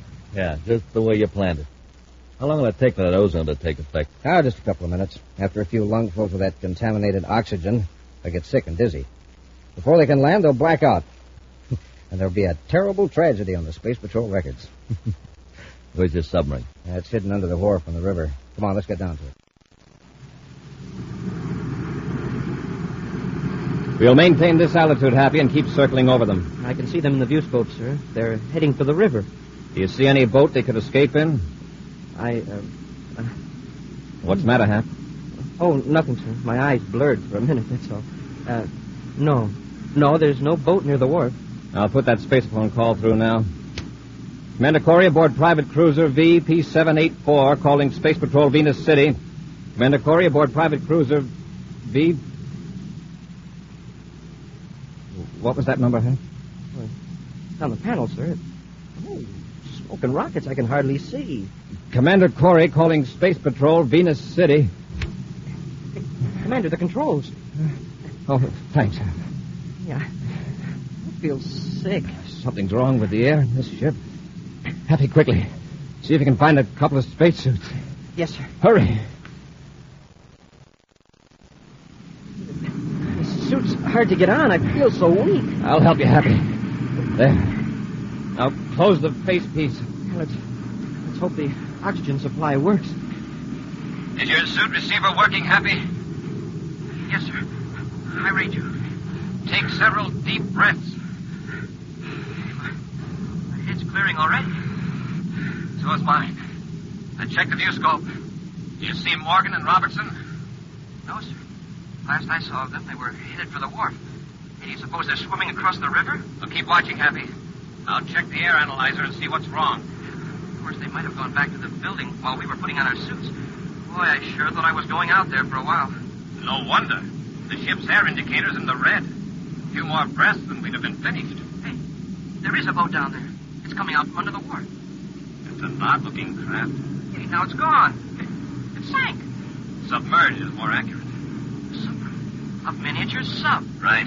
Afraid we fell into a trap. They wanted us to blast off in this ship. Happy, check the air system, see what they rigged up. I'll notify Venus River Patrol to take soundings up and down the river for that sub. Where are we now? Right where we want to be. Pier 7, Venus City dock area. 8 fathoms deep. Safe to surface here? Sure. We'll come up under Pier 7. There's a ladder that leads up through a trapdoor into a tool shed. A few minutes from now, we'll be in the streets of Venus City, ready to sell the D-ray plans. Yeah. No one able to trace it. I'll cut the motors now. We're going to the surface.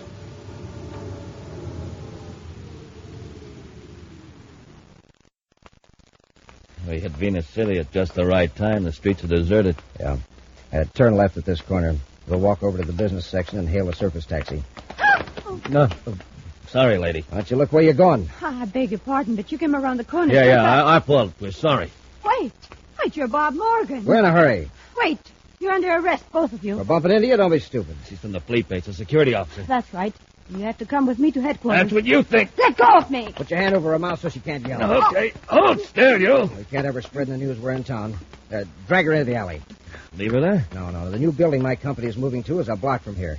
There won't be anybody there this time of night. I'll guard her while you go get a surface car. Surface car? Yeah, so we can haul her to the river. Come on, I'll help you carry her. Where am I now? Told you before, you're in the basement of the Marcab building, 4th Avenue and Venus Boulevard, Venus City. Here's Morgan. Hey, what took you so long? I had trouble renting a car, but I got one. Come on, let's get her out of here. Okay, Tonga. Here we go. All right, Morgan, Robertson. It's Corry and the cadet. Let go of Tonga and get your hands up. Quick, Morgan, down this corridor toward the ventilator intake. Take the girl. Corry won't dare shoot.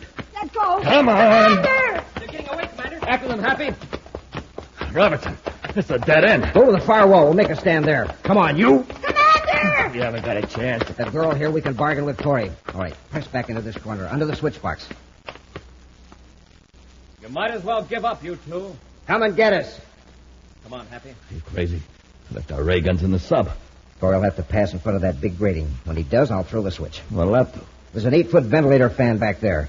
It'll create a vacuum strong enough to pull them right up against the grating. Commander! Happy, don't come any closer. Shut up. Morgan, pull the switch. Push them, Happy. Yes, sir. Turn that off. Commander, I can't move. Come on and get us, Corry. That suction. Now, Corry, I'm going to release the grating. Happy, if you can slump down, maybe you can crawl away from the vent. Commander, the grating is sliding up. We'll be pulled back into the fan. I can still move my arm. I can throw my gun and hit that switch and short it out. Aim straight, Commander. Here it goes. Hey, you did it, sir. A bullseye. Quickly, Happy, rush them. They hit the switch. Morgan, pick up that ray gun. No, you don't. Get away from it, Morgan. All right, Robertson. No more. No more. I've had enough. How about you, Morgan? Sorry, Commander, but Mr. Morgan is out. Are you all right, Tonga? Yes, Commander. I guess you heard my miniature spaceophone. Yes, and Robertson's ship. Good thing you had it on. It was lucky Morgan had trouble locating a surface climb. All right, Robertson. Where's that film strip? Right here. In my pocket. Hand it over. Happy, see if you can revive our fleet-based tourist, Morgan. Oh, he's not a tourist any longer. Where he's going, he'll be a permanent resident. We'll be back with an action preview of next week's exciting Space Patrol story in just a moment. Hey, gang, have you sent for your Space Patrol space binoculars yet? Well, you better hurry, because this offer is soon going to end. Now, remember, space binoculars are real binoculars. Big, powerful binoculars you can see way off in the distance with. And when I say they're big, when I say they're powerful, I mean it. Space binoculars are 5 inches long, 5 inches wide. They're 4 power binoculars, and that means they make people, cars, buildings, everything else in the distance look 4 times closer. Now, they're not old-fashioned binoculars that you have to hold in your hand. They're sleek, new, modern plastic binoculars with an elastic band that holds them snugly to your eyes. Just think of the fun. You can spot planes in the sky, watch birds and squirrels in the trees, identify cars blocks away, read signs way off in the distance, and do lots and lots of other things with them day and night all year long. Absolutely the greatest value we've ever offered. But don't forget, this offer soon ends. So hurry. Send for your official Space Patrol space binoculars today. Just buy a box of Instant Ralston. Then, with your name and address, send 25 cents in coin and an Instant Ralston box top to Space Patrol, Box 686, St. Louis, Missouri. This offer good only in the USA and may be withdrawn at any time. That's Space Patrol, Box 686, St. Louis, Missouri. And now, an exciting preview of next week's exciting Space Patrol story. Buzz and Happy have conceived an extremely daring and dangerous plan to surprise 2 criminals who are holding Carol captive in the Martian hills. Right now, they're nearing the hideout in a small atmosphere ship. We're getting close, sir. Fasten your safety belt, Happy. Here's where we would develop power failure intentionally. I'm all set, sir. Hang on. I'm about to make the worst landing of my career. The ground's coming up awfully fast. You gotta make this look like a disastrous crash. Okay, but it's beginning to look too realistic. Brace yourself. It's beginning to look like the real thing to me, too. We're losing control.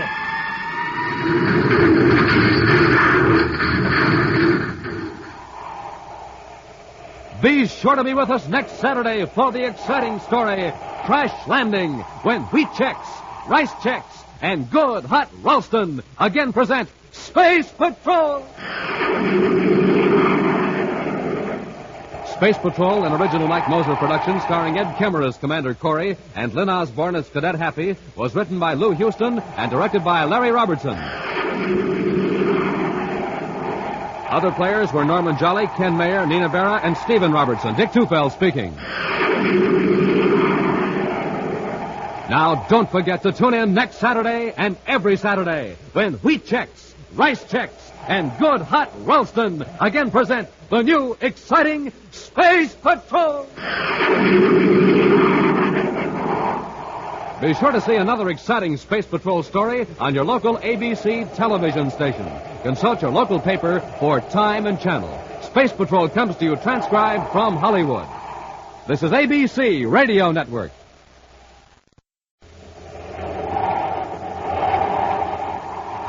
Wheat Chex, Rice Chex, and Good Hot Ralston present Space Patrol!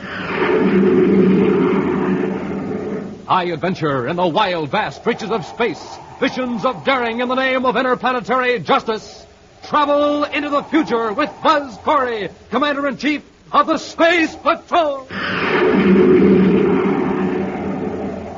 In today's transcribed adventure, Buzz and Happy have conceived an extremely daring and dangerous plan to surprise 2 criminals who are holding Carol captive in the Martian hills. Right now, they're nearing the hideout in a small atmosphere ship. We're getting close, sir. Fasten your safety belt, Happy. Here's where we intentionally develop power failure. I'm all set, sir. Hang on. About to make the worst landing of my career. That ground's coming up awfully fast, Commander. We gotta make this look like a disastrous crash. Okay, but it's beginning to look too realistic. Now brace yourself. It's beginning to look like the real thing to me, too.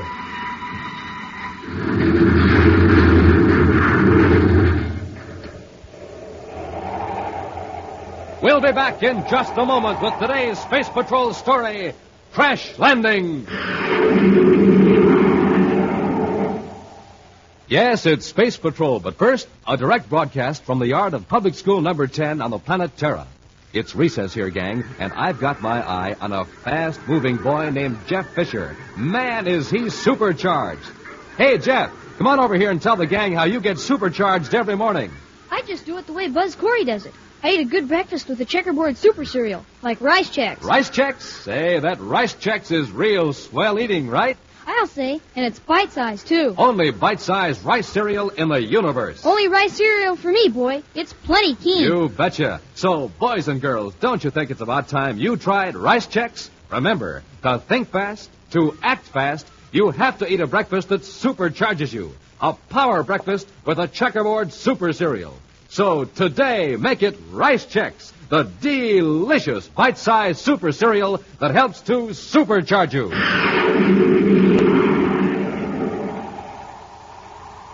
For several weeks, Commander Corry and Cadet Happy have been on the planet Venus, conducting an undercover investigation into a plot to defraud the United Planets government and Venus businessmen. Now, in civilian clothes, Buzz and Happy are in a surface car in Venus City, headed for the Venus City spaceport. Between them is a sealed pouch containing the results of their intensive work.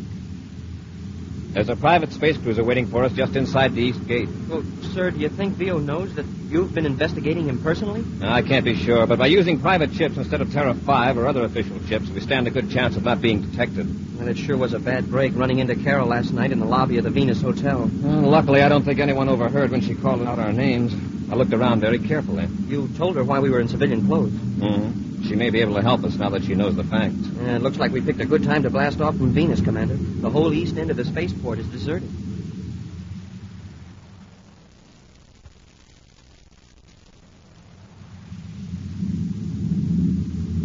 We're in luck, Mr. Veal. Corey's car is the only one on the side road. Well, we'll need a lot more luck to get that evidence away from him. It's a break for us that he picked this deserted end of the port. Speed on, Bob. We can pass him before he gets to the gate. And then inside the gate, I make a quick turn, slam on the brakes, and you tumble out of the truck. Yeah. Chances are Corey won't suspect anything when he sees that this is a regular Space Patrol maintenance truck. They're usually in a hurry anyhow. Pour on the power, Bob.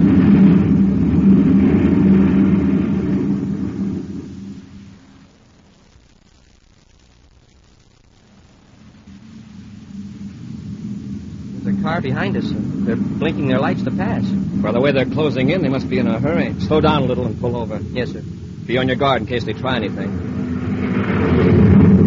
Wow, that guy drives like a maniac. Did you see him whiz past us? It's a maintenance truck. I'll bet the driver's another one of those washed-out space pilots. They always drive like they're sore at the universe. Hey, look at him barrel through that gate. Commander, the fool's gonna turn. Happy, stop. Somebody fell out of the truck. Smoking rockets. What a spill. He turned so fast it tossed the other guy out. At least the driver stopped. Come on, Hap, let's see if the man's hurt. Yes, sir. There's no excuse for that kind of driving. It's lucky we weren't going much faster. We might have run over him, Commander. They dropped the commander, Hap. Oh, sorry, I forgot. The fall must have knocked him cold. I'll turn him over gently. Okay. He didn't know I was going to turn. I slammed on the brakes just as he pitched out of the truck. Yes, I saw it. His head doesn't seem to be injured. I hope there are no bones broken. Let's have a look at him. It's none of my business, friend, but you shouldn't make a turn at that speed. Yes, I know. I was in a hurry to get to the other end of the spaceport. My leg. Just take it easy now. You'll be all right. So don't move. Let's have a look at that leg. Yeah. Have a good look. Hey, put down that wrench. Hey, what do you think you're doing? Grab the cadet deal. I got him. Slug him, Henry. Let go of me. Hurry. Get to the surface car and grab the evidence. Okay.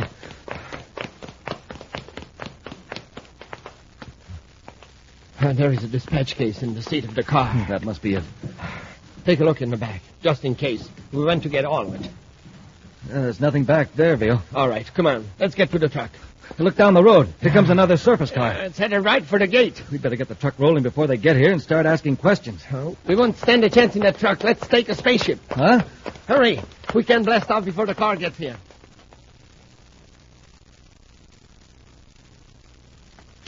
Happy. Happy. Oh, my head. Hap, our car and their truck are still here, but our spaceship is gone.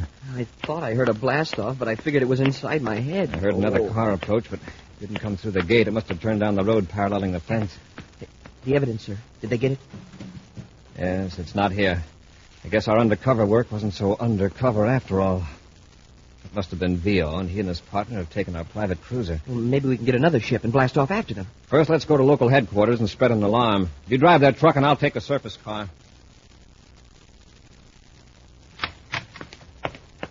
Commander, an all-planet space patrol bulletin on VO is being spaceophoned now. Good. I hope our units can intercept him before he has a chance to change ships. We aren't going to stay here at Venus City headquarters, are we, sir? Right now, there's nothing we can do that the search units can't handle. Besides, I want to investigate this gadget we found in the truck VO was using. Oh, that funny-looking electrical device. What is it? It's a stimutron. A what? Stimutron. It's a high-frequency electrotherapy machine used to treat advanced cases of Venus fever. Oh, you mean the blood condition that some people get from being in the Venus swamps too long? Yes. This machine is the only successful cure. There are only about 6 stimutrons in the solar system, all in hospitals or clinics. No private individual has one.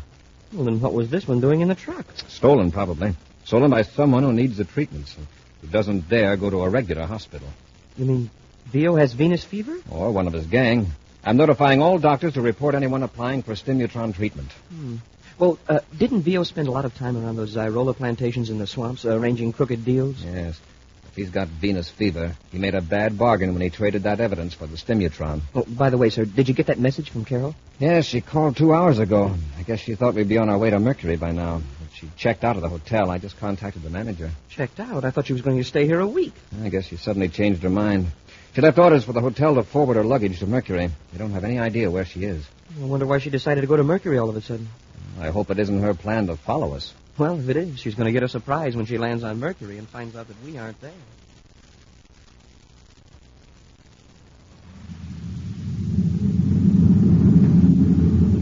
We'll be on Mars in a couple of hours, Mr. Veal. That was a great idea of yours, taking Corry's space cruiser. Well, I've been checking over this evidence Corry gathered. You know, if this ever got to court, I'd be finished. Well, there's nothing to worry about now. All we've got to do is lay low. Henry! Oh, no. What's the matter, Mr. Veal? Oh, the stimutron. I left it in the truck. Oh, well, there's probably one in Lowell City Clinic on Mars. I can't just walk into the clinic with every space patrolman in the universe looking for me. I got to have those treatments. You know what that Venus fever does to me. Makes me helpless as a baby. Well, what are we going to do? We can't go back to Venus. Of course not. Henry, this is awful. Listen. What? I thought I heard the compartment door close back up. Oh, you're just nervous. Relax, Mr. Veal. You'll think of a way to get those treatments. Yeah, sure. I just got to.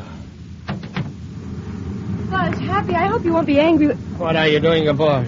Well, I thought Mr. this Veal. was... It's the girl we saw at the hotel. Shut up, Henry. All right, miss. What are you doing aboard our ship? Your ship? This is Commander Corry's ship, Mr. V.O. Oh, you know who I am. You have the advantage of me, Miss Carlisle. Carol Carlisle. Secretary General's daughter. That's right, and I demand you return this ship to Venus immediately. That's impossible. We can't keep her with us, Mr. Veal. She's dynamite. The smartest thing for us to do is drop her off somewhere and be sure she's safe. Yes, I know. You're right, Henry. But if we do, we're running a good chance of being captured.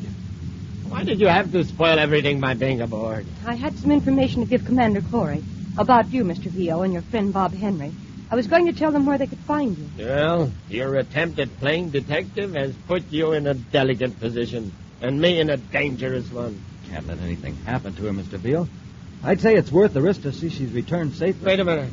Maybe this is a break for us after all. Some break. We can get this girl off our hands and still have a chance to avoid being captured. Henry, we'll go on to my hideout on Mars.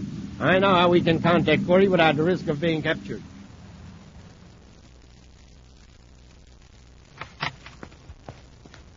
Commander, communications picked up Carol's voice on Spaceophone Channel 87. What? Yeah, it's being taped, sir. Channel 87. Perfectly safe. I can't tell you where I am, but Don Veal and Bob Henry intend to release me. This is Don Veal, Commander. Veal's got her. Don't try to contact me, just listen. I've got Carol Carlisle, but it's her fault, not mine. That's true. I was aboard your private cruiser at Venus City Spaceport. After the ship blasted off, I came out to give you some information about Veal and found him and Bob Henry at the controls. Just keep listening, Corry. Carol's voice and mine are on a microtape, automatically repeated from a robot-controlled rocket. It won't do you any good to locate the rocket. He's a tricky crook, all right. Get this, Corry. I want to get Carol off my hands. All I ask is a break. I've got Venus fever. If I don't get that stimutron back, I'm finished. Here's my proposition. Put a man in a spacesuit and drop him off in space at a point which I will give you in a moment. Withdraw your ship 10,000 DUs and wait 2 hours. I will pick out the stimutron from your agent and leave Carol near him. Also in a spacesuit, of course. Now get this. Carol's suit will be equipped with a cartridge that can be exploded by an electronic signal from my ship. Space train. Quiet, Happy. If any attempt is made by your men to space a phone, you, before the 2-hour limit is up, I'll detonate the cartridge. Now, here's the point to drop off your men. Write this down, Happy. Yes, sir. Sector 4 Jupiter orbit at intersection of celestial meridian 22, sun ecliptic angle 2 degrees, 23 minutes, 15.84 seconds. Got it, sir. If you agree to these terms, spaceophone your answer on 139 megacycles. I'll be listening. Stand by for a repeat of this tape. VO1. Cut it, Happy. The tape is on automatic rewind. What are you going to do, Commander? Give him the stimulus? Of course. I want VO, but I want him alive. If we get Carol back safely, we can go after VO with everything we've got. Switch to 139 megacycles, Happy.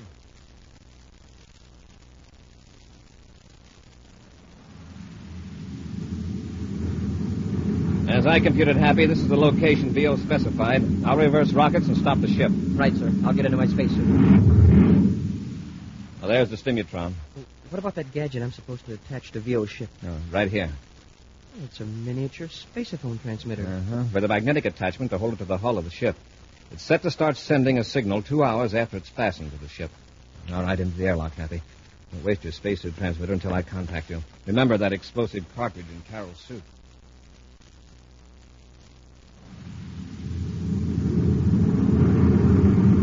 Commander Corry aboard Terrified, calling Cadet Happy. Come in, Happy. Happy to Commander Corry. Are the 2 hours up? Yes, did VO show up? Yes, sir. Everything worked fine. He dropped Carol out quite a distance from me, and I've been using my jetpack to get over to her. Is she all right? I don't know, sir. She hasn't moved. She's just floating. I haven't been able to contact her by spaceophone. I'll come and pick both of you up. I've reached her now, sir. Why, that sneaking crook. What's the matter, Happy? Carol isn't here, Commander. The spacesuit is empty. We'll be back with Space Patrol in just a moment. Hey, you want to have some fun, gang? Listen to this jet cycle. Why, it's just a putt-putt, that's all it is, because all it has to go on is ordinary fuel. But pour in some super fuel and then see what happens.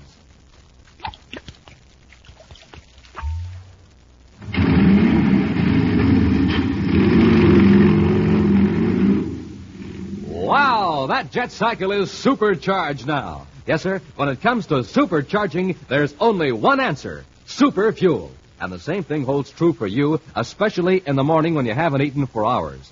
To really get going, you have to get supercharged. Now, here's Buzz Corry's way of doing that. He eats a power breakfast with rice checks or wheat checks, the super cereals. And boy, oh boy, you ought to see how the commander dives into that checks. Yes, sirree, gang. Checks are really good. They're so good, you grab the biggest bowl you can find, you shake in the checks, pour on the milk, sprinkle on the sugar, and that's it. You're eating the best-tasting cereal in the universe. And to make a good thing even better, rice checks and wheat checks have that modern bite-sized design for easy eating.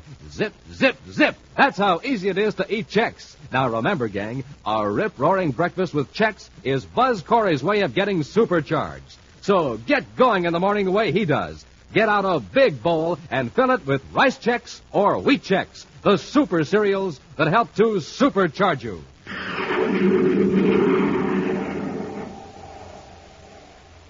Commander Corry and Cadet Happy have followed to the letter the agreement with Don Vio, who promised to return the Secretary General's daughter Carol at a prearranged point in the Jupiter orbit. But instead of Carol, Vio pushed an empty spacesuit out of his ship. The commander has arrived at the scene of the rendezvous, and Happy, now aboard the commander's ship, is removing his spacesuit. That double-crossing, underhanded space rat. Vio is all of that, but now we've got to help Carol. Must have done something to her. And now he's got the stimutron. He's also got a miniature spaceophone attached to his ship. Hey, that's right. Do you think we can pick up the signal yet? I'll turn on our receiver. Hey, it's working, sir. Now we can track him down. Yes, we've got to be careful. As long as Carol's in his hands, we can't take a chance in closing in on him. Oh, doggone it. Cosmic ray interference. See if you can filter it out, Happy. Yes, sir. All the times for that to happen. That seems to be getting worse. We'll keep on this vector.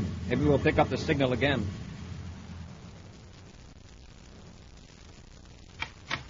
I got it, Henry. The steamer-tron. Oh, good. Any trouble? No, not a bit. Corry and the cadet were as good as their word. Have you found Carol yet? No. Frankly, I haven't looked. She was stupid enough to crawl out the back room window. Let her take the consequences. Don't you understand? If she's not found, we'll have to take the consequences. Oh, all right, Mr. Veal. Come on. We'll look for her. No. You look for her. I got to hook up the steamer-tron and take the treatment. I'm getting an attack of Venus fever.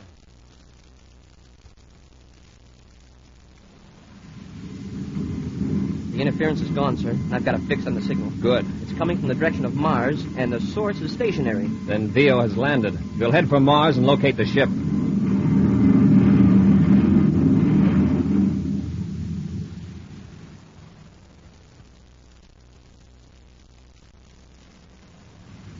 I've got it, sir. The ship's down in the Tharsis Hills. Let's scan the terrain with the viewscope, Happy. Yes, sir. There's the ship. Shall we come in lower, sir? No, not in this ship. We can't let Vio know we've located him. How about notifying other units and swoop in quick and surround him? Remember, for all we know, Carol's still safe. If Vio's cornered, there's no telling what he might do to her. Well, then we're stymied. No, not quite. There's one way we can land the ship fairly close to his hideout without making him suspicious. What's that, sir? Commercial atmosphere ships fly over this part of Mars. So we'll head for Lowell City and borrow one. Well, wouldn't Vio get suspicious if a commercial ship landed in that deserted section? Sure. It was an ordinary landing. That's why I'm going to space-a-phone ahead and order a couple of crash suits. Crash suits? Uh-huh. We're going to stage an accident right in Vio's front yard.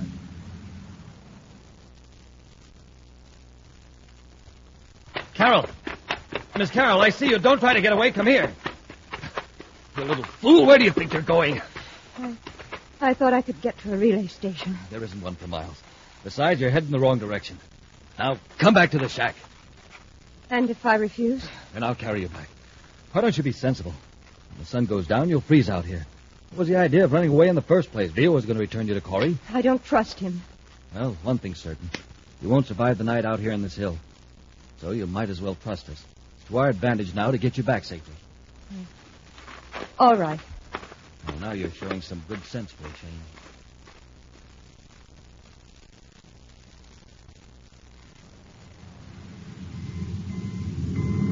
We're getting close, sir. Yes, we can cut the signal now.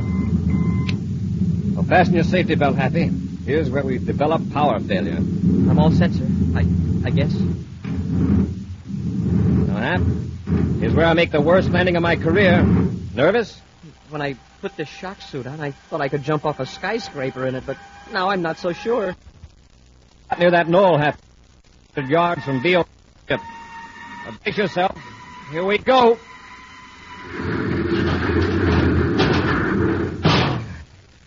Well, here we are. Everybody out. A very realistic crash, sir. Are you all right? I guess so. Except I can't move my right foot. It's caught in the wreckage. Was it hurt? No, sir. The padding of the suit protected it. It's just wedged in. Vio and his partner will be running out here very soon. Maybe I can pry that bent duralloy apart and get you out before they get here. But why don't we go ahead with our original plan? Leave me here in the ship while you circle around to the shack. Our original plan didn't call for you to be helpless. Well, that'll make it look all the more like a real crack-up. Besides, Carol may be in danger. Well, you may be right, Hap, but you'll be safer if you pretend to be unconscious. Yes, sir. I'll climb out the port. Hey, we did a good job. What a mess. If you're in trouble, use your miniature spacer-phone. I'll keep mine on. Here, where are you going? To the ship. Oh, no, you don't. I'll get back to the shack. But somebody might be hurt. We've got to help them. Nobody could be alive in that mess. Well, I'm going to see anyway. Carol, come back here. We've got to get Vio and blast off before the rescue ships arrive. Get Vio if you want. I'm going to help. Carol, come away from that wreck. It might explode.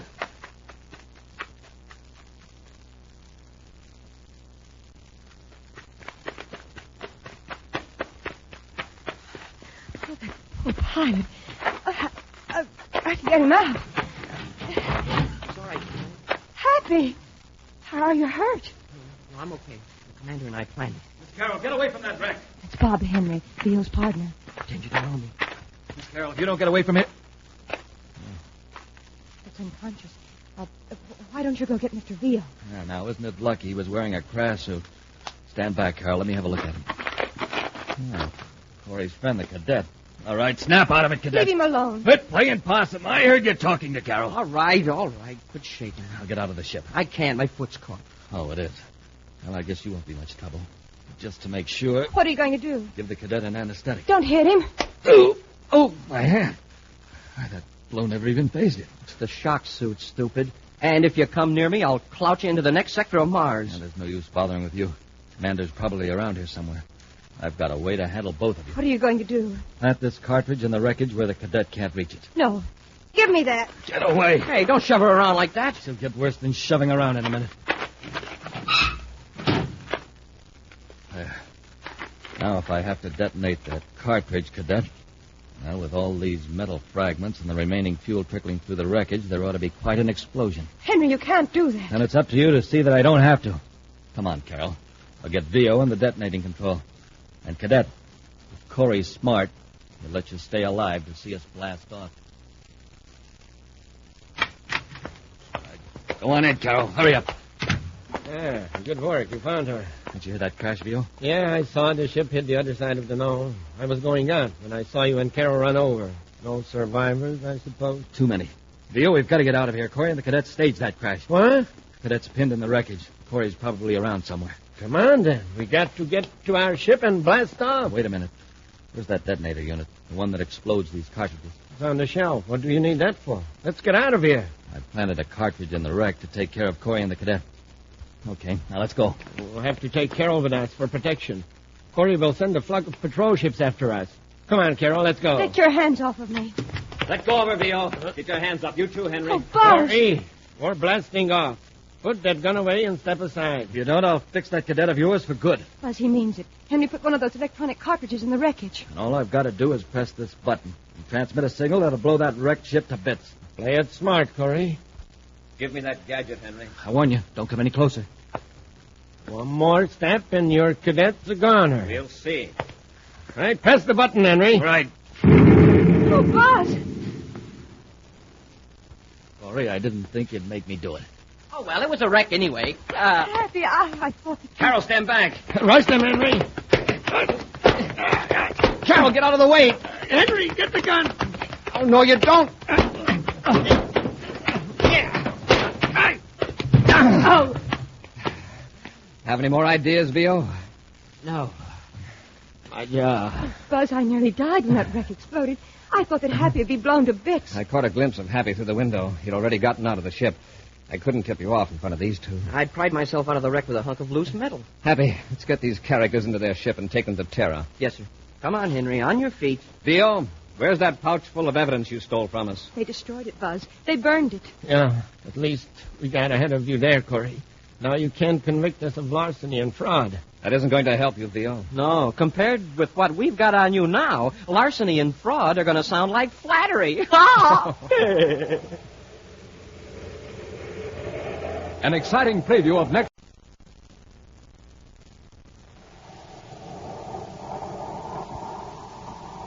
Wheat checks, rice checks, and good hot Ralston present Space Patrol! High adventure in the wild, vast reaches of space. Missions of daring in the name of interplanetary justice. Travel into the future with Buzz Corry, Commander-in-Chief of the Space Patrol! In today's transcribed adventure, Buzz and Happy have descended into a canyon on Venus to rescue a wounded space pilot. As they reach the injured man, a flash flood roars down the river, piling water up behind the dam above them. We gotta get him out of here quickly, Happy. The water's rising fast. Once we get into the ledge, we shouldn't have any trouble carrying him to the top. It's a landslide. Press close to the dam. Keep your head down.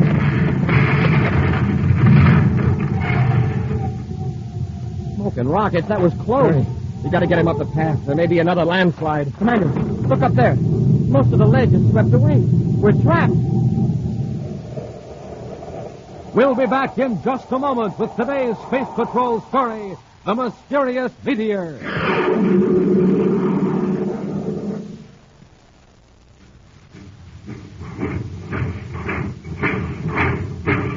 Do you hear that, gang? That's the Terra Express train trying to get up speed on ordinary fuel. Not very speedy, is it?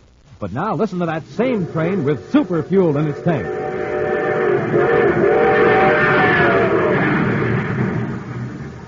Yes, sir, that train's really traveling now because it's supercharged with super fuel. And, gang, without a good breakfast, you can't go very fast either. But with super fuel in your tank, you're supercharged. Here's how Buzz Corry gets up a head of steam in the morning.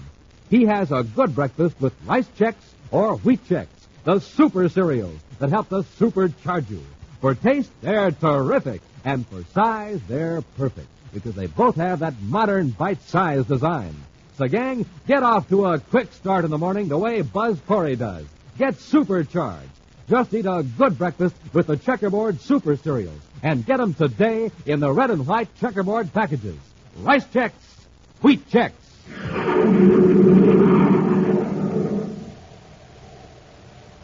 One of the 30th century's greatest achievements has been the transformation of barren desert areas on the planet Earth into rich, fertile farmlands.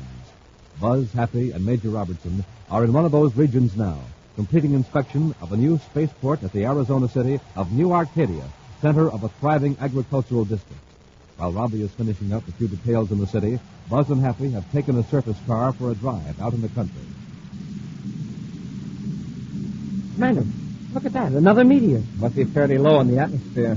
Hey, it must be a whopper, too. Wow, did you see that? It got so hot it exploded. And what a flash. It lit up the whole countryside. Quite a show. I never saw one like that before. Oh, look, there's another one. The Earth must be passing through a meteor shower. Hey, it looks like it's coming right at us. When this one explodes, it'll make quite a display. It better explode pretty quick before it hits. Hey, Commander, it looks like it's headed right for the city. Commander, it hit. It landed right in New Arcadia. Well, they're pretty deceptive, Happy. It could have struck several miles beyond. You'd better get into town. If it did land there, it'd be a terrible catastrophe.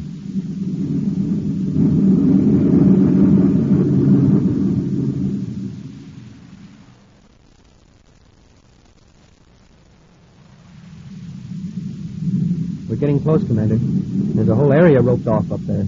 Yeah, the people are jammed around it. And we'll have to stop here and get out, Happy. We can't get through the crowd with this surface car. Hey, look. There's Major Robertson. Commander, I'm glad you're here. What happened, Robbie? A meteor landed right in the middle of the park. Anybody hurt? No, by a lucky chance. But a few people got showered with dirt, and a couple of hundred got the scare of their lives. Well, how big is the meteor? It's hard to tell. It's like a crater about 20 yards wide. The meteor's way down in the bottom of a deeper pit, glowing and red hot. Let's get through this crowd and have a look. Right, Commander. All right, make way, please. Space Patrol coming through. What a crowd. Oh, there she is. Hey, it looks like a huge red eye. We don't know how large it really is. Part of it's buried by the dirt that fell back into the pit. Look at the size of the crater, Robbie. It's a miracle it landed where it did. A very lucky miracle. Well, they're bringing up the Tomo power shovel now. Well, aren't they going to wait until it cools off before they try to pull it out? Professor King wants to encourage her to make some tests. Professor King? Yes, sir. Professor James King, the meteorite expert. Hold that right there. Hold that. That's the professor shouting at the shovel operator. Professor King's been lecturing at the university here. Oh, I recognize him now. I met him a couple of years ago on Mercury. Well, apparently he's seen you. Here he comes. Commander Corry is in this most fortunate. Hello, Professor. Yes, it is fortunate. It could have been a terrible calamity. Exactly. If I had followed my usual custom, I would have been home in my study. But something urged me to go for a stroll. And I was only half a block from the park when this green streak rolled out of the sky. I was thinking it might have killed someone. That would have been tragic, of course. But think of it. A rare meteor falling right at my feet, so to speak. Commander, do I have your permission to test it? Of course. Thank you. I already examined it for radioactivity. How does it test?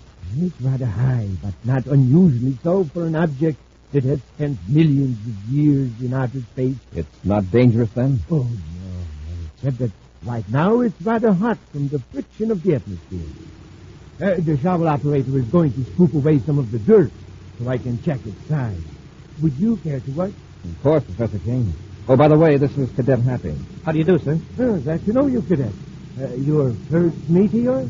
Well, not quite. Happy's had quite a few experiences with meteors in space. Oh, of course. Now, here comes the first group. Get back! The meteor exploded. No, it didn't. It still glowing. Yeah, but look at the shovel. I mean, look where it was. That huge scoop is gone. The cables are just hanging there. What could have caused it, Professor? I don't know, Commander. The meteor is hot, but not hot enough to melt a steel shovel. To say nothing of exploding one. It's a wonder we weren't hit by the hot metal. Professor, you'd better leave that meteor alone until we get this crowd cleared away. Yes, Commander, you're right. Robbie, have the local patrol keep everybody out of the park except the Professor and men on official duty. Yes, sir. Professor, I suggest you get an Endurium scoop on that power shovel. You better wait till that meteor cools off a little more. Good suggestions, Commander. I'll follow them. Robbie, put a guard around the crater. I don't know what we've got here, but this is no ordinary meteor.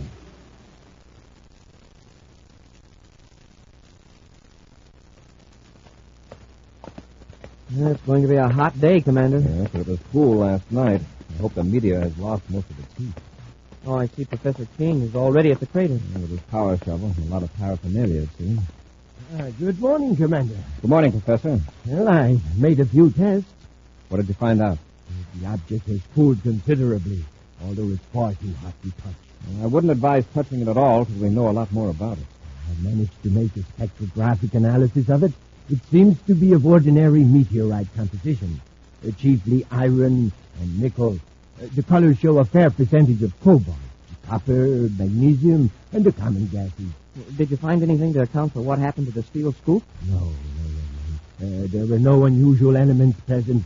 At least none have shown up. Commander, I'd like to dig that meteor out and have it shipped to Terra for a thorough test. It might be a pretty heavy load for a spaceship. Oh, I didn't think so. I was able to make some magnetic detection tests. There isn't much more of it underground. It should only weigh about 500 pounds. Well, hand me that case, Happy. Before we start that Endurium shovel, Professor, let's make a few simple tests. What kind of tests? We saw what happened to that hard steel last night, so I brought a few small samples of different metals. I thought we might toss them down on the meteor and see what would happen. Excellent idea. Let's go down into the crater a little farther. Aye.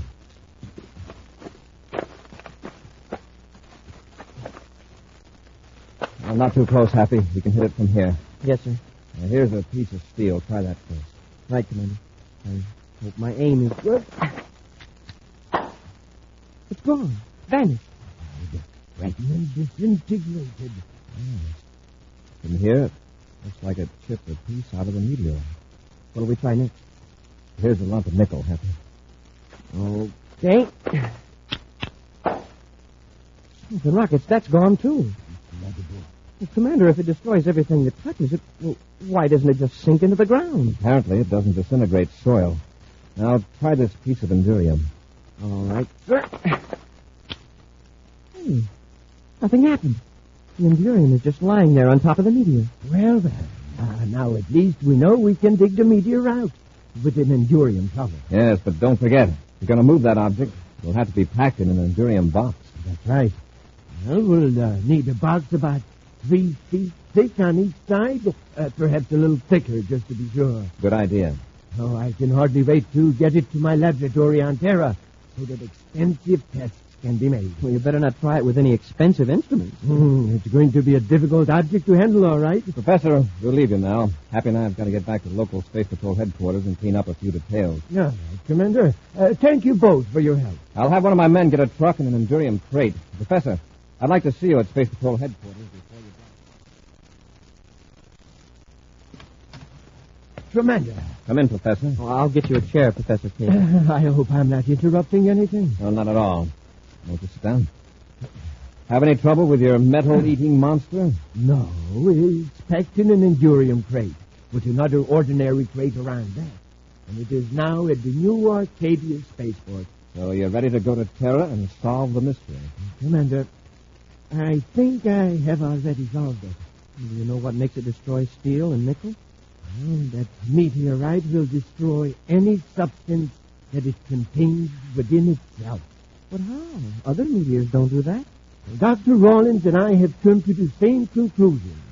We believe this meteor is matter in reverse. Matter in reverse? Yes. Matter entirely foreign to our part of the universe. It may have come originally from a galaxy billions of light years away, where matter is formed in an entirely different way. But you said it appears to be iron and nickel and other substances with which we're familiar. Yes, that's how it appears. But the atomic structure of each element is an exact reverse. Matter in our solar system has atoms with negatively charged electrons whirling around a positive nucleus. And this meteor has a negative nucleus with positive electrons. Exactly. For years, scientists have speculated about the possibility of such matter. Now we know it exists. Perhaps whole galaxies are made of. But I still don't see why it destroys other metals. That's only half of the story, Cadet. Part of the meteor is destroyed, too, in another form of atomic explosion. The two forms of matter cancel each other out. They neutralize each other. Precisely.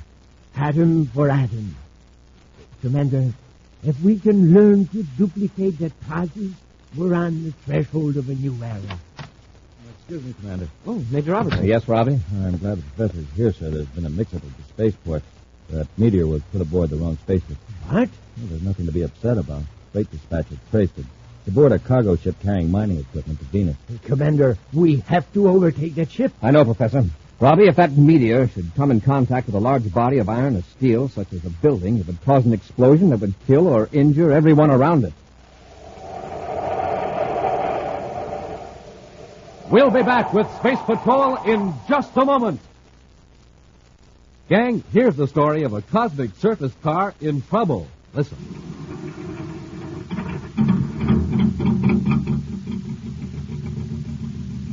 The trouble, it's got nothing to go on but ordinary fuel.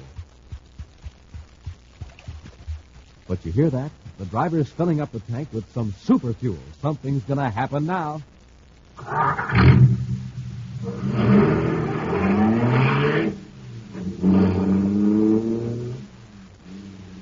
Boy, that cosmic surface car is really roaring. That's because it's supercharged with super fuel.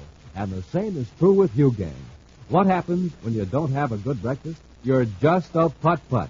But when you fill up your tank with super fuel, man, you're supercharged. Here's how Buzz Corry does it. He eats a good breakfast with a checkerboard super cereal, Rice Chex, or Wheat Chex. Wait till you taste them, gang. Boy, are they good. Flavor galore in every crisp, bite-sized biscuit. So, gang, get going. Eat a good super cereal breakfast and get supercharged. Get the super cereals today, Rice Chex, Wheat Chex.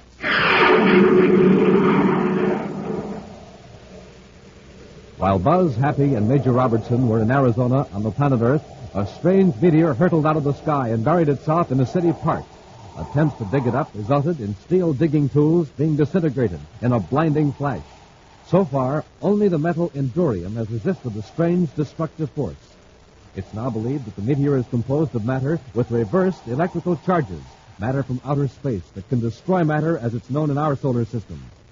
By mistake, the Endurium crate containing the meteor was put aboard the wrong ship. Right now, Buzz and Happy are aboard the Terra 5, racing to overtake the cargo ship carrying mining equipment and the strange meteor to Venus. Happy, keep the freighter in the viewscope. Yes, Commander. Hey, if he's headed for Venus City, he's losing altitude pretty fast. That's been worrying me, Hap. I'll contact him again by spaceophone. Commander Corry aboard Terra 5 calling cargo ship EC-349. Commander Corry to pilot Bill Craig aboard cargo ship EC-349. Craig here. Go ahead, Commander. I was just wondering why you're coming in so low. I wanted to tell you, but I've been too busy to call, Commander. I'm sure you know your business, but those Porlock Mountains aren't exactly anthills. You bet they aren't. Believe me, I'd enjoy being about 3 miles higher. Having trouble with your ship?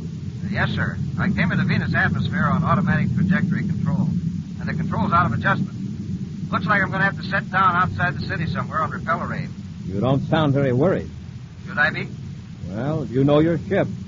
Commander, exactly what am I carrying aboard this ship? Why is everything so mysterious? I'll explain it later, Craig. I wish somebody would. All Space Control told me is that something was put aboard my ship by mistake. You'd meet me at Venus City Spaceport and supervise its removal. We didn't want to cause you any undue alarm. The fact is, you've got something very dangerous aboard. Explosives? Don't worry, I've hauled some pretty ticklish stuff in my day. You've never hauled anything quite like what you have aboard now. Everything will be all right if you just set her down easy. Okay, Commander. Look, right now I don't think I can get above that Turlock range. If I can get any power out of the rockets, I'll deflect a few degrees and head up the canyon. Well, he must be in a spot. Do you have any rocket control at all? A little. Enough to maneuver between those mountains. All right, Craig. Good luck. We'll be watching. Corry out. I hope we can reach a broad level space to set her down. I hope it does, too, Hap. Keep an eye on him through the viewscope. Yes, sir. Sir, why didn't you tell him he was hauling a wild meteor? No sense wasting time explaining. He knows he has a problem. Yeah, I guess you're right. He made it, Commander. Yeah, he's headed up the canyon. I guess he's okay now. Let's hope so.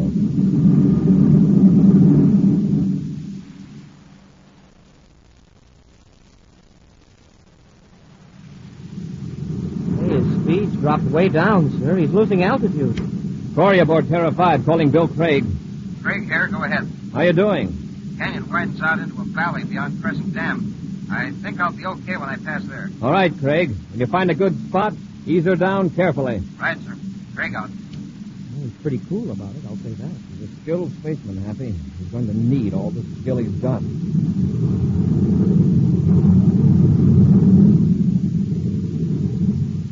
There's the dam up ahead. Getting awfully close to that canyon wall. Yeah. He isn't going to clear the dam by more than a few... He hit the side of the hill. The ship's skimming along that shoulder. It'll only hold together. Oh, rockets, Commander. I can't look. Did he hit the dam? Not quite. It's a bad crack up. It broke the hull open. It's hanging over a rock halfway down the side of the canyon. At least the meteor didn't explode. The steel on the Endurium crate must have held fast. We'll set the ship down on that flat stretch on the other side of the dam and get to Craig as quickly as possible. From the looks of that sky, there's an ammonia storm brewing. Hope it holds off until we get Craig.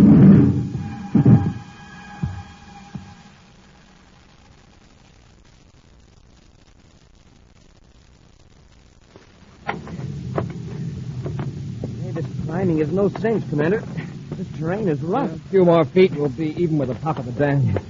Anything yet, sir? I can see part of the wreckage from here, but no sign of Craig. Come on, Hap, we've got to hurry. Feel that wind. Wow, that storm is roaring down the canyon a mile a minute. Better work fast, Happy.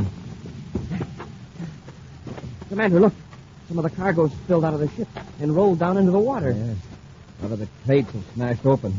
Yeah, I hope the meteor didn't roll into the water. That looks bad.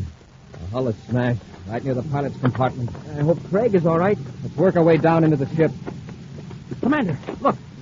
Isn't that a man down there at the edge of the water? It's Craig. Must have been tossed out of the ship. He sees us. He's waving. He's hurt. Come on. Hurry. Watch your step. It's steep through here.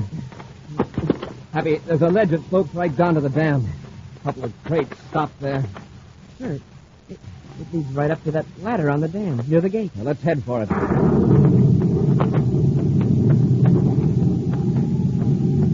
Sure lucky we trailed Craig into Venus instead of going on ahead to meet him at Venus City. All right. Hey, look at that water level. There must be a flash flood up the canyon. Smoking rockets. It's nearly up to where Craig's lying. It's rising fast. Got to get him out of there. Now, take it easy climbing over that Endurium crate, Happy. That's the meteor. Hey, the seal's broken. The meteor's partway out of the crate. We're in luck. Fortunately, none of those pieces of machinery came in contact with it. All right, let's climb down the face of the dam. Watch that ladder. It's going to be slippery.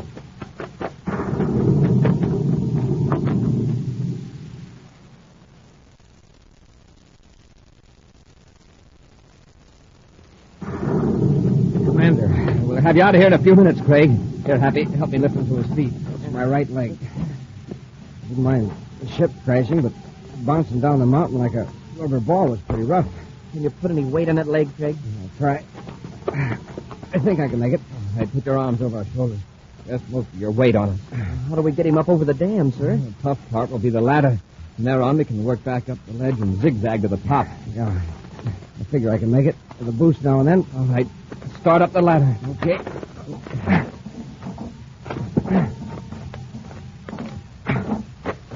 It's okay. I can make it. Look at that water. It's rising fast. A landslide. Press close to the dam. Keep your heads down.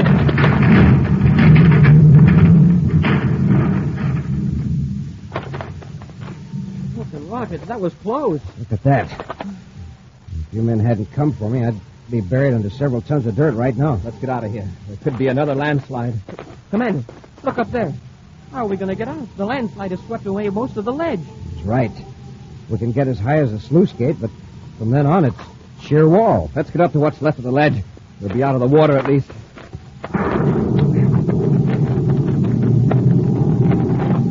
All right, Craig, get on the ledge. Okay. All clear. Go ahead, Happy. There. All right, sir. Here, I'll give you a hand. Thanks. Gee, look at the water now. It's halfway up the ladder. Yeah. And look back up the canyon. It's streaming down at big waves. Commander, do you think it'll come as high as the ledge? Look at the watermark of previous flood. Comes this high because of the sluice gate. Wow. Even if the water doesn't come over the ledge, we're stuck here. If that sluice gate will only open, we go through the spillway to the other side of the dam. There's a ladder on that side, too. I saw it coming up. How can we get it open? The spillway to the other side of the dam. There's a ladder on that side, too. It's operated by remote control from a station far down the valley. Hey, maybe they'll open the gate. By that time, it won't do us any good. See that line painted 10 feet over the gate? The water has to reach that level before the flood warning sounds. He's right, Happy. Looks like I led you fellas into a trap. I'd only managed to get the ship over the dam. Well, it isn't your fault, Craig. Well, I suppose we might as well sit down on the crates and relax. I'd be careful of my feet if I were you, Craig. Don't let the metal in your boot buckles hit that meteor. Meteor? What are you talking about? There's a meteor in that crate. That's what we were worried about. If certain metals touch it, they explode. Craig, get off that crate. Huh? Quickly, Happy. Give me a hand to that meteor. What do you mean, sir? Let's get this meteor rolling down the slope of the ledge. Into the water? No, toward the dam. If it gets up enough speed, it might crash into that sluice gate. Sure, but we'll be going fast enough to knock that gate out. Well, no, sir. Hey, Commander, that gate is solid steel. Exactly. Hey, solid steel, like the first power shovel scoop. Okay, Commander, I get it. Craig, get over behind that other crate. If this works, it's going to be quite an explosion. Careful, Happy. Remove your cadet ring. Yes, sir. It'll be a pretty painful way to find if the meteor has platinum in it. Hey, this thing is sure hard to move. After we get it rolling, it won't be so bad. At least it's lighter here on Venus than it was on Earth. Watch your feet. We've got it rolling, sir. Quickly now. Get behind the Endurium crate. Hope it doesn't wobble off into the water. Craig, keep your head down.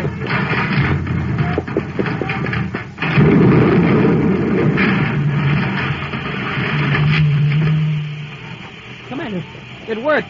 There's a great big hole in the sluice gate.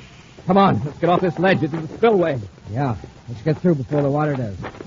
Commander, can you see through the dam to the valley? There's our ship. Now, that's a beautiful sight. Commander, what about Professor King? What's he going to say? I'm afraid the professor will have to be content with telling another story about the big one that got away. An exciting preview of next week's thrilling Space Patrol adventure in just a moment.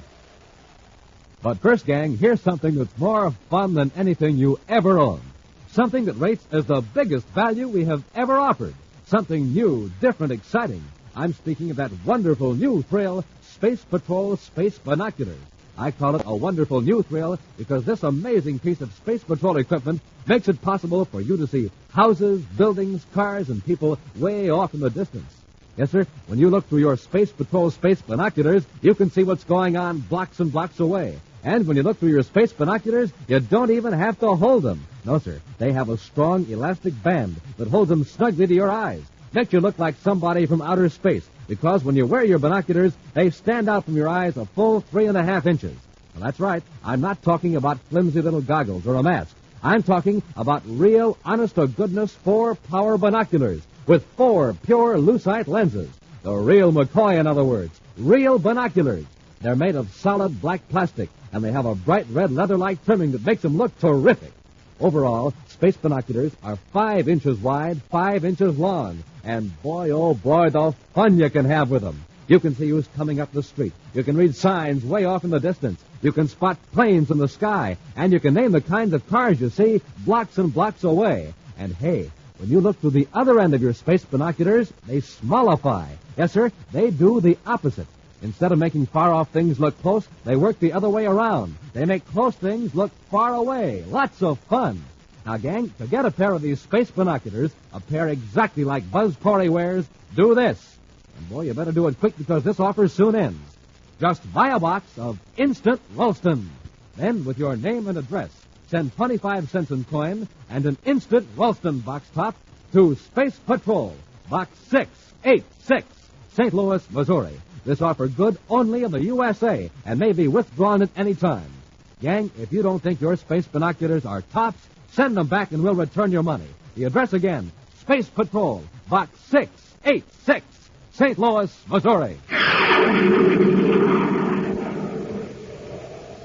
And now, a preview of next week's exciting Space Patrol adventure.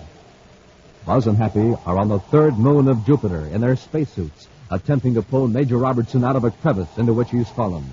Buzz has lowered Happy into the crevice where thousands of beetle-like insects are swarming, impervious to the cold and lack of atmosphere. Lower me a couple more feet, sir. Gone these bugs? That's it, sir. Loop the rope under the Major's arms, Happy. Just a minute, sir. Will I brush off some of these insects? Some of them just won't brush off. They're awful. They're on my suit, too. Yes, and all over the Major's. Commander, they're eating through our spacesuits. We gotta get the Major out of there and get back to the ship. If these insects puncture our suits, we're finished. Be sure to be with us next Saturday for the exciting story, The Moon Beetles, when wheat checks, rice checks, and good hot Ralston again bring you Space Patrol!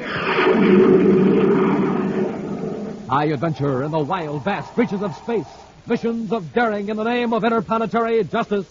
Travel into the future with Buzz Corry, Commander-in-Chief of the Space Patrol! Space Patrol, an original Mike Moser production starring Ed Kemmer as Commander Corry and Lyn Osborn as Cadet Happy, was written by Lou Houston and directed by Larry Robertson. Other players were Norman Jolly, Ken Mayer, and Bela Kovach. Dick Tufeld speaking. Now, don't forget to tune in next Saturday and every Saturday when wheat checks, rice checks, and good hot Ralston again present the new exciting Space Patrol! Be sure to see another exciting Space Patrol story on your local ABC television station. Consult your local paper for time and channel. Space Patrol comes to you transcribed from Hollywood. This is ABC Radio Network.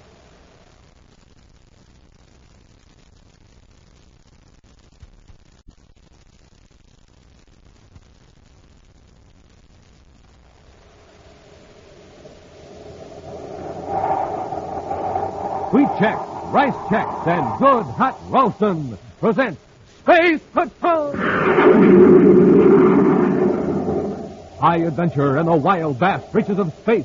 Missions of daring in the name of interplanetary justice. Travel into the future with Buzz Corry, Commander-in-Chief of the Space Patrol! In today's transcribed adventure, Buzz and Happy are on the third moon of Jupiter in their spacesuits, attempting to pull Major Robertson out of a crevice into which he has fallen. Buzz has lowered Happy into the crevice where thousands of beetle-like insects are swarming. Beetles that seem impervious to the cold and lack of atmosphere. Just a couple more feet, sir.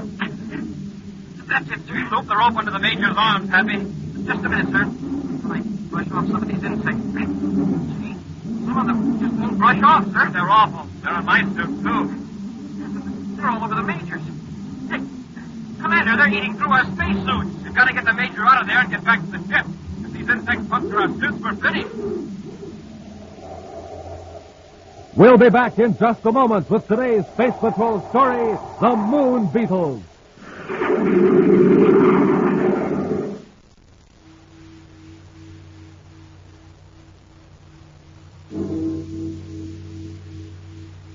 The hour has struck. Yes, today is the last time we can offer you a pair of those wonderful new space binoculars that you can see way off in the distance with. Big 4-power plastic space binoculars, 5 inches wide, 5 inches long, plenty big and plenty of fun. Gang, you can watch people blocks away, study birds in real tall trees, read signs way off in the distance, spot planes high in the sky, and listen, you wear space binoculars on your head. Yes, sir, a strong elastic band holds them snugly to your eyes, makes you look like a strange man from Mars, leaves your hands absolutely free. Yes, the hour has struck. Today is the last time we can offer you these terrific new Space Patrol space binoculars. To get a pair exactly like Buzz Corry wears, do this. Buy a box of instant Ralston. Then, with your name and address, send 25 cents in coin and an instant Ralston box top to Space Patrol, Box 686, St. Louis, Missouri. This offer good only in the USA and may be withdrawn at any time. That's Space Patrol, Box 686, St. Louis, Missouri.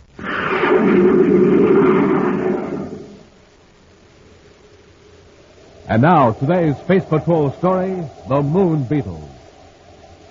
In their space battle cruiser, Terra 5, Buzz and Happy are approaching Jupiter's number 2 moon to investigate the mysterious failure of equipment in one of the automatic instrument stations. Their viewscope is trained on a surface of a cold, barren, airless satellite as Happy watches for the dome-shaped image of the atmosphere shell to reveal they're nearing the unmanned instrument station. Jupiter's number 2 moon sure is a desolate place.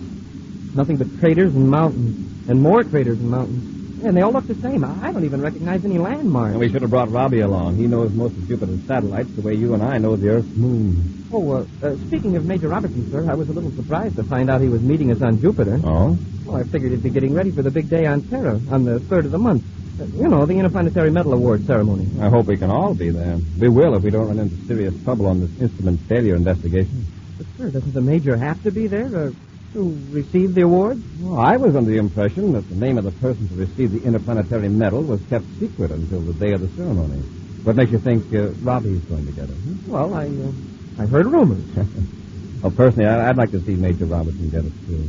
The final decision is up to the award committee. They aren't going to let the news out ahead of time. We're getting close to the instrument station, Happy.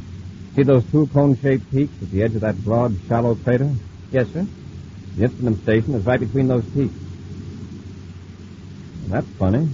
What's that, Commander? The small atmosphere shell should be visible now. Maybe the sunlight's hitting it at the wrong angle. It should still show up in the viewscope. Happy, the shell's gone. Huh? Switch the spacephone receiver to the ultra-high frequency automatic instrument channel and see if any signals are getting out. Yes, sir. Well, this is the right channel, sir. Some of the instruments are still sending, but I can't understand what happened to that atmosphere dome. Maybe a meteor hit it. If it came in at a tangent, it might break the shell without damaging all the instruments. Get our spacesuits, Happy. While I set the ship down, we'll make an on-the-spot check.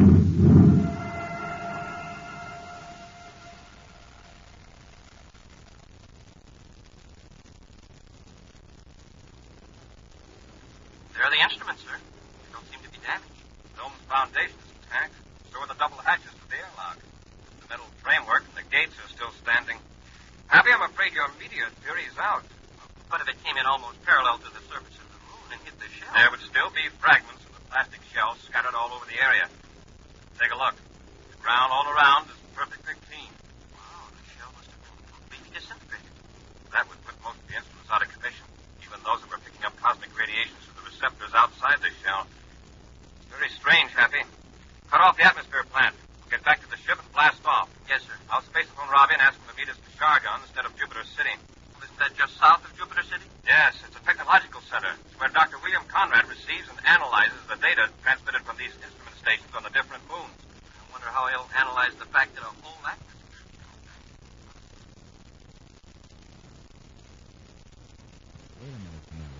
Are you saying there weren't even any fragments of the atmosphere shell? That's right, Robbie. The whole thing just disappeared. And none of the instruments were physically damaged? No, Doctor.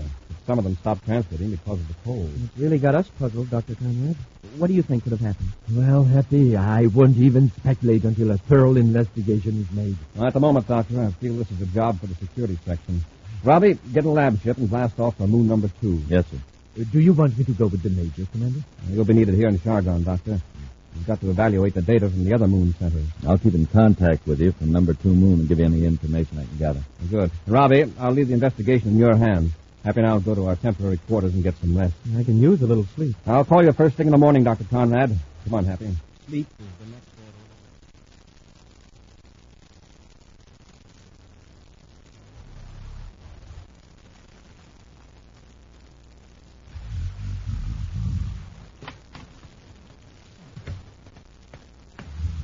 order. Happy, wake up. Oh, Commander, what time is it? 6:05 hours Universal Star Time. Are you going to sleep all day? Oh, stop it, Jupiter. I plan to be awake before you, sir. Hey, are you sure it's 6:05? Look at your watch. Yeah, but it's still dark outside. That's why I left the shade up, figuring the sun would wake me up. Yes, I noticed how dark it was. Maybe we're having an eclipse of the sun. They're fairly frequent on Jupiter with 12 moons in the sky. I'm sure. I should have thought of that. Have you talked to Dr. Conrad? I phoned his lab, but wasn't able to reach him. Maybe he overslept, too. From the sound of things outside, it sounds like the middle of the day. Come here and look, sir. The streets are full of people. These Shargon citizens must be early risers, or else they got up to see the eclipse. The eclipse here wouldn't cause that much excitement. What do you know? The lights are on, all over the city. Well, that must be Dr. Conrad. I told the charger quarters to put the call in here. Corry speaking. Commander, this is Dr. Conrad. Oh, yes, Doctor. I've already called your lab. I'm not at the laboratory. I'm at the spaceport. Can you come over? Is something wrong? Haven't you noticed the darkness? Yes.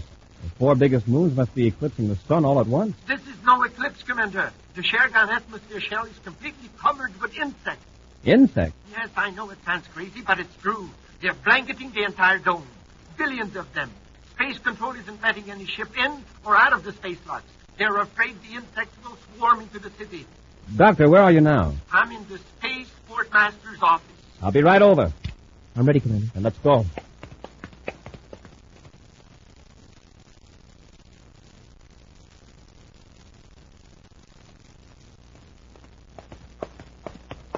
Now, here's the office, Captain. Commander, I expected you sooner. I was beginning to get worried. We're tied up in traffic, Doctor. People are running around almost in a panic. Well, I can't say I blame them. It's not exactly reassuring to know you're under a roof of billions of living insects. I didn't think Jupiter had that many insects. Where did they all come from? We don't know. One spaceship came through the lodge just at dawn. The pilot said the insects are like a shiny black sea all around the atmosphere dome. I've got a few specimens here, Commander, in these 2 small plastic boxes. Let's have a look at them. Hundreds of insects were drawn through the space lock when the ship entered. That's why Space Control closed the port. Look, the rockets, look at the size of them. They must be about 2 inches long. They seem to be some sort of beetle. I don't recognize them. Well, I showed them to a friend of mine in the communication section, an amateur entomologist. He says he's never seen anything like them before on any planet. Very strange. Entirely new variety of insects appearing by the billions, and here on Jupiter, of all places. Hey, one of the bugs got loose. He's crawling across the desk. Take the lid off the box, Captain? No, sir. Look, the lid is still on it. Then how did it get out? Listen, what's that?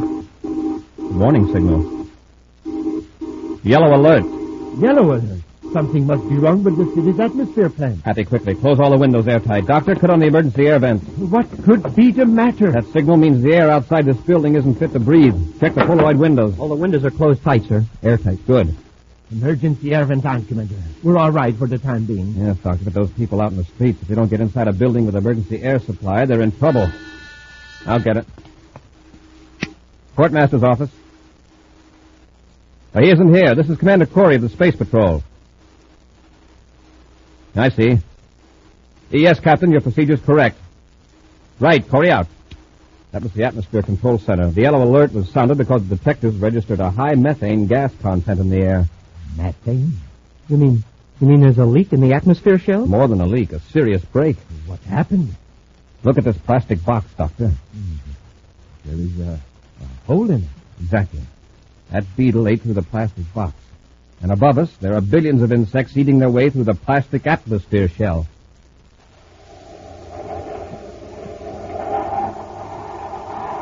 We'll be back with Space Patrol in just a moment. Presenting the mystery of the baffling basketball player. Sometimes this 10-year-old boy would be a sharpshooter. He'd make basket after basket after basket. But then, at other times, ouch, he'd miss shot after shot. And so it went. Sometimes a shooting star, sometimes a falling star. Here was the trouble. This boy was only getting supercharged now and then. On some mornings, he'd have a power breakfast with rice checks or wheat checks, the super cereals that help to supercharge you. That's when he'd really shoot those baskets. But then, at other times, well, he'd just eat any old breakfast. And that's when they'd call him Fumbler. So, gang, remember, to be a winner every day, you have to get supercharged every day. In other words, Enjoy that rice Chex and wheat Chex in your cupboard all the time, not just some of the time. Make it a rule to do what Buzz Corry does. Eat a power breakfast with rice Chex or wheat Chex every single day. The bite-sized super cereals that help to supercharge you. Delicious Chex.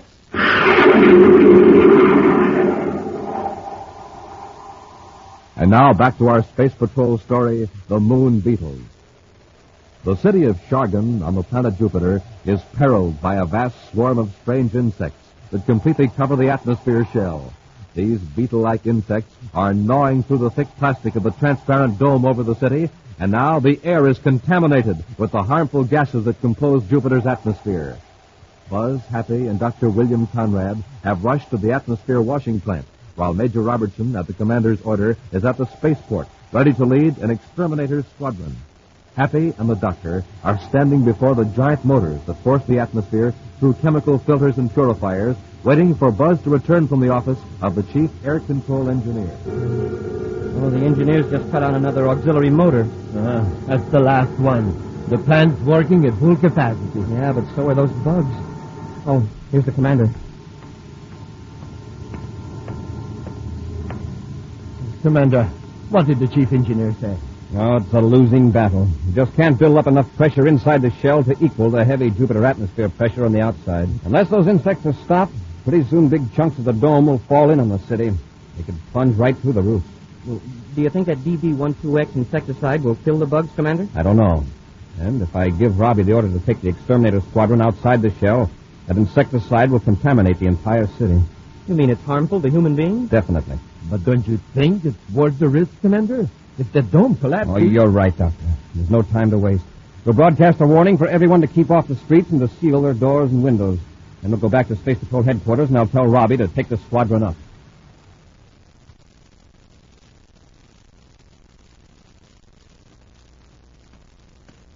Commander, the streets have been completely cleared and the Major and the squadron have been spraying the outside of the dome for 20 minutes.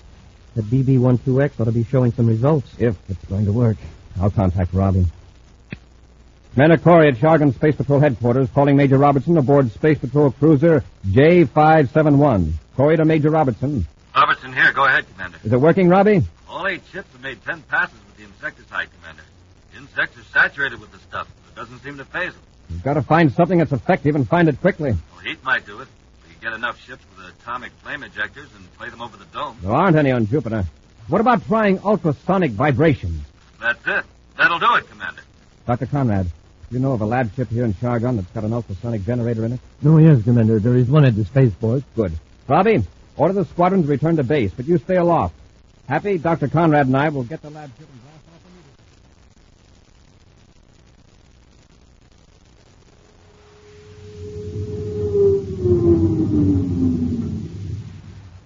Lab ship secured for blast-off, Commander. All right, Hap, I'll notify Space Control. Commander Corry and Lab Ship X211 in Area 28, calling Space Control Shargan. Space Control Shargan, go ahead. We're ready for blast-off. You may blast off at will, sir. Space Control out. Stand by to fire rockets, Happy. Standing by, sir. Ready, Doctor? Yes, Commander. Fire rockets.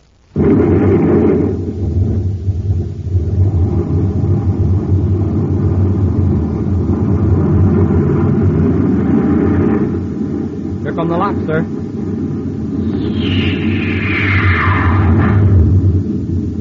Reduce power and we'll circle back to the dome. What a sight. The dome is black with those insects. I hope this ultrasonic generator does the trick. I'd hate the idea of going back down through that roof of Beetles.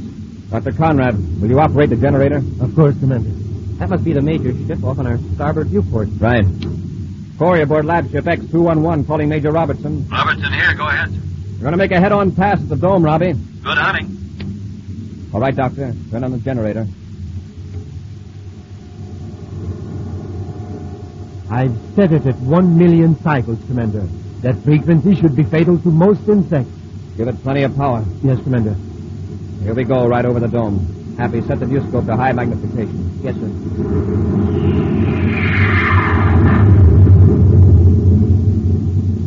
We'll circle back and make another pass. How's the viewscope setting, sir? Fine. You can see the insects quite clearly. They don't seem to be affected by the vibration. Shall I increase the frequency? Oh, wait. Look, they're dropping off the dome. Hey, they sure are. Sliding off by the thousands. It's working, Commander. Sides of the dome are nearly clear. Would you look at that? They're sliding off like a black avalanche. We'll make a couple more passes just to make sure we've got them all. Look at how they're heaping up around the base of the atmosphere shell. It's going to be some job clearing them away. The first problem is to get a crew to work sealing up those holes in the dome. Commander, this is Robbie. Yes, Robbie? More trouble. I just got word that there's a plague of those beetles on moon number 3. They've attacked the small atmosphere shell over the research station. That could disrupt the entire interplanetary communications system, to say nothing of ruining all space flight aid stations. Hey, we'd better get out there with the ultrasonic generator. It wouldn't work on that moon, Happy. There's no atmosphere to transmit the high-frequency sound of the insects. They've got to be brought under control. Open rockets. Well, there are 100 men on that station. They can't even be evacuated because they can't open the space locks. What's wrong with the power unit? Communications picked up automatic signals that indicate a relay didn't work. If somebody could get there, get inside the power unit shell, and flip that switch, the research station would have power restored. But how about the insects? Doctor, the new Delta Ray, would that destroy the insects? Yes, but it has to be focused so that the rays wouldn't penetrate the shell, or it would destroy the men inside, too. Is there a Delta Ray here in Chargon? No, the nearest one is in Jupiter City. Robbie, you blast off from moon number 3 and get that power on. Happy and I'll go to Jupiter City for the Delta Ray and join you on the moon's research station.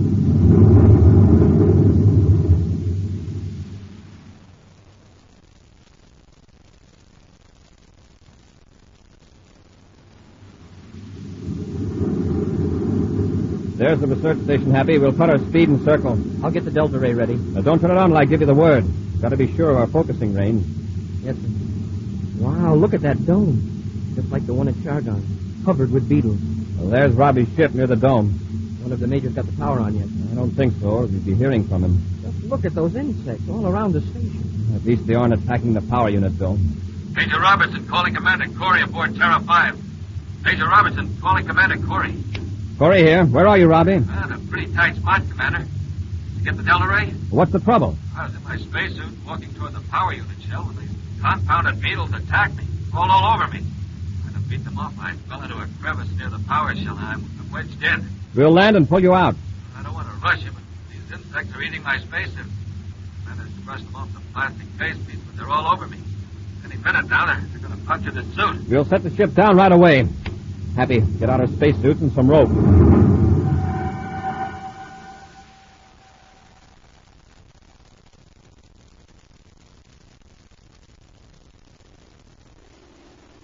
There he is, Commander. He's really wedged in. Look at those beetles. There are hundreds of them down in the crevice and all over him. Robbie, can you read me? Yes. You're going to drop your rope. Grab it. Go ahead, Hap. Catch, Major. All right, hang on. We'll pull you up. Hey, it slipped out of his hand. Robbie, can't you hang on? I haven't got any strength. Are you hurt? It's my leg. I'm beginning to feel pain. Losing air. But this is no time to pass out. If that suit is punctured, you're finished. Robbie. Commander, I'd better go down there and tie the rope around him. No, you might get caught, too. I'll go down. Commander, you could pull the Major and me out, but, well, I'm not sure I could pull both of you up. No, Happy, it's too dangerous. Please, sir, let me go. It's the only way to save Major Robertson. And don't forget the men in the station. You may be right. Here, take the rope. I'll lead you down. Yes, sir. Well, lower away. Now, hang on, Happy. That's it. A couple more feet, sir. Okay. Hold it. I'm looping the rope around the Major's arm. Help me if you can, Major. All right, Happy. You ready, Hap? Just a minute, sir. I'm going to brush off some of these beetles. One of them burrowed in nearly through my suit. Okay, pull. Now hang on to Robbie. He's wedged in pretty tight. Oh, my leg. He's loose now, Commander. Pull us up. Okay.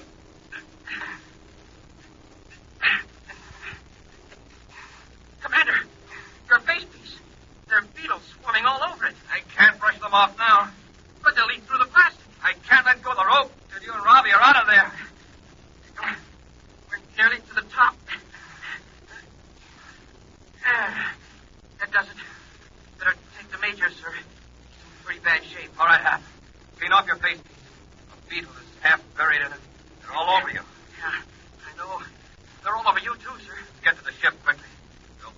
spacesuits in the airlock and then turn the delta ray on the research station shell. I guess we'll have to carry the Major, sir. All right, Happy. Come on. We've got to hurry.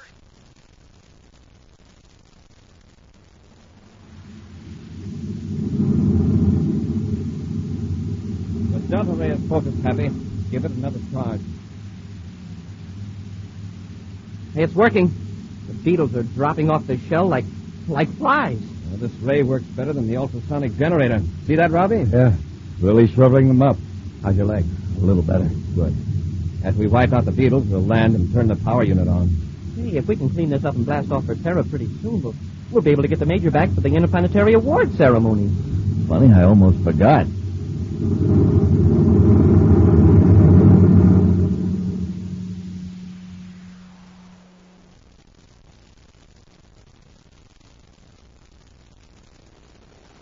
Thank you. Thank you very much. Go on up, Major. The commander's ready to give you the medal. Quiet, Happy. The commander's going to speak. Fellow citizens of the United Planets, it's my privilege and honor as last year's recipient of the Interplanetary Award to present this symbol of courage and service to the current winner. It's a special source of pride to me because the award goes to a member of my own space patrol. Major, the commander's looking this way. He wants you to go up. The choice this year was a difficult one for the committee, and the person chosen by them has declined the honor. But, Major, Quiet, Hap. The commander's speaking. Yes, the selected candidate, Major Robertson, Security Chief of the Space Patrol, feels that the Interplanetary Award should go to the man who risked his own life to save another, and thereby help save the lives of 100 men. So, in a special session, the committee accepted the Major's suggestion, and I shall now present the Interplanetary Award to a member of the Corps of Cadets, Cadet Happy. Huh? Me? But Go on, Happy. Get up there. Hey, Happy. Hap! Ladies and gentlemen, I'll have to ask Major Robertson to accept the award for Cadet Happy. It seems the courageous winner of the Interplanetary Award has just fainted.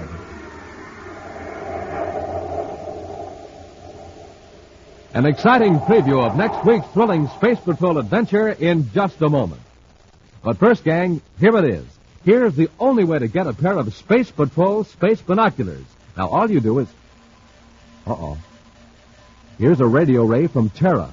Boys and girls, this is your commander, and I have a message for you that's so important, I've interrupted Vic Tufel. Here's my message. Today is positively the last time we can offer you a pair of official space binoculars.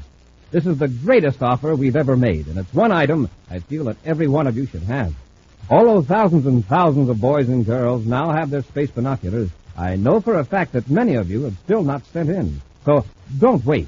This is important and vital. Send in today for your Space Patrol space binoculars. This is absolutely the last time we can make this sensational offer. Corry out. Thank you, Commander. And boys and girls, remember this. These are not flimsy goggles. They're real, full-size, full-field, 4-power binoculars made of long-lasting plastic. Real, full-size, full-field, 4-power binoculars that make everything in the distance look bigger, closer, clearer. The revolutionary new binoculars you wear on your head. Thrills and fun galore. You can identify buildings way off in the distance, spot planes, study birds, watch far-off traffic, read distant signs, and do lots and lots of other things with your space binoculars all year long. Now, to get a pair, buy a box of Instant Ralston. Then, with your name and address, send 25 cents in coin and an Instant Ralston box top to Space Patrol, Box 686, St. Louis, Missouri. If you don't agree your binoculars are tops, return them and we'll return your money. That's Space Patrol, Box 686, St. Louis, Missouri. And now, an exciting preview of next week's thrilling Space Patrol adventure. Buzz and Happy have just left Terra 5 to enter a damaged spaceship far out beyond the Pluto orbit. They've entered the wrecked ship in their spacesuits to rescue 2 unconscious men. Around the ships, huge chunks of metal hurtle through space on an unknown orbit. We'll have to carry them, Happy. You take this one, I'll handle the big fellow. Yes, sir. Hey, Commander, the ships are swerving right right into that stream of metal fragments.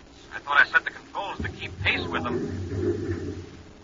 Hap, those fragments aren't going in a straight line. They're in a swirling motion like a whirlpool. Hey, Commander, they're battering the ship to pieces. They're breaking us up. We gotta get these men inside quickly. Before the fragments puncture the ship, or we're finished, all of us. Be sure to be with us next Saturday for the exciting story, The Strange Gift of the New Star, when Wheat Chex, Rice Chex, and Good Hot Ralston again bring you Space Patrol! High adventure in the wild, vast reaches of space. Visions of daring in the name of interplanetary justice. Travel into the future with Buzz Corry, Commander-in-Chief of the Space Patrol! Space Patrol, an original Mike Moser production starring Ed Kemmer as Commander Corry and Lyn Osborn as Cadet Happy, was written by Lou Houston and directed by Larry Robertson. Other players were Ken Mayer and Bela Kovach. Dick Tufeld speaking. Now, don't forget to tune in next Saturday and every Saturday when Wheat Chex, Rice Chex, and Good Hot Ralston again present the new exciting Space Patrol! Be sure to see another exciting Space Patrol program on your local ABC TV station. Consult your paper for time and channel. Space Patrol comes to you transcribed from Hollywood. This is ABC Radio Network.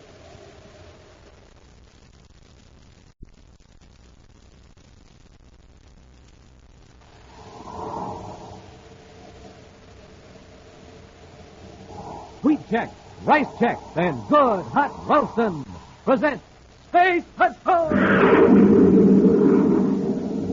High adventure in the wild, vast reaches of space. Missions of daring in the name of interplanetary justice. Travel into the future with Buzz Corry, Commander-in-Chief of the Space Patrol!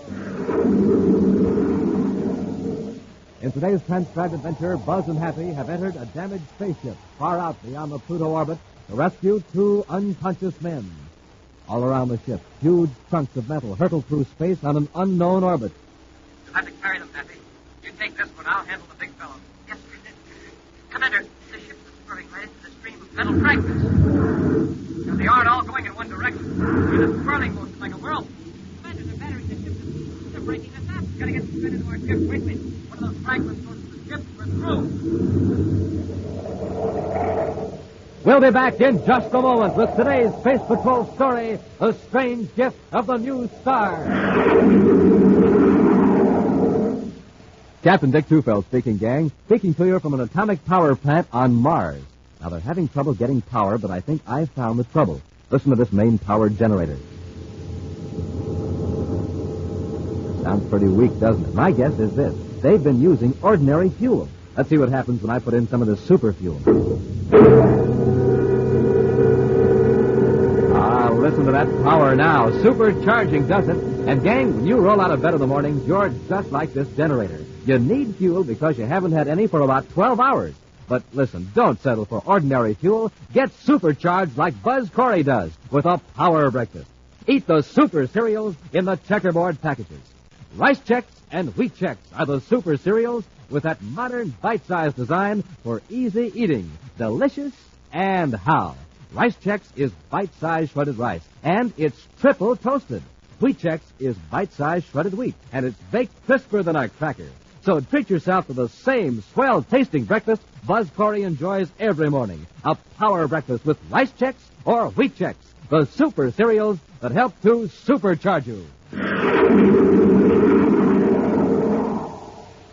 And now, today's Space Patrol adventure.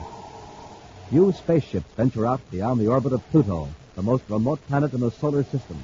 As one veteran space pilot put it, only a comet has the time and the fuel to go poking around out there in outer space. But in recent weeks, commercial spaceships on the Neptune to Pluto run have reported a peculiar unidentified object far beyond the Pluto orbit, slowly approaching the space lanes. Commander Corry and Cadet Happy had just finished a routine mission to Pluto and had decided to do a little investigating. Now, far beyond the space lanes, they scan the dark void with super-sensitive telescopes. Is it a meteor, Commander? Odd shape for a meteor that size. Too regular. Take a look. Oh, see it. It's shaped like a spaceship. But its surface is rough. It is a spaceship, Happy. But, sir, there's no sign of a rocket burst. No lights in the viewport. It's in free fall. By the looks of it, it's been in free fall for some time. But, sir, if it's coming toward the solar system, well, where could it be from? We can tell more about that after we board it. Get our spacesuits, atomo lights, and an atomo cutting torch. We have to force our way into the airlock. I'll maneuver into position while you're getting the equipment.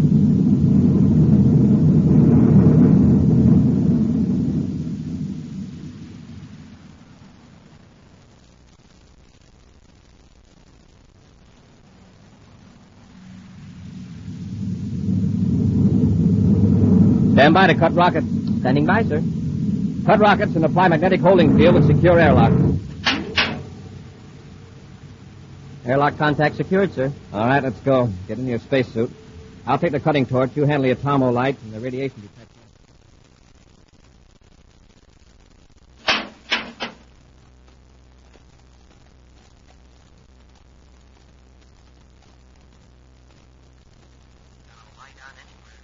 Flash your light over here, Happy. See if we can find the registry number. Door's open, sir. Nobody in the control compartment. No lights. Maybe this is a lost robot control tower. I see the number now. It's U87. U87. Let's see, that would be... That's an old registry number, Happy. The ship must have been out of commission for 5 years. That I can believe. It's not a robot job, though. Better take a look around. Search the aft section. Yes, sir. Hey, look there on the floor. Empty ration containers. Hap, turn your light on the air indicator. Should be up there in the bulkhead. Hold it, that's it. You read it, sir? There's some air in the ship, but the carbon dioxide factor is above the danger level. Commander, look back there, down the corridor. There's a man on the deck. Hold the light on him, Happy. I'll turn him over. Is he alive? Yes. We'll have to work fast. Getting back to our ship and try to bring him around.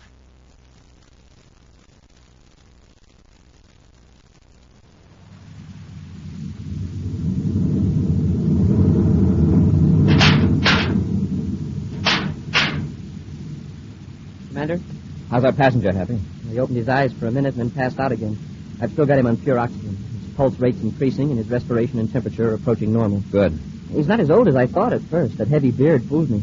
I've spaceophoned to Terra headquarters for a check on the ship registration. Did you find any identification of the man? None, sir. But from the looks of his ship, he must have been aboard for months. We'll have it thoroughly examined when we tow it to Terra. I don't like that high radiation count. It could give him trouble. I wonder how long he's been exposed to it. It may not have been as bad inside the ship, but the rate from the hull is terrific. He must have had some experience. Why, he may have circled through a part of space where no one has ever been before. Base Control Terra calling Commander Corry aboard Terra 5, Sector 7, Pluto orbit. Base Control Terra calling Commander Corry. Corry here, go ahead. I have some information for you now on spaceship U87. Happy, go back and keep an eye on our patient. Yes, Commander. Let's have it, Space Control. U87 is a Saturn registry ship owned by Joe O'Malley. Joe O'Malley? Yes, Commander.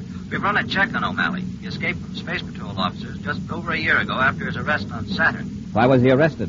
On suspicion of foul play against his partner, a man named Wes Pence. Everything indicated that O'Malley had disposed of Pence's body. And O'Malley escaped rather than face trial. Yes, sir. Well, he's awfully close to cheating justice right now. Notify the Terra Hospital to meet our ship. Yes, Commander. And have a crew of technicians ready to examine O'Malley's ship. We're bringing it into Terra. It's hot. Radiation? Right. Hurry out. Commander, he's conscious now, just talking, but, well, he's still pretty weak. I'll go back and have a look. He wouldn't tell me where he's been. I asked him, and he acted like he wanted to slug me. You get his name? Yes, sir. Was it Joe O'Malley? No, sir. He says his name was Wes Pence. Wes Pence? Happy, fit on full acceleration for Terra. We've got a double mystery on our hands.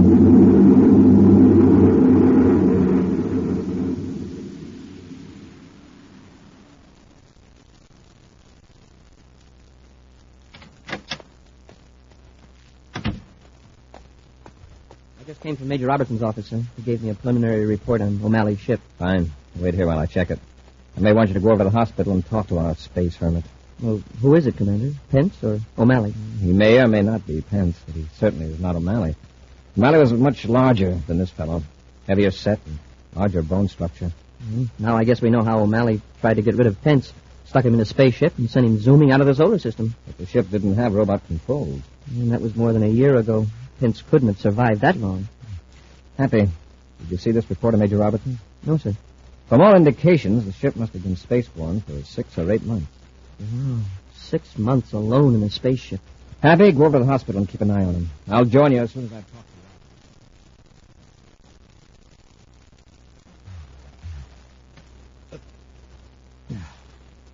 you. Want some water, Mr. Prince? Doctor, you're not the doctor. No, I'm Cadet Happy. I've seen you before. No, I haven't. I don't know where. In the spaceship. Commander Corry and I found your ship out beyond Pluto. Yeah, they told me you saved my life. You just take it easy, Mr. Prince. Lie back and rest. I never felt so weak. My ship.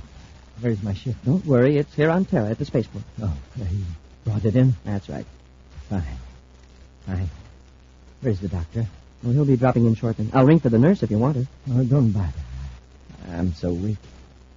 Oh, could you get me some water, Cadet? Sure. And raise the head of my bed a little left.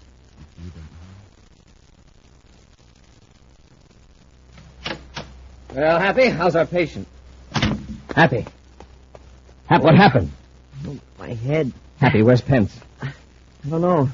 Last I remember, I was leaning over the bed fixing his pillow, and he hit me with something. His handle from the bed. But he seemed so weak. He tricked you, Happy. He's escaped. But why? Why, Commander? He's not a criminal. We're not sure he isn't. Robbie's men found 1 million credits worth of stolen uranium hidden aboard his ship.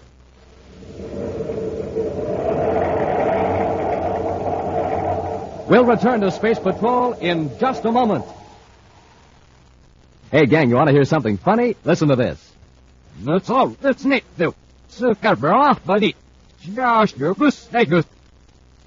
all. That's neat, though. That's a word scrambler, gang. A machine that scrambles secret messages sent by space patrollers over the spaceophone. You want to know what that message said? Here, I'll have the machine unscramble it for you. Listen. To get supercharged, eat a power breakfast with instant Ralston. To get supercharged, eat a power breakfast with instant Ralston. Boys and girls, that's one of the most important messages a space patroller ever sent. Yes, sir, when you sit down to a power breakfast with good, hot Ralston, well, boy, oh boy, that's your day to shine. For instant Ralston packs a wallop in every spoonful. It's rich whole wheat. Remember, rich whole wheat. And that means it'll warm up your motor, tune up your thinking machine, help start off your day with a bang. That's the kind of start Buzz Corry gets. That's the kind of start he wants you to have. So come on, Space Patrollers, get supercharged. Eat a power breakfast with good, hot Ralston.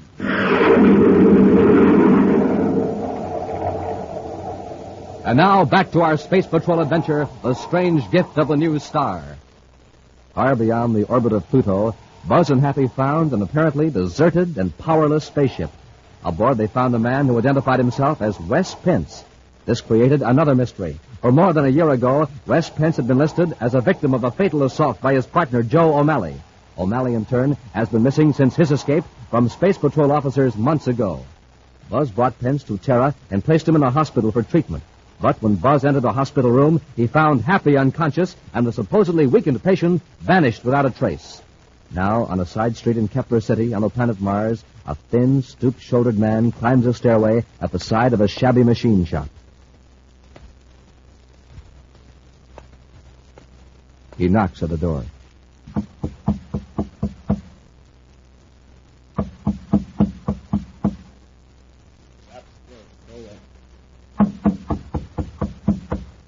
Better open up. It's business.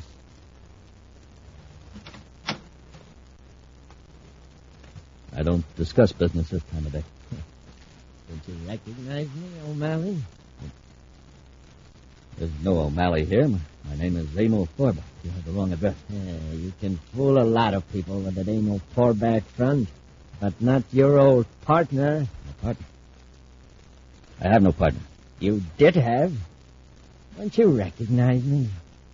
Oh, I admit I've been through a lot since the day you and I had that fight on Saturn.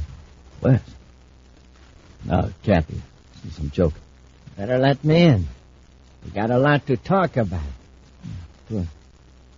First, come in. I'll have to sit down. I'm pretty weak. Well, this isn't much of a place after what we used to have in the old days. I've had to lie low on account of the space patrol. I think I did away with it. Yeah, and so did you. Until a moment ago. You thought I was finished. But I managed to crawl away and get help. You know, for nearly a year I thought of nothing but revenge.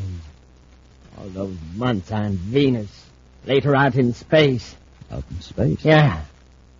Beyond Pluto, far beyond. The sun is just a tiny star. It's good to have a strong hate out there. It keeps you warm and keeps you from going mad.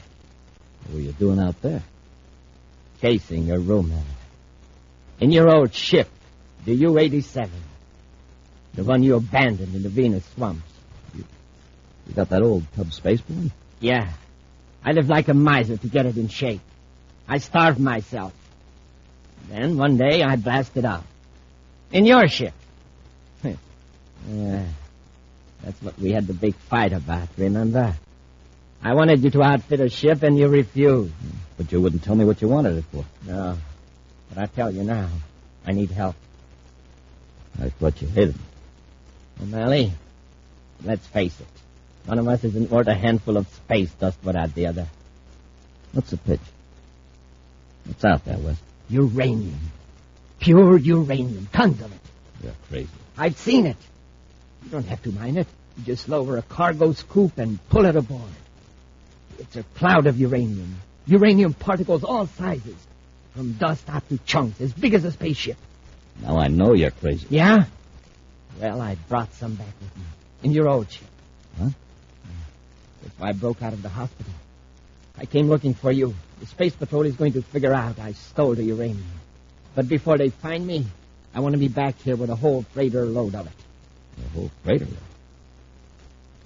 I tell you, you're crazy. Yeah. Yeah, that's what they say. But I'm going to prove I didn't steal it. And we'll be rich for life. How do I know this isn't some trick of yours? Revenge. All right, O'Malley. I'll find somebody else. By the looks of you, you couldn't promote the spaceship anywhere. Now, wait. Just a minute. I've got connections over in Lowell City. There wouldn't be too many questions.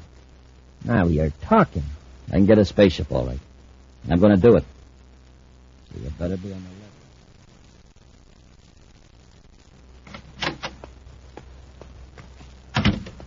We got a line on Pence, Happy. He's gone to Mars. To Mars? Yes, in a regular passenger ship. How did he get the money? From a safety deposit vault in the Terra Bank. Pence put it there 2 years ago. The banker got suspicious and reported that he identified Pence from a description. Oh, and then you checked with the spaceport? Right. He got on the transport ship to Kepler City. He's going to blast off right away and lead the search for him. As soon as he realized his ship was here on Terra, he knew we'd found the stolen uranium.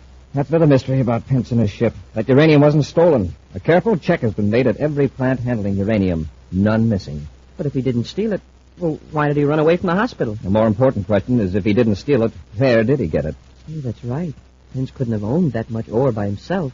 Suppose that uranium wasn't processed. Suppose it's natural, pure uranium. But, sir, it doesn't exist that way anywhere in the solar system. At least not in huge chunks like that. No, not in the solar system. But where did we find Pence? Smoking rockets. He had been outside the solar system. I have an idea Pence is going back, where he came from. For more uranium? Mm-hmm. But unless he gets medical treatment soon, it won't do him much good. Huh? Pence is in a very bad way from his last prospecting trip. Come on, Happy, let's get to him.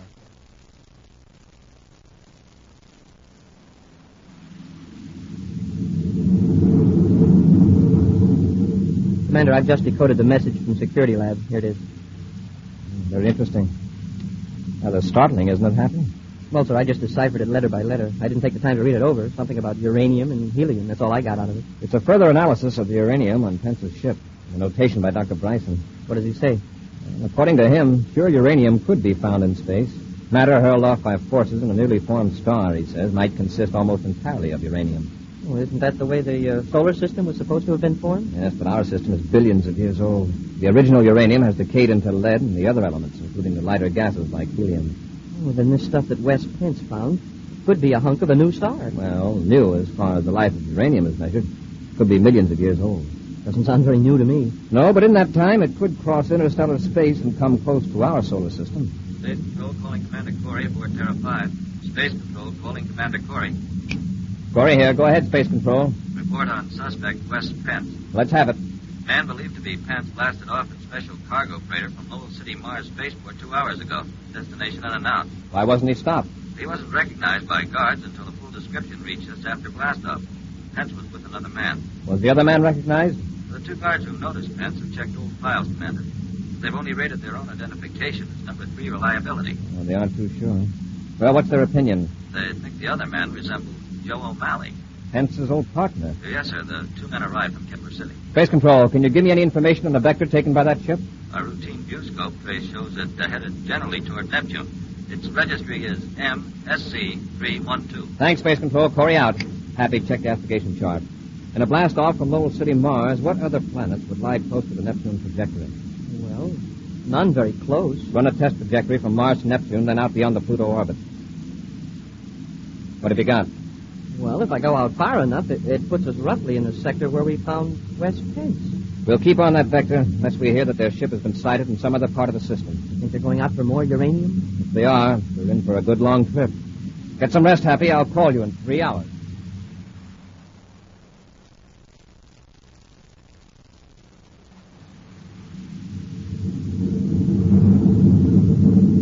Well, how much further is it? Just hold this vector.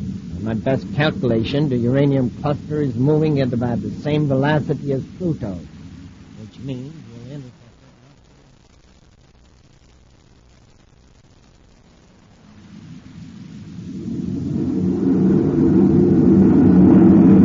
Happy, I think I picked them up on the viewscope. That's about time. I'd begun to think they'd veered off on another vector. Not only that, but I found something else in the viewscope. It registers as a blurred object, a collection of small fragments. You mean this thing up here in the corner of the screen? Right.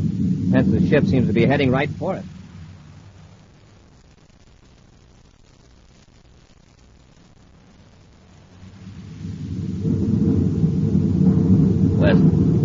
Wes, what's that in the viewscope? I told you a while ago it's the uranium. We're nearly there. No, I mean the rear viewscope. The spaceship. Huh? Hey, you're right. And if they're out this far, they're after us. What do we do? We'll lose them in the swarm. Huh? We'll get the uranium between us and them. When they get closer, those pallets will cloud out their viewscope so bad they'll never find us. Here, let me take the control.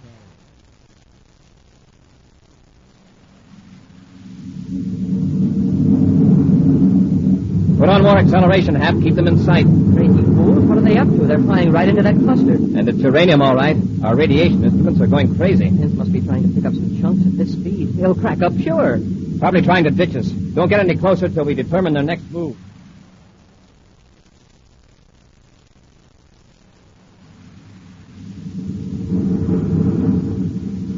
It's working. We got them buffaloes. Space Patrol, all right. Yeah, Terra 5. That means Commander Buzz Corry. We'll evade them, scoop out some uranium, and head back for Mars. Wes, look out. We're right in the middle of the swarm. Calm down. We're keeping pace with them. Wes, do something. Gotta switch it. Look the compartment before we lose our air. Help me, I'm hit. I can't. Strengthen it into my shoulder.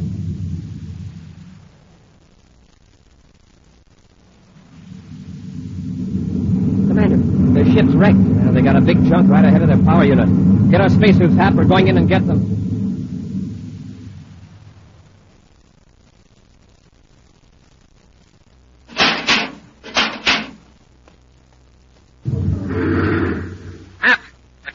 Going in the same direction. It's in a swirling motion like a whirlpool. It's battering the ship to pieces. Hurry, Hap. Keep moving. If one of those hunks of uranium wrecks our ship, none of us will ever get back alive.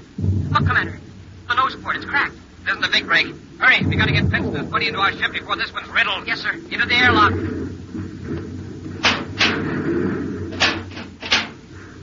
Now into our ship. Now we'll drop the men right here and we get the ship away from this hot spot. Yes, sir. I'll close the inner hatch. Take off your helmet. All right, release magnetic holding field. Field out, sir. Now to fire rockets and get away from this uranium bombardment.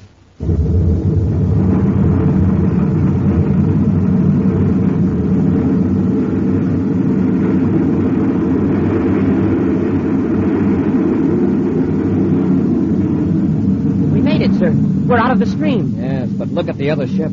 A hole the size of a space car all the way through the control compartment. We got out of there just in time. We're heading for Terra. You take care of our passengers. Oh, Pence is coming around. O'Malley. He's safe, Pence. Just lie still, and I'll bandage that shoulder. So that's O'Malley, huh? Yeah, it is. You know, Commander, this makes twice you two have saved my life. That may be. But if you don't mind telling me, why did you run away from the hospital and come out here on this wild expedition? Well, O'Malley and I wanted to get a share of that uranium so we could prove I didn't steal the chunk you found in the other ship. And to make yourselves a fortune, huh? Well, I guess that did enter into it. You took all that risk for nothing, Pence. We've known for some time you didn't steal that uranium. Then O'Malley and I are free. O'Malley is, but you aren't. You can't go around slugging Space Patrol personnel and get away with it. You remembered the incident with Cadet Happy in the hospital. Yeah, that's right. You'll have to take whatever punishment or fine is coming for you. I'm sunk. I can't pay any fine. I'm broke.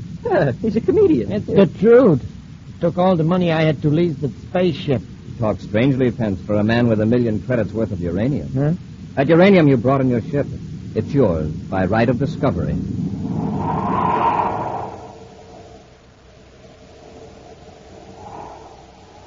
And now, an exciting preview of next week's thrilling Space Patrol adventure. Buzz and Happy are in a relay communication station in space. Jim Colmar, who is in league with a strange alien power, is using some mysterious crystals, forcing Buzz and Happy to obey him against their will. The crystals are getting brighter. That's all I can see or even think about. The crystals. Keep walking. Up to the generator. Closer. Closer. Happy, fight it. Touch the connection. Reach out your hand. Don't touch it, Hap. I can't hold back. If you touch it, you'll be finished. Be sure to be with us next Saturday for the exciting story, The Seed Crystals of Zeldabran. High adventure in the wild, vast reaches of space. Missions of daring in the name of interplanetary justice. Travel into the future with Buzz Corry, Commander-in-Chief of the Space Patrol. Space Patrol, an original Mike Moser production starring Ed Kemmer as Commander Corry and Lyn Osborn as Cadet Happy, was written by Lou Houston and directed by Larry Robertson. Other players were Bela Kovach and Ken Mayer. Dick Tufeld speaking. Now, don't forget to tune in next Saturday and every Saturday when Wheat Chex, Rice Chex, and Good Hot Ralston again present the new, exciting Space Patrol! And be sure to see another exciting Space Patrol story on your local ABC television station. Consult your local newspaper for time and channel. And now, a special word to mothers about a clever new idea. A salad that looks like a queen's crown, studded with jewels. It's peach coronation salad, one of the easiest and thriftiest salads you've ever made. All you need is creamy cottage cheese, bits of maraschino cherries, and canned cream peaches from California. To make peach coronation salad taste its luscious best, serve with rye crisp. Those crisp, toasty wafers with a wonderful, hearty rye flavor. For pictures of peach coronation salad, watch newspapers and magazines during the entire month of March. Your grocery is also featuring this colorful salad. Look for coronation salad displays at his store today. Be sure to serve with rye crisp, the perfect food to make other foods taste even better. For your figure's sake, make your bread rye crisp all the time. Only 21 calories in a double square. The famous rye crisp reducing pan is printed right on the package. Remember, it's smart to make your bread rye crisp. Space Patrol comes to you transcribed from Hollywood. This is ABC Radio Network.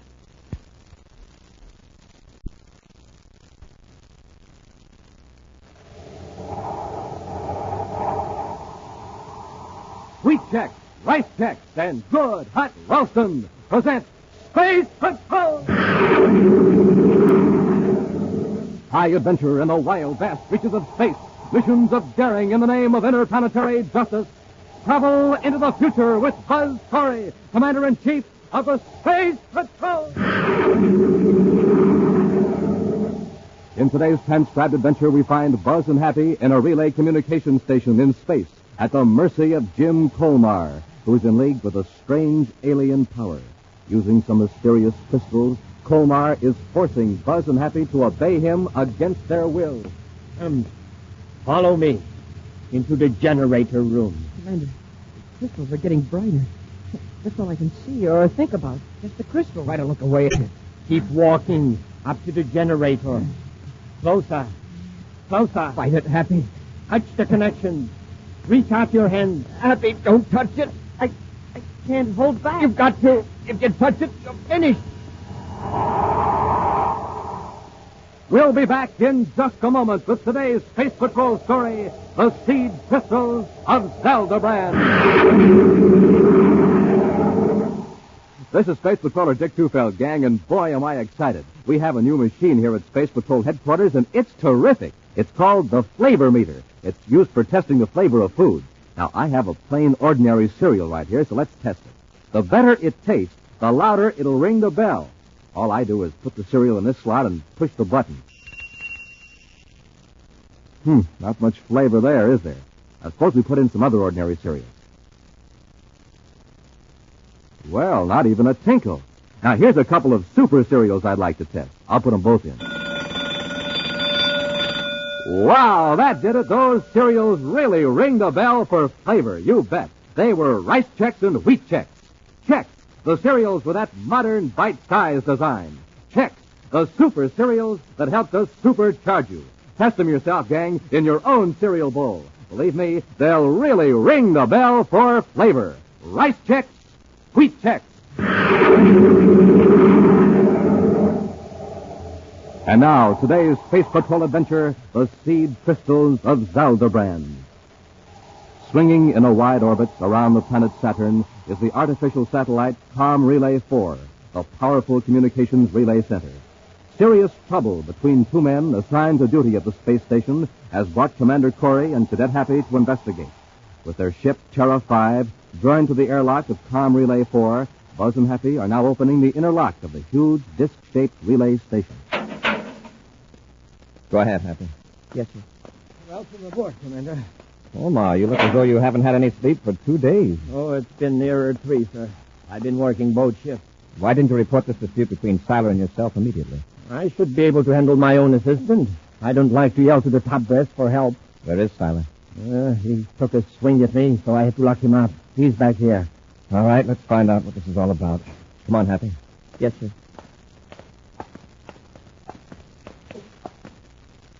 He's in here. All right, Omar. If you'll wait for us in the control room, Happy and I will have a talk with Siler. Yes, Commander. I hope you can straighten him out. All right, Happy, open the door. Yes, sir.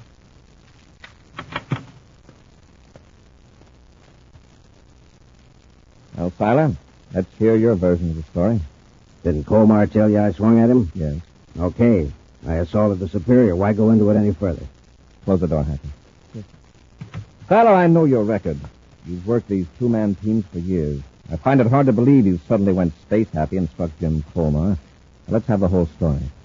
We got along all right at the beginning, but lately Colmar's been unreasonable. He races his rockets over every little thing. And you don't feel that you've done anything to antagonize him? No, sir. When was the first blow-up? A couple of days after the meteor hit us. Meteor? It was just a little one, about the size of a marble. We patched up the hole in the hull and everything was okay. Then one day I walked into the control room to relieve him a little early. It was a favor, see, and he jumped down my throat. What did he say to you? Said he was tired of my sneaking up behind him. He kept his hand clutched around something as though he were afraid I'd steal it. He acted like a spoiled kid. Was that when you swung at him? No, it was later. He kept finding fault with everything I did. Well, I finally blew up. He swung wild, and he connected. I was a little surprised. I didn't think Colmar had it in him. Now, Siler, you're relieved from duty. I'm taking you back to Terra. But first, I want a written report from Jim Colmar. Commander, I just put Bob Siler aboard the spaceship for Venus. Oh, a few weeks in the rest camp at Lake Azure will fix him up all right. He certainly was grateful to you for not entering that row with Colmar as a black mark on his record. I'm putting it down as a flare-up of temperament due to confinement and strain. Actually, beginning to think Colmar could do with the rest at Lake Azure, too. Oh, by the way, sir, the applicant for duty at Com Relay is waiting to see you. His name is Jack Perkins. All right, Happy, show me. The commander will see you now, Mr. Perkins. Thanks, Cadet. Good morning, Commander. Oh, sit down, Perkins. Thank you, sir. So you want to be assigned to duty at Saturn Com Relay 4, huh? That's right. You know who's in charge there? Sure, Jim Colmar. Best spaceophone engineer in the solar system. I won't argue with you there. But you had a serious dispute with him about 4 years ago. And he had you court-martialed. I had it coming. I've learned a lot since then, Commander. There won't be any more trouble. You'll be notified of my decision. Thank you, sir. Believe me, I want this assignment more than I wanted anything before in my life. Well, goodbye, sir. I'll wait until I hear from you.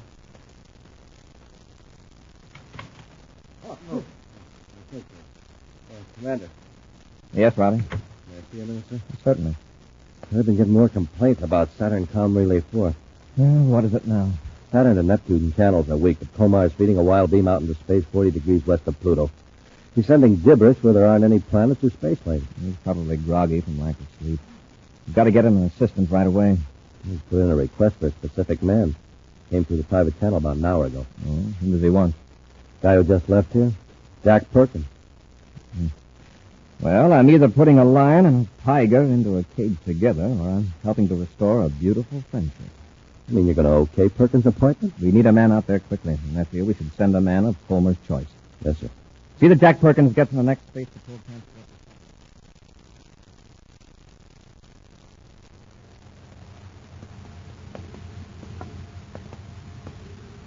Thanks for asking for me, Colmar. Strange, isn't it? Am I getting a hunch to apply for the assignment just at this time? No, it may not be as strange as you think, Jack. We'll get along fine, I'm sure of that. Sure we will. There I was, wasting my time on Mars, when all of a sudden I thought of you. Here's the control room. Wow. Say, you sure got this thing fixed up. Where'd you promote all this extra equipment? I'll tell you someday. For the time being, I'd just say this isn't standard for a comm relay station of this size. I'll say not. Jim, you got something in this room. Something strange, magnetic. Something behind the amplifier.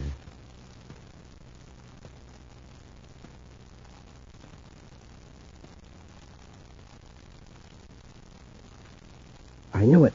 The crystal. Yes. You have one too, haven't you? Yes, I've got it with me. But yours is a much larger crystal. Where'd you get it? It crashed through the hull of a station a few weeks ago. For a time being, I was afraid my assistant would examine. I told him it was a meteorite, and he seemed satisfied. This one fell at my feet when I was hiking across a plain on Mars. Mysterious, isn't it? Yeah. It even seems to be trying to tell me something. To tell me where it's from. From a world far away. Beyond the solar system. Zeldabran, perhaps? Yes, Zeldabran. What does it mean, then? It means we have been selected from all the people of the solar system to guide the invaders. The liberators from Zeldabran. I don't quite understand. You will. Probably millions of these crystals were fired out into space, in all directions from Zeldabran. Just on the chance that one or two might come to rest on an inhabited planet. But, Jim, are the crystals alive? No, not in the usual sense. But they vibrate in sympathy with the life force of the men of Zeldabran. That's how they communicate with us. Project the thoughts of these men. You've learned all this from the crystal? Yes. And we must keep these crystals a secret from everyone. Those are the orders. Yes, I know. All who have the crystal will be brought together, as we were. Only by working in secret can we guide our masters here, the conquerors from Zeldabran. Come, we got work to do. Commander. Oh, yes, Robbie? Something's got to be done about Com Relay 4. Isn't that mess straightened out yet? Oh, it's improved a little since Perkins arrived. But our message center is still 4 hours behind schedule in clearing communications to Pluto. Due to Com Relay 4, Major? Yeah. Pluto reports signal strength is weak from relay center. We've run the code tape through twice. Have Colmar or Perkins given any explanation? None that makes any sense. Well, I'll get some sense out of them. Robbie, beam all outer-planet spaceophone signals through Jupiter Com Relay 3. Right. Happy and I are blasting off for Com Relay 4 to find out what Perkins and Colmar...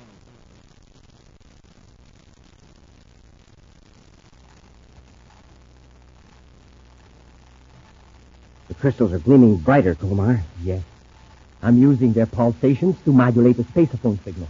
It's amazing that a crystal can absorb the thoughts and feelings of a human being and then emit those vibrations to make us understand. Yeah. If the crystals hadn't sensed that we were friendly, they probably would have remained cold lumps of mineral. They know they're friends, these crystals. And they know their enemies. Look, their light is fading. The crystals are warning us. Quick, disconnect them from the modulator while I check the spaceophone. Right, Kumar. Someone must be coming. And just when I felt that we were about to contact Zeldabran. Look, there on the viewscope. A spaceship. Yes, a Space Patrol battlecruiser, Terra 5. It's Commander Corry, and he's heading right for the station. Those messages. We should have diverted more power to the regular signals instead of pouring it all toward Zeldabran. We may be suspicious. The crystal will protect us. We'll let Corry aboard the space station, if that's what he wants. But hold on to your crystal. Let it guide you. And whatever the crystal tells you...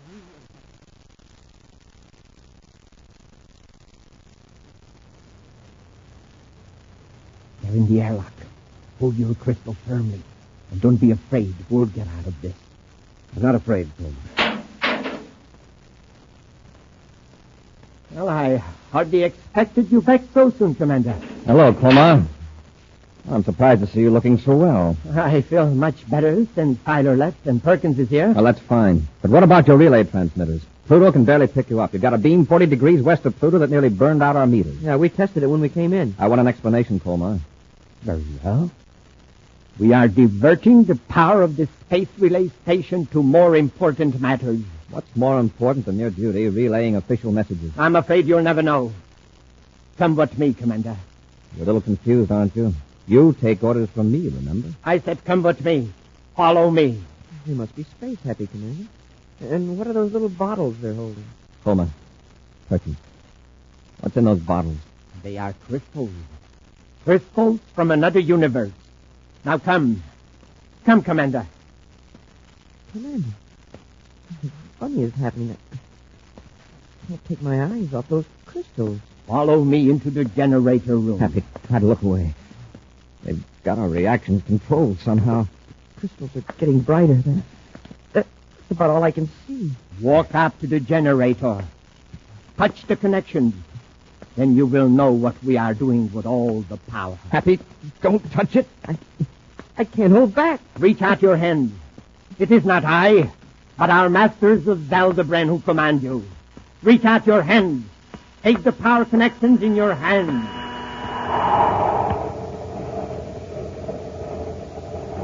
We'll be back with Space Patrol in just a moment. But first, this is Commander Corry and Captain Dick Tufeld, reminding you that pulling up to your breakfast table is like pulling up to a filling station. Give them our example, Dick. Right. A jet cycle has just pulled into a filling station to get its tank filled. The man has it filled with ordinary fuel. Listen. Not much go in that jet cycle, is there? But now listen to that same jet cycle filled with super fuel.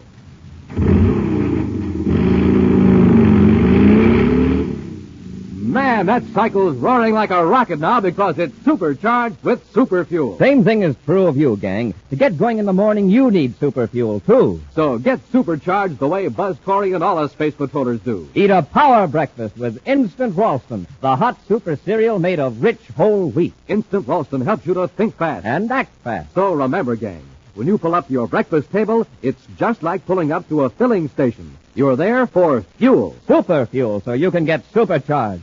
Take a tip. Eat a power breakfast with Instant Ralston and get supercharged. Get it today in the red and white checkerboard package. Good, hot Ralston.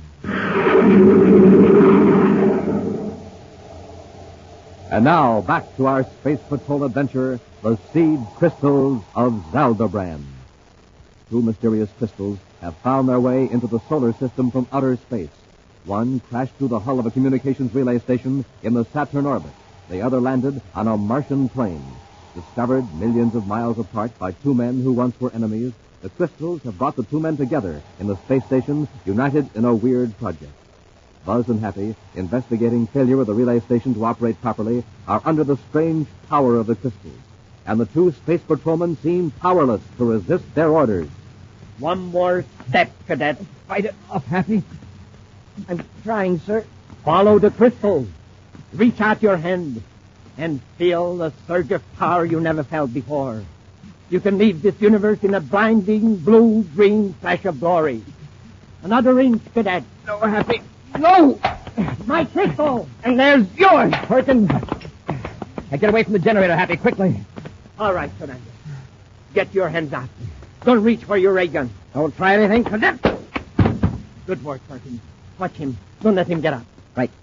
Hold on. Where did those pistols come from? From Zeldabran. And they're the guiding force that will bring the United Planets conquerors here from the planets of our masters. Oh, Ma, you've been out in space too long. You almost had us touching those generators. But put up that gun. I'll see that you get medical attention, and I won't bring any charges against you. That's mighty big of you, Commander. What happened to the crystals? When the containers broke, the crystals faded. They're just like ordinary lumps of quartz.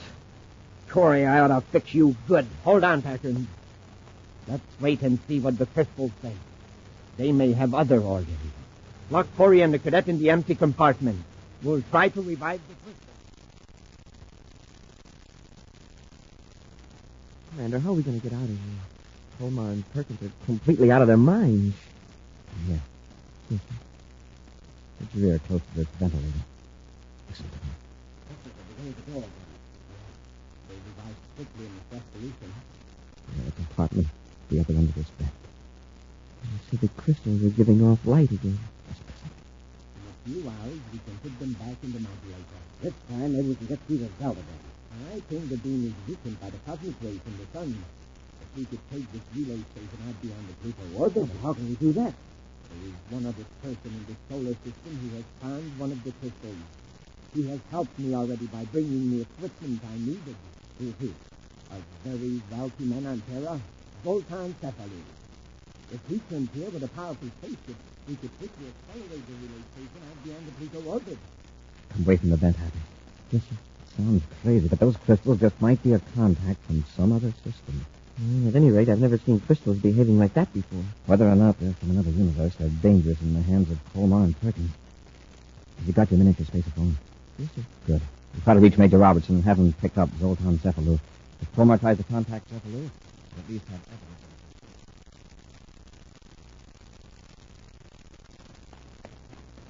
The crystals have revived enough to handle Corry and the cadets. And this time, we'll be more careful. Unlock the door. Wait. That's right, Robbie. Hold Cephalou. You've got a peculiar crystal that gives out a violet light. Take that, too. Hurry up. They got a spaceophone in there. A miniature. Quickly. All right, Corry. We'll just take that little spaceophone. Spaceophone? What spaceophone? Come on, hand it over. You'll get a worse clout than you did before. All right. Here you are. I'll fix this little device. There. Now let's see you contact anybody. Soon we will be carrying out the will of our masters, the rulers of Zeldabran. You really believe that stuff, don't you? If you were fortunate enough to sense the vibration of the crystals, you would believe it too. Colmar and I know things you'll never know. About a superior race of men, far out among the stars. These crystals are seeds they have scattered throughout space. When they find fertile ground and receptive life, they bloom and glow. With our spaceophone equipment, we can transmit their pulsations back to Zeldabran. Then our masters will know they can come here to a new home. Commander, what do you think? It makes no difference what the commander thinks. He's going to help us. How? We've got to move the space station before someone investigates. The commander's ship is connected to our airlock. We'll have him move Tom Relay 4 to a better location. Now let's lock these two in here until we get our crystals. This time there must be no slip-up. What are we going to do, sir? They're going to try to put us under the power of those crystals. If the crystals don't work, Colmar and Perkins still have our weapons. But if they think we're under the spell of the crystals, we may be able to catch them off guard after we're in the ship. Now, don't look directly at the crystals. And keep your eyes partly closed. Yes, sir. And pretend to be resisting with all your...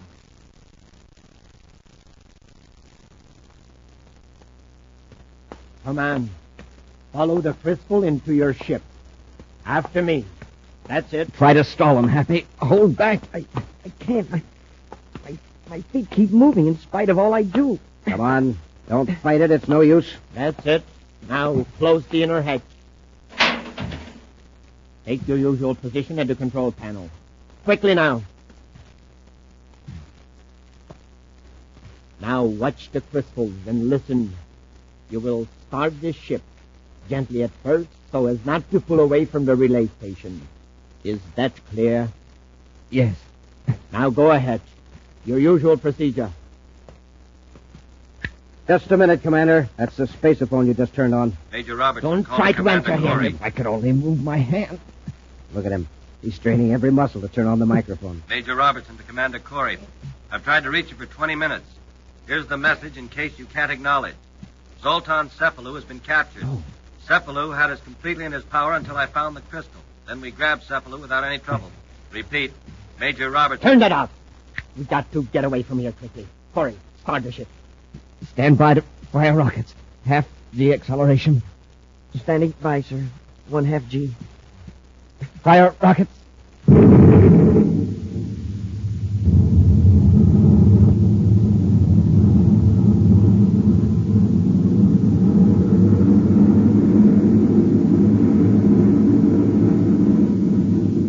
Perkins, is the space station holding to the ship? Seems to be, from what I can tell through the viewport. Corry, increase our velocity gradually. Do you understand? Yes, I understand. Set a course 40 degrees west of Pluto. 40 degrees west of Pluto. That's it. They're like automatons. Look at them. They're completely under the power of the crystals. It'll take us several hours to get beyond Pluto's orbit, but by then we should be able to send signals to Zeldabran. Then what about Corry and the cadet? Their usefulness will be over. We will dispose of them. How will we get back? Don't worry about that. There are supplies for weeks in the space station. We will calmly await the arrival of our masters from Zeldabran. Correct course. 1.5 degrees west. 1.5 degrees west. 3 degrees high. 3 degrees high. Happy, are you under control? Under control, Commander. Then I give the word, move quickly, rush them. As steady as you go. Yes, sir. Now, get back to your control. Give me that crystal, Colmar. Let go of that crystal, Perkins. I got one of them, Commander. Here's Colmar's. Hold it. All right, Colmar, stand back. I've got this ray gun on you. Corry, you fool. You've only temporarily broken the power of the crystal. Give them back. You know, that's an idea. We will give them back, but not to you. We'll fire those crystals out of the ship. That's the only way to break their control. Happy, quickly. Open the breech, the cosmic torpedo gun. Right. Breech open, sir. Put them in and close it. All right, Happy. Fire the torpedo. You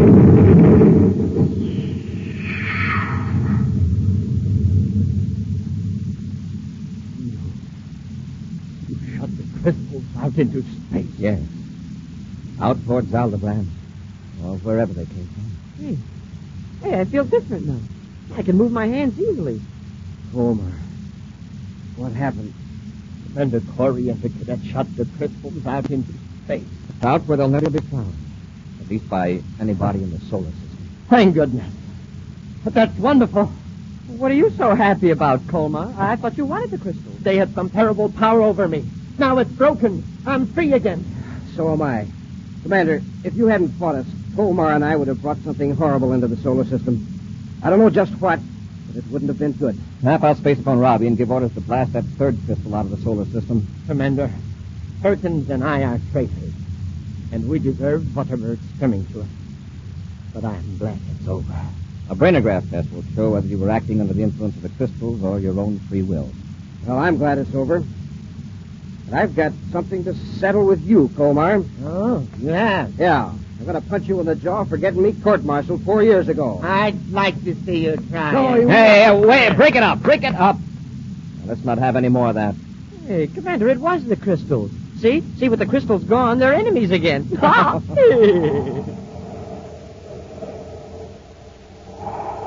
And so, once again, Commander Corry's quick thinking and daring have prevented a disaster in the United Planets. But even now, events are taking place that may mean more danger for Commander Corry. And now, an exciting preview of next week's Space Patrol adventure. Buzz and Happy have landed on a small planetoid, At this moment, wearing their spacesuits, they're approaching the airlock of a prospector's cave, where a criminal is believed to be hiding. Have your ray gun ready, Hap. I'll see if I can open the airlock. Right, Commander. Now, where did that come from? Someone's firing at us. That one came from the other direction. The airlock won't open. We have no protection. Whoever's controlling those weapons can just keep firing till they get us. Be sure to be with us next Saturday for the exciting story of Magic Space Pictures, when wheat checks, rice checks, and good hot Ralston again bring you Space Patrol! High adventure in the wild, vast reaches of space. Missions of daring in the name of interplanetary justice. Travel into the future with Buzz Corry, Commander-in-Chief of the Space Patrol! Space Patrol, an original Mike Moser production starring Ed Kemmer as Commander Corry and Lyn Osborn as Cadet Happy, was written by Lou Houston and directed by Larry Robertson. Other players were Bela Kovac, Ken Mayer, and Norman Jolly. Dick Tufeld speaking. Now, don't forget to tune in next Saturday and every Saturday when wheat checks, rice checks, and good hot Ralston again present the new exciting Space Patrol! And be sure to see another exciting Space Patrol story on your local ABC television station. Consult your local paper for time and channel. And now, a word to mothers about the salad of the year. Peach coronation salad. A brand new idea inspired by the crowning of England's lovely new queen. A salad that looks like a queen's crown, studded with jewels. But the kind of a salad a man can go for. It's made with creamy cottage cheese and luscious canned cling peaches from California. Give your peach coronation salad that perfect touch. Serve with delicious rye crisp, those toasty wafers with a hearty rye flavor. Boy, what a way Rye Crisp has of making other foods taste their best. You will see the coronation salad featured in magazines and newspapers, and in special displays at your grocer's all during the month of March. And when you serve this colorful new salad, be sure to serve it with delicious Rye Crisp. For your figure's sake, make Rye Crisp your bread all the time. Only 21 calories in a double square. No waiting for the famous Rye Crisp reducing plan when you buy Rye Crisp. It's printed right on the package. Remember, it's smart to make your bread Rye Crisp. Space Patrol comes to you transcribed from Hollywood. This is ABC Radio Network.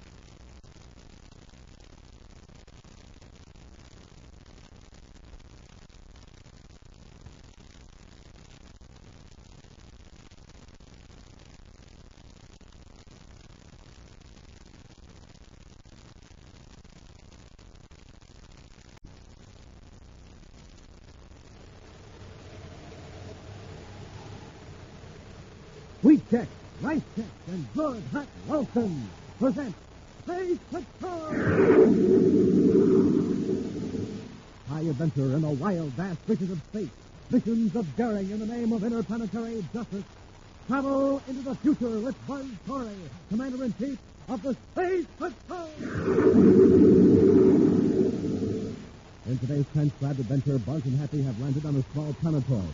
At this moment, wearing their spacesuits, they're approaching the airlock of a prospector's cave, where a criminal is believed to be hiding. Where did it come from? Someone's firing at us. That's the other direction. The airlock won't open. There's no protection out here. Whoever's controlling those weapons can just keep firing till they get us.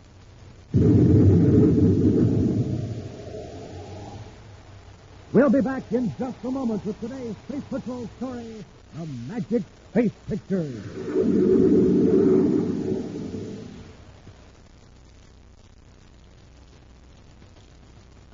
Hi, gang. It's nighttime here on the planetarium. All is quiet. But in just a second, you'll hear news that'll rock this planet like an explosion. Watch out. Here it comes. Yes, sir. The news is out, and here it is. Rice checks and wheat checks now come to you in a brand new package with a big picture of Commander Corry or Cadet Happy on the front. Gang, you can cut these pictures out and paste them in your scrapbook or pin them in your room or clubhouse. And listen, inside of these wonderful new packages of checks, you now get The Magic Space Patrol Space Pictures. Here's how it works.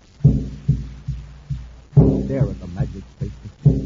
Who is it? What is it? It's hard to tell.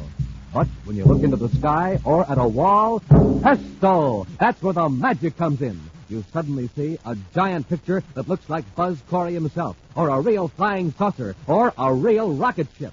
Now, gang, there's 24 of these pictures, all different, and you get one in every new package of checks. So start collecting the whole set of 24 today. Just look for the new packages of rice checks and wheat checks with Buzz Corry or Cadet Happy on the front and the magic space pictures on the inside. And now, today's Space Patrol adventure, a magic space picture. Excitement is high at the Terra spaceport today. Rumor has spread that Commander Corry himself is to blast off for a test flight in the XR-51, the new experimental rocket ship which has been under top security guard for weeks while technicians installed secret equipment. In his central office at Space Patrol headquarters, Commander Corry is now making a last-minute check of charts and technical data as Cadet Happy bursts in. Commander, somebody's made a terrible mistake. Excuse me, sir. That's all right, Happy. What's the trouble? Well, I just received special orders from the Technical Training Command. Let's see them. You'll report to Recognition School for a special briefing course at 1100 hours Universal Star Time today. No, I thought I'd better report the mistake to you right away, sir, so I wouldn't be marked AWL. There's no mistake, Happy. But sir, I thought that... You thought what? Well, you are taking the experimental rocket ship up today, aren't you, sir? Yes, in about an hour. Why? Well, I figured you'd be meeting me, and well, if I have to be at Recognition School... I put those orders through, Happy.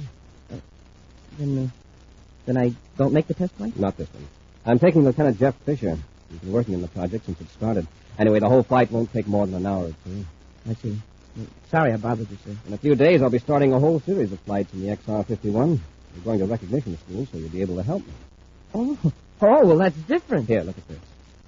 It's just a negative picture of the planet Saturn. Anybody would recognize that. It's a special kind of negative picture, Happy. Look at that tiny spot in the center. Keep gazing at it. Yes, sir.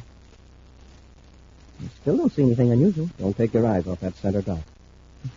Well, if this is a sample of what the course is like, it's going to be a cinch. All right, Happy, now look out the window at the sky. What do you see? Nothing. Just... Uh-oh. I must be going crazy. What's the matter? Why, Saturn's right out there in space, just the way it looks from a spaceship. You see it, sir? I can't see it, because I haven't been looking at the magic space picture. I don't understand. This is only one of 24 magic space pictures you'll get in the basic training course, Happy. You're going to see a lot of images in space. But how does it work? You'll learn that at the school. Uh-oh, look at the time. Got to run over to the spaceport now to check with one of the technicians. Well, good luck, Happy. See you when you get out of class.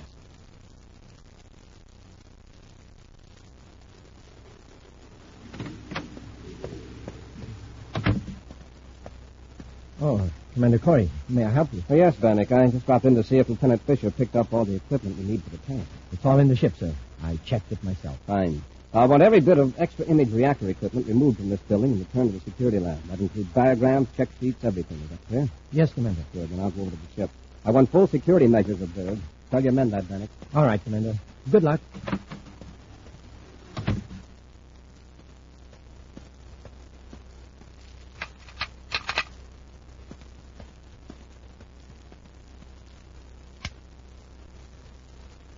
Euro Vanek at Station 4, calling Station 6. Station 4, calling Station 6. Acknowledged with Code Y. Code Y received. Send 3 men and a surface truck to Station 4 to pick up some special equipment. Get it aboard my private spaceship before the security lab starts checking. I got Corry fooled. With a little luck, I can blast off for a planetary man.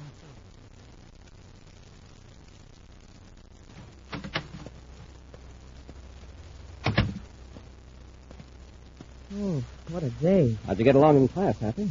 Okay, sir, I guess.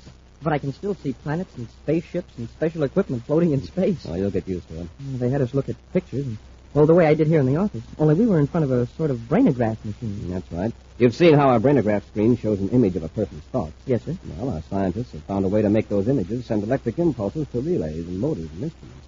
Oh, just the way our brain sends impulses through the nerves to the muscles. Exactly.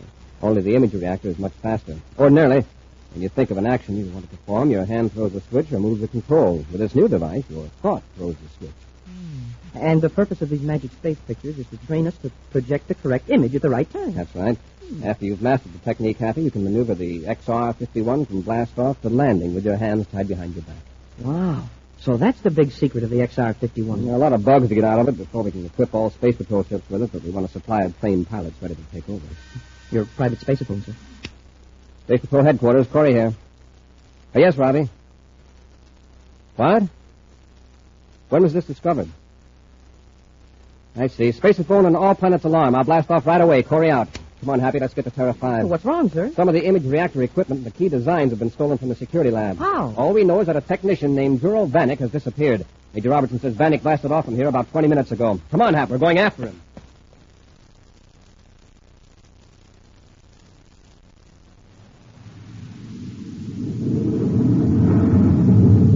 If that was Juro Vanek's ship the patrol sighted, he could be going either to Mars or Jupiter. But in the meantime, he could have changed vector and probably has. Well, Commander, what could Vanek gain by stealing that equipment? He may be planning to sell it, which would be pretty risky, but more likely he's working for someone who doesn't want to see the Space Patrol become too efficient. Yeah, with those image reactors, our ship could outmaneuver anything in space. Vanek has been with the project ever since it started. He's probably been waiting for months for a chance to make this break. I hope we catch him right away. I don't want to miss any of that course. If we don't catch him, the training program might as well be suspended. According to that last report from Major Robertson, Vanek got away with most of the reactor cells, the heart of the whole device. Space Control Terra calling Commander Corry aboard Terra 5. Space Control Terra to Commander Corry. Corry here. Go ahead, Space Control. Commander, Space Patrol Ship T-523 reports an unidentified private cruiser heading for the planetoid belt. Patrol ship gave chase, but the cruiser got away. Do you have the vector for the cruiser? An approximate one, sir. 23 degrees, Sun-Mars orientation, 300,000 DUs outside the Mars orbit.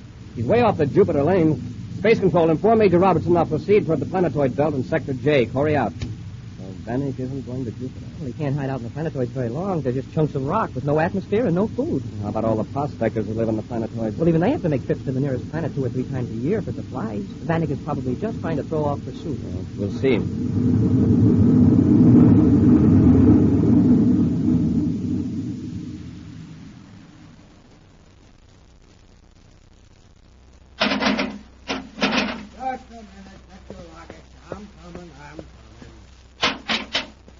Well, Juro, welcome to Planetoid 94. Here, Barrett, take some of this stuff.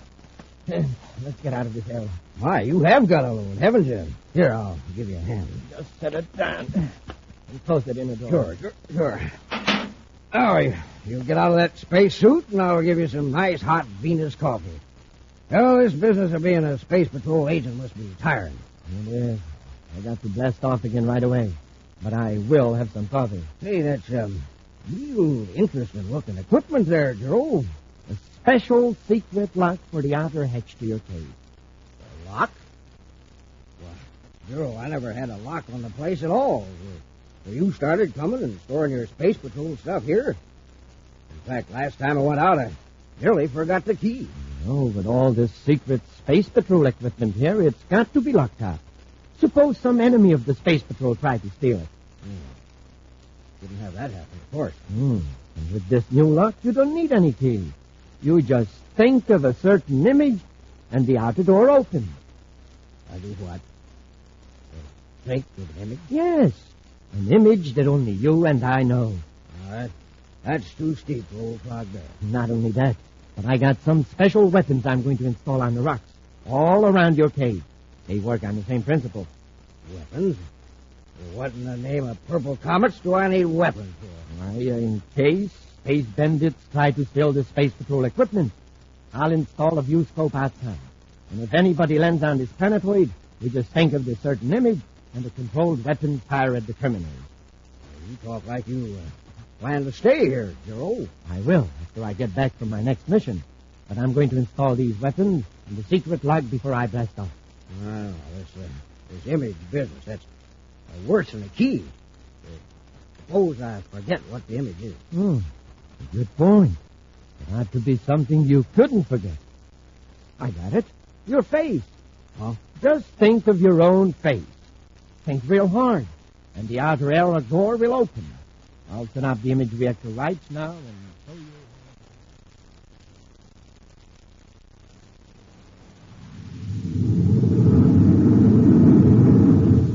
Juro Vanek must be in another part of the planetoid belt, sir. All we've seen in the viewscope are those chunks of rock. Hundreds of them. Happy, look at the viewscope to starboard. The spaceship. It was hidden by that planetoid. He must have seen us. He swerved toward Jupiter. He's really kicked down the power. Let's get him, Happy. We're gaining on him, sir. You've crash into one of those planetoids if he isn't careful. Yeah, or we will. Hey, he's gonna... Wow, that was close. You see him veer away just in time? Yes. I'll say this for him. He's some pilot. Hey, where'd he go? Changed vector again. He's trying to keep a planetoid between him and us. I can't locate him, sir. We've lost him. Hey, what was that? The rear view scope, look at. There he is. Circled around behind us. He's on our tail. He's firing cosmic torpedoes. Yeah, now we'll have to use evasive action. Brace yourself, Happy. That ought to throw him off. Wow, that was closer than ever.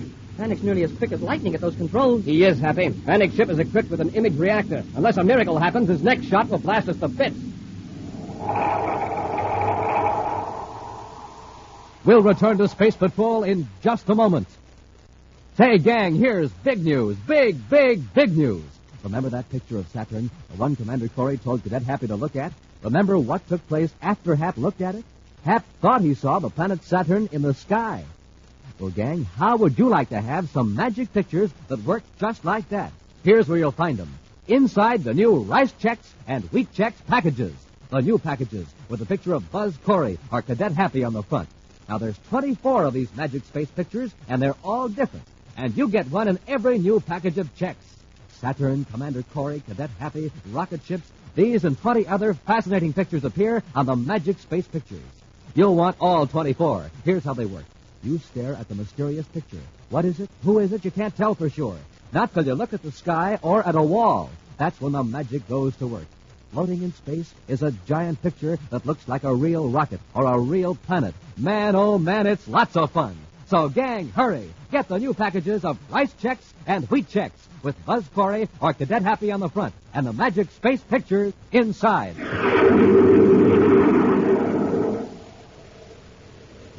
And now back to Space Patrol and the magic space pictures. Space Patrol scientists have developed a spaceship control device that reacts directly to the pilot's buck commands. Juro Vanek, a disloyal Space Patrol technician, has stolen several of these image reactor units and hidden them in a prospector's cave on a small planetoid. The prospector, Prague Barrett, innocently believes he's assisting an honest Space Patrol agent. Buzz and Happy suddenly came upon Vanek's ship in the planetoid belt and gave chase. But Vanek, with his image reactor control, executed a series of rapid maneuvers that enabled him to attack Buzz and Happy from the rear with cosmic torpedoes. He's laying those torpedoes closer every time he fires. It's like he knows what we're going to do before we do it. Stand by to fire rear torpedoes. Standing by, sir. We can't use automatic aim and fire because these planetoids will confuse the selector. Fire when you get him in your sight. Oh, I missed him a mile. He swerved just as I fired. He certainly didn't miss us by much. I'll try again, sir. Hap, you can hit a big target easier than a small one. This time, aim at one of those planetoids just when Vanek passes near it. I get it, sir. What an idea. I'll hold the ship steady for a few seconds. It'll make us an easy target, but you'll have a chance to aim. Vanek's moving toward one now, sir. Here goes. Nice going, Hap. At least I hit the planetoid. You got Vanek's ship with some of the planetoid fragments. He's in trouble. Good shooting, Hap. It was just luck, sir. You'll circle back and pick him up. The chance he's alive. I'll board his ship. Get my spacesuit while I join airlock.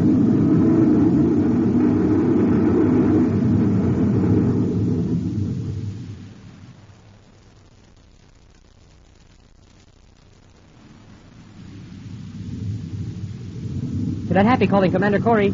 Go ahead, Happy. Are you all right, sir? I'm just entering Vanek's ship now. No sign of him so far.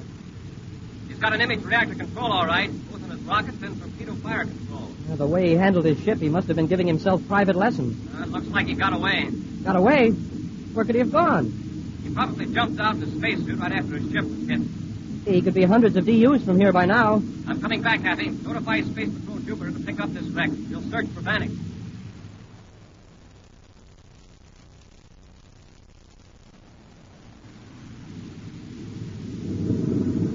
Vanek calling Buck Barrett on Planetoid 94. Vanek to Barrett. Hello, Juro. There's nobody on Planetoid 94. I'm not there. Barrett, is this Buck Barrett? Yep, who'd you think it was? Barrett, listen, I'm in trouble. You've got to help me. Trouble? What happened? I'm in a space drift in the planetoid belt. Now, what in the name of Jupiter's moons are you doing out there? Don't ask questions, just listen. I was attacked by space bandits.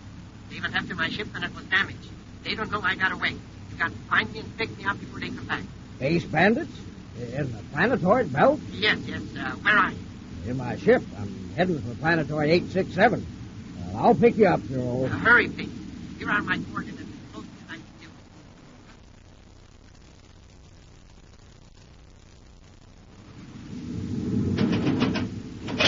do. Just a second, I'll be with you. Here, let me help you open that helmet face piece here. There you are, Joe. Get back to the controls, son. Let's get away from here quickly. Sure. Oh, thanks for picking me up. Oh, that's all right. After all, it's the only neighborly thing to do. You all right, Joe? Yeah, I'm okay. Now, let's see. You better take me to Mars. To Mars? Yeah, I'm going to have to pick up another ship and some special supplies. And I'll come back to Planetoid 9-4. Well, I was going prospecting, but I guess the Space Patrol comes first. I admire your attitude, Barrett. Drop me off at Lowell City, and then you can go prospecting. Remember one thing, though. Yeah? If anyone contacts you, remember you haven't seen me or my ship. Now get me to Mars as quickly as you can.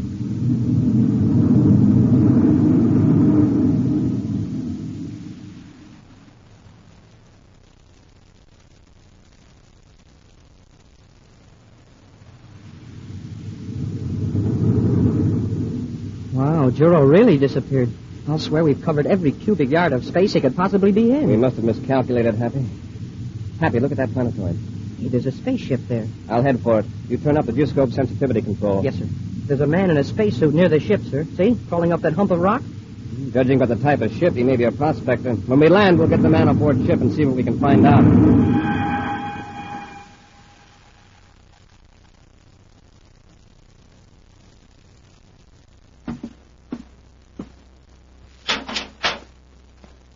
How do you do? As you probably know, we're space patrolmen. I'm Commander Corry. Well, I'm glad to know you, Commander. I'm Rod Barrett. I asked what you were doing on this planetoid. Oh, doing a little prospecting. Thought I detected a deposit of Illurium over there. Anything wrong in that? Not a thing. Have you seen any other spaceships in this area recently? No, I haven't. I don't have much company in the planetoid belt, you know. You haven't seen anyone at all or picked up any signals from anyone? No, Commander. I see. So where do you live, Barrett? On Planetoid 94. Got me a cozy cave with my own air supply equipment. I see. Oh, thanks, Barrett. We won't keep you from your work any longer, but if you sight any ships, notify Space Patrol Mars or Jupiter, will you? Oh, you bet, Commander. It's been nice chatting with you. I hope you'll find that Illurium. Thanks. So long. Close the inner hatch, Happy. Yes, sir. Commander, did you see what I saw? Back of the spacesuit? Yes, sir. Fairly recent Space Patrol issue with the insignia almost rubbed out. Well, what would a prospector be doing with Space Patrol equipment? He might have stolen it. Still, he seems to be an honest old fellow. Let's blast off. We'll check on Barrett by spaceophone with both Mars and Jupiter Space Patrol headquarters. And if we find anything suspicious, we can pay a surprise visit.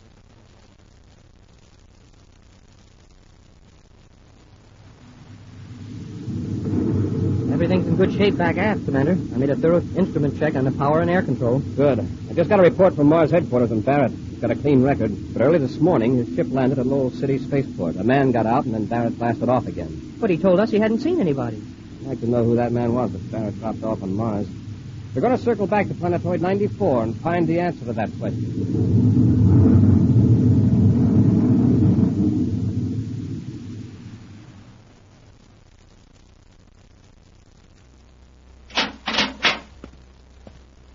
Howdy, Joe. Oh, what a trip I've had. When did you get back from Mars? A couple of hours ago. Hey, that's a dandy new ship you got. Barrett, what are you doing in a spacesuit? Why, I had to put it on to get to the cave from a ship. You know that. But that's my suit.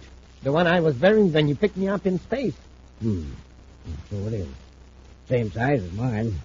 Oh, almost forgot. Some Space Patrol fellows landed on number 867 and asked me some questions. What? Oh, well, I didn't tell them anything. I said I hadn't seen anybody or any ships. You'd have been proud of me, Joe. What did they want to know? Oh, what I was doing. So I told them prospecting. Then when I told them I hadn't seen anybody, they blasted off. Really nice fellows. Commander Corry was the one I talked to. Corry? And he saw you in the spacesuit. Sure. What's wrong with blundering fool? Sure. What are you getting all upset about here? Get out of the way. Let me turn on the fuse scope. Look, Gerald, this is my home. I don't like being pushed around even by my friends. Get away and shut up. Look at that. A spaceship. And it's headed for a landing right near the cave. See what you've done? I haven't done anything. I don't see what you're so steamed up about. You don't, eh? That's Commander Corry. You let him here, you bungling old fool. Now, you see here. He's your commander. You can explain I was helping you there. Shut up! Just wait till Corry gets out of that ship. I'll fix him. I'll blast him off that planetoid. Oh. What are you talking about? Those weapons I rigged to cover the cave entrance from every angle. You're no space patrolman. You learn fast, Barrett. Get your hands off of me. You're not going to harm the commander. I won't let you. Let go. Oh. Now, keep out of my way. After I get Corry, I'll finish with you. And don't try anything else that you value. Have your ray gun ready, Hap. I'll see if I can open the cave airlock. Yes, sir. Hey, where did that come from? Someone's firing at us. Hey, that one came from the other direction. Quickly, run for the cave. They're getting closer. One chunk of rock nearly hit me. The airlock won't open. Whoever's controlling those weapons can keep on firing till they get us. We've no protection out here. We're trapped. Hap, there's an image reactor unit here. Then Vanic's inside. Yes, watching us through a view scope. If we only knew what image would unlock this hatch. He's got us bracketed now, Hap. If you don't get in the cave, the next one will get us sure. Think of me. Who's that? Someone's on our suit spaceophone frequency. This is Frog Barrett. Think of me. What's he talking about? Hey, Barrett, what do you mean? Happy, he's telling us how to open the airlock. Think of what Barrett looks like. Think hard. Oh, gee, I only saw him once. I don't remember, except that he had a beard. Let me in front of that reactor, Happy. See, gray beard, blue eyes, space tan face. It worked. The airlock's open. Get in quickly. Close it behind you. Hurry. Through the inner door.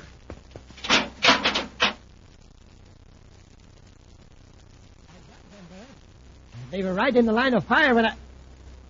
Corry. That's right, Vanek. Drop that ray gun. Stand back, Corry.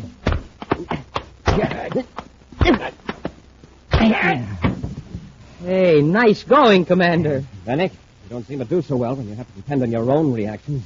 All right, get up. Commander, you made it. Yes, Barrett, thanks to you. I tried to stop him from firing at you. Thanks, Barrett. We'll take care of you from now on, Vanek. Get up. Okay. How did you get into the cave, Corry? Barrett spaceophoned us the right image to use. You worked the image reactor after seeing Barrett only once? That's right, Vanek. I wouldn't expect you to know this, but a person can get in most anywhere with an honest face. That's my commander. An action preview of next week's exciting Space Patrol adventure in just a moment. But first... Commander, look at how fast that boy is running. Hap, that's the fastest running I ever saw. That boy's running to the grocery store, Commander. He just heard the big news. You mean the big news that rice checks and wheat checks now have a brand new package with a big picture of the Commander and me on the front? Yes, sir. Plus the news that inside of each of these brand new packages, you now get a magic space picture. Hope you'll follow that boy to the grocery store, gang. I'm mighty proud of those new packages of checks with my picture on the front. Hope you'll cut my picture out and paste it in your scrapbook. And hey, gang, you can also get rice checks and wheat checks now with my picture on the front. You can cut out my picture, too, and hang it in your room or clubhouse. That sure would make me happy. Don't forget, inside every one of those new packages of checks, there's a magic space picture. You stare at them, look in the sky, and wowee, you see a big rocket ship floating in space, or a speeding jet car, or whatever the subject of your magic space picture happens to be. There's 24 of them all together, and they're all different. And you get one in every new package of checks. So start collecting the whole set of 24 magic space pictures today. Just bring home the new packages of rice checks and wheat checks with Buzz Corry or Cadet Happy on the front and the magic space pictures inside. And now, an action preview of next week's exciting Space Patrol adventure. Buzz and Happy are in a magnetic tunnel car.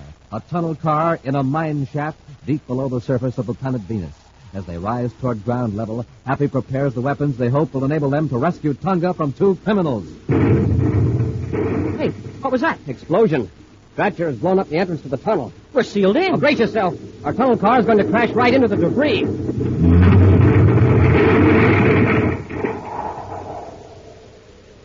Be sure to be with us next Saturday for the exciting story, The Caverns of Venus, when wheat checks, rice checks, and good hot Ralston again bring you Space Patrol! Space Patrol, an original Mike Moser production starring Ed Kemmer as Commander Corry and Lyn Osborn as Cadet Happy, was written by Lou Houston and directed by Larry Robertson.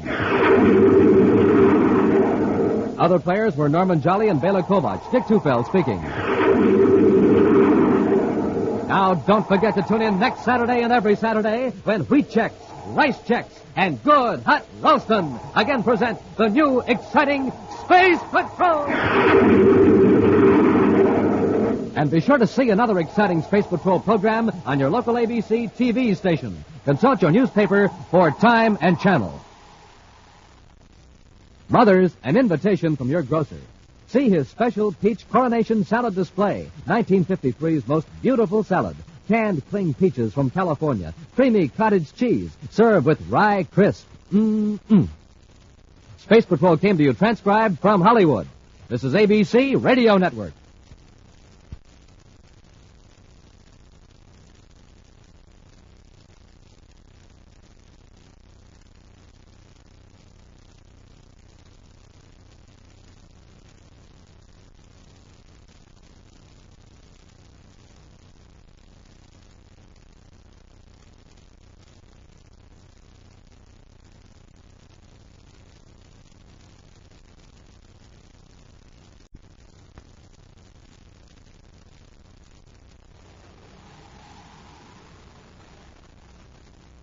Wheat Chex, Rice Chex, and Good Hot Lonesome present Space Patrol!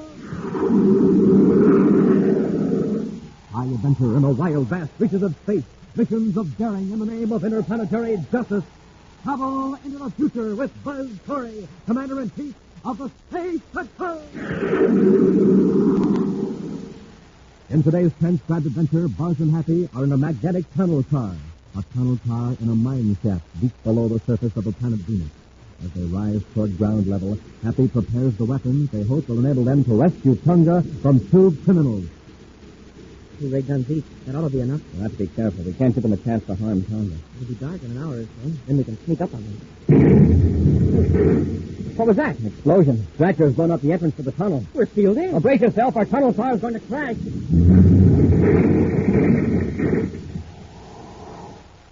We'll be back in just a moment with today's Space Patrol story, The Caverns of Venus. Space Patrol! A cyclone? Just Johnny Jones rushing out the door to the grocery. Gang, he just heard there's a swell surprise inside of every new package of checks. Man, oh man, oh man. Johnny's found the surprise. A magic space picture. Wowee. Wowee is right. Gang, with a magic space picture, you can have the time of your life. First, you stare at the mysterious picture. What is it? Who is it? It's hard to tell. But then you look up at the sky or at a wall, and suddenly... Jumping Jupiter. I can see a flying saucer in the sky. Gosh, this picture really is magic. Magic, and how? Why, with magic space pictures, you can see all kinds of objects floating in space. Objects so big and clear, you'll think they're real. Flying saucer, rocket ship, planet Saturn, Buzz Corry, Cadet Happy. These are just a few of the magic space pictures. Altogether, there are 24, all different. And you get one inside of every new package of checks. So start collecting the whole set of 24 magic space pictures today. Look for the packages of Rice Chex and Wheat Chex with Buzz Corry or Cadet Happy on the outside and the magic space picture on the inside. And now, today's Space Patrol adventure, The Caverns of Venus. Buzz Corry and Cadet Happy, aboard their space battlecruiser Terra 5, are en route to the planet Mars to see Tonga, who's been in the Mars capital, Lowell City, for several weeks. Under orders from Major Robertson, he's been investigating repeated disappearances of critical materials from government and private manufacturing plants. At this moment, the commander is briefing Happy on their procedure for contacting Tonga. Tonga's code message didn't give us much information, Happy. However, she seems to have uncovered a clue on how the robberies are being committed. Where do we meet her, Commander? There's a small science library on a side street in Lowell City, used by engineers and other technical workers.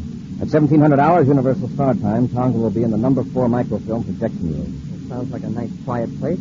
I'm really anxious to hear what Tonga's found. We'll know in an hour or so, Happy. Contact Lowell City Space Control for landing procedure. Right, sir. Cadet Happy aboard Terra 5 calling Space Control, Lowell City, Mars. Cadet Happy aboard Terra 5 calling Space Control,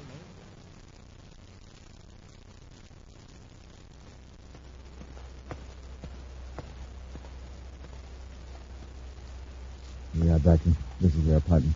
By the door. Yeah, it's locked. Yeah. This electronic key will open it. We'll have to work fast. She may come back any minute. Close the door. Okay, Wharton, get busy. Look through the desk. I'll search the built-in drawer. Okay. Well, personally, I don't think the girl's a Space Patrol agent at all. Oh, you don't, huh? Well, she's only been working at the electronics plant for 3 weeks, and she wanders all over the factory, into every section. That's just a gadabout. Get out, some women are. Maybe she's just ambitious. Wants to advance. Well, she's too ambitious to suit me. Yeah. Look at this. What is it? Notes on various employees at the plant. Just listen to this. Hastings frequently left to leave his section after work. Drives expensive surface car. Maybe she's got a crush on Hastings. Yeah. Anyway, let her watch him. Hastings isn't one of our men. Here's a sketch of the shipping room and a schedule of the departure time. Well, there still isn't much to worry about. She can't find out how he operates. Maybe not. But I will have to watch her from now on. Come on, let's get out of here. All right. Hey, wait a minute. Look at this. It's just a pill? Yeah. Look at it closely. Maybe a music-beam pill. That's right. We better take it before she has it analyzed. How do we know this is the only one she has? If she finds out there is chemical in these tablets which will give a person a partial lapse of memory. You know how we smuggle things out of the factory? We can't take any more chances. Find her, trail her. And the first chance we get, we'll fix her so she won't cause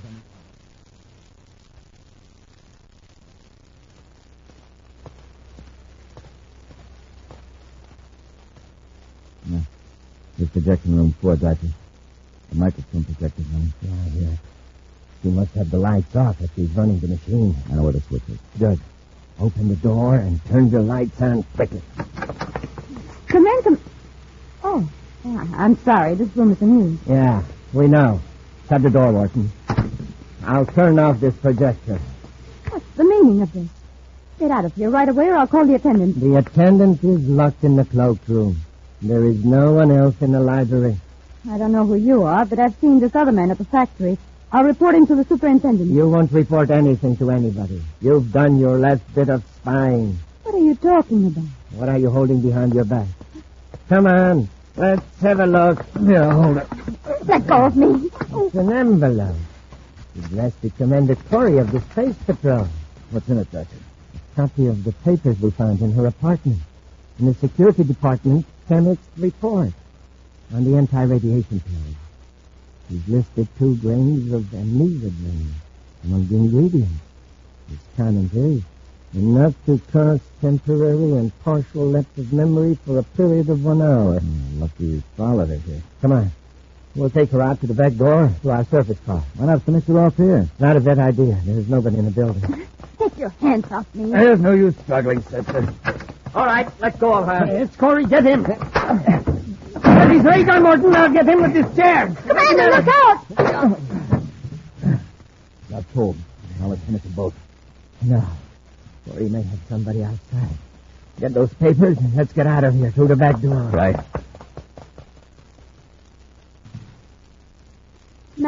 Commander. We've got to stop him. Commander, somebody locked the attendant in. Tonga, what's happened? 2 men knocked the commander out. They ran out the rear door. Are you all right, Commander? Yeah. They took the evidence I had for you. We'll get more. Meanwhile, we know who we're after. Let's get to Lowell City headquarters and send out an alarm. We'll put guards at the station. And this fellow Wharton worked at the electronics plant. That's right, Commander. That you had never seen before. Oh, it's the intercom. I'll get him. Colonel Carter's office. Commander Corry here. Oh, I'll take the message. I see. Well, good work, Major. Thanks.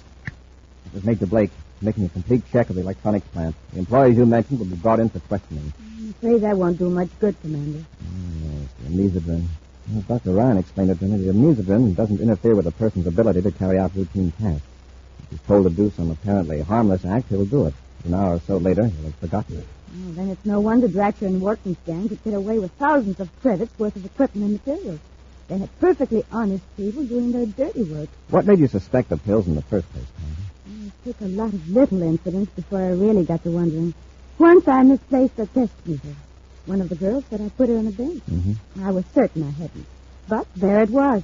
I had no recollection of putting it there. Later, I noticed other people forgetting things. All of a sudden, it occurred to me that in every case, he'd been given an anti-radiation tablet. Commander. Oh, yes, Happy. The duty officer just got a report from the captain of the spaceport guard. About Dratcher and Wharton? Well, no, sir, at least not directly. But they've traced some stolen equipment to a small robot cargo ship at the port. Have the guards removed the equipment? No, sir, they're standing by for orders. Oh, that's a break. Now maybe we can find out how Dratcher and Wharton dispose of these stolen supplies. How, Commander? We're going to put a miniature spaceophone tracer transmitter in that ship. By keeping spaceophone fixes on it, you'll know where it is from the minute it blasts off till it lands. Come on, Happy, let's get to the space.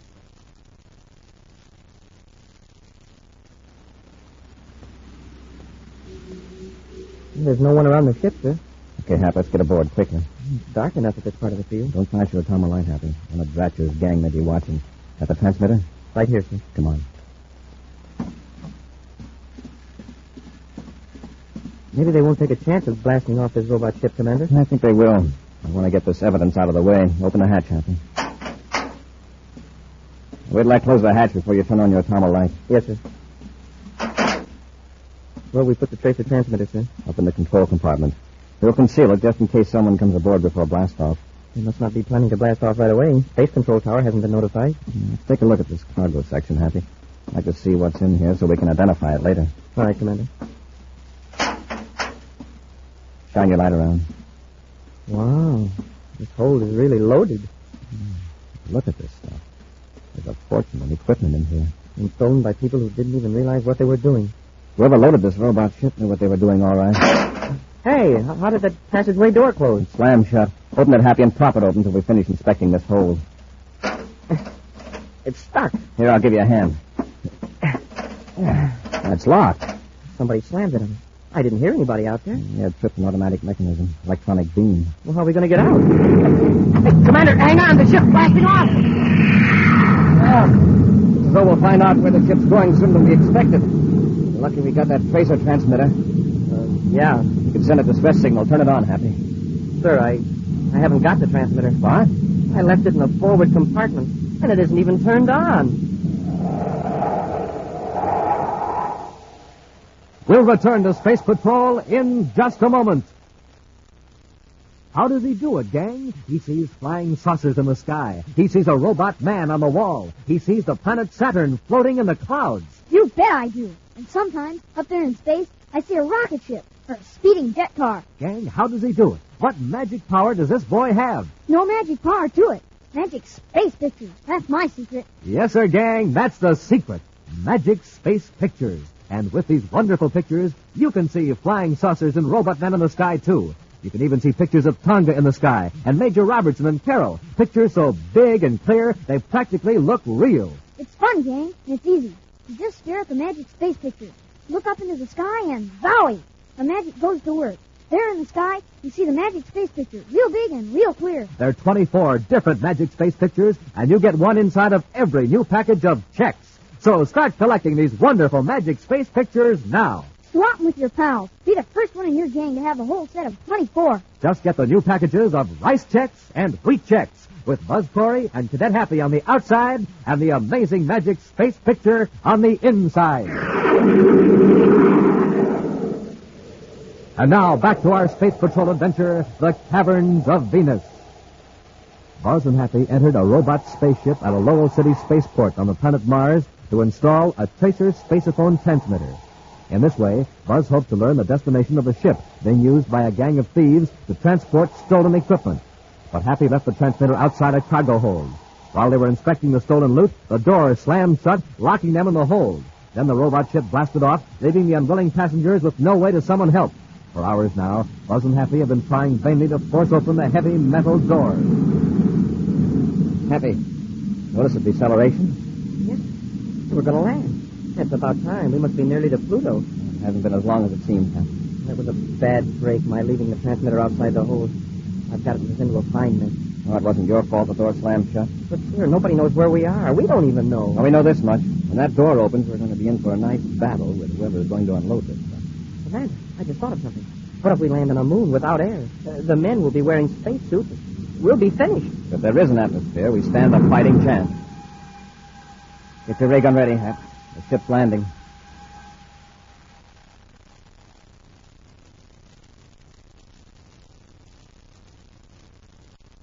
Aren't they going to open that door?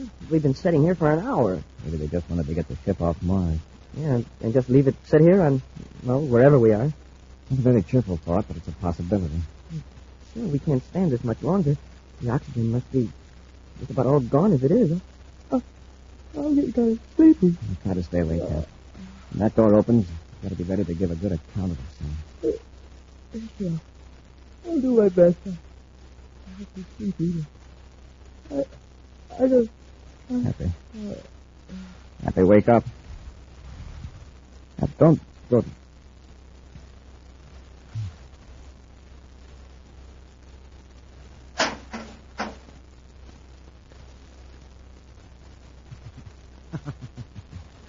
Isn't that touching? Both of them sound asleep. The ray guns in their hands. It's lucky I forced the sleeping gas under the door. Now, what do we do with them? We'll take them to the stone house and lock them up. And they wait. We'll find out how much the Space Patrol knows about us. Then what? We'll wait to see if this robot ship has been trailed. If not, we'll know we're safe here on Venus. If the ship were being followed, whoever it was would be here by now. Let's play it safe. We're cut. I want to produce Corry alive. I'll carry Corry. You take the cadet. Okay, Doctor. That's heavier than he looked. Corry's no lightweight either. All right, let's get going. What was that? I guess I kicked one of their lights rolled over there somewhere in the dock. Take it easy going down that ladder.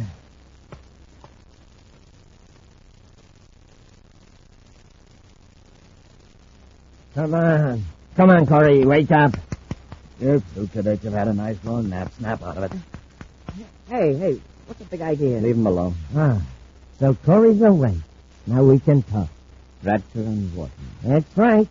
Our meeting in the library on Mars was somewhat brief, but I see you managed to catch our names. Too bad that girl spy of yours isn't along, Corry. We can make a nice reunion. She's back in Lowell City getting information on you guys that'll fix your rockets for good. Well, I'm glad to hear it. Now tell us, what information does she have? Come on, let's have it. So you and the cadet better speak up. You're a long way from help. Where are we? We're on Venus. A very rugged, remote part of Venus. That tells us a lot. Well, it doesn't matter. But since you're so curious, do you know the Gorbeton Mountain region? Yes. You're right in the heart of that range, near the old tungsten mine. This is your chief hideout, I suppose. Now, it's more than that. This rock house is only a part of our merchandising venture. Yeah, quite a bit of it is underground. We got thousands upon thousands of credits worth of equipment stored away in the lower levels of the mine shaft. And enough food and water to last us for years, along with a supply of weapons. All set to stand a siege, huh? It's necessary. However, I don't think that situation will arise. You see, Wharton and I are the only ones who know you're here. How did you get off Mars? You weren't in the robot ship, were you? No. We managed to get a ship belonging to a member of my organization. We controlled the robot ship from there. One of our men saw you get aboard and space phoned us the information. Mm-hmm. Now that we've been so free with our information, suppose you tell us what... What? Thought I heard a spaceship. I don't hear anything. Guess I'm getting jumpy. Yeah. All right, Corry. Just what information does the Space Patrol have about Wharton and me? You're wasting your time, Doctor. I have plenty of time. Sorry I can't say the same for you. Perhaps a few hours or days without food and water will loosen your tongue. Come on, Wharton. Let's leave our guests alone for a while.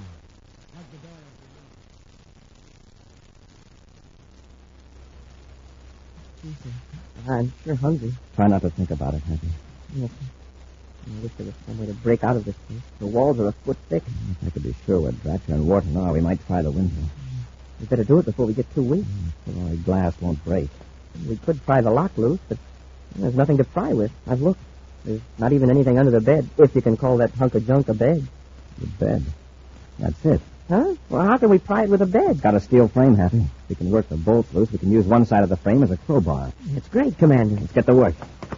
It's going to be a tight squeeze getting through the window, but as soon as you hit the ground, head for Dratcher's spaceship. Right, sir. Well, at least we've got one break. Hey, these bolts are loose. Looks like we won't have any trouble with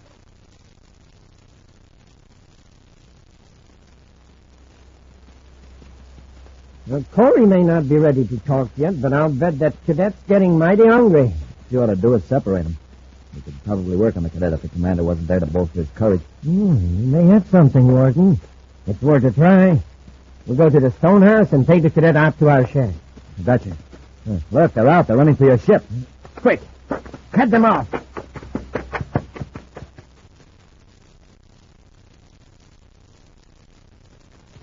Hurry, Happy. Into the ship. They're cutting us off. They've got ray guns, too, sir. Head the other way toward the mountain. Yes, sir.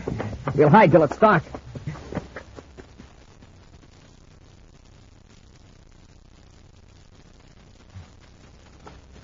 Let him go. Why waste our breath running? What are they going to do out there in the mountains? There's no food or water. Yeah, you're right, Doctor. They'll come crawling back in a few hours. Well, if they don't, we just saved ourselves a nasty job. We've got to keep watching those spaceships. Yeah, we'll take turns. Wharton, just keep walking and don't turn your head. What's the matter? You did hear his spaceship after all. That fool Jill has come here. Huh? He's hiding around the corner of the shack. Huh? Yeah, ray gun. Pretend we're going to walk right past the shack. Okay. So, why should we take 10,000 credits now when we can get twice that much by waiting a few weeks? Oh, yeah, Doctor. But on the other hand, we could use a little ready cash. Well, I'm not saying we can, but... Take the ray gun, man. Oh, we said drop it. Hold still and you won't get hurt. Made a very bad mistake by coming here, Tonga. What have you done with Commander Corry and Happy? They aren't around right now. But I think they'll be back before long. And they get a look at our...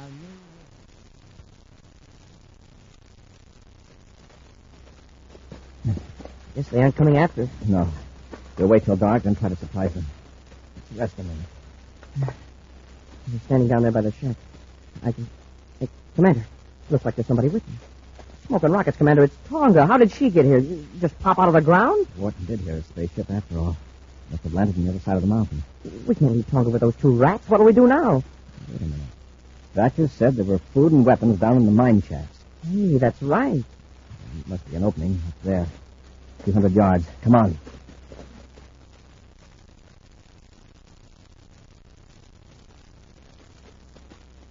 We're in luck. The tunnel car. But it looks like there's no power. Magnetic car. Self-contained power unit. You can zip down the shaft and come back with food and ray guns. Get in, Hap. Hey, this thing's just like a miniature spaceship. Only much simpler to operate. Shut the door and shove off. Here we go.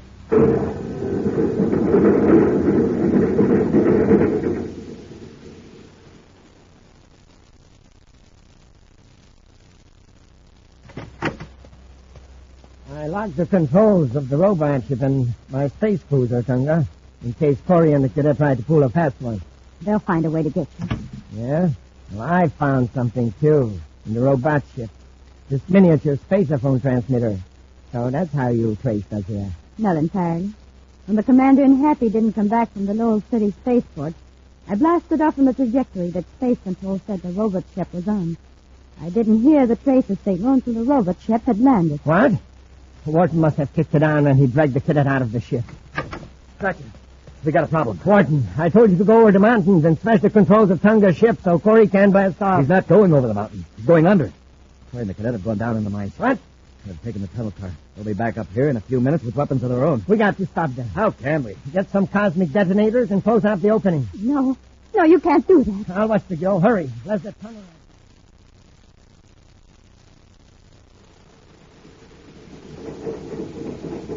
Two ray guns apiece. That ought to be enough. We'll wait till dark and sneak up on them. There's the entrance up ahead. What was that? Commander, look out, up ahead. Stop! The tunnel's caved in. Brace yourself. We're going to crash.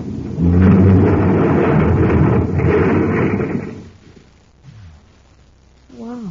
Are you all right, Happy? I just bumped my head a little, but I'm okay. They've blown up the tunnel entrance. There are tons of rock between us and the surface. How are we going to get out?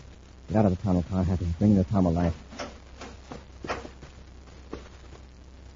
Hey, shine your light over there. Seems to be a small side passage this side of the cave-in. That's funny. I didn't notice that passageway when we came in. Let's have a look. You can't leave them down there in that shaft. You can't. And just how would you suggest we go about getting them out? For this? Watch the girl. No, you don't. I'll take both of you. Oh, you will, huh? Tie her up. We can't watch her all the time. All right, right here, Wharton. Hold Get him him up. Look out, Commander. Take care of Wharton, Happy.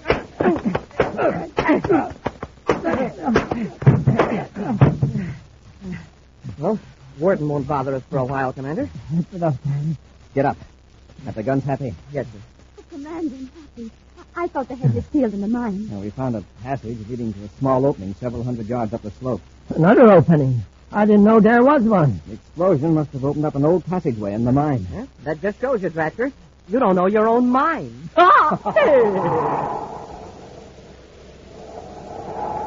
We'll be back in just a moment with a preview of next week's exciting Space Patrol adventure. 1, 2, 3, 4, 5, 6, 7, 8, 9, 10, 11, 12, 13, 14, 15, 16, 17, 18, 19, 20, 21, 22, 23, 24. Yes, sir, gang, there's 24 different magic space pictures.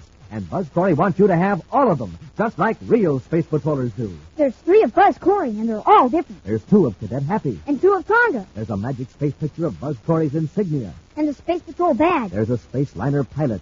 A picture of Major Robertson. A jet car. A flying saucer. A rocket ship. The planet Saturn. A space pirate. The Deadly Iron Fist. And all kinds of other magic space pictures. They work real easy, gang. First, you stare at the mysterious picture. What is it? Who is it? You can't tell. Then, you look up at the sky or at a wall. And hocus pocus, the magic goes to work. You see a giant space picture floating in the sky. And it's so big and clear, it almost looks like a real object or person. Fun, man oh man. So, gang, start now. Collect all 24 of the magic space pictures. There's only one place to get them, and that's inside of every new package of checks. So look for the new packages of rice checks and wheat checks, with Buzz Corry or Cadet Happy on the outside and the swell magic space picture on the inside. And now, a preview of next week's exciting Space Patrol adventure. Buzz and Happy are exploring a deserted city on the planet Saturn.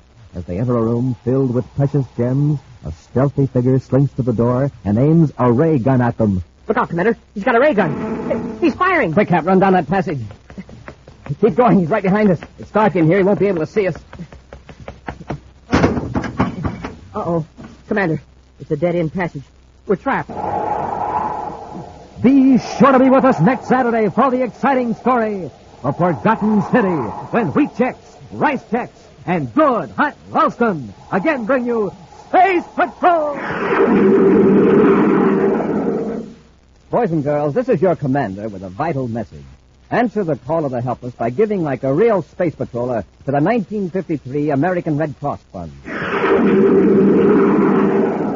Space Patrol, an original Mike Moser production starring Ed Kemmer as Commander Corry and Lyn Osborn as Cadet Happy, was written by Lou Houston and directed by Larry Robertson. Other players were Nina Berra, Bela Kobach, Ken Mayer, and Stephen Robertson. Dick Tufeld speaking. Now, don't forget to tune in next Saturday and every Saturday when wheat checks, rice checks, and good hot Ralston again present the new exciting Space Patrol! Be sure to see another exciting Space Patrol story on your local ABC television station. Consult your local paper for time and channel. This transcribed program came to you from Hollywood. This is ABC Radio Network.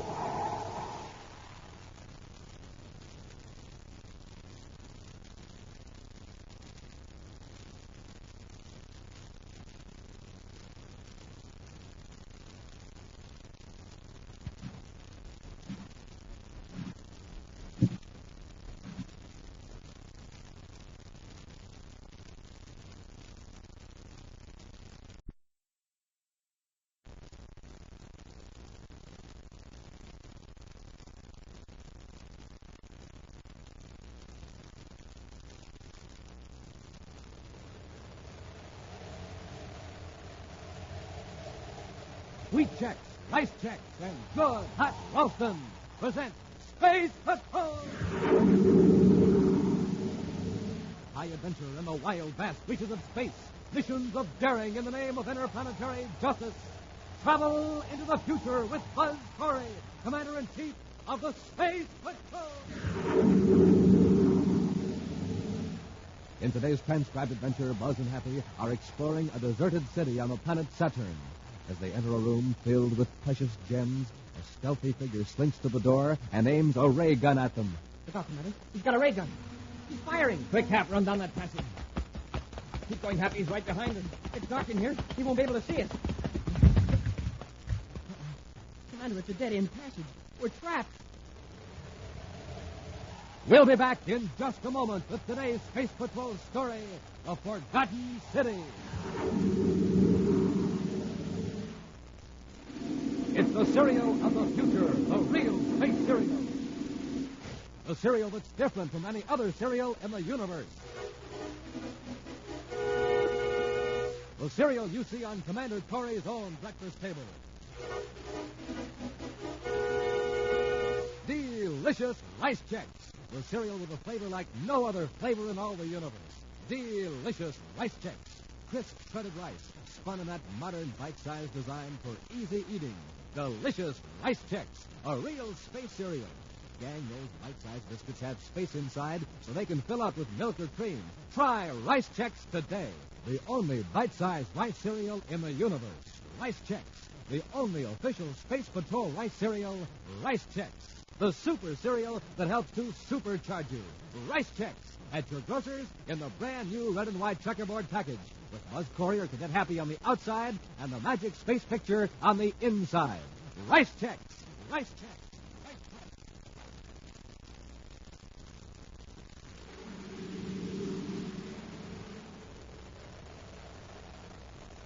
And now, today's Space Patrol adventure, The Forgotten City.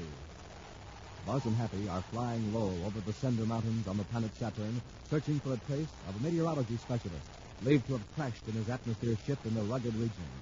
So far, their spaceophone receiver has failed to pick up a signal from the automatic transmitter carried by the scientist, Byron Stern.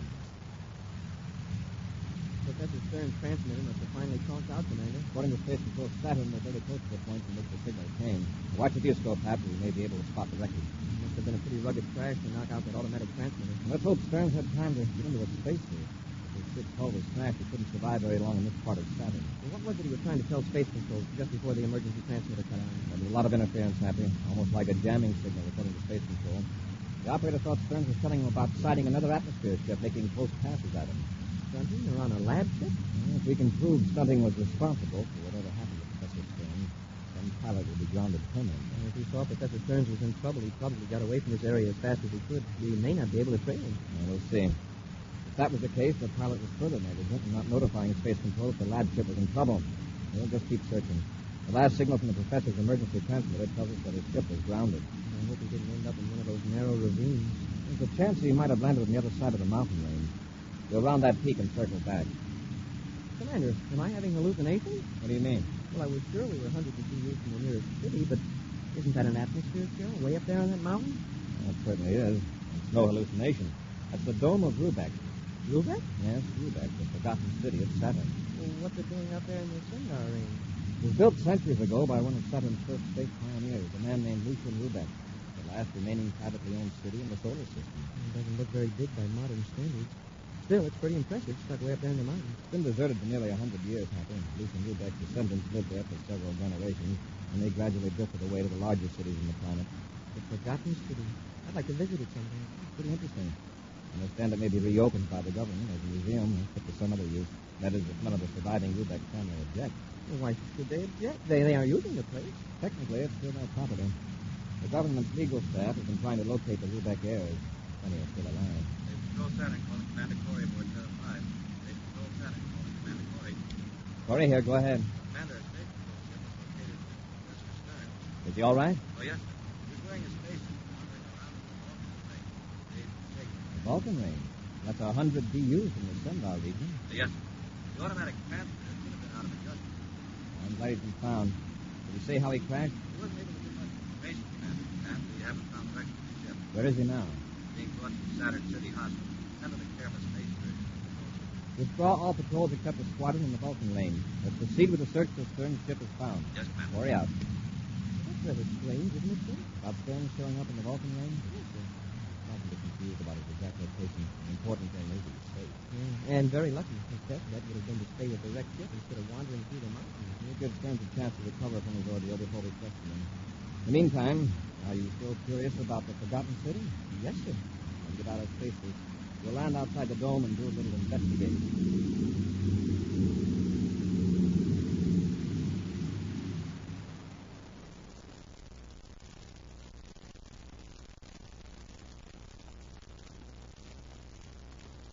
Here's a lock control switch. It doesn't look so ancient. It's an Urium. As shiny as it was installed yesterday. The power's still on. You'll know in a minute. I'll open the switch housing. Let's see. There's the inside. Oh, here we are.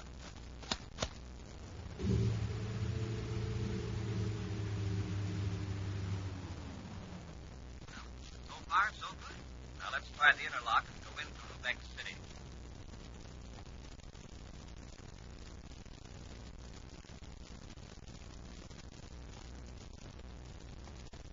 Inside the dome, the city really looks big. 100 years ago, Rubeck City was one of the most important settlements in Saturn, I think. And now it's completely deserted. Hap, check your atmosphere indicator. Yes. That's supposed to indicate that the city's air has been depleted after 100 years. Fleming can open the faceplate for our helmets. Oh, the air is really fresh. How do you account for that, Commander? Well, there are two explanations. The dome is so well constructed that none of the poisonous Saturn air is leaked in, or else the atmosphere washing plant is still in operation. After 100 years? You wouldn't have to work very often. Nothing inside the city shell to use up the air. Yeah, that's right. Smoking rockets, this is some city. Look at that tower up there. Rubeck Tower. Lucian Rubeck designed it himself. He had his headquarters in the top floor. And now Rubeck is a ghost city, completely deserted. Makes you realize how impermanent human beings are. Uh-oh. What is it, sir? What'd you find? I saw a bottle on the sidewalk. Oh, probably thrown there by one of the last people to leave Rubeck. A medicine bottle. Space sickness formula. CH-5. And whoever threw it there hasn't been troubled with space sickness for 100 years. That's a sure. This is a new formula. Hasn't been on the market more than 6 months. What? Your eyes open, Hank. Evidently, Rubeck City isn't as deserted as we thought. Come in. There are visitors in the city. I know, sir. I've been watching them from the tower room. They're space patrol. What are they doing here? You've got to get rid of them. Don't get excited, sir. By their casual attitude, they must think the city's deserted. But no one ever comes here. They must know something. If they suspected what we're using the city for, they'd have brought more men with them. Let them snoop around. It isn't likely they'll come up here. Suppose Graken comes back while they're here. I've contacted Graken by spaceophone. He'll keep away from the city until the space patrolmen leave. Did he get rid of the lab ship pilot? Yes. Turn him loose in the Vulcan Mountains. Pilot's already been picked up. Suppose he tells them he was shut down near Rubeck. He's in a very dazed, confused condition. Graken saw it all. Space Patrol will assume the pilot was mistaken. Besides, you removed all trace of the wreckage of the ship. Yes, and I destroyed the automatic transmitter. Then there's nothing to worry about. But, oh, Lana, the Space Patrolmen in the city... I know why they're here. The government's getting ready to take over Rubeck. We have to leave before they find the stolen jewels and space credits we hidden here. They won't search the city when they find out I'm the great-great-granddaughter of Lucian Rubeck. What? You are a descendant of Lucian Rubeck? No, of course not. But I can convince the government I am. I'm having special documents forged in Saturn City right now. I'll be able to convince the most skeptical attorney that I'm really the only living legal heir to Rubeck City. Oh, I hope so. But I still don't like the idea of those Space Patrolmen snooping around. Let them snoop. And don't interfere.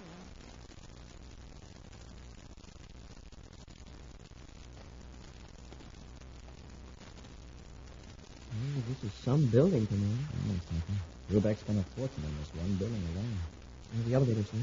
Try to go up to the tower. We could get a real good look at the city from there. Just a minute, Happy. Look at the carvings on this door. I bet anything Lucian Rubeck had this imported from the planet Earth. Mm-hmm. It looks like it all was taken from an ancient Oriental temple. From a deserted city on Earth to a deserted city on Saturn. It's a massive handle. You don't see metalwork of this kind anymore, Happy.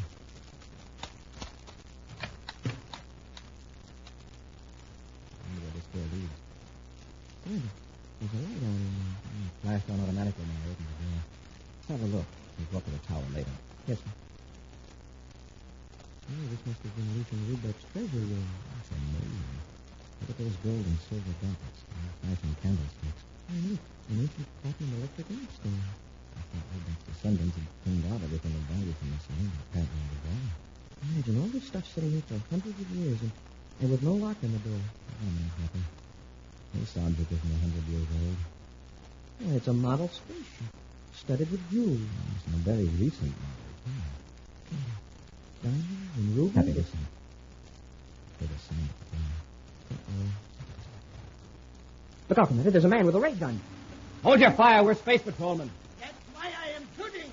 Quick, Happy, down this passage. You aren't going to escape that way. Keep going, Happy's right behind us. Yes, sir. It's dark in here. He won't be able to see us. Commander, it's a dead-end passage. We're trapped. That's right. You're trapped. And I'm going to wait right here and pick you off. One at a time. We'll return to Space Patrol in just a moment.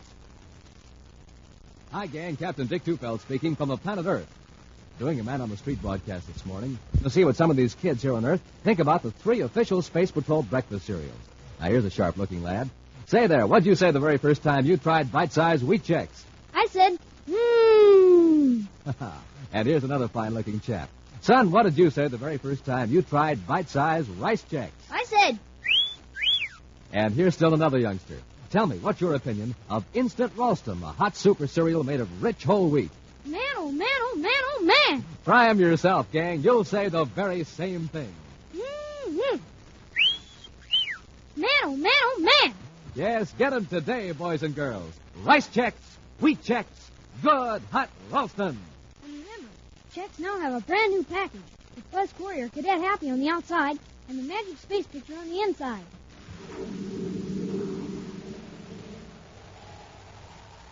And now back to Space Patrol and the adventure of a forgotten city. Buzz and Happy were searching for an atmosphere ship crashed in the Cinder Mountains of Saturn near the deserted city of Rubeck. After learning from Space Control that the missing pilot has been found 100 DUs away, Buzz and Happy decided to visit the deserted city. They entered the atmosphere shell without any trouble. But, unknown to the space patrolman, Rubeck is being used by a woman named Orlana as a hideout for stolen jewels.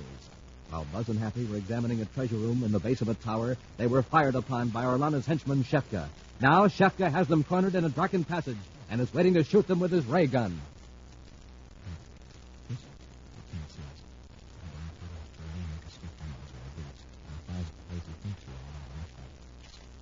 Don't try to sneak up on me. I can hear every move you make. I warned you. I'll take that ray gun. Have you got him, sir? No, stay down, Happy. He broke loose after him, Hap. Yes, sir. Oh, there he goes through that door. He's locked that door on this way in the spot. It's opening, sir. After him, quickly. He's in the elevator, Commander. Come out of there. Oh, he's going up to the tower. He'll take the stairs. Come on, Happy.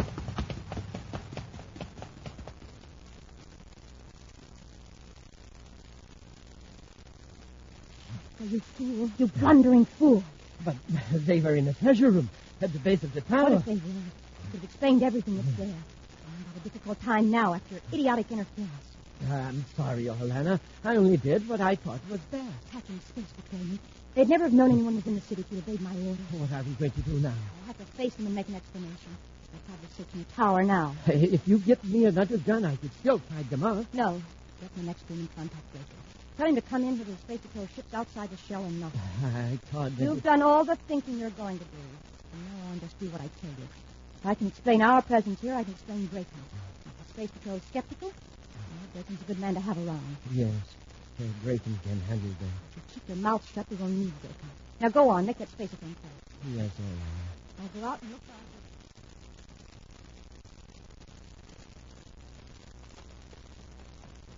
This is the top floor of the tower, sir. I'll be careful, Hunter. I'll search every room. Where do I get my hands on the capture? Somewhere on the side of that door. Oh, there you are. I was hoping I'd find you. We're looking for someone, too. Oh, you mean Shefka, my assistant. He told me what happened. I'm terribly sorry. Where is he? I want to talk to him. Please step in here. He'll be right out. Thanks. Come on, Hunter. Yes, sir. I'm Commander Corry of the Space Patrol. And I'm Orlana Rubik. Rubik? And you're related to the Lucian Rubik who built this city. Yes, that's right. He was my great-great-grandfather. I was under the impression that the city was deserted. Well, I came here a few months ago with a couple of servants. Schefter, the man who fired at you, has been with the family for years. Does he always treat visitors so cordially? Oh, really, I'm awfully sorry about that. Schefter has a great sense of loyalty. He thinks his chief duty is to protect me. So why do you live here in this deserted city? I'm not surprised if you're curious, but the explanation's very simple. I'm writing a book about my family. You like to work in solitude, huh? Yes, it's a great inspiration to work right here in Lubeck City, where so much of Saturn's history is made. And, too, there are many ancient records and family documents right at hand. I see. I suppose that you can prove that you're a member of the Lubeck family. Oh, naturally. I can refer to some influential people in Saturn City. How would you bring your servant out here, too? Yes, I'll be only a moment. Yes, sir? What do you think? I don't know. Just writing a book is as good an explanation for being here as any.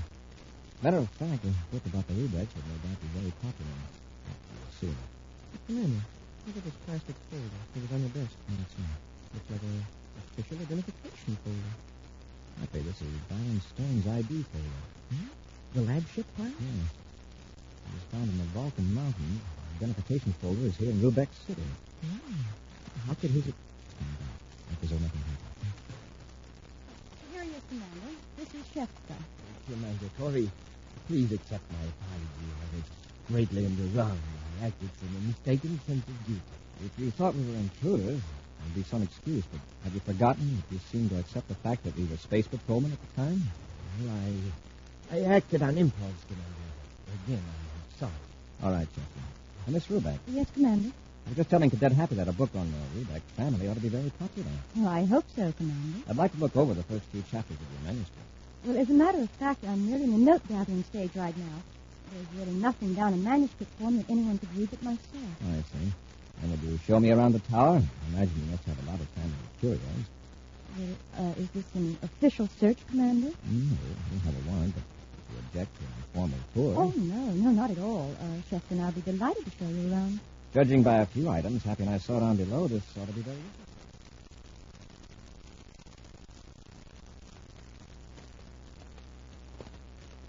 Well, I think you've seen just about every room in the tower, Commander. How about that room over there? Oh, that's just a closet for cleaning supplies. Would you mind opening it? Well, really, Commander, Or I could come back with a warrant and squad a patrol. Very well, if you insist. But there's really nothing in there. Unlock it, Chef. Lena. Open it, Chef.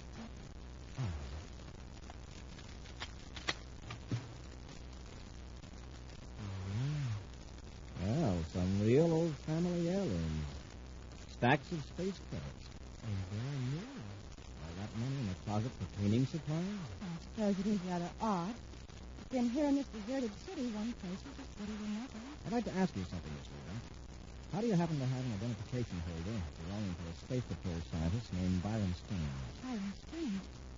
I don't understand. Stearns is reported in trouble in this area and was rescued in the Vulcan Mountain region. I'm waiting for an explanation, Miss Rita. Drayton, get them! Yes, Orlando. Look out, Commander! That takes care of the big one.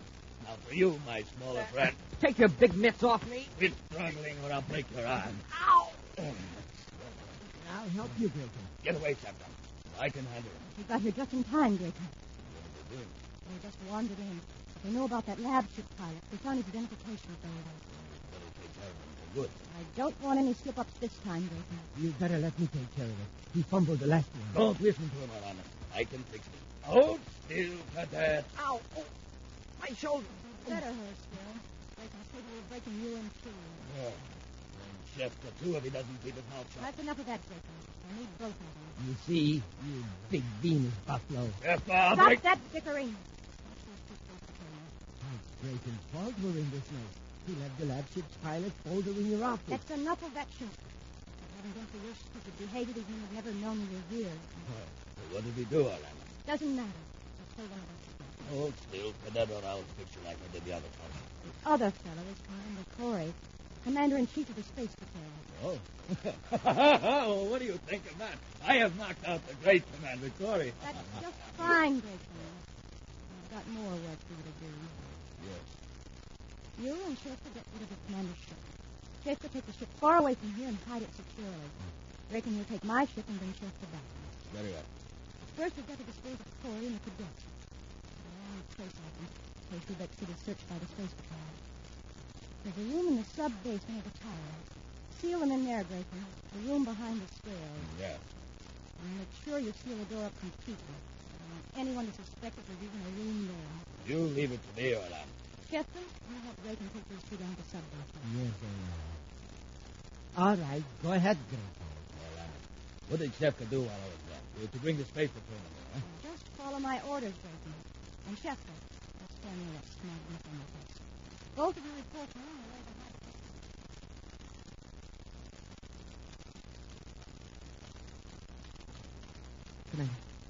Commander. We've got to do something quick. In a room in the sub-basement of the tower. Lena has one of the men sealing us up in here. Then they're going to get rid of our spaceship so nobody will come looking for it. That big bruiser is out there. See, you can see through the window. I think this window can use as a weapon. No, sir, I checked. All there is some old books and filing cases. There's Draken grinning in here at us. He's getting ready to seal over the window. Certainly is. He carried me down here under one arm. What are we going to do, sir? We're going to get him to open the door for me. Whatever we do, we've got to do it quick. Let's see what we can do, sir. The door's locked and practically sealed. And when Draken and Chester get rid of Terra 5, nobody will ever even come down here looking for it. It is Chester. Up on the surface level, I think. Waiting for Draken. I don't think those two like each other. They both seem to go out of their way to make the other look stupid in front of Orlando. They do. Draken kept asking questions about what went on while he was away. I got the impression he wasn't very smart, but he's awfully inquisitive. And suspicious, perhaps. Let's see how curious it really is. Let's go to work in those books and filing cabinets, Happy. Huh? You take the files, act as though you found something about Drake and point at him. Pretend you found some information about him. Did he? As though Orlando had a secret file on their henchman here at Uber. Good idea. You can arouse Draken's curiosity.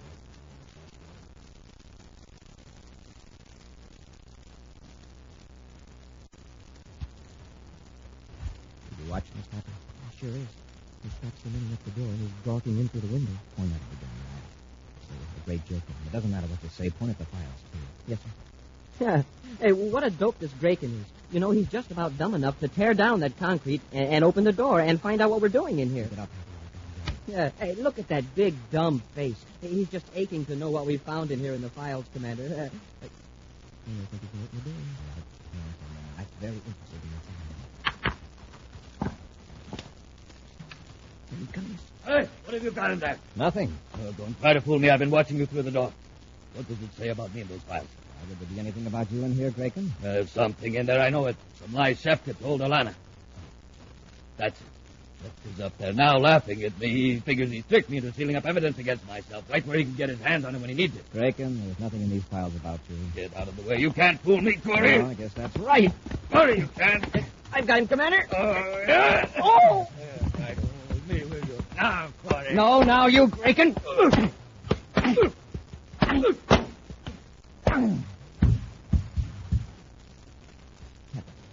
Yes. Hey, Commander, you're not Draken cold. Yeah. Let's get out of here before he comes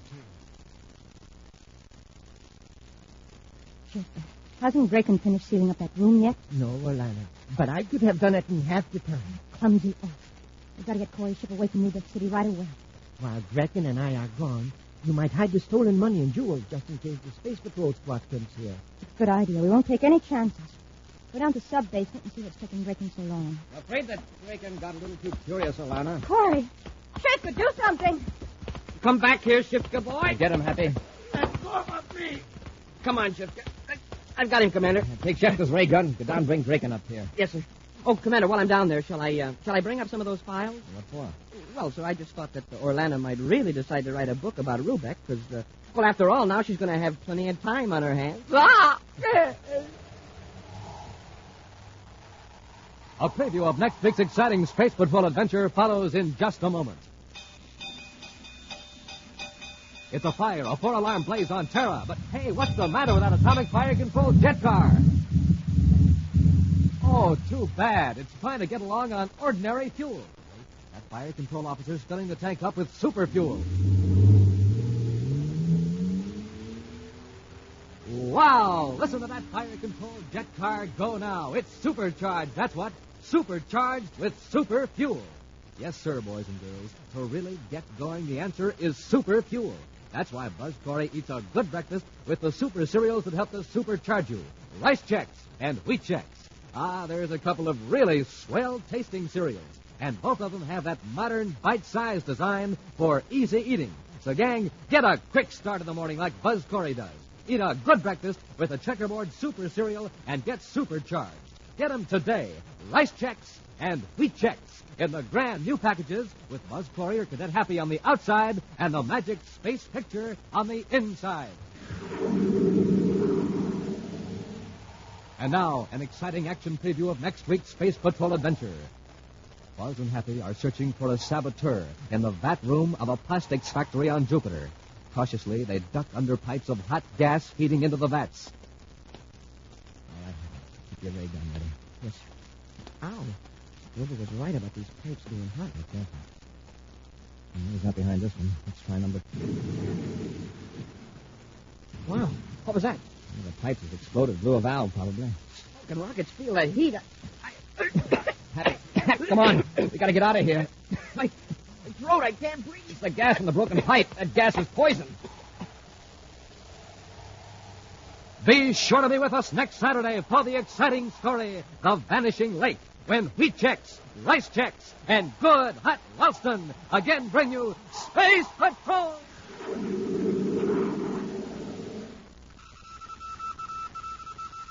Special bulletin for boys and girls in Oklahoma City, Oklahoma, and Knoxville, Tennessee. Buzz Corry's own space battle cruiser, the Ralston Rocket, will be in your area next week. Don't miss it. The Ralston Rocket. Space Patrol, an original Mike Moser production starring Ed Kemmer as Commander Corry and Lyn Osborn as Cadet Happy, was written by Lou Houston and directed by Larry Robertson. Other players were Bela Kovac, Ken Mayer, Virginia Hewitt, and Stephen Robertson. Dick Tufeld speaking.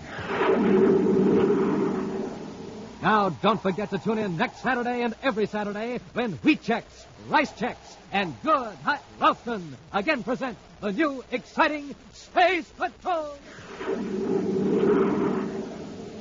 Be sure to see another exciting Space Patrol program on your local ABC television station. Consult your local paper for time and channel. Space Patrol comes to you transcribed from Hollywood. This is ABC Radio Network.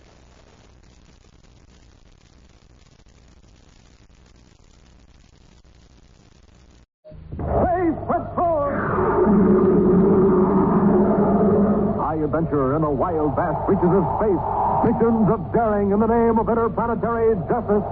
Travel into the future with Buzz Corry, Commander-in-Chief of the Space Patrol. In today's transcribed adventure, Buzz and Happy are searching for a saboteur in the vat room of a plastics factory on Jupiter. Cautiously, they duck under pipes of hot gas feeding into the vat. Wow. What was that? The pipes exploded. Blew a valve, probably. Oh, can rockets feel that heat?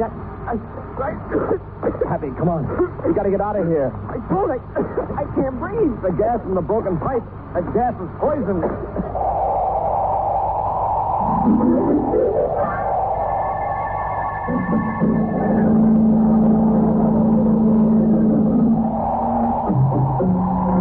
And now for the complete story of today's thrilling adventure of Space Patrol. For more than 50 years, the manufacturing colony on the shores of Lake Tarnhelm on the planet Jupiter has been supplying the United Planets with the amazing product called Vitaplast. Vitaplast, made from a sticky, clay-like substance scooped from the banks and bottom of the lake, becomes an almost magic material of 10,000 uses under the manufacturing genius of the people of Tarnhelm. But for unknown reasons, the lake is drying up. Skilled workmen are without jobs, and industries from Mercury to Pluto are facing a shortage of a vital material. That's why Commander Corry and Cadet Happy are in the office of Thomas Purvance, director of Tarnhelm Industries. Commander, unless something is done right away, Tarnhelm will have to be closed down. There will be no more Vitaplast. Can it be made synthetically? The best chemists in the United Planets have been trying to find a way for 50 years, and they have failed. I'll be frank, Mr. Purvance. The United Planets government feels that Vitaplast is an important product. But what I must know is how you intend to use the money. We are working right now on a new type of Vitaplast. A discovery that makes all other uses as primitive and crude as the automobile or the mechanical lettering machine. I financed it with my own funds until the shortage of raw vitaplast cut down our revenue. In addition, Mr. Purvis, we've been hearing reports of trouble between various factions of workers here in Tarnhelm. The government can't put money into a venture where people are working at cross purposes. Oh, I admit we had some difficulties. A few families have left because of lack of work. And a few hotheads have tried to stir up trouble. But I assure you there is nothing serious. Mr. Purvis, there's been some more trouble that... Oh, excuse me. I'll talk to you later. Oh, wait a minute, Zoga. We're keeping nothing back from the Space Patrol. Well, okay. Commander Corry, this is Mr. Drober, one of my foremen. How do you do? Glad to know you, Commander. The Commander and the Cadet are here to consider our problems, so speak out. Well, 25 men in the block pressing section are quitting their demand immediate transportation to Jupiter City. What's the trouble, Drober? They're sore because the Vitaplast tubing workers got their full check this week and the block pressers didn't. They're pretty much worked up. Paid them in full, including what they would have made if they had been able to turn out their full quota. Boy, this disappearing lake sure is causing enough problems. Mr. Purvis, is there any Vitaplast in the other two lakes? Are there two lakes? Yes, sir. We saw them on our way in. One is up in the hills, a couple of miles from Tarnhelm Lake, and the other's down in the valley. No, the lake in the hills has no trace of Vitaplast, and there is no lake in the valley. Oh, I guess it must have been a mirage or something. Yeah, sure, that's it, a mirage. Well, I'll pay off the workers, Mr. Purvis. All right, Droger, thank you. Now, Mr. Purvis, about this special research you're carrying out. We kept it a secret, but if you and the cadet will come down to the lab, I'll show you. All right. Hey, Commander, I feel pretty foolish about seeing a lake that wasn't there. That's all right, Hap. I saw it, too.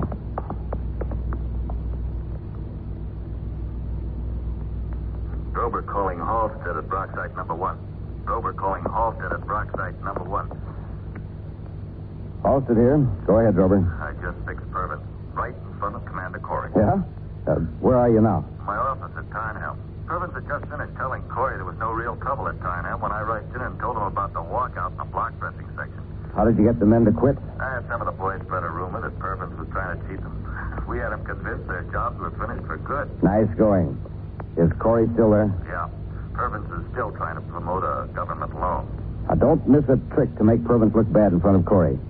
And if you have to, you'd better pull some rough stuff. Make the morale look really bad at Tarnhelm. Right. Now, have you still got the drills going in the Brockside camp? Yeah. The quicker the lake's drained, the better. I don't know. Corey's cadet saw some water in the valley. Apparently the drainage from the lakes isn't staying underground. What? It's nothing to get excited about. I didn't have any trouble convincing them it was a mirage, so there couldn't have been much water. I'll stop the drills for a few days. It won't take the water long to sink into the valley. It's mostly sandy soil. How much longer can you hold out with that fake mining operation? Several weeks. Purvis can't last much longer. If he can't get government help, he'll be willing to sell you an interest in Tarnhelm. Uh-huh. And after I get my hooks into him, the lake will start filling up again. And we'll have a share in the Vitaplast profit. Good. Now, do you have any further ideas on what I should pull off next year? A little sabotage ought to fit in pretty well about now, if you can arrange it without any risk. I think I can. As a matter of fact, I had a little idea. Now, Commander, if you and the cadet will step over here to this lab bench, I'll show you our new project. You've done wonders here, Mr. Purvis. We're very proud of it. Here's what I want to show you. See this shapeless mess of Vitaplast? I would like you to feel it. Very much like soft rubber. Squeeze it in your hand, Cadet. Like this? Yeah. Oh, it feels soft and doughy. And now I will apply a small electric current. Wow. Hey, it pulled right out of my hand like it was alive. I saw it move. That's right. Now watch it. I will vary the intensity and polarity of the current running through the Vitaplast. Look, it's curling up at the edges and crawling. Hey, it is alive. No, not alive. Just responsive to electric current. You noticed it was blob-shaped a moment ago. Now watch it. Why, it's drawing itself together. It's rolling up. I advance the current, forming into a ball. Almost a perfect sphere. Pick it up, Cadet. Don't worry, you won't get a shot. Why, it feels something like a hard rubber ball. Bounce it on the bench. Go ahead. Okay. Hey, it's wonderful. And now throw it down again. Hard. Okay. Better stand back, everybody. It'll probably bounce all over the lab. Hey, what happened?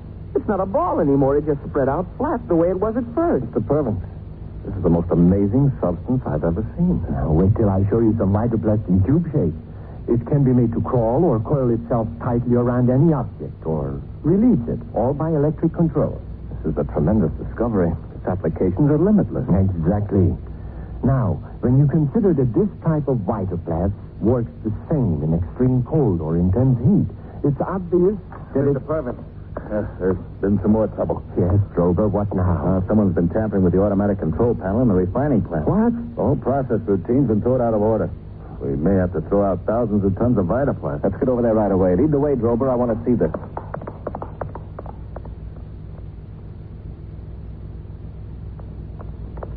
The master control panel is right here, Commander.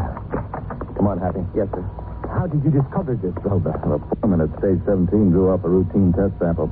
Didn't even look like vitoplast. He called me, and I checked the master panel. You know what the trouble is? You see where those red lights are flashing? That means something's wrong between stage 16 and 17. This is terrible. It could put us out of operation. Commander, I just saw somebody look in that door and then duck back. Let's get him. Come on, Happy. Yes, sir. Did you recognize him, Drover? No, but I think he was wearing a regular plant uniform. Hey, here's some stairs here. He may be hiding down in stage 3. If he is, we've got him. What do you mean? Well, the only way out is back up to the control room. Is there any place down here where he could hide? Well, there are big vats of raw vitoplast. He may try hiding behind one of them. Oh, be careful of the pipe. What pipe? The pipes leading to the vat. They're hot. They're full of hot dioxazine gas, which is being pumped through the vitoplast. Okay, Drover. Down the stairs, Happy, quickly.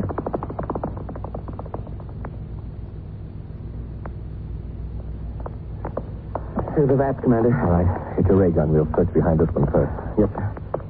Ow! Drover was right about these pipes being hot. Be careful, Happy.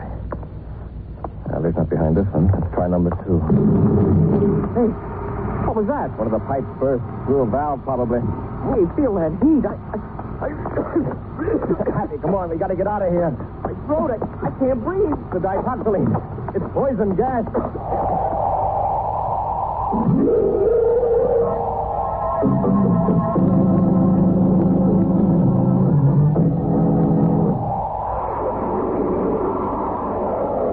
Buzz and Happy are on the planet Jupiter in a manufacturing colony which is the only producer of vitoplast in the entire universe. Production of the urgently needed substance has fallen off, partly because the water in Lake Tarnhelm is sinking into the ground, and partly because of sabotage within the plant. Unknown to Commander Corry, both the disappearing lake and the sabotage are the work of the plant director's assistant, Drober, and Drober's partner, Halstead. Pretending to see a suspicious character in the plant control station, Drober has tricked Buzz and Happy into searching among the vitoplast vats. Due to Drober's tampering with the control process, pipes carrying poisonous dioxazine gas have burst under the enormous pressure. Now, with the heated gas fumes searing their lungs, Buzz and Happy are trying to get out of that room. Don't try to go back that way, Happy. The gas is worse there. Where's that other door that Drober told us about? It must be this way. Commander, my lungs. Happy, listen. Drop down to the floor. Crawl. I can walk. No, get down low. Hot gas will rise to the ceiling. There won't be so much of it near the floor. All right, Commander. That's it. On your hands and knees. Keep your head down low. It is easier to breathe like this. All right. Come on.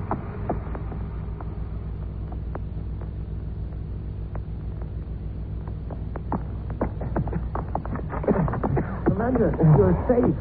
While you were in stage 3, we discovered someone had allowed the pressure to build up to the bursting point, and there was no way to warn you. I was pretty close. Oh, does that fresh air feel good? Well, we got the gas under control now. Drober, that man you saw did go down to the vat room. He's still there. We didn't see him. We didn't look very close, though. We were busy crawling out. Yes, looks as though I was mistaken about his going down into stage 3. Sorry I put you two in such a spot. Well, it proves one thing. Tarnhelm isn't exactly the proper atmosphere for scientific research. Mr. Purvis, I'm going to have to recommend against the government putting money into your vitoplast project. But, Commander... Obviously, there's some people here who are willing to wreck the entire plant, even if it costs lives, just to ruin vitoplast production. This is only the work of one or two dissatisfied persons. I'm certain. If the plans were backed by the government, there would be no more sabotage. The way the Space Patrol works, Mr. Purvin, we stop sabotage first. I'm going to Jupiter City now to file my preliminary report to the Secretary General. And I'll assign some special agents to track down the persons responsible for this incident today. But I'm afraid you're going to have to wait a while for government financing.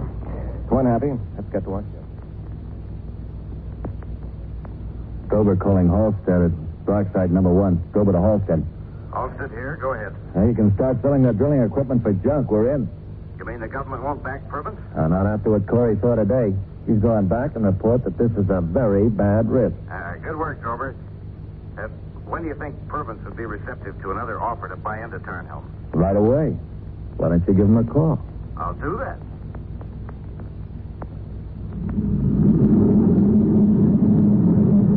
I can't figure it out, sir. Why should some of his workmen sabotage Mr. Purvin's plan? It's not his fault the lake is drying up. I'm going to recommend that the Secretary General send a couple of scientists out there to talk to Purvin. There may be some other plastic that could be made with the same properties. Something not as rare as phytoplast. Mm-hmm. Look, there's our mirage again. The lake in the valley. That's no mirage, Happy. That's real water. Not very deep, but no illusion. There doesn't seem to be as much of it as when we saw it before. No. Very likely it sinks into the ground quite rapidly. Isn't that strange, sir?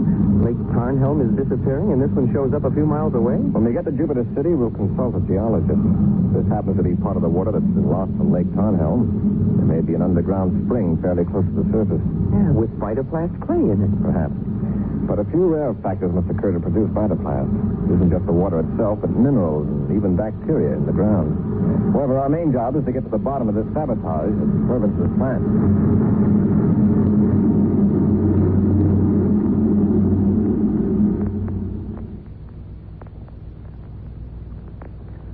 I tell you frankly, Mr. Halstead, if that lake wasn't drying out as rapidly as it is, I wouldn't even consider your offer. I understand, Purvin. Controlling interest in exchange for your financial backing of my phytoplast research. Right. And that's more than fair. In view of your rapidly shrinking assets. The lake, I mean. I suppose it is. But still, I'd like a little more time to think it over. You don't seem to realize, Purvin, that I'm doing you a favor. I'll give you 4 hours to decide. All right, Mr. Halstead. You'll have my answer.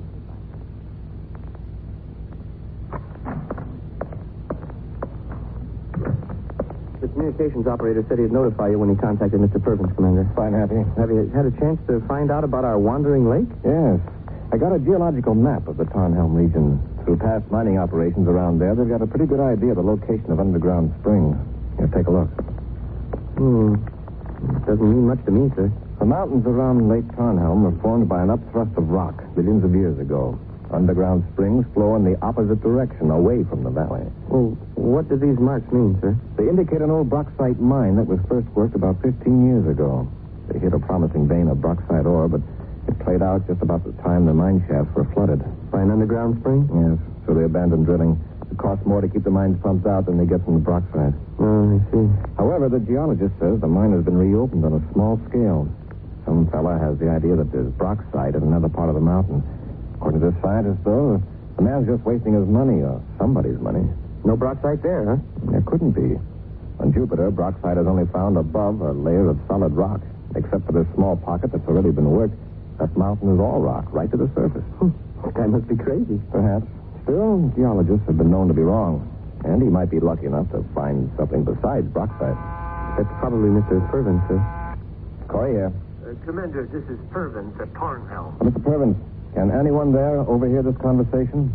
No, Commander. This is my private frequency. Good. I'm sending out 2 men to go to work at Tarnhelm. Oh, your agent? Yes. Good, Commander. By the way, I got some good news. I got private financial backing for my phytoplast research. You have? Fine, I'm glad to hear it. Yes, I made an arrangement with a man named Halstead. He's got a little money he had made in mining and wants to get into plastics. I had to give him controlling interest in the business, but then I need the money. I see. Well, Mr. Purvin, I wish you the best of luck. Thank you, Commander. Goodbye, Commander. Happy. Did you hear what Purvin said about his new partner? Yes, sir. This man is willing to buy into a business that is sinking into the ground. Halstead must be as crazy as that bauxite miner. Halstead is the bauxite miner. What? He seems to have a mania for doing stupid things. Happy, we're going back there and meet Purvince's new partner. He sounds... Come in. Oh, it's you, Drober. Yes, Mr. Halstead. I thought I'd pay my respects to my new boss. We put it over, didn't we? How do you like my new office, Drober? Oh, great. Or maybe I should have said, how do you like my new Vitaplast plant? That's more like it. Well, when do we get the water back into the lake? We'll wait a few weeks, but it'll be easy. Here, look. Here's a cross-section of the mountain. Yeah. And here's the mine. We close up this passage when the water's been draining out of the lake. Then we reopen this one. Yeah. And the underground spring flows back into the lake, just like it used to. And we're in business. Speaking of business, would you like to go down to the lab and look at this new Vitaplant? I most certainly would. That's sensational. We'll make a fortune. This is quite a surprise, Commander. I had no idea you were coming back here. I wanted to meet your new partner. Oh, this is his office. I don't know whether he's in or not. Oh, he's not here. Oh, he should be back very soon. Oh, we'll wait. If you have something to do, Mr. Purvis, just go ahead. As a matter of fact, I do. I want to make a list of some equipment I need now that I have financial backing. Go right ahead. We'll be all right. Thank you. Oh, I just happened to think where Mr. Halstead might be. He said something about wanting to look at the lab. Well, if he doesn't come back soon, we'll wander down. Yes, Happy, it's all very strange. About Halstead, you mean, sir? Here's a man who mines a territory that has been proved worthless. They need a man's controlling interest in a business that virtually doesn't exist anymore. Maybe he has faith in this new Vitaplast thing. How did he know about it? If he did, why didn't he ask for a share in the profits from that? Yeah, it is sort of, but... Here's a chart, something like the one you showed me back at Jupiter City, see? It's partly folded over, but I could tell it was a cross-section drawing. Smaller section, but part of the same territory. Lake Tarnhelm. Some mine shaft. Look how this is marked. Underground spring to lake. And it's filled in for a short distance. This shaft is marked drain from lake. Take us down to the lab, Happy. Perhaps we can get Mr. Halstead to explain it to us.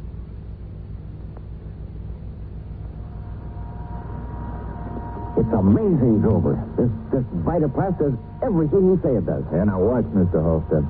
There's about 50 feet of Vitaplast cable on those two big spools. I'm going to boost the electric current a few amps. What? It's unwinding, writhing, and squirming. I could make those heavy strands of Vitaplast go all over the room, then wind back onto the spool. It takes practice, but when you master the control dials, it's easy. You can control Vitaplast for production of anything. Turn it off. Someone's coming. Purvis hasn't told me exactly what new type of Vitaplast I'm financing, so it wouldn't look good for you to be giving away the secret. Yeah, you're right. Oh, hello, Drober. Hi. Commander Corry. And this, I presume, is Mr. Purvis's new partner, Mr. Halstead. Huh? Yes, that's right. I'm glad to know you, Commander. This must be quite a change from the mining business. Oh, yes. Of course, I don't know much about plastics yet, particularly Vitaplast. And I don't know much about mining. Happy, would you give me that diagram, please? Yes, sir. Thanks. Mr. Halstead, I thought maybe you could explain this to me. Where'd you get this? It was on your desk. Since when does the Space Patrol have the right to enter a man's private office and go snooping around his private papers? Just a minute, Mr. Halstead. I was admitted to your office by your partner, Mr. Purvis. I didn't think you'd be so upset over a little diagram. No, I'm not upset over the diagram, not at all. This is a mine right over the mountain from the lake, isn't it? Yes, what about it? If this diagram is accurate, then it might be possible to fill the lake up again by reboring this shaft. It's just a theoretical sketch. Wishful thinking on my part. You know, it might be interesting to take a look inside those shafts.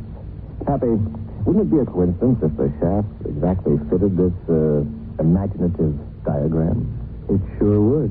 In fact, I think I'll call a couple of mining specialists and space patrolmen at Jupiter City and have them come out. Look here, Corry.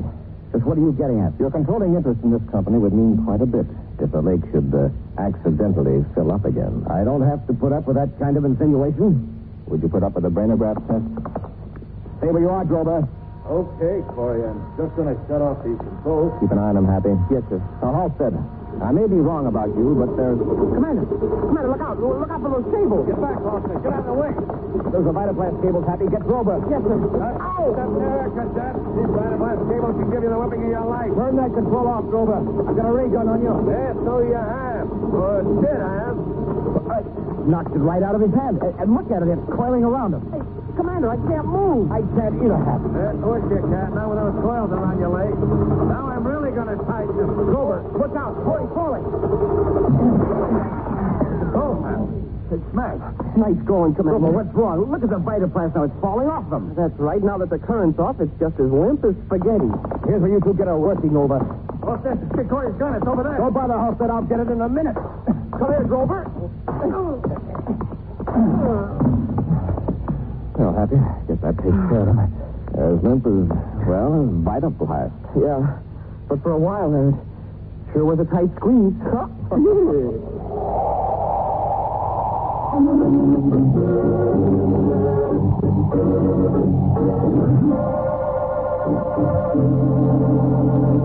Join us again next week for another thrilling adventure with Space Patrol. High adventure in the wild, vast reaches of space. Missions of daring in the name of interplanetary justice. Travel into the future with Buzz Corry, Commander-in-Chief of the Space Patrol.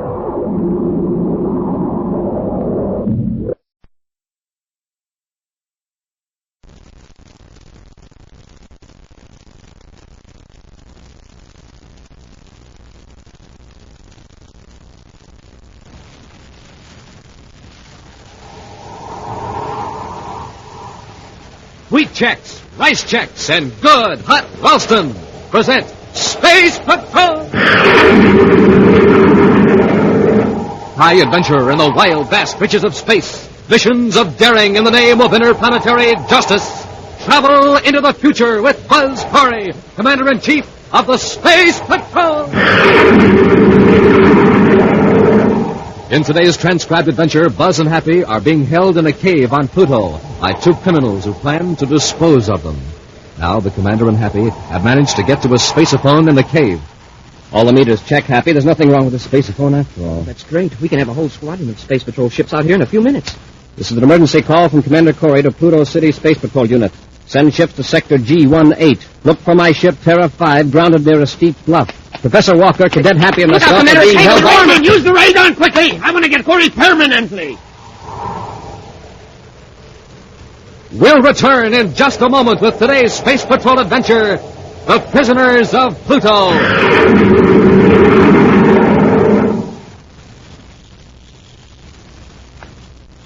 Hiya, gang. This is Captain Dick Tufeld speaking. I'm just having myself a stroll down the street before I turn in for the night. Uh-oh, what's that light blinking in the window of that house across the street? Say, I'm going to investigate. That light's a signal, and it's a Space Patrol code system. It says, be sure to tell the boys and girls how to get a Space Patrol pocket projectoscope. Hey, that's a real projectoscope that boy's signaling with. Gang, I'm going to get him to tell you all about his projectoscope, because you can have one, too. I thought that'd bring you running, Captain Tufeld. Come on in. Boy, am I glad I sent for this projectoscope. It's really something. Tell the gang all about it, Space Patroller. Well, kids, it's not only a keyed signal light. You can use it as a film projector in a dark room. Watch me flash pictures with it on the wall, Captain. There. See that picture? That's a picture from a Space Patrol adventure called Mighty Meteor. And it comes with your projectoscope on a strip of film with 3 other swell stories called Space Pirates, Men from Mars, and Robot Invasion. And Buzz Corry and Cadet Happy are in them, too. And, gang, on this one film, there are 24 different pictures. The projectoscope's a real flashlight, too. A flashlight in the shape of Buzz Corry's rocket ship. And it's a winner for looks. A neat 6 inches long, made of smooth, tough plastic, with 4 big tail fins and a 1-inch radar antenna. Just think, a signal light, flashlight, film projector, and model rocket, all in one. Gang, to get an official Space Patrol projectoscope, complete with bulb, battery, and film, do this. Buy a box of rice checks or wheat checks, the cereals with a wonderful magic space picture on the inside. And then with your name and address, send 35 cents in coin and a rice checks or wheat checks box top to Space Patrol, Box 686, St. Louis, Missouri. Don't forget your 35 cents. That's Space Patrol, Box 686, St. Louis, Missouri. And now, today's Space Patrol adventure, The Prisoner of Pluto. Commander Corry and Cadet Happy have been in Pluto City awaiting the arrival of Professor Malcolm Walker, who's from another city on this outer planet. Deeply concerned over the professor's failure to arrive, Buzz has ordered patrol ships to search the dark, constantly frozen surface of Pluto. Several hours later, Buzz and Happy join in the search, scanning rocky crags and valleys of frozen air with infrared probe rays from their ship Terra 5. Finally, Buzz sees the wreckage of a small lab ship at the base of a long slope. Now, in their spacesuits, Buzz and Happy are climbing the slope in order to investigate the wreckage. The ship doesn't look too badly damaged, Commander. Even a tiny hole in the hull would be serious damage here on Pluto, Happy. Unless Professor Walker managed to get into a spacesuit, the intense cold and lack of air would finish him in a few seconds. There doesn't seem to be any sign of life, sir. I don't see any lights in the ship. Let's get the hatch open. Focus your atomo-light over here, Hap. Yes, Commander. I'll go in first, Happy. You ready to open that first aid kit? If the professor's still alive, we'll have to work fast. It's ready, sir. Secure the outer hatch. Hatch secured, sir.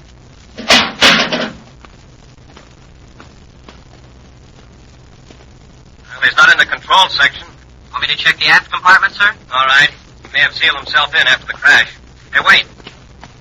What's this on the control panel? That looks like a note, Commander. Hold your light on it. Ship crashed due to instrument failure. Spacephone equipment damaged by crash. I am not hurt. 2 hours after crash, I thought I saw a flash of light due west. Since rescue at this position is unlikely, I've gone to investigate source of light. I shall appreciate finder of this note relaying this information to Commander Corry of the Space Patrol, who is now in Pluto City. I'm carrying a projectoscope and an atomo light. Professor Malcolm Walker. Professor Walker should have stayed with the ship. Well, it's good to know he wasn't hurt. But I wonder what caused that flash of light he saw. There's nothing out here in this part of Pluto, unless another search ship has landed here. The light was probably a reflection in the frozen air that covers the ground. A reflection from a ship far above this planet. Well, if Professor Walker took an atomo light with him, it shouldn't be too hard to find. Let's get back to our ship, Happy. We can head due west at low altitude and see if we can locate him. Right, sir. First, just to prevent any further wild chases all over Pluto, I'll add to this note in the event he returns here. I'll ask him to remain. Just a minute. There he is on the sled, just like I told you on the space phone. Found him unconscious, almost tripped over him in the dark. All right. Let's lift him out of this airlock. Say, didn't you chop any more frozen air, Orman? Oh, that first load will hold us until we find out who this guy is. Just set him down here. Well, anyway, he isn't with the Space Patrol. His suit says United Planets Research Foundation. What kind of a research would he be doing out here? His eyes are open now, Hagel. Open his face, please. We'll find out who he is. Wait, Orman. Chances are he's just lost.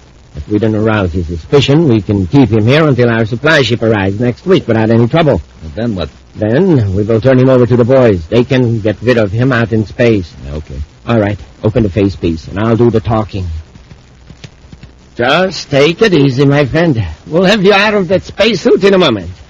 Thank you. My heating unit went out. I guess I'm lucky you found me. Hey, you certainly are. How do you happen to be on this part of Pluto? My lab ship crashed a mile or two from here. Mm-hmm. I'm Professor Malcolm Walker with the United Planets Research Foundation. Mr. Hagel. I'm a geologist. I see. I wonder if you would let me use your spacephone to contact a friend of mine in Pluto City. He's probably worried about me. Well, as a matter of fact, we're having a little trouble with our spacephone transmitter. As soon as my partner can repair it, we'll be glad to let you send a message. Thank you. Of course, it may take several days. Several days? Yes. You see, we don't have much spare equipment here, but our regular supply and relief ship should be here in about a week. You will be able to go back with them. It's rather inconvenient. What am I complaining about? Here I am, recently saved from certain death, and I'm fretting about spending a few days in a warm cave with congenial companions. I understand exactly how you feel. Oh, by the way, was my projectoscope signal light on when you found me? Signal light? No, just the regular atomo light, and it was turned on. Oh, good. And there may be a chance that a search ship will see the other light. I remember dropping it just before I collapsed. I'm afraid I was so numb with cold that I don't remember exactly. You had a signal light? Yes, as I said. I see. Professor, if you'll come with me, I'll get you something to eat. I'm sure you must be quite hungry after the ordeal you had. If you just go into the next room and make yourself comfortable. Right through the door. I'll be right in. Thank you, Mr. Hagel. I'm most grateful. Oh, you're entirely welcome. Oh, Norman, could I speak to you for a moment? Yeah, Hagel, what is it? Well, I'm afraid you'll have to go out again and get some more air, after all. Go out there again? Yes, please. The old fool has dropped the signal light. You will have to find it before a search ship spots it. Now get going. The signal light, that's all we need. Yeah, hurry. I'll prepare a snack for our guest.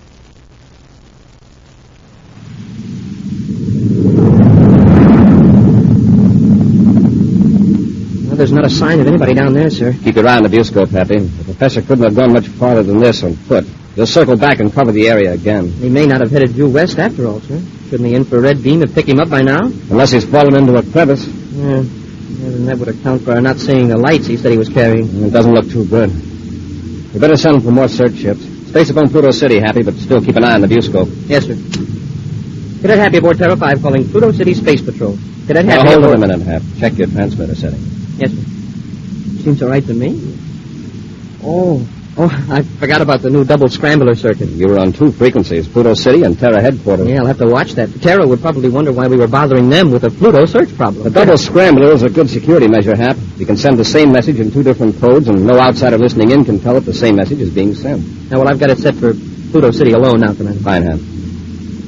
Smoking rockets. There's a projectoscope light, Commander, down there on the ground. That must be Professor Walker's light. Happy, hold that call until we can land and do some investigating. All right, Commander. Why doesn't he turn it back on? Enough had seen our ship light.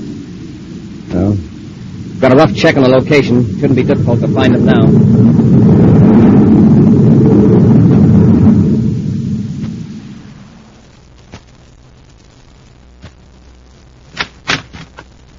Well, that didn't take you long. Any luck, Roman? There's a professor. He's in the next room eating. I found the light. It's fallen into a narrow fissure in the rocks. Was it down? Yeah. It's pointing downward. I doubt if it could have been seen from his ship. Certainly had a close call at that. What do you mean? Just as I was picking up the light, I caught a glimpse of a spaceship's light over to the north. Quickly shut off the light. You certain they didn't see the light? I'm almost certain. They'd have had to be looking right at it. Anyway, they wouldn't see anything out there now, even with their brightest Atomo search beams on. You're right. They never see the airlock opening unless they landed and stood right in front of it. That was a delicious supper, gentlemen. Thank you very much. Oh, you're quite welcome, Professor. Now, if you'll come with me, I'll show you.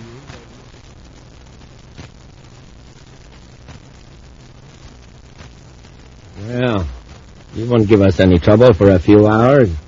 You asleep? Yeah, dropped off the moment he laid down. Look, Hagel, why can't we get the supply ship here quicker?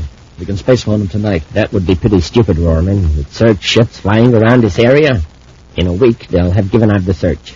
Then it will be safe for the supply ship to land. I'm sick of hiding out in this cave. We've been here 10 months.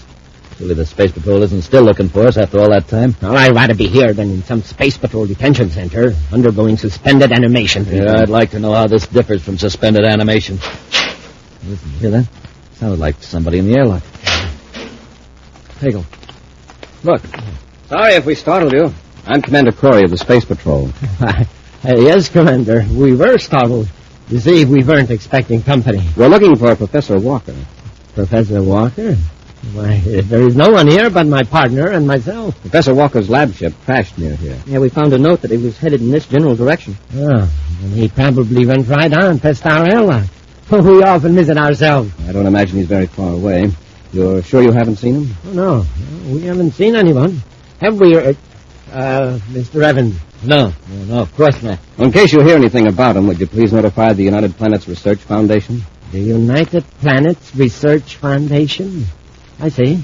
If you forget the name, you'll find it engraved on this projectoscope you have here on the table. Projectoscope? This one, Mr. Hagel. Hagel? I don't believe I told you my name. You didn't.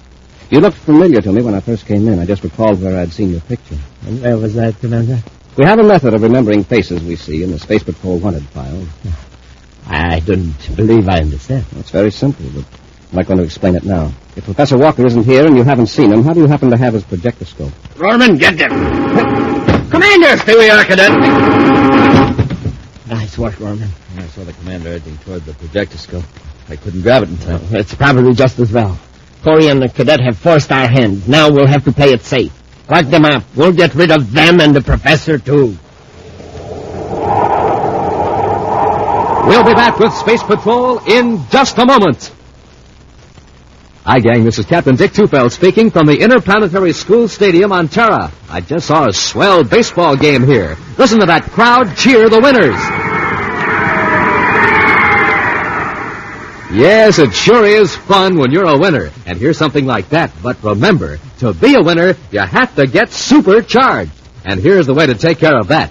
Eat a good breakfast with Rice Chex or Wheat Chex, the bite-sized super cereals that help to supercharge you. Delicious! And there's plenty of zing in that Rice Chex flavor. And man, oh man, Rice Chex biscuits are toasted and toasted to make them crisper and crisper. And Wheat Chex? Ah, there's a flavor you'd fly to the moon for. Now, gang, remember, it's fun to be a winner, and hear this. So, move right up and be a winner. Move right up to the breakfast table for the breakfast that supercharges you. A power breakfast with the super cereals, Rice Chex or Wheat Chex. The cereals with Buzz Corry or Cadet Happy on the outside, and the wonderful magic space picture on the inside. And now back to today's Space Patrol adventure, The Prisoner of Pluto. Buzz Corry and Cadet Happy have been led to a secret cave on the dark, frozen planet Jupiter by a projectoscope signal lamp dropped by Professor Walker when he collapsed in his spacesuit near the cave airlock. Confronted by the commander, the two criminals, Hegel and Rorman, first denied they had seen the professor.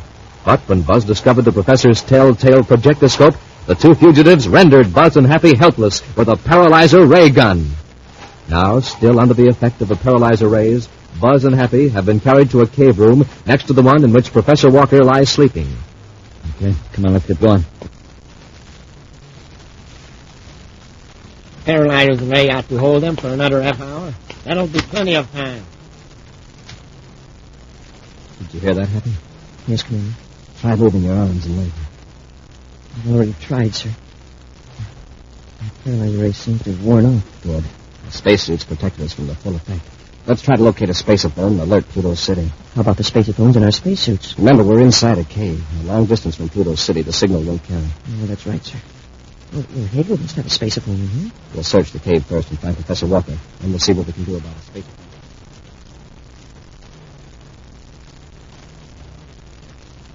Professor? Professor Walker. Wake up, Professor.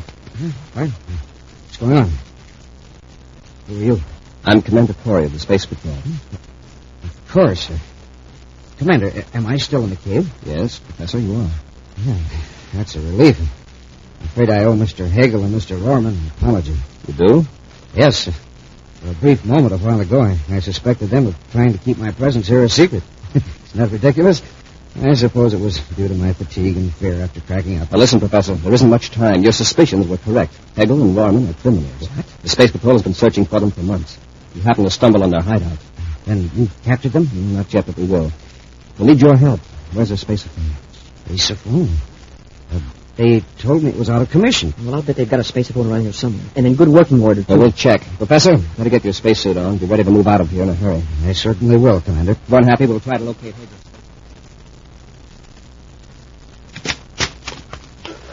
Put this stuff down here. We can store it away later. Okay, Hegel. Say, this is a real haul. We got quite a load of supplies out of their ship, didn't we? Yeah, we sure did. Now, let's get the three of them and put them on Corry's ship. Have your ray gun handy. We may have to give them another blast. All right. Are you sure you can make the ship crack up look like an accident? Just leave it to me. We'll take Corry and the cadet to the ship first. Then come back for the professor. Wait. What is it? I hear voices in the spaceophone here. Be quiet. I'm going to open the door. All you need is check. Nothing wrong with the spaceophone. Well, here we go. Emergency from Commander Corry to Pluto City Space Patrol. Send a patrol unit to Sector G18. Look for my ship, Terra 5, grounded near Steep Bluff. Professor Walker, Cadet Happy, and myself are being held captive. Norman, bust them with the ray gun, quickly! That takes care of them. Switch off the spacephone. We got to get them to the ship in a hurry now. Space Patrol, Pluto City, calling Commander Corry. Message Hegel, I heard you. We have established a fix on your location in Sector G18. Rescue ships will be dispatched immediately. Space Patrol Unit, Pluto City out. Confound it. Hegel, what are we going to do now? We can't wreck Corry's ship. Those rescue ships would eventually locate the cave. Can we contact Jackson and Trask? Maybe they can get here before the Space Patrol arrives. We can do better than that. We can get away from here in Corry's ship. Yeah, but who's going to pilot it? Where will we go? You don't know astrogation, neither do I. Oh, I can get it spaceborne. After we're off Pluto, we'll wait till Corry and the cadet come out of the ray gun effect. Then we'll force them to take over and take us to Mars. Yeah, but what about the professor? If we take Corry, we'll have to take Walker, too. He'll be a good protection for us in case we're intercepted before Corry revives. All right. Let's get him into Corry's ship. It won't take long for the patrol ships to get here. We better be gone.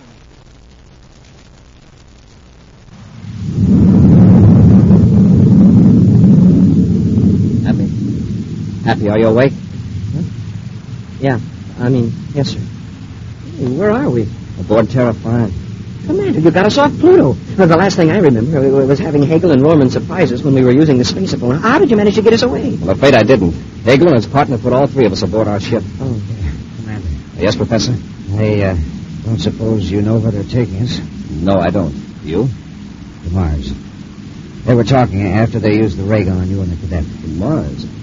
Why would they risk discovery by blasting off in my ship? Well, you see, the Pluto City Space Patrol unit replied that they had established a fix on the cave and were going to send rescue ships immediately. What?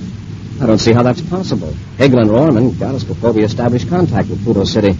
Besides, they couldn't have plotted to fix that fast. It was my voice they heard. Your voice, Professor? Yes, sir. I saw them watching you, and I knew they'd never let you complete the call, so I used the transmitter in my spacesuit to make them think you'd succeeded.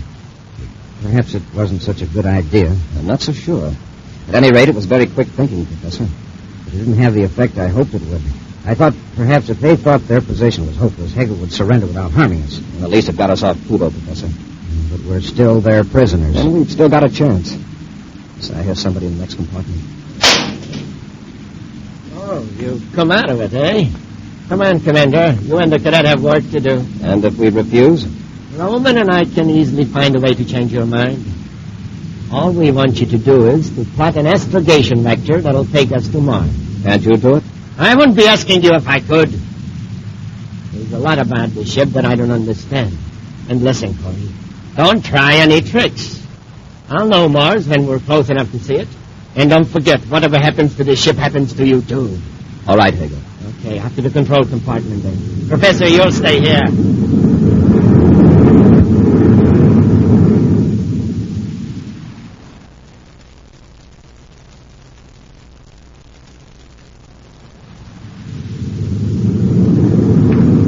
All right, Hegel, there you are. We're on automatic control now. We ought to reach Mars at about 2300 Universal Star Time. And you swear that the vector you set keeps us off the regular space lane? I said it did, didn't I? I'm going to watch the viewscope, Corry. And if another ship appears following us, you'll regret it. Well, can we help it if somebody sees us accidentally? It'll be up to both of you to avoid that accident. Yeah. Now look, Corry. I want my men to meet us on the Martian plane and pick us up there. Turn on that spacephone so that I can contact them. No fix on this either. I don't know how this thing works, but I do know when the scrambler circle is set to the right combination. And which one is that? Scrambler code 31567. Now set it. All right. That's it. Now cut on the transmitter. This is Hegel calling Jet Trask at Saturn City. Hegel calling Jet Trask at Saturn City. I hope he and Jackson are near the receiver. Hegel, spaceborne out of Pluto, calling Jet Trask at Saturn City. Maybe Corey's trying something. Spacephone's on, don't worry. Hegel to Trask. Trask here. Go ahead, boss. Trask, listen carefully. I got a job for you. How did you get off Pluto? I thought Just listen. I want you to take a ship and meet me on the Martian plane, Sector 5G. We'll be there at about 2300 Universal Star Time. Got it. I'll be there. I'll be aboard Commander Corry's space battle cruiser, the Terra 5. What? Hey, listen, are you making a deal with Corry? Don't be a fool, Trask. If I were double-crossing you, would I use Corry's ship? I've got Corry and his cadet and Professor Walker here at the ray gun point. Okay, Hagel. I'll pick you up at Sector 5G, Martian plane at 2300 hours Universal Star Time. All right, Trask. Hagel out. Cut it out, Corry. Roman, take Corry and the cadet back to the compartment. We'll bring them out again when it's time to land on Mars.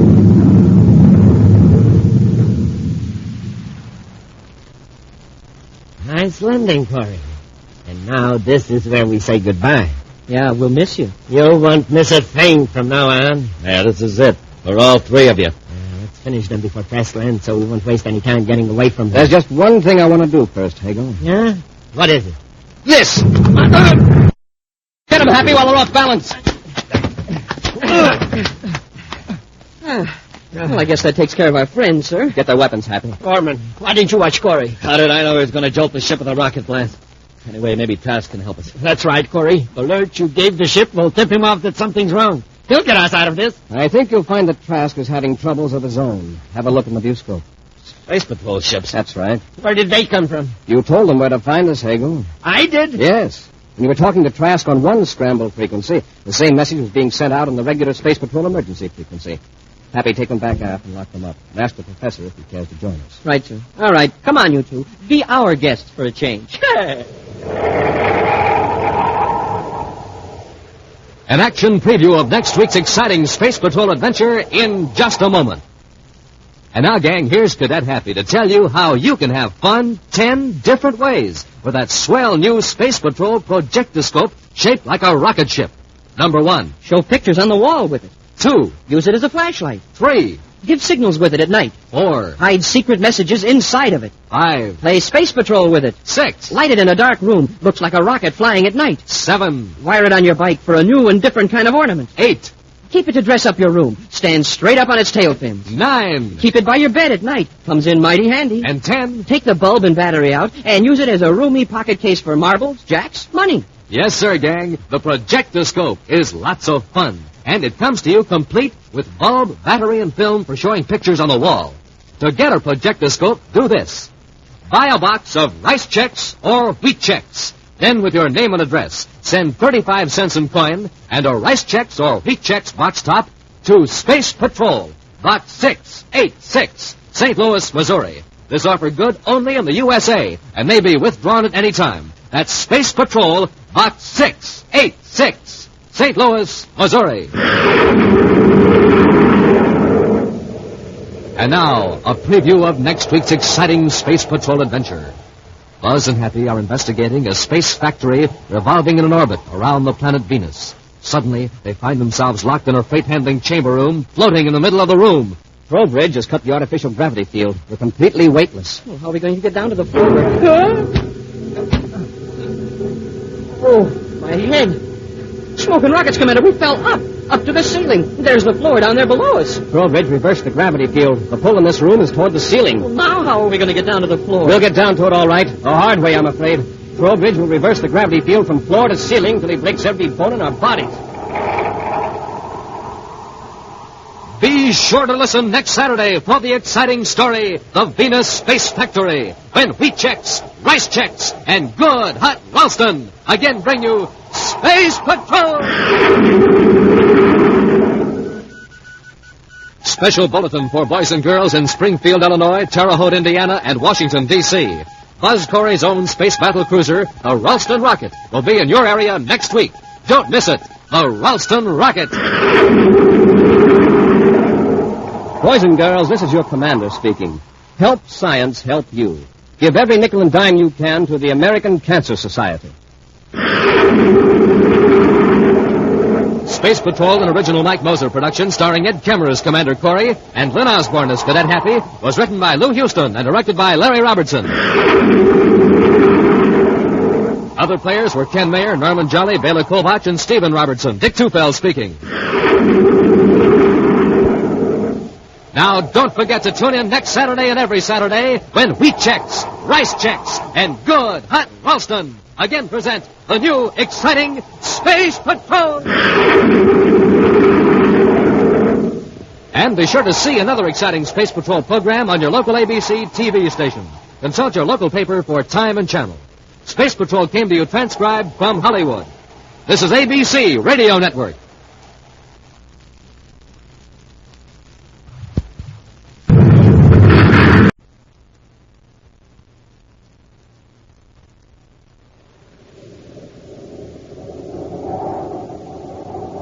Sweet checks, rice checks, and good hot Lonesome present Space Patrol! High adventure in the wild, vast reaches of space. Missions of daring in the name of interplanetary justice. Travel into the future with Buzz Corry, Commander-in-Chief of the Space Patrol! In today's transcribed adventure, Buzz and Happy have joined airlocks with a spaceship in which two criminals are holding Carol captive. Although the outlaws have meekly surrendered over the spaceophone, Buzz is still wary. I'm going to open the inner hatch, Happy. Have your ray gun ready. Yes, sir. You got us, Commander, with our hands up. Keep them that way. You can put those guns away, because we can't see. Happy, the light. They're blinding, Commander. Well, let them have us, Rambo. They can't see. They're helpless. We'll be back in just a moment with today's Space Patrol adventure, the Cosmic Ray Detector. Gang, it's terrific. It's sensational. It's new, different, thrilling. It'll pop your eyes wide open in amazement. It'll have you whistling like you never whistled before. It'll have you yelling with excitement because, gang, this is it. The swellest regulation Space Patrol equipment you ever had the chance to own. I'm speaking of the Space Patrol Pocket Projectoscope. What does it look like? What does it do? How can you get it? Well, gang, I have the answers. It's a model of Buzz Corry's rocket ship Terra 5. It's 6 inches long. It has 4 big tail fins.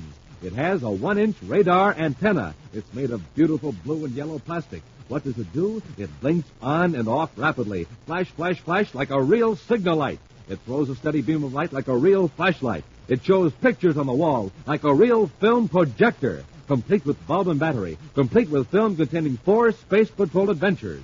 Now you put this film in your projectoscope, you darken the room, push the radar antenna, and there on the wall you get a picture. To show a whole adventure, slide the film from picture to picture. Loads and loads of fun, and nothing like it ever before. Gang, to get a projectoscope, do this. Buy a box of rice checks or wheat checks.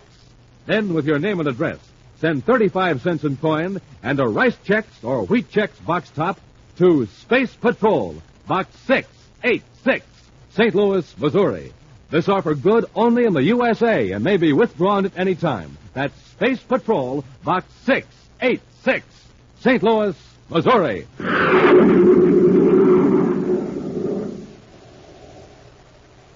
And now, today's Space Patrol adventure, the Cosmic Ray Detector.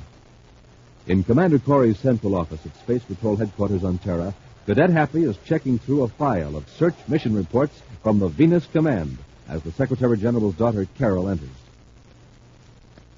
Hi, Happy. Oh, hello, Carol. Hey, that's some outfit. You like it? Dad got it for me especially for this trip to Jupiter. Hey, it looks great. What time does your ship leave? In about an hour. I'm going on the SS Space Queen. Traveling in style, eh? Well, I wanted to fly my own ship. But Dad talked me into taking the passenger transport.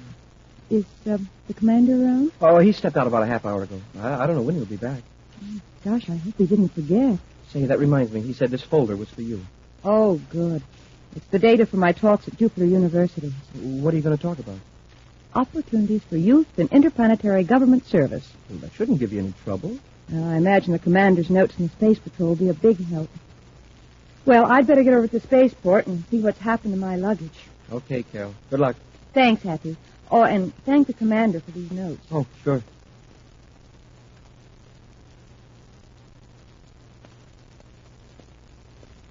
How are you doing, Happy? I'm nearly finished filing the reports. Oh, Carol was just here. She got the notes all right. Good. You can finish that job later, Happy. We've got to get over to the spaceport. Something wrong, sir? Yes, Happy, there is. One of our agents was on his way to the security lab with some of those new cosmic ray detector units. He was waylaid and slugged. The thief got 6 of the units and a copy of the formula. Fucking rocket. Our agent got a brief glimpse of the man who slugged him. He's not positive, but he thinks the thief might be Dolph Rambo. Dolph Rambo. Now, where have I heard that name before? Rambo's been questioned a couple of times in the past in regard to some gem swindles. He couldn't make anything stick. So now he's branching out into cosmic ray detectors, huh? If it is Rambo who did it, I think we'll try to get the detector units off Terra as quickly as possible. I have an extra detail at the spaceport now. Let's get down there and look around.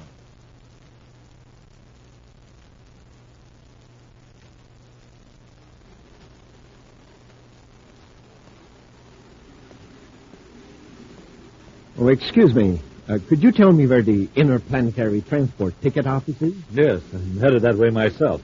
Follow me. Why, thank you. Got the detectors, Hensley?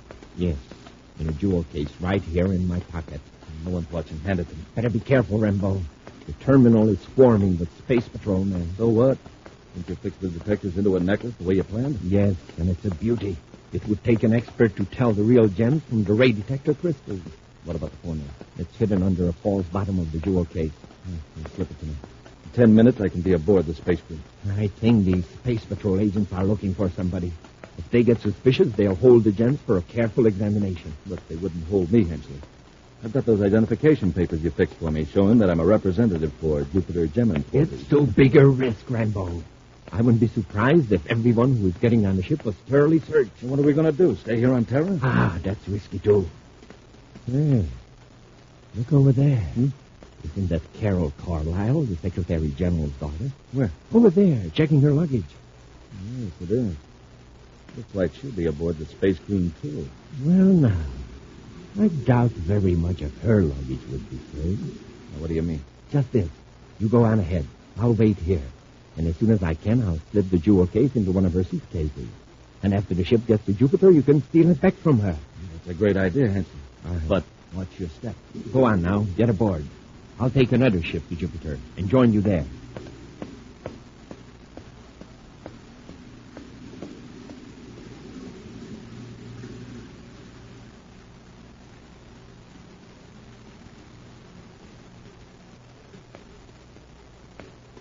Commander, isn't that Carol over there by gate 12? Yes. Let's go over and say goodbye to her. It'll explain our presence here in case the thief is watching us. It's about 15 minutes until the Space Queen blasts off. While we're talking to Carol, we can get a line on the other passengers. Uh-oh. Come this way, Happy. Just saw somebody I'd like to talk to. That fellow with the briefcase. Who is he, sir? Rambo. Get on the other side of him in case he tries to make a break. Leaving Terra, Rambo? Oh, Commander Corry. Yes, Commander, I'm going to Jupiter for the firm. The firm? Jupiter Gem Importers. I've been with them for nearly a year now. I see. I wonder if you'd mind coming with me to the guard office. Why, is something wrong? I'd like to ask you a few questions. It'd be less embarrassing in private. Well, naturally, I have no objections, but the Space Queen is due to blast off in a few minutes. The ship will be held here until we've finished our checkup. If everything's all right, you'll be aboard, Rambo. Very well, Commander. I'll come with you. Would you mind if we examined your luggage? Certainly not. But, may I ask what you're looking for? If you have it, you know what I'm looking for. If you don't, it doesn't matter.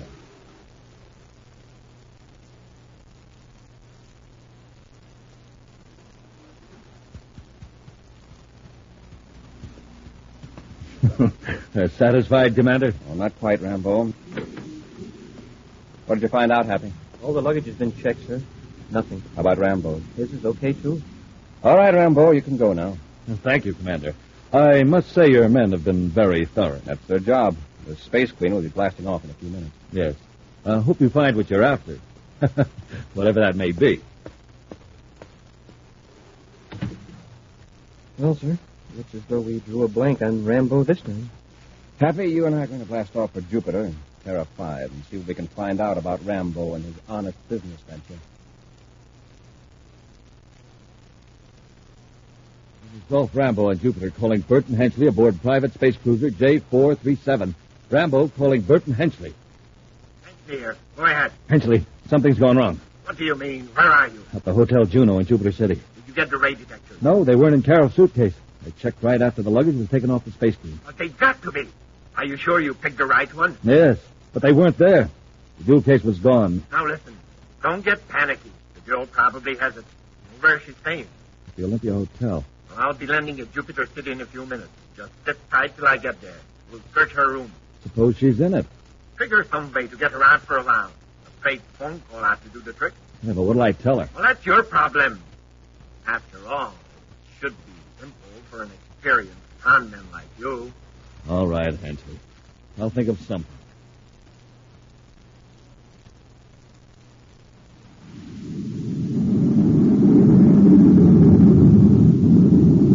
Happy? Yes, Commander? You want me to take over the controls? Oh, no, thanks. Space Control has cleared us for landing. I'll bring her in. I just wanted to tell you that our suspicions of Rambo are well-founded. Oh? You mean he's the one that slugged our agent and took the ray detector? He might be. At any rate, this gem importing firm he works for has a dubious reputation. Space Control just relayed some information on it. Jupiter Gem Importers is run by a man named Burton Hensley. And Hensley blasted off from Terra right after the space clean. Did they find anything aboard his ship, sir? No. Hensley was clean. Very likely he was the one who was talking to Rambo at the spaceport. Well, I wonder why Rambo didn't go with Hinchley. If they're both going to Jupiter, it would have saved a fare in the space clean. Well, maybe business is so good they don't have to worry about credits. Well, it could be that Rambo intends to pick out a future victim among the passengers. After we land in Jupiter City, we'll pay Carol a visit and then check up on our gem expert.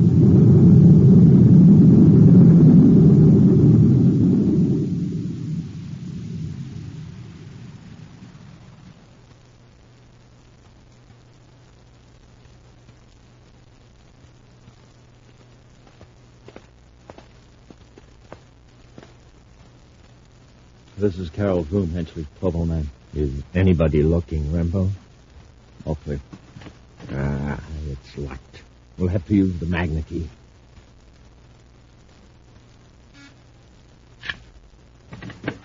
In here, quickly. Now, let's get to work. See, we got about 20 minutes before she realized that there is no Professor Blackwell who's going to meet her in the Juno Hotel coffee shop. Pretty good gimmick, wasn't it? When I found out Carol was here to talk at the university, I thought she'd probably fall for something like that. Yes, very clever. Now, let's see if you're clever enough to find a jewel case. And that suitcase there on the rack. That's the one it's supposed to be in, isn't it? Yes, but it's been partly unpacked. See, like I told you, it isn't here. She must have found it on the ship. Look. They're on the dressing table. That it? Oh, it's the case, but the necklace is gone. She's either wearing it or she had it locked up in a hotel wall. Now, what are we going to do? Well, we'll have to wait till she gets back. But I suppose she's turned the jewels over to the space patrol. See now.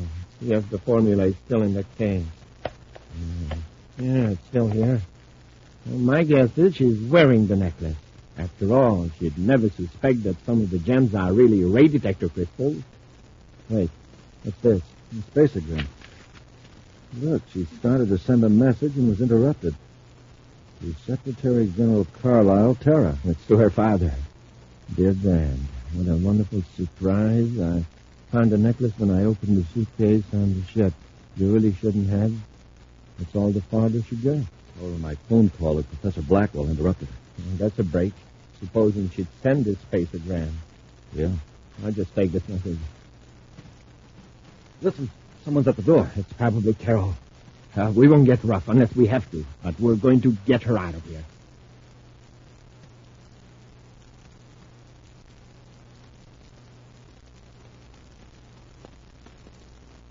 Here we are, sir. 1209. We won't stay very long, Happy. Carol's probably anxious to prepare a speech for the university. Yeah, and I'm anxious to find out what Rambo and Hinchley are up to. Carol, it's Buzz and Happy. Well, didn't the clerk tell you that Carol just got back, sir? Yeah. Well, she's here all right. The doors are ajar. Well, maybe she's in another part of the suite unpacking. I don't think she'd mind if we went in. Carol, are you here? Uh-oh. What's been going on? The chairs are upset, and the things on the dressing table are smashed. Let's look around. Carol? Carol!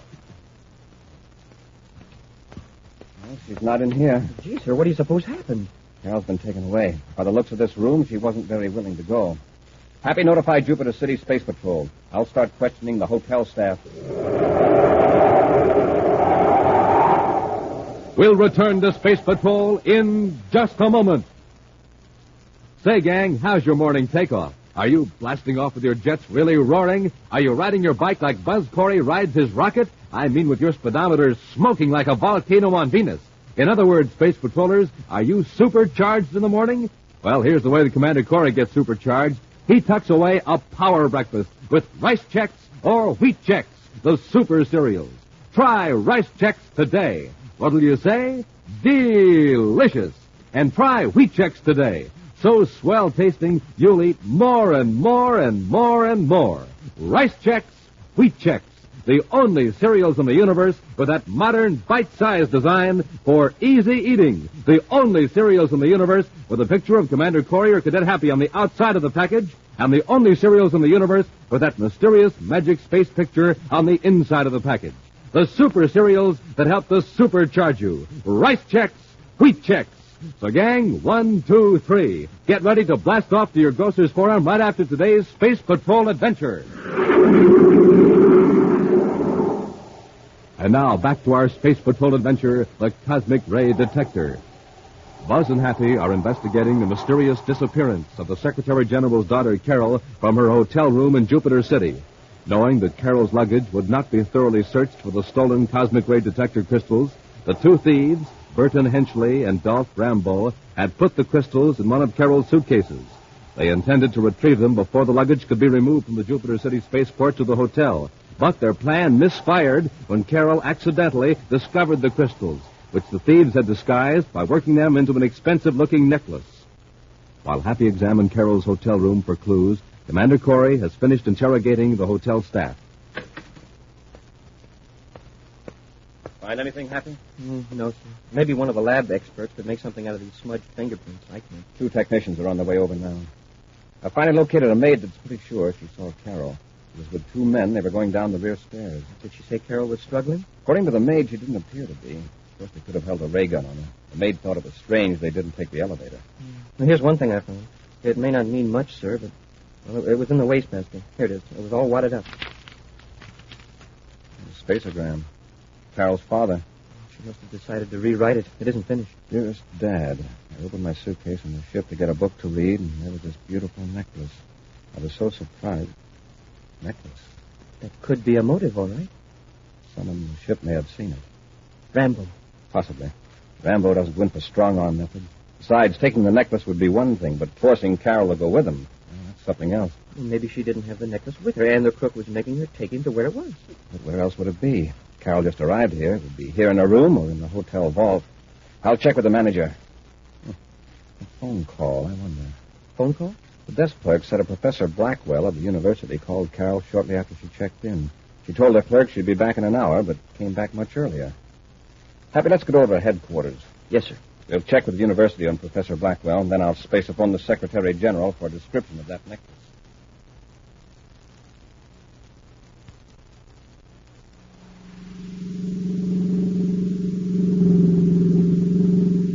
Rambo, I'll let you out here. Go to the spaceport and get clearance for our ship to blast off. What about Carol? I'll take care of her. Take her to the lab till I hear from you. You're going to leave her there till somebody finds her? No, we'll get her aboard the ship.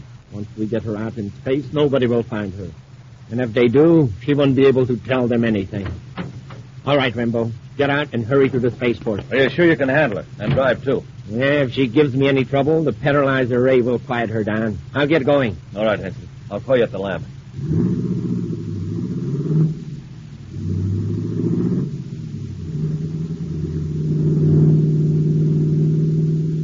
It's only a few blocks to the jewelry lab, Carol, so don't make it difficult for yourself. I don't understand why you're forcing me to come with you. You could have tied me up in the hotel room and gotten away with the necklace. Of course. And within an hour, you'd have the space patrol looking for us. All right. Take your hand off that wheel. Stop that. You idiot. You... And now, see what you've done, you... come back here. Get back in this car. Thanks, God. Come back here. Come back.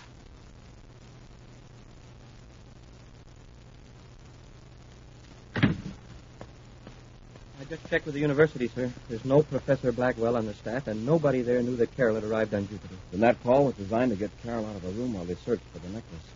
I've talked to the Secretary General. He didn't give Carol that necklace. Well, then who did? I don't think it was ever intended that Carol find it. It was smuggled into her suitcase back on Terra. By Rambo? Or his partner. They figured that Carol's luggage wouldn't be searched. Yeah, but it was searched, sir. It's a clever trick. They simply wanted to get the jewelry through. Certainly. No one would suspect the Secretary General's daughter of having jewelry that wasn't hers. But here's the important part, Happy. Rambo is supposedly a messenger for a legitimate gem importer. Why couldn't he openly carry jewelry? Hey, that's right, sir. Unless something else was being passed off as jewelry. The ray detector crystals. Right. Perhaps the stolen formula. I'll get it, Hap. Maybe for Captain Raymond. He's using Major Young's office temporarily. Commander Corry here. Commander, this is Carol. Carol, where are you? I'm in the Jupiter Arcade building at Public Communications Booth 27. Are you all right? Yes. I managed to get away from Rambo and Henchley. They're planning to blast off from Jupiter in Henchley's private cruiser. Are they at the spaceport now? Rambo is. Henchley somewhere near. I managed to cause an accident with his surface car. All right, Carol. You stay right there in the arcade building. Happy and I'll be right over to pick you up. Come on, Happy. Let's get going.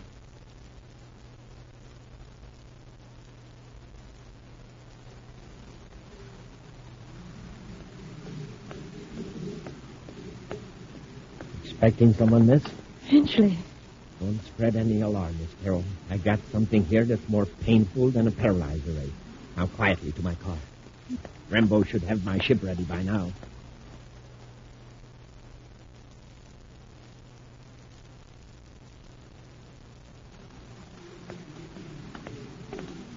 I've looked all over the arcade, Commander. She's not here. You checked the communication booth? Yes, sir, and the cafe. Told her to stay right here. Maybe she saw Henchley or Rambo. That's what has me worried. Oh, but they wouldn't try anything here in this crowd. If they suspect that Carol called me, they're desperate enough to try anything. Get into our surface car, Happy. We're going to the spaceport.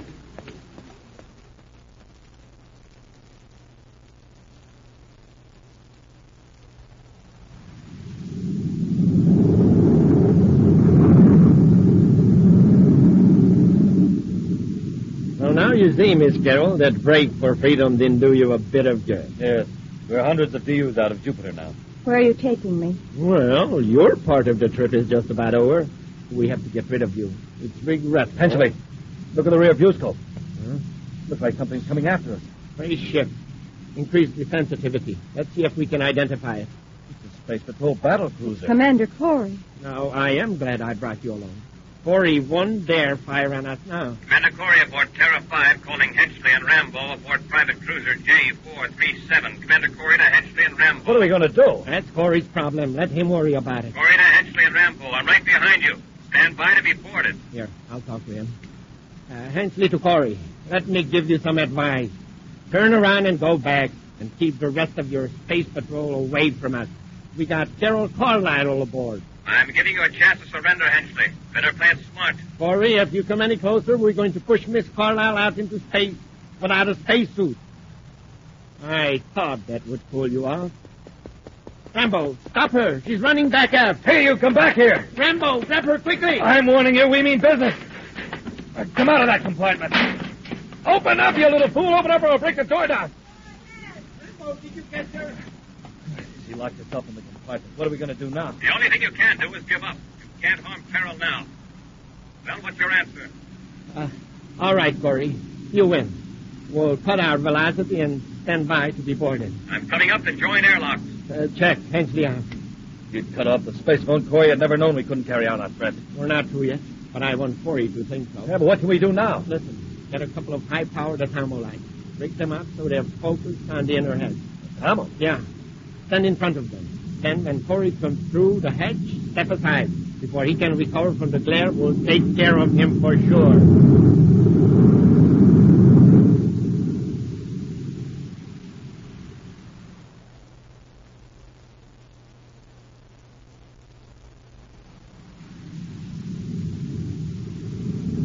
Position to join airlocks, Commander. Stand by with magnetic holding field. Standing by, sir.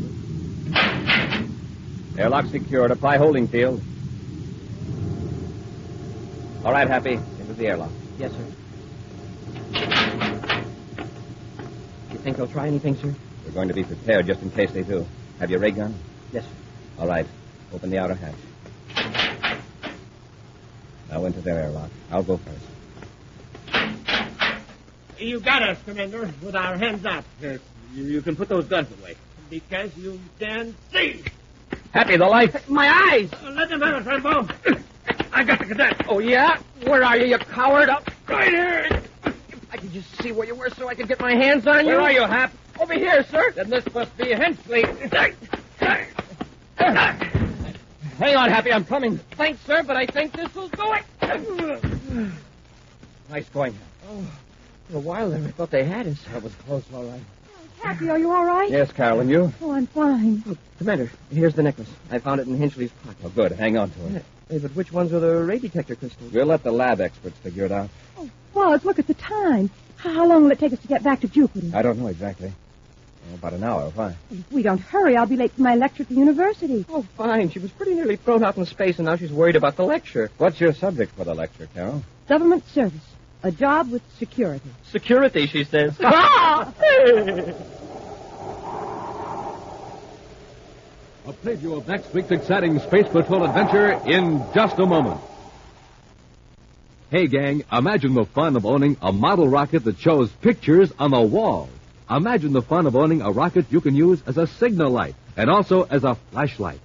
Well, the new Space Patrol Pocket Projectoscope does all these things. Yes, sir, it's a film projector, signal light, and a flashlight all in one. Nothing like it on the face of the Earth before. It comes with a real strip of film for showing pictures on the wall. And, gang, wait till you see what those pictures are. 4 complete Space Patrol adventures with Buzz Corry and Cadet Happy. Listen to these titles. Space Pirate, Men from Mars, Robot Invasion, Mighty Missile. Don't they sound terrific? You bet. And just think, gang, you can show these complete Space Patrol adventures on your wall. You just slip the film in your projectoscope, darken the room, push the radar antenna, and there on the wall you have it, a real picture. So, gang, don't wait not a single day. Send for this wonderful new Space Patrol Pocket Projectoscope just as soon as you can. Remember, it's a film projector, it's a signal light, it's a flashlight, all in one. A 6-inch blue and yellow plastic model of Buzz Corry's own rocket ship. And it comes to you complete with bulb, battery, and film. To get a projectoscope, buy a box of Rice Checks or Wheat Checks, the cereals that bring you the magic space picture. Then, with your name and address, send 35 cents in coin and a Rice Checks or Wheat Checks box top to Space Patrol, Box 686, St. Louis, Missouri. This offer good in the USA only and may be withdrawn at any time. That's Space Patrol, Box 686, St. Louis, Missouri. And now, a preview of next week's exciting Space Patrol adventure. Buzz and Happy are in an underground passage deep beneath Saturn City, attempting to capture a plutonium thief, Victor Drumlin. Drumlin has reversed the atmosphere pumps and is drawing deadly methane gas from Saturn's atmosphere into the lower levels. Protected by a shielded hideout, Drumlin refuses to surrender. That methane gas isn't going to stop us, Drumlin. We can break that door down before it reaches this level. That door is built to shield against an explosion, Corry. The kind you're going to hear in a moment. What does he mean, Commander? He's bluffing, Happy. Methane isn't explosive. It is when it's mixed with ordinary air and ignited. Listen! What's that, Commander? He's turned on the generators, Happy. If he overloads them, he'll ignite the gas and blow up Saturn City. Be sure to be with us next Saturday for the exciting story, The Secret of Sub-Level 7, when Wheat Checks, Rice Checks, and Good Hot Ralston again bring you Space Patrol!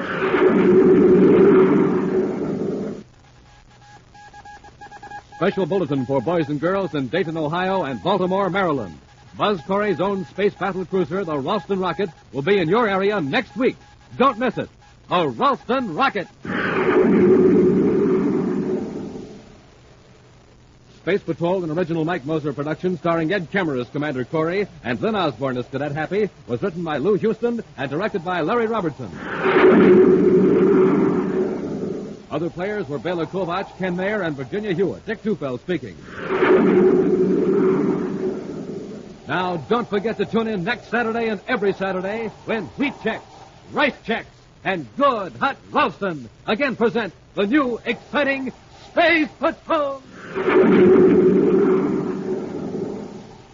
And be sure to see another exciting Space Patrol story on your local ABC television.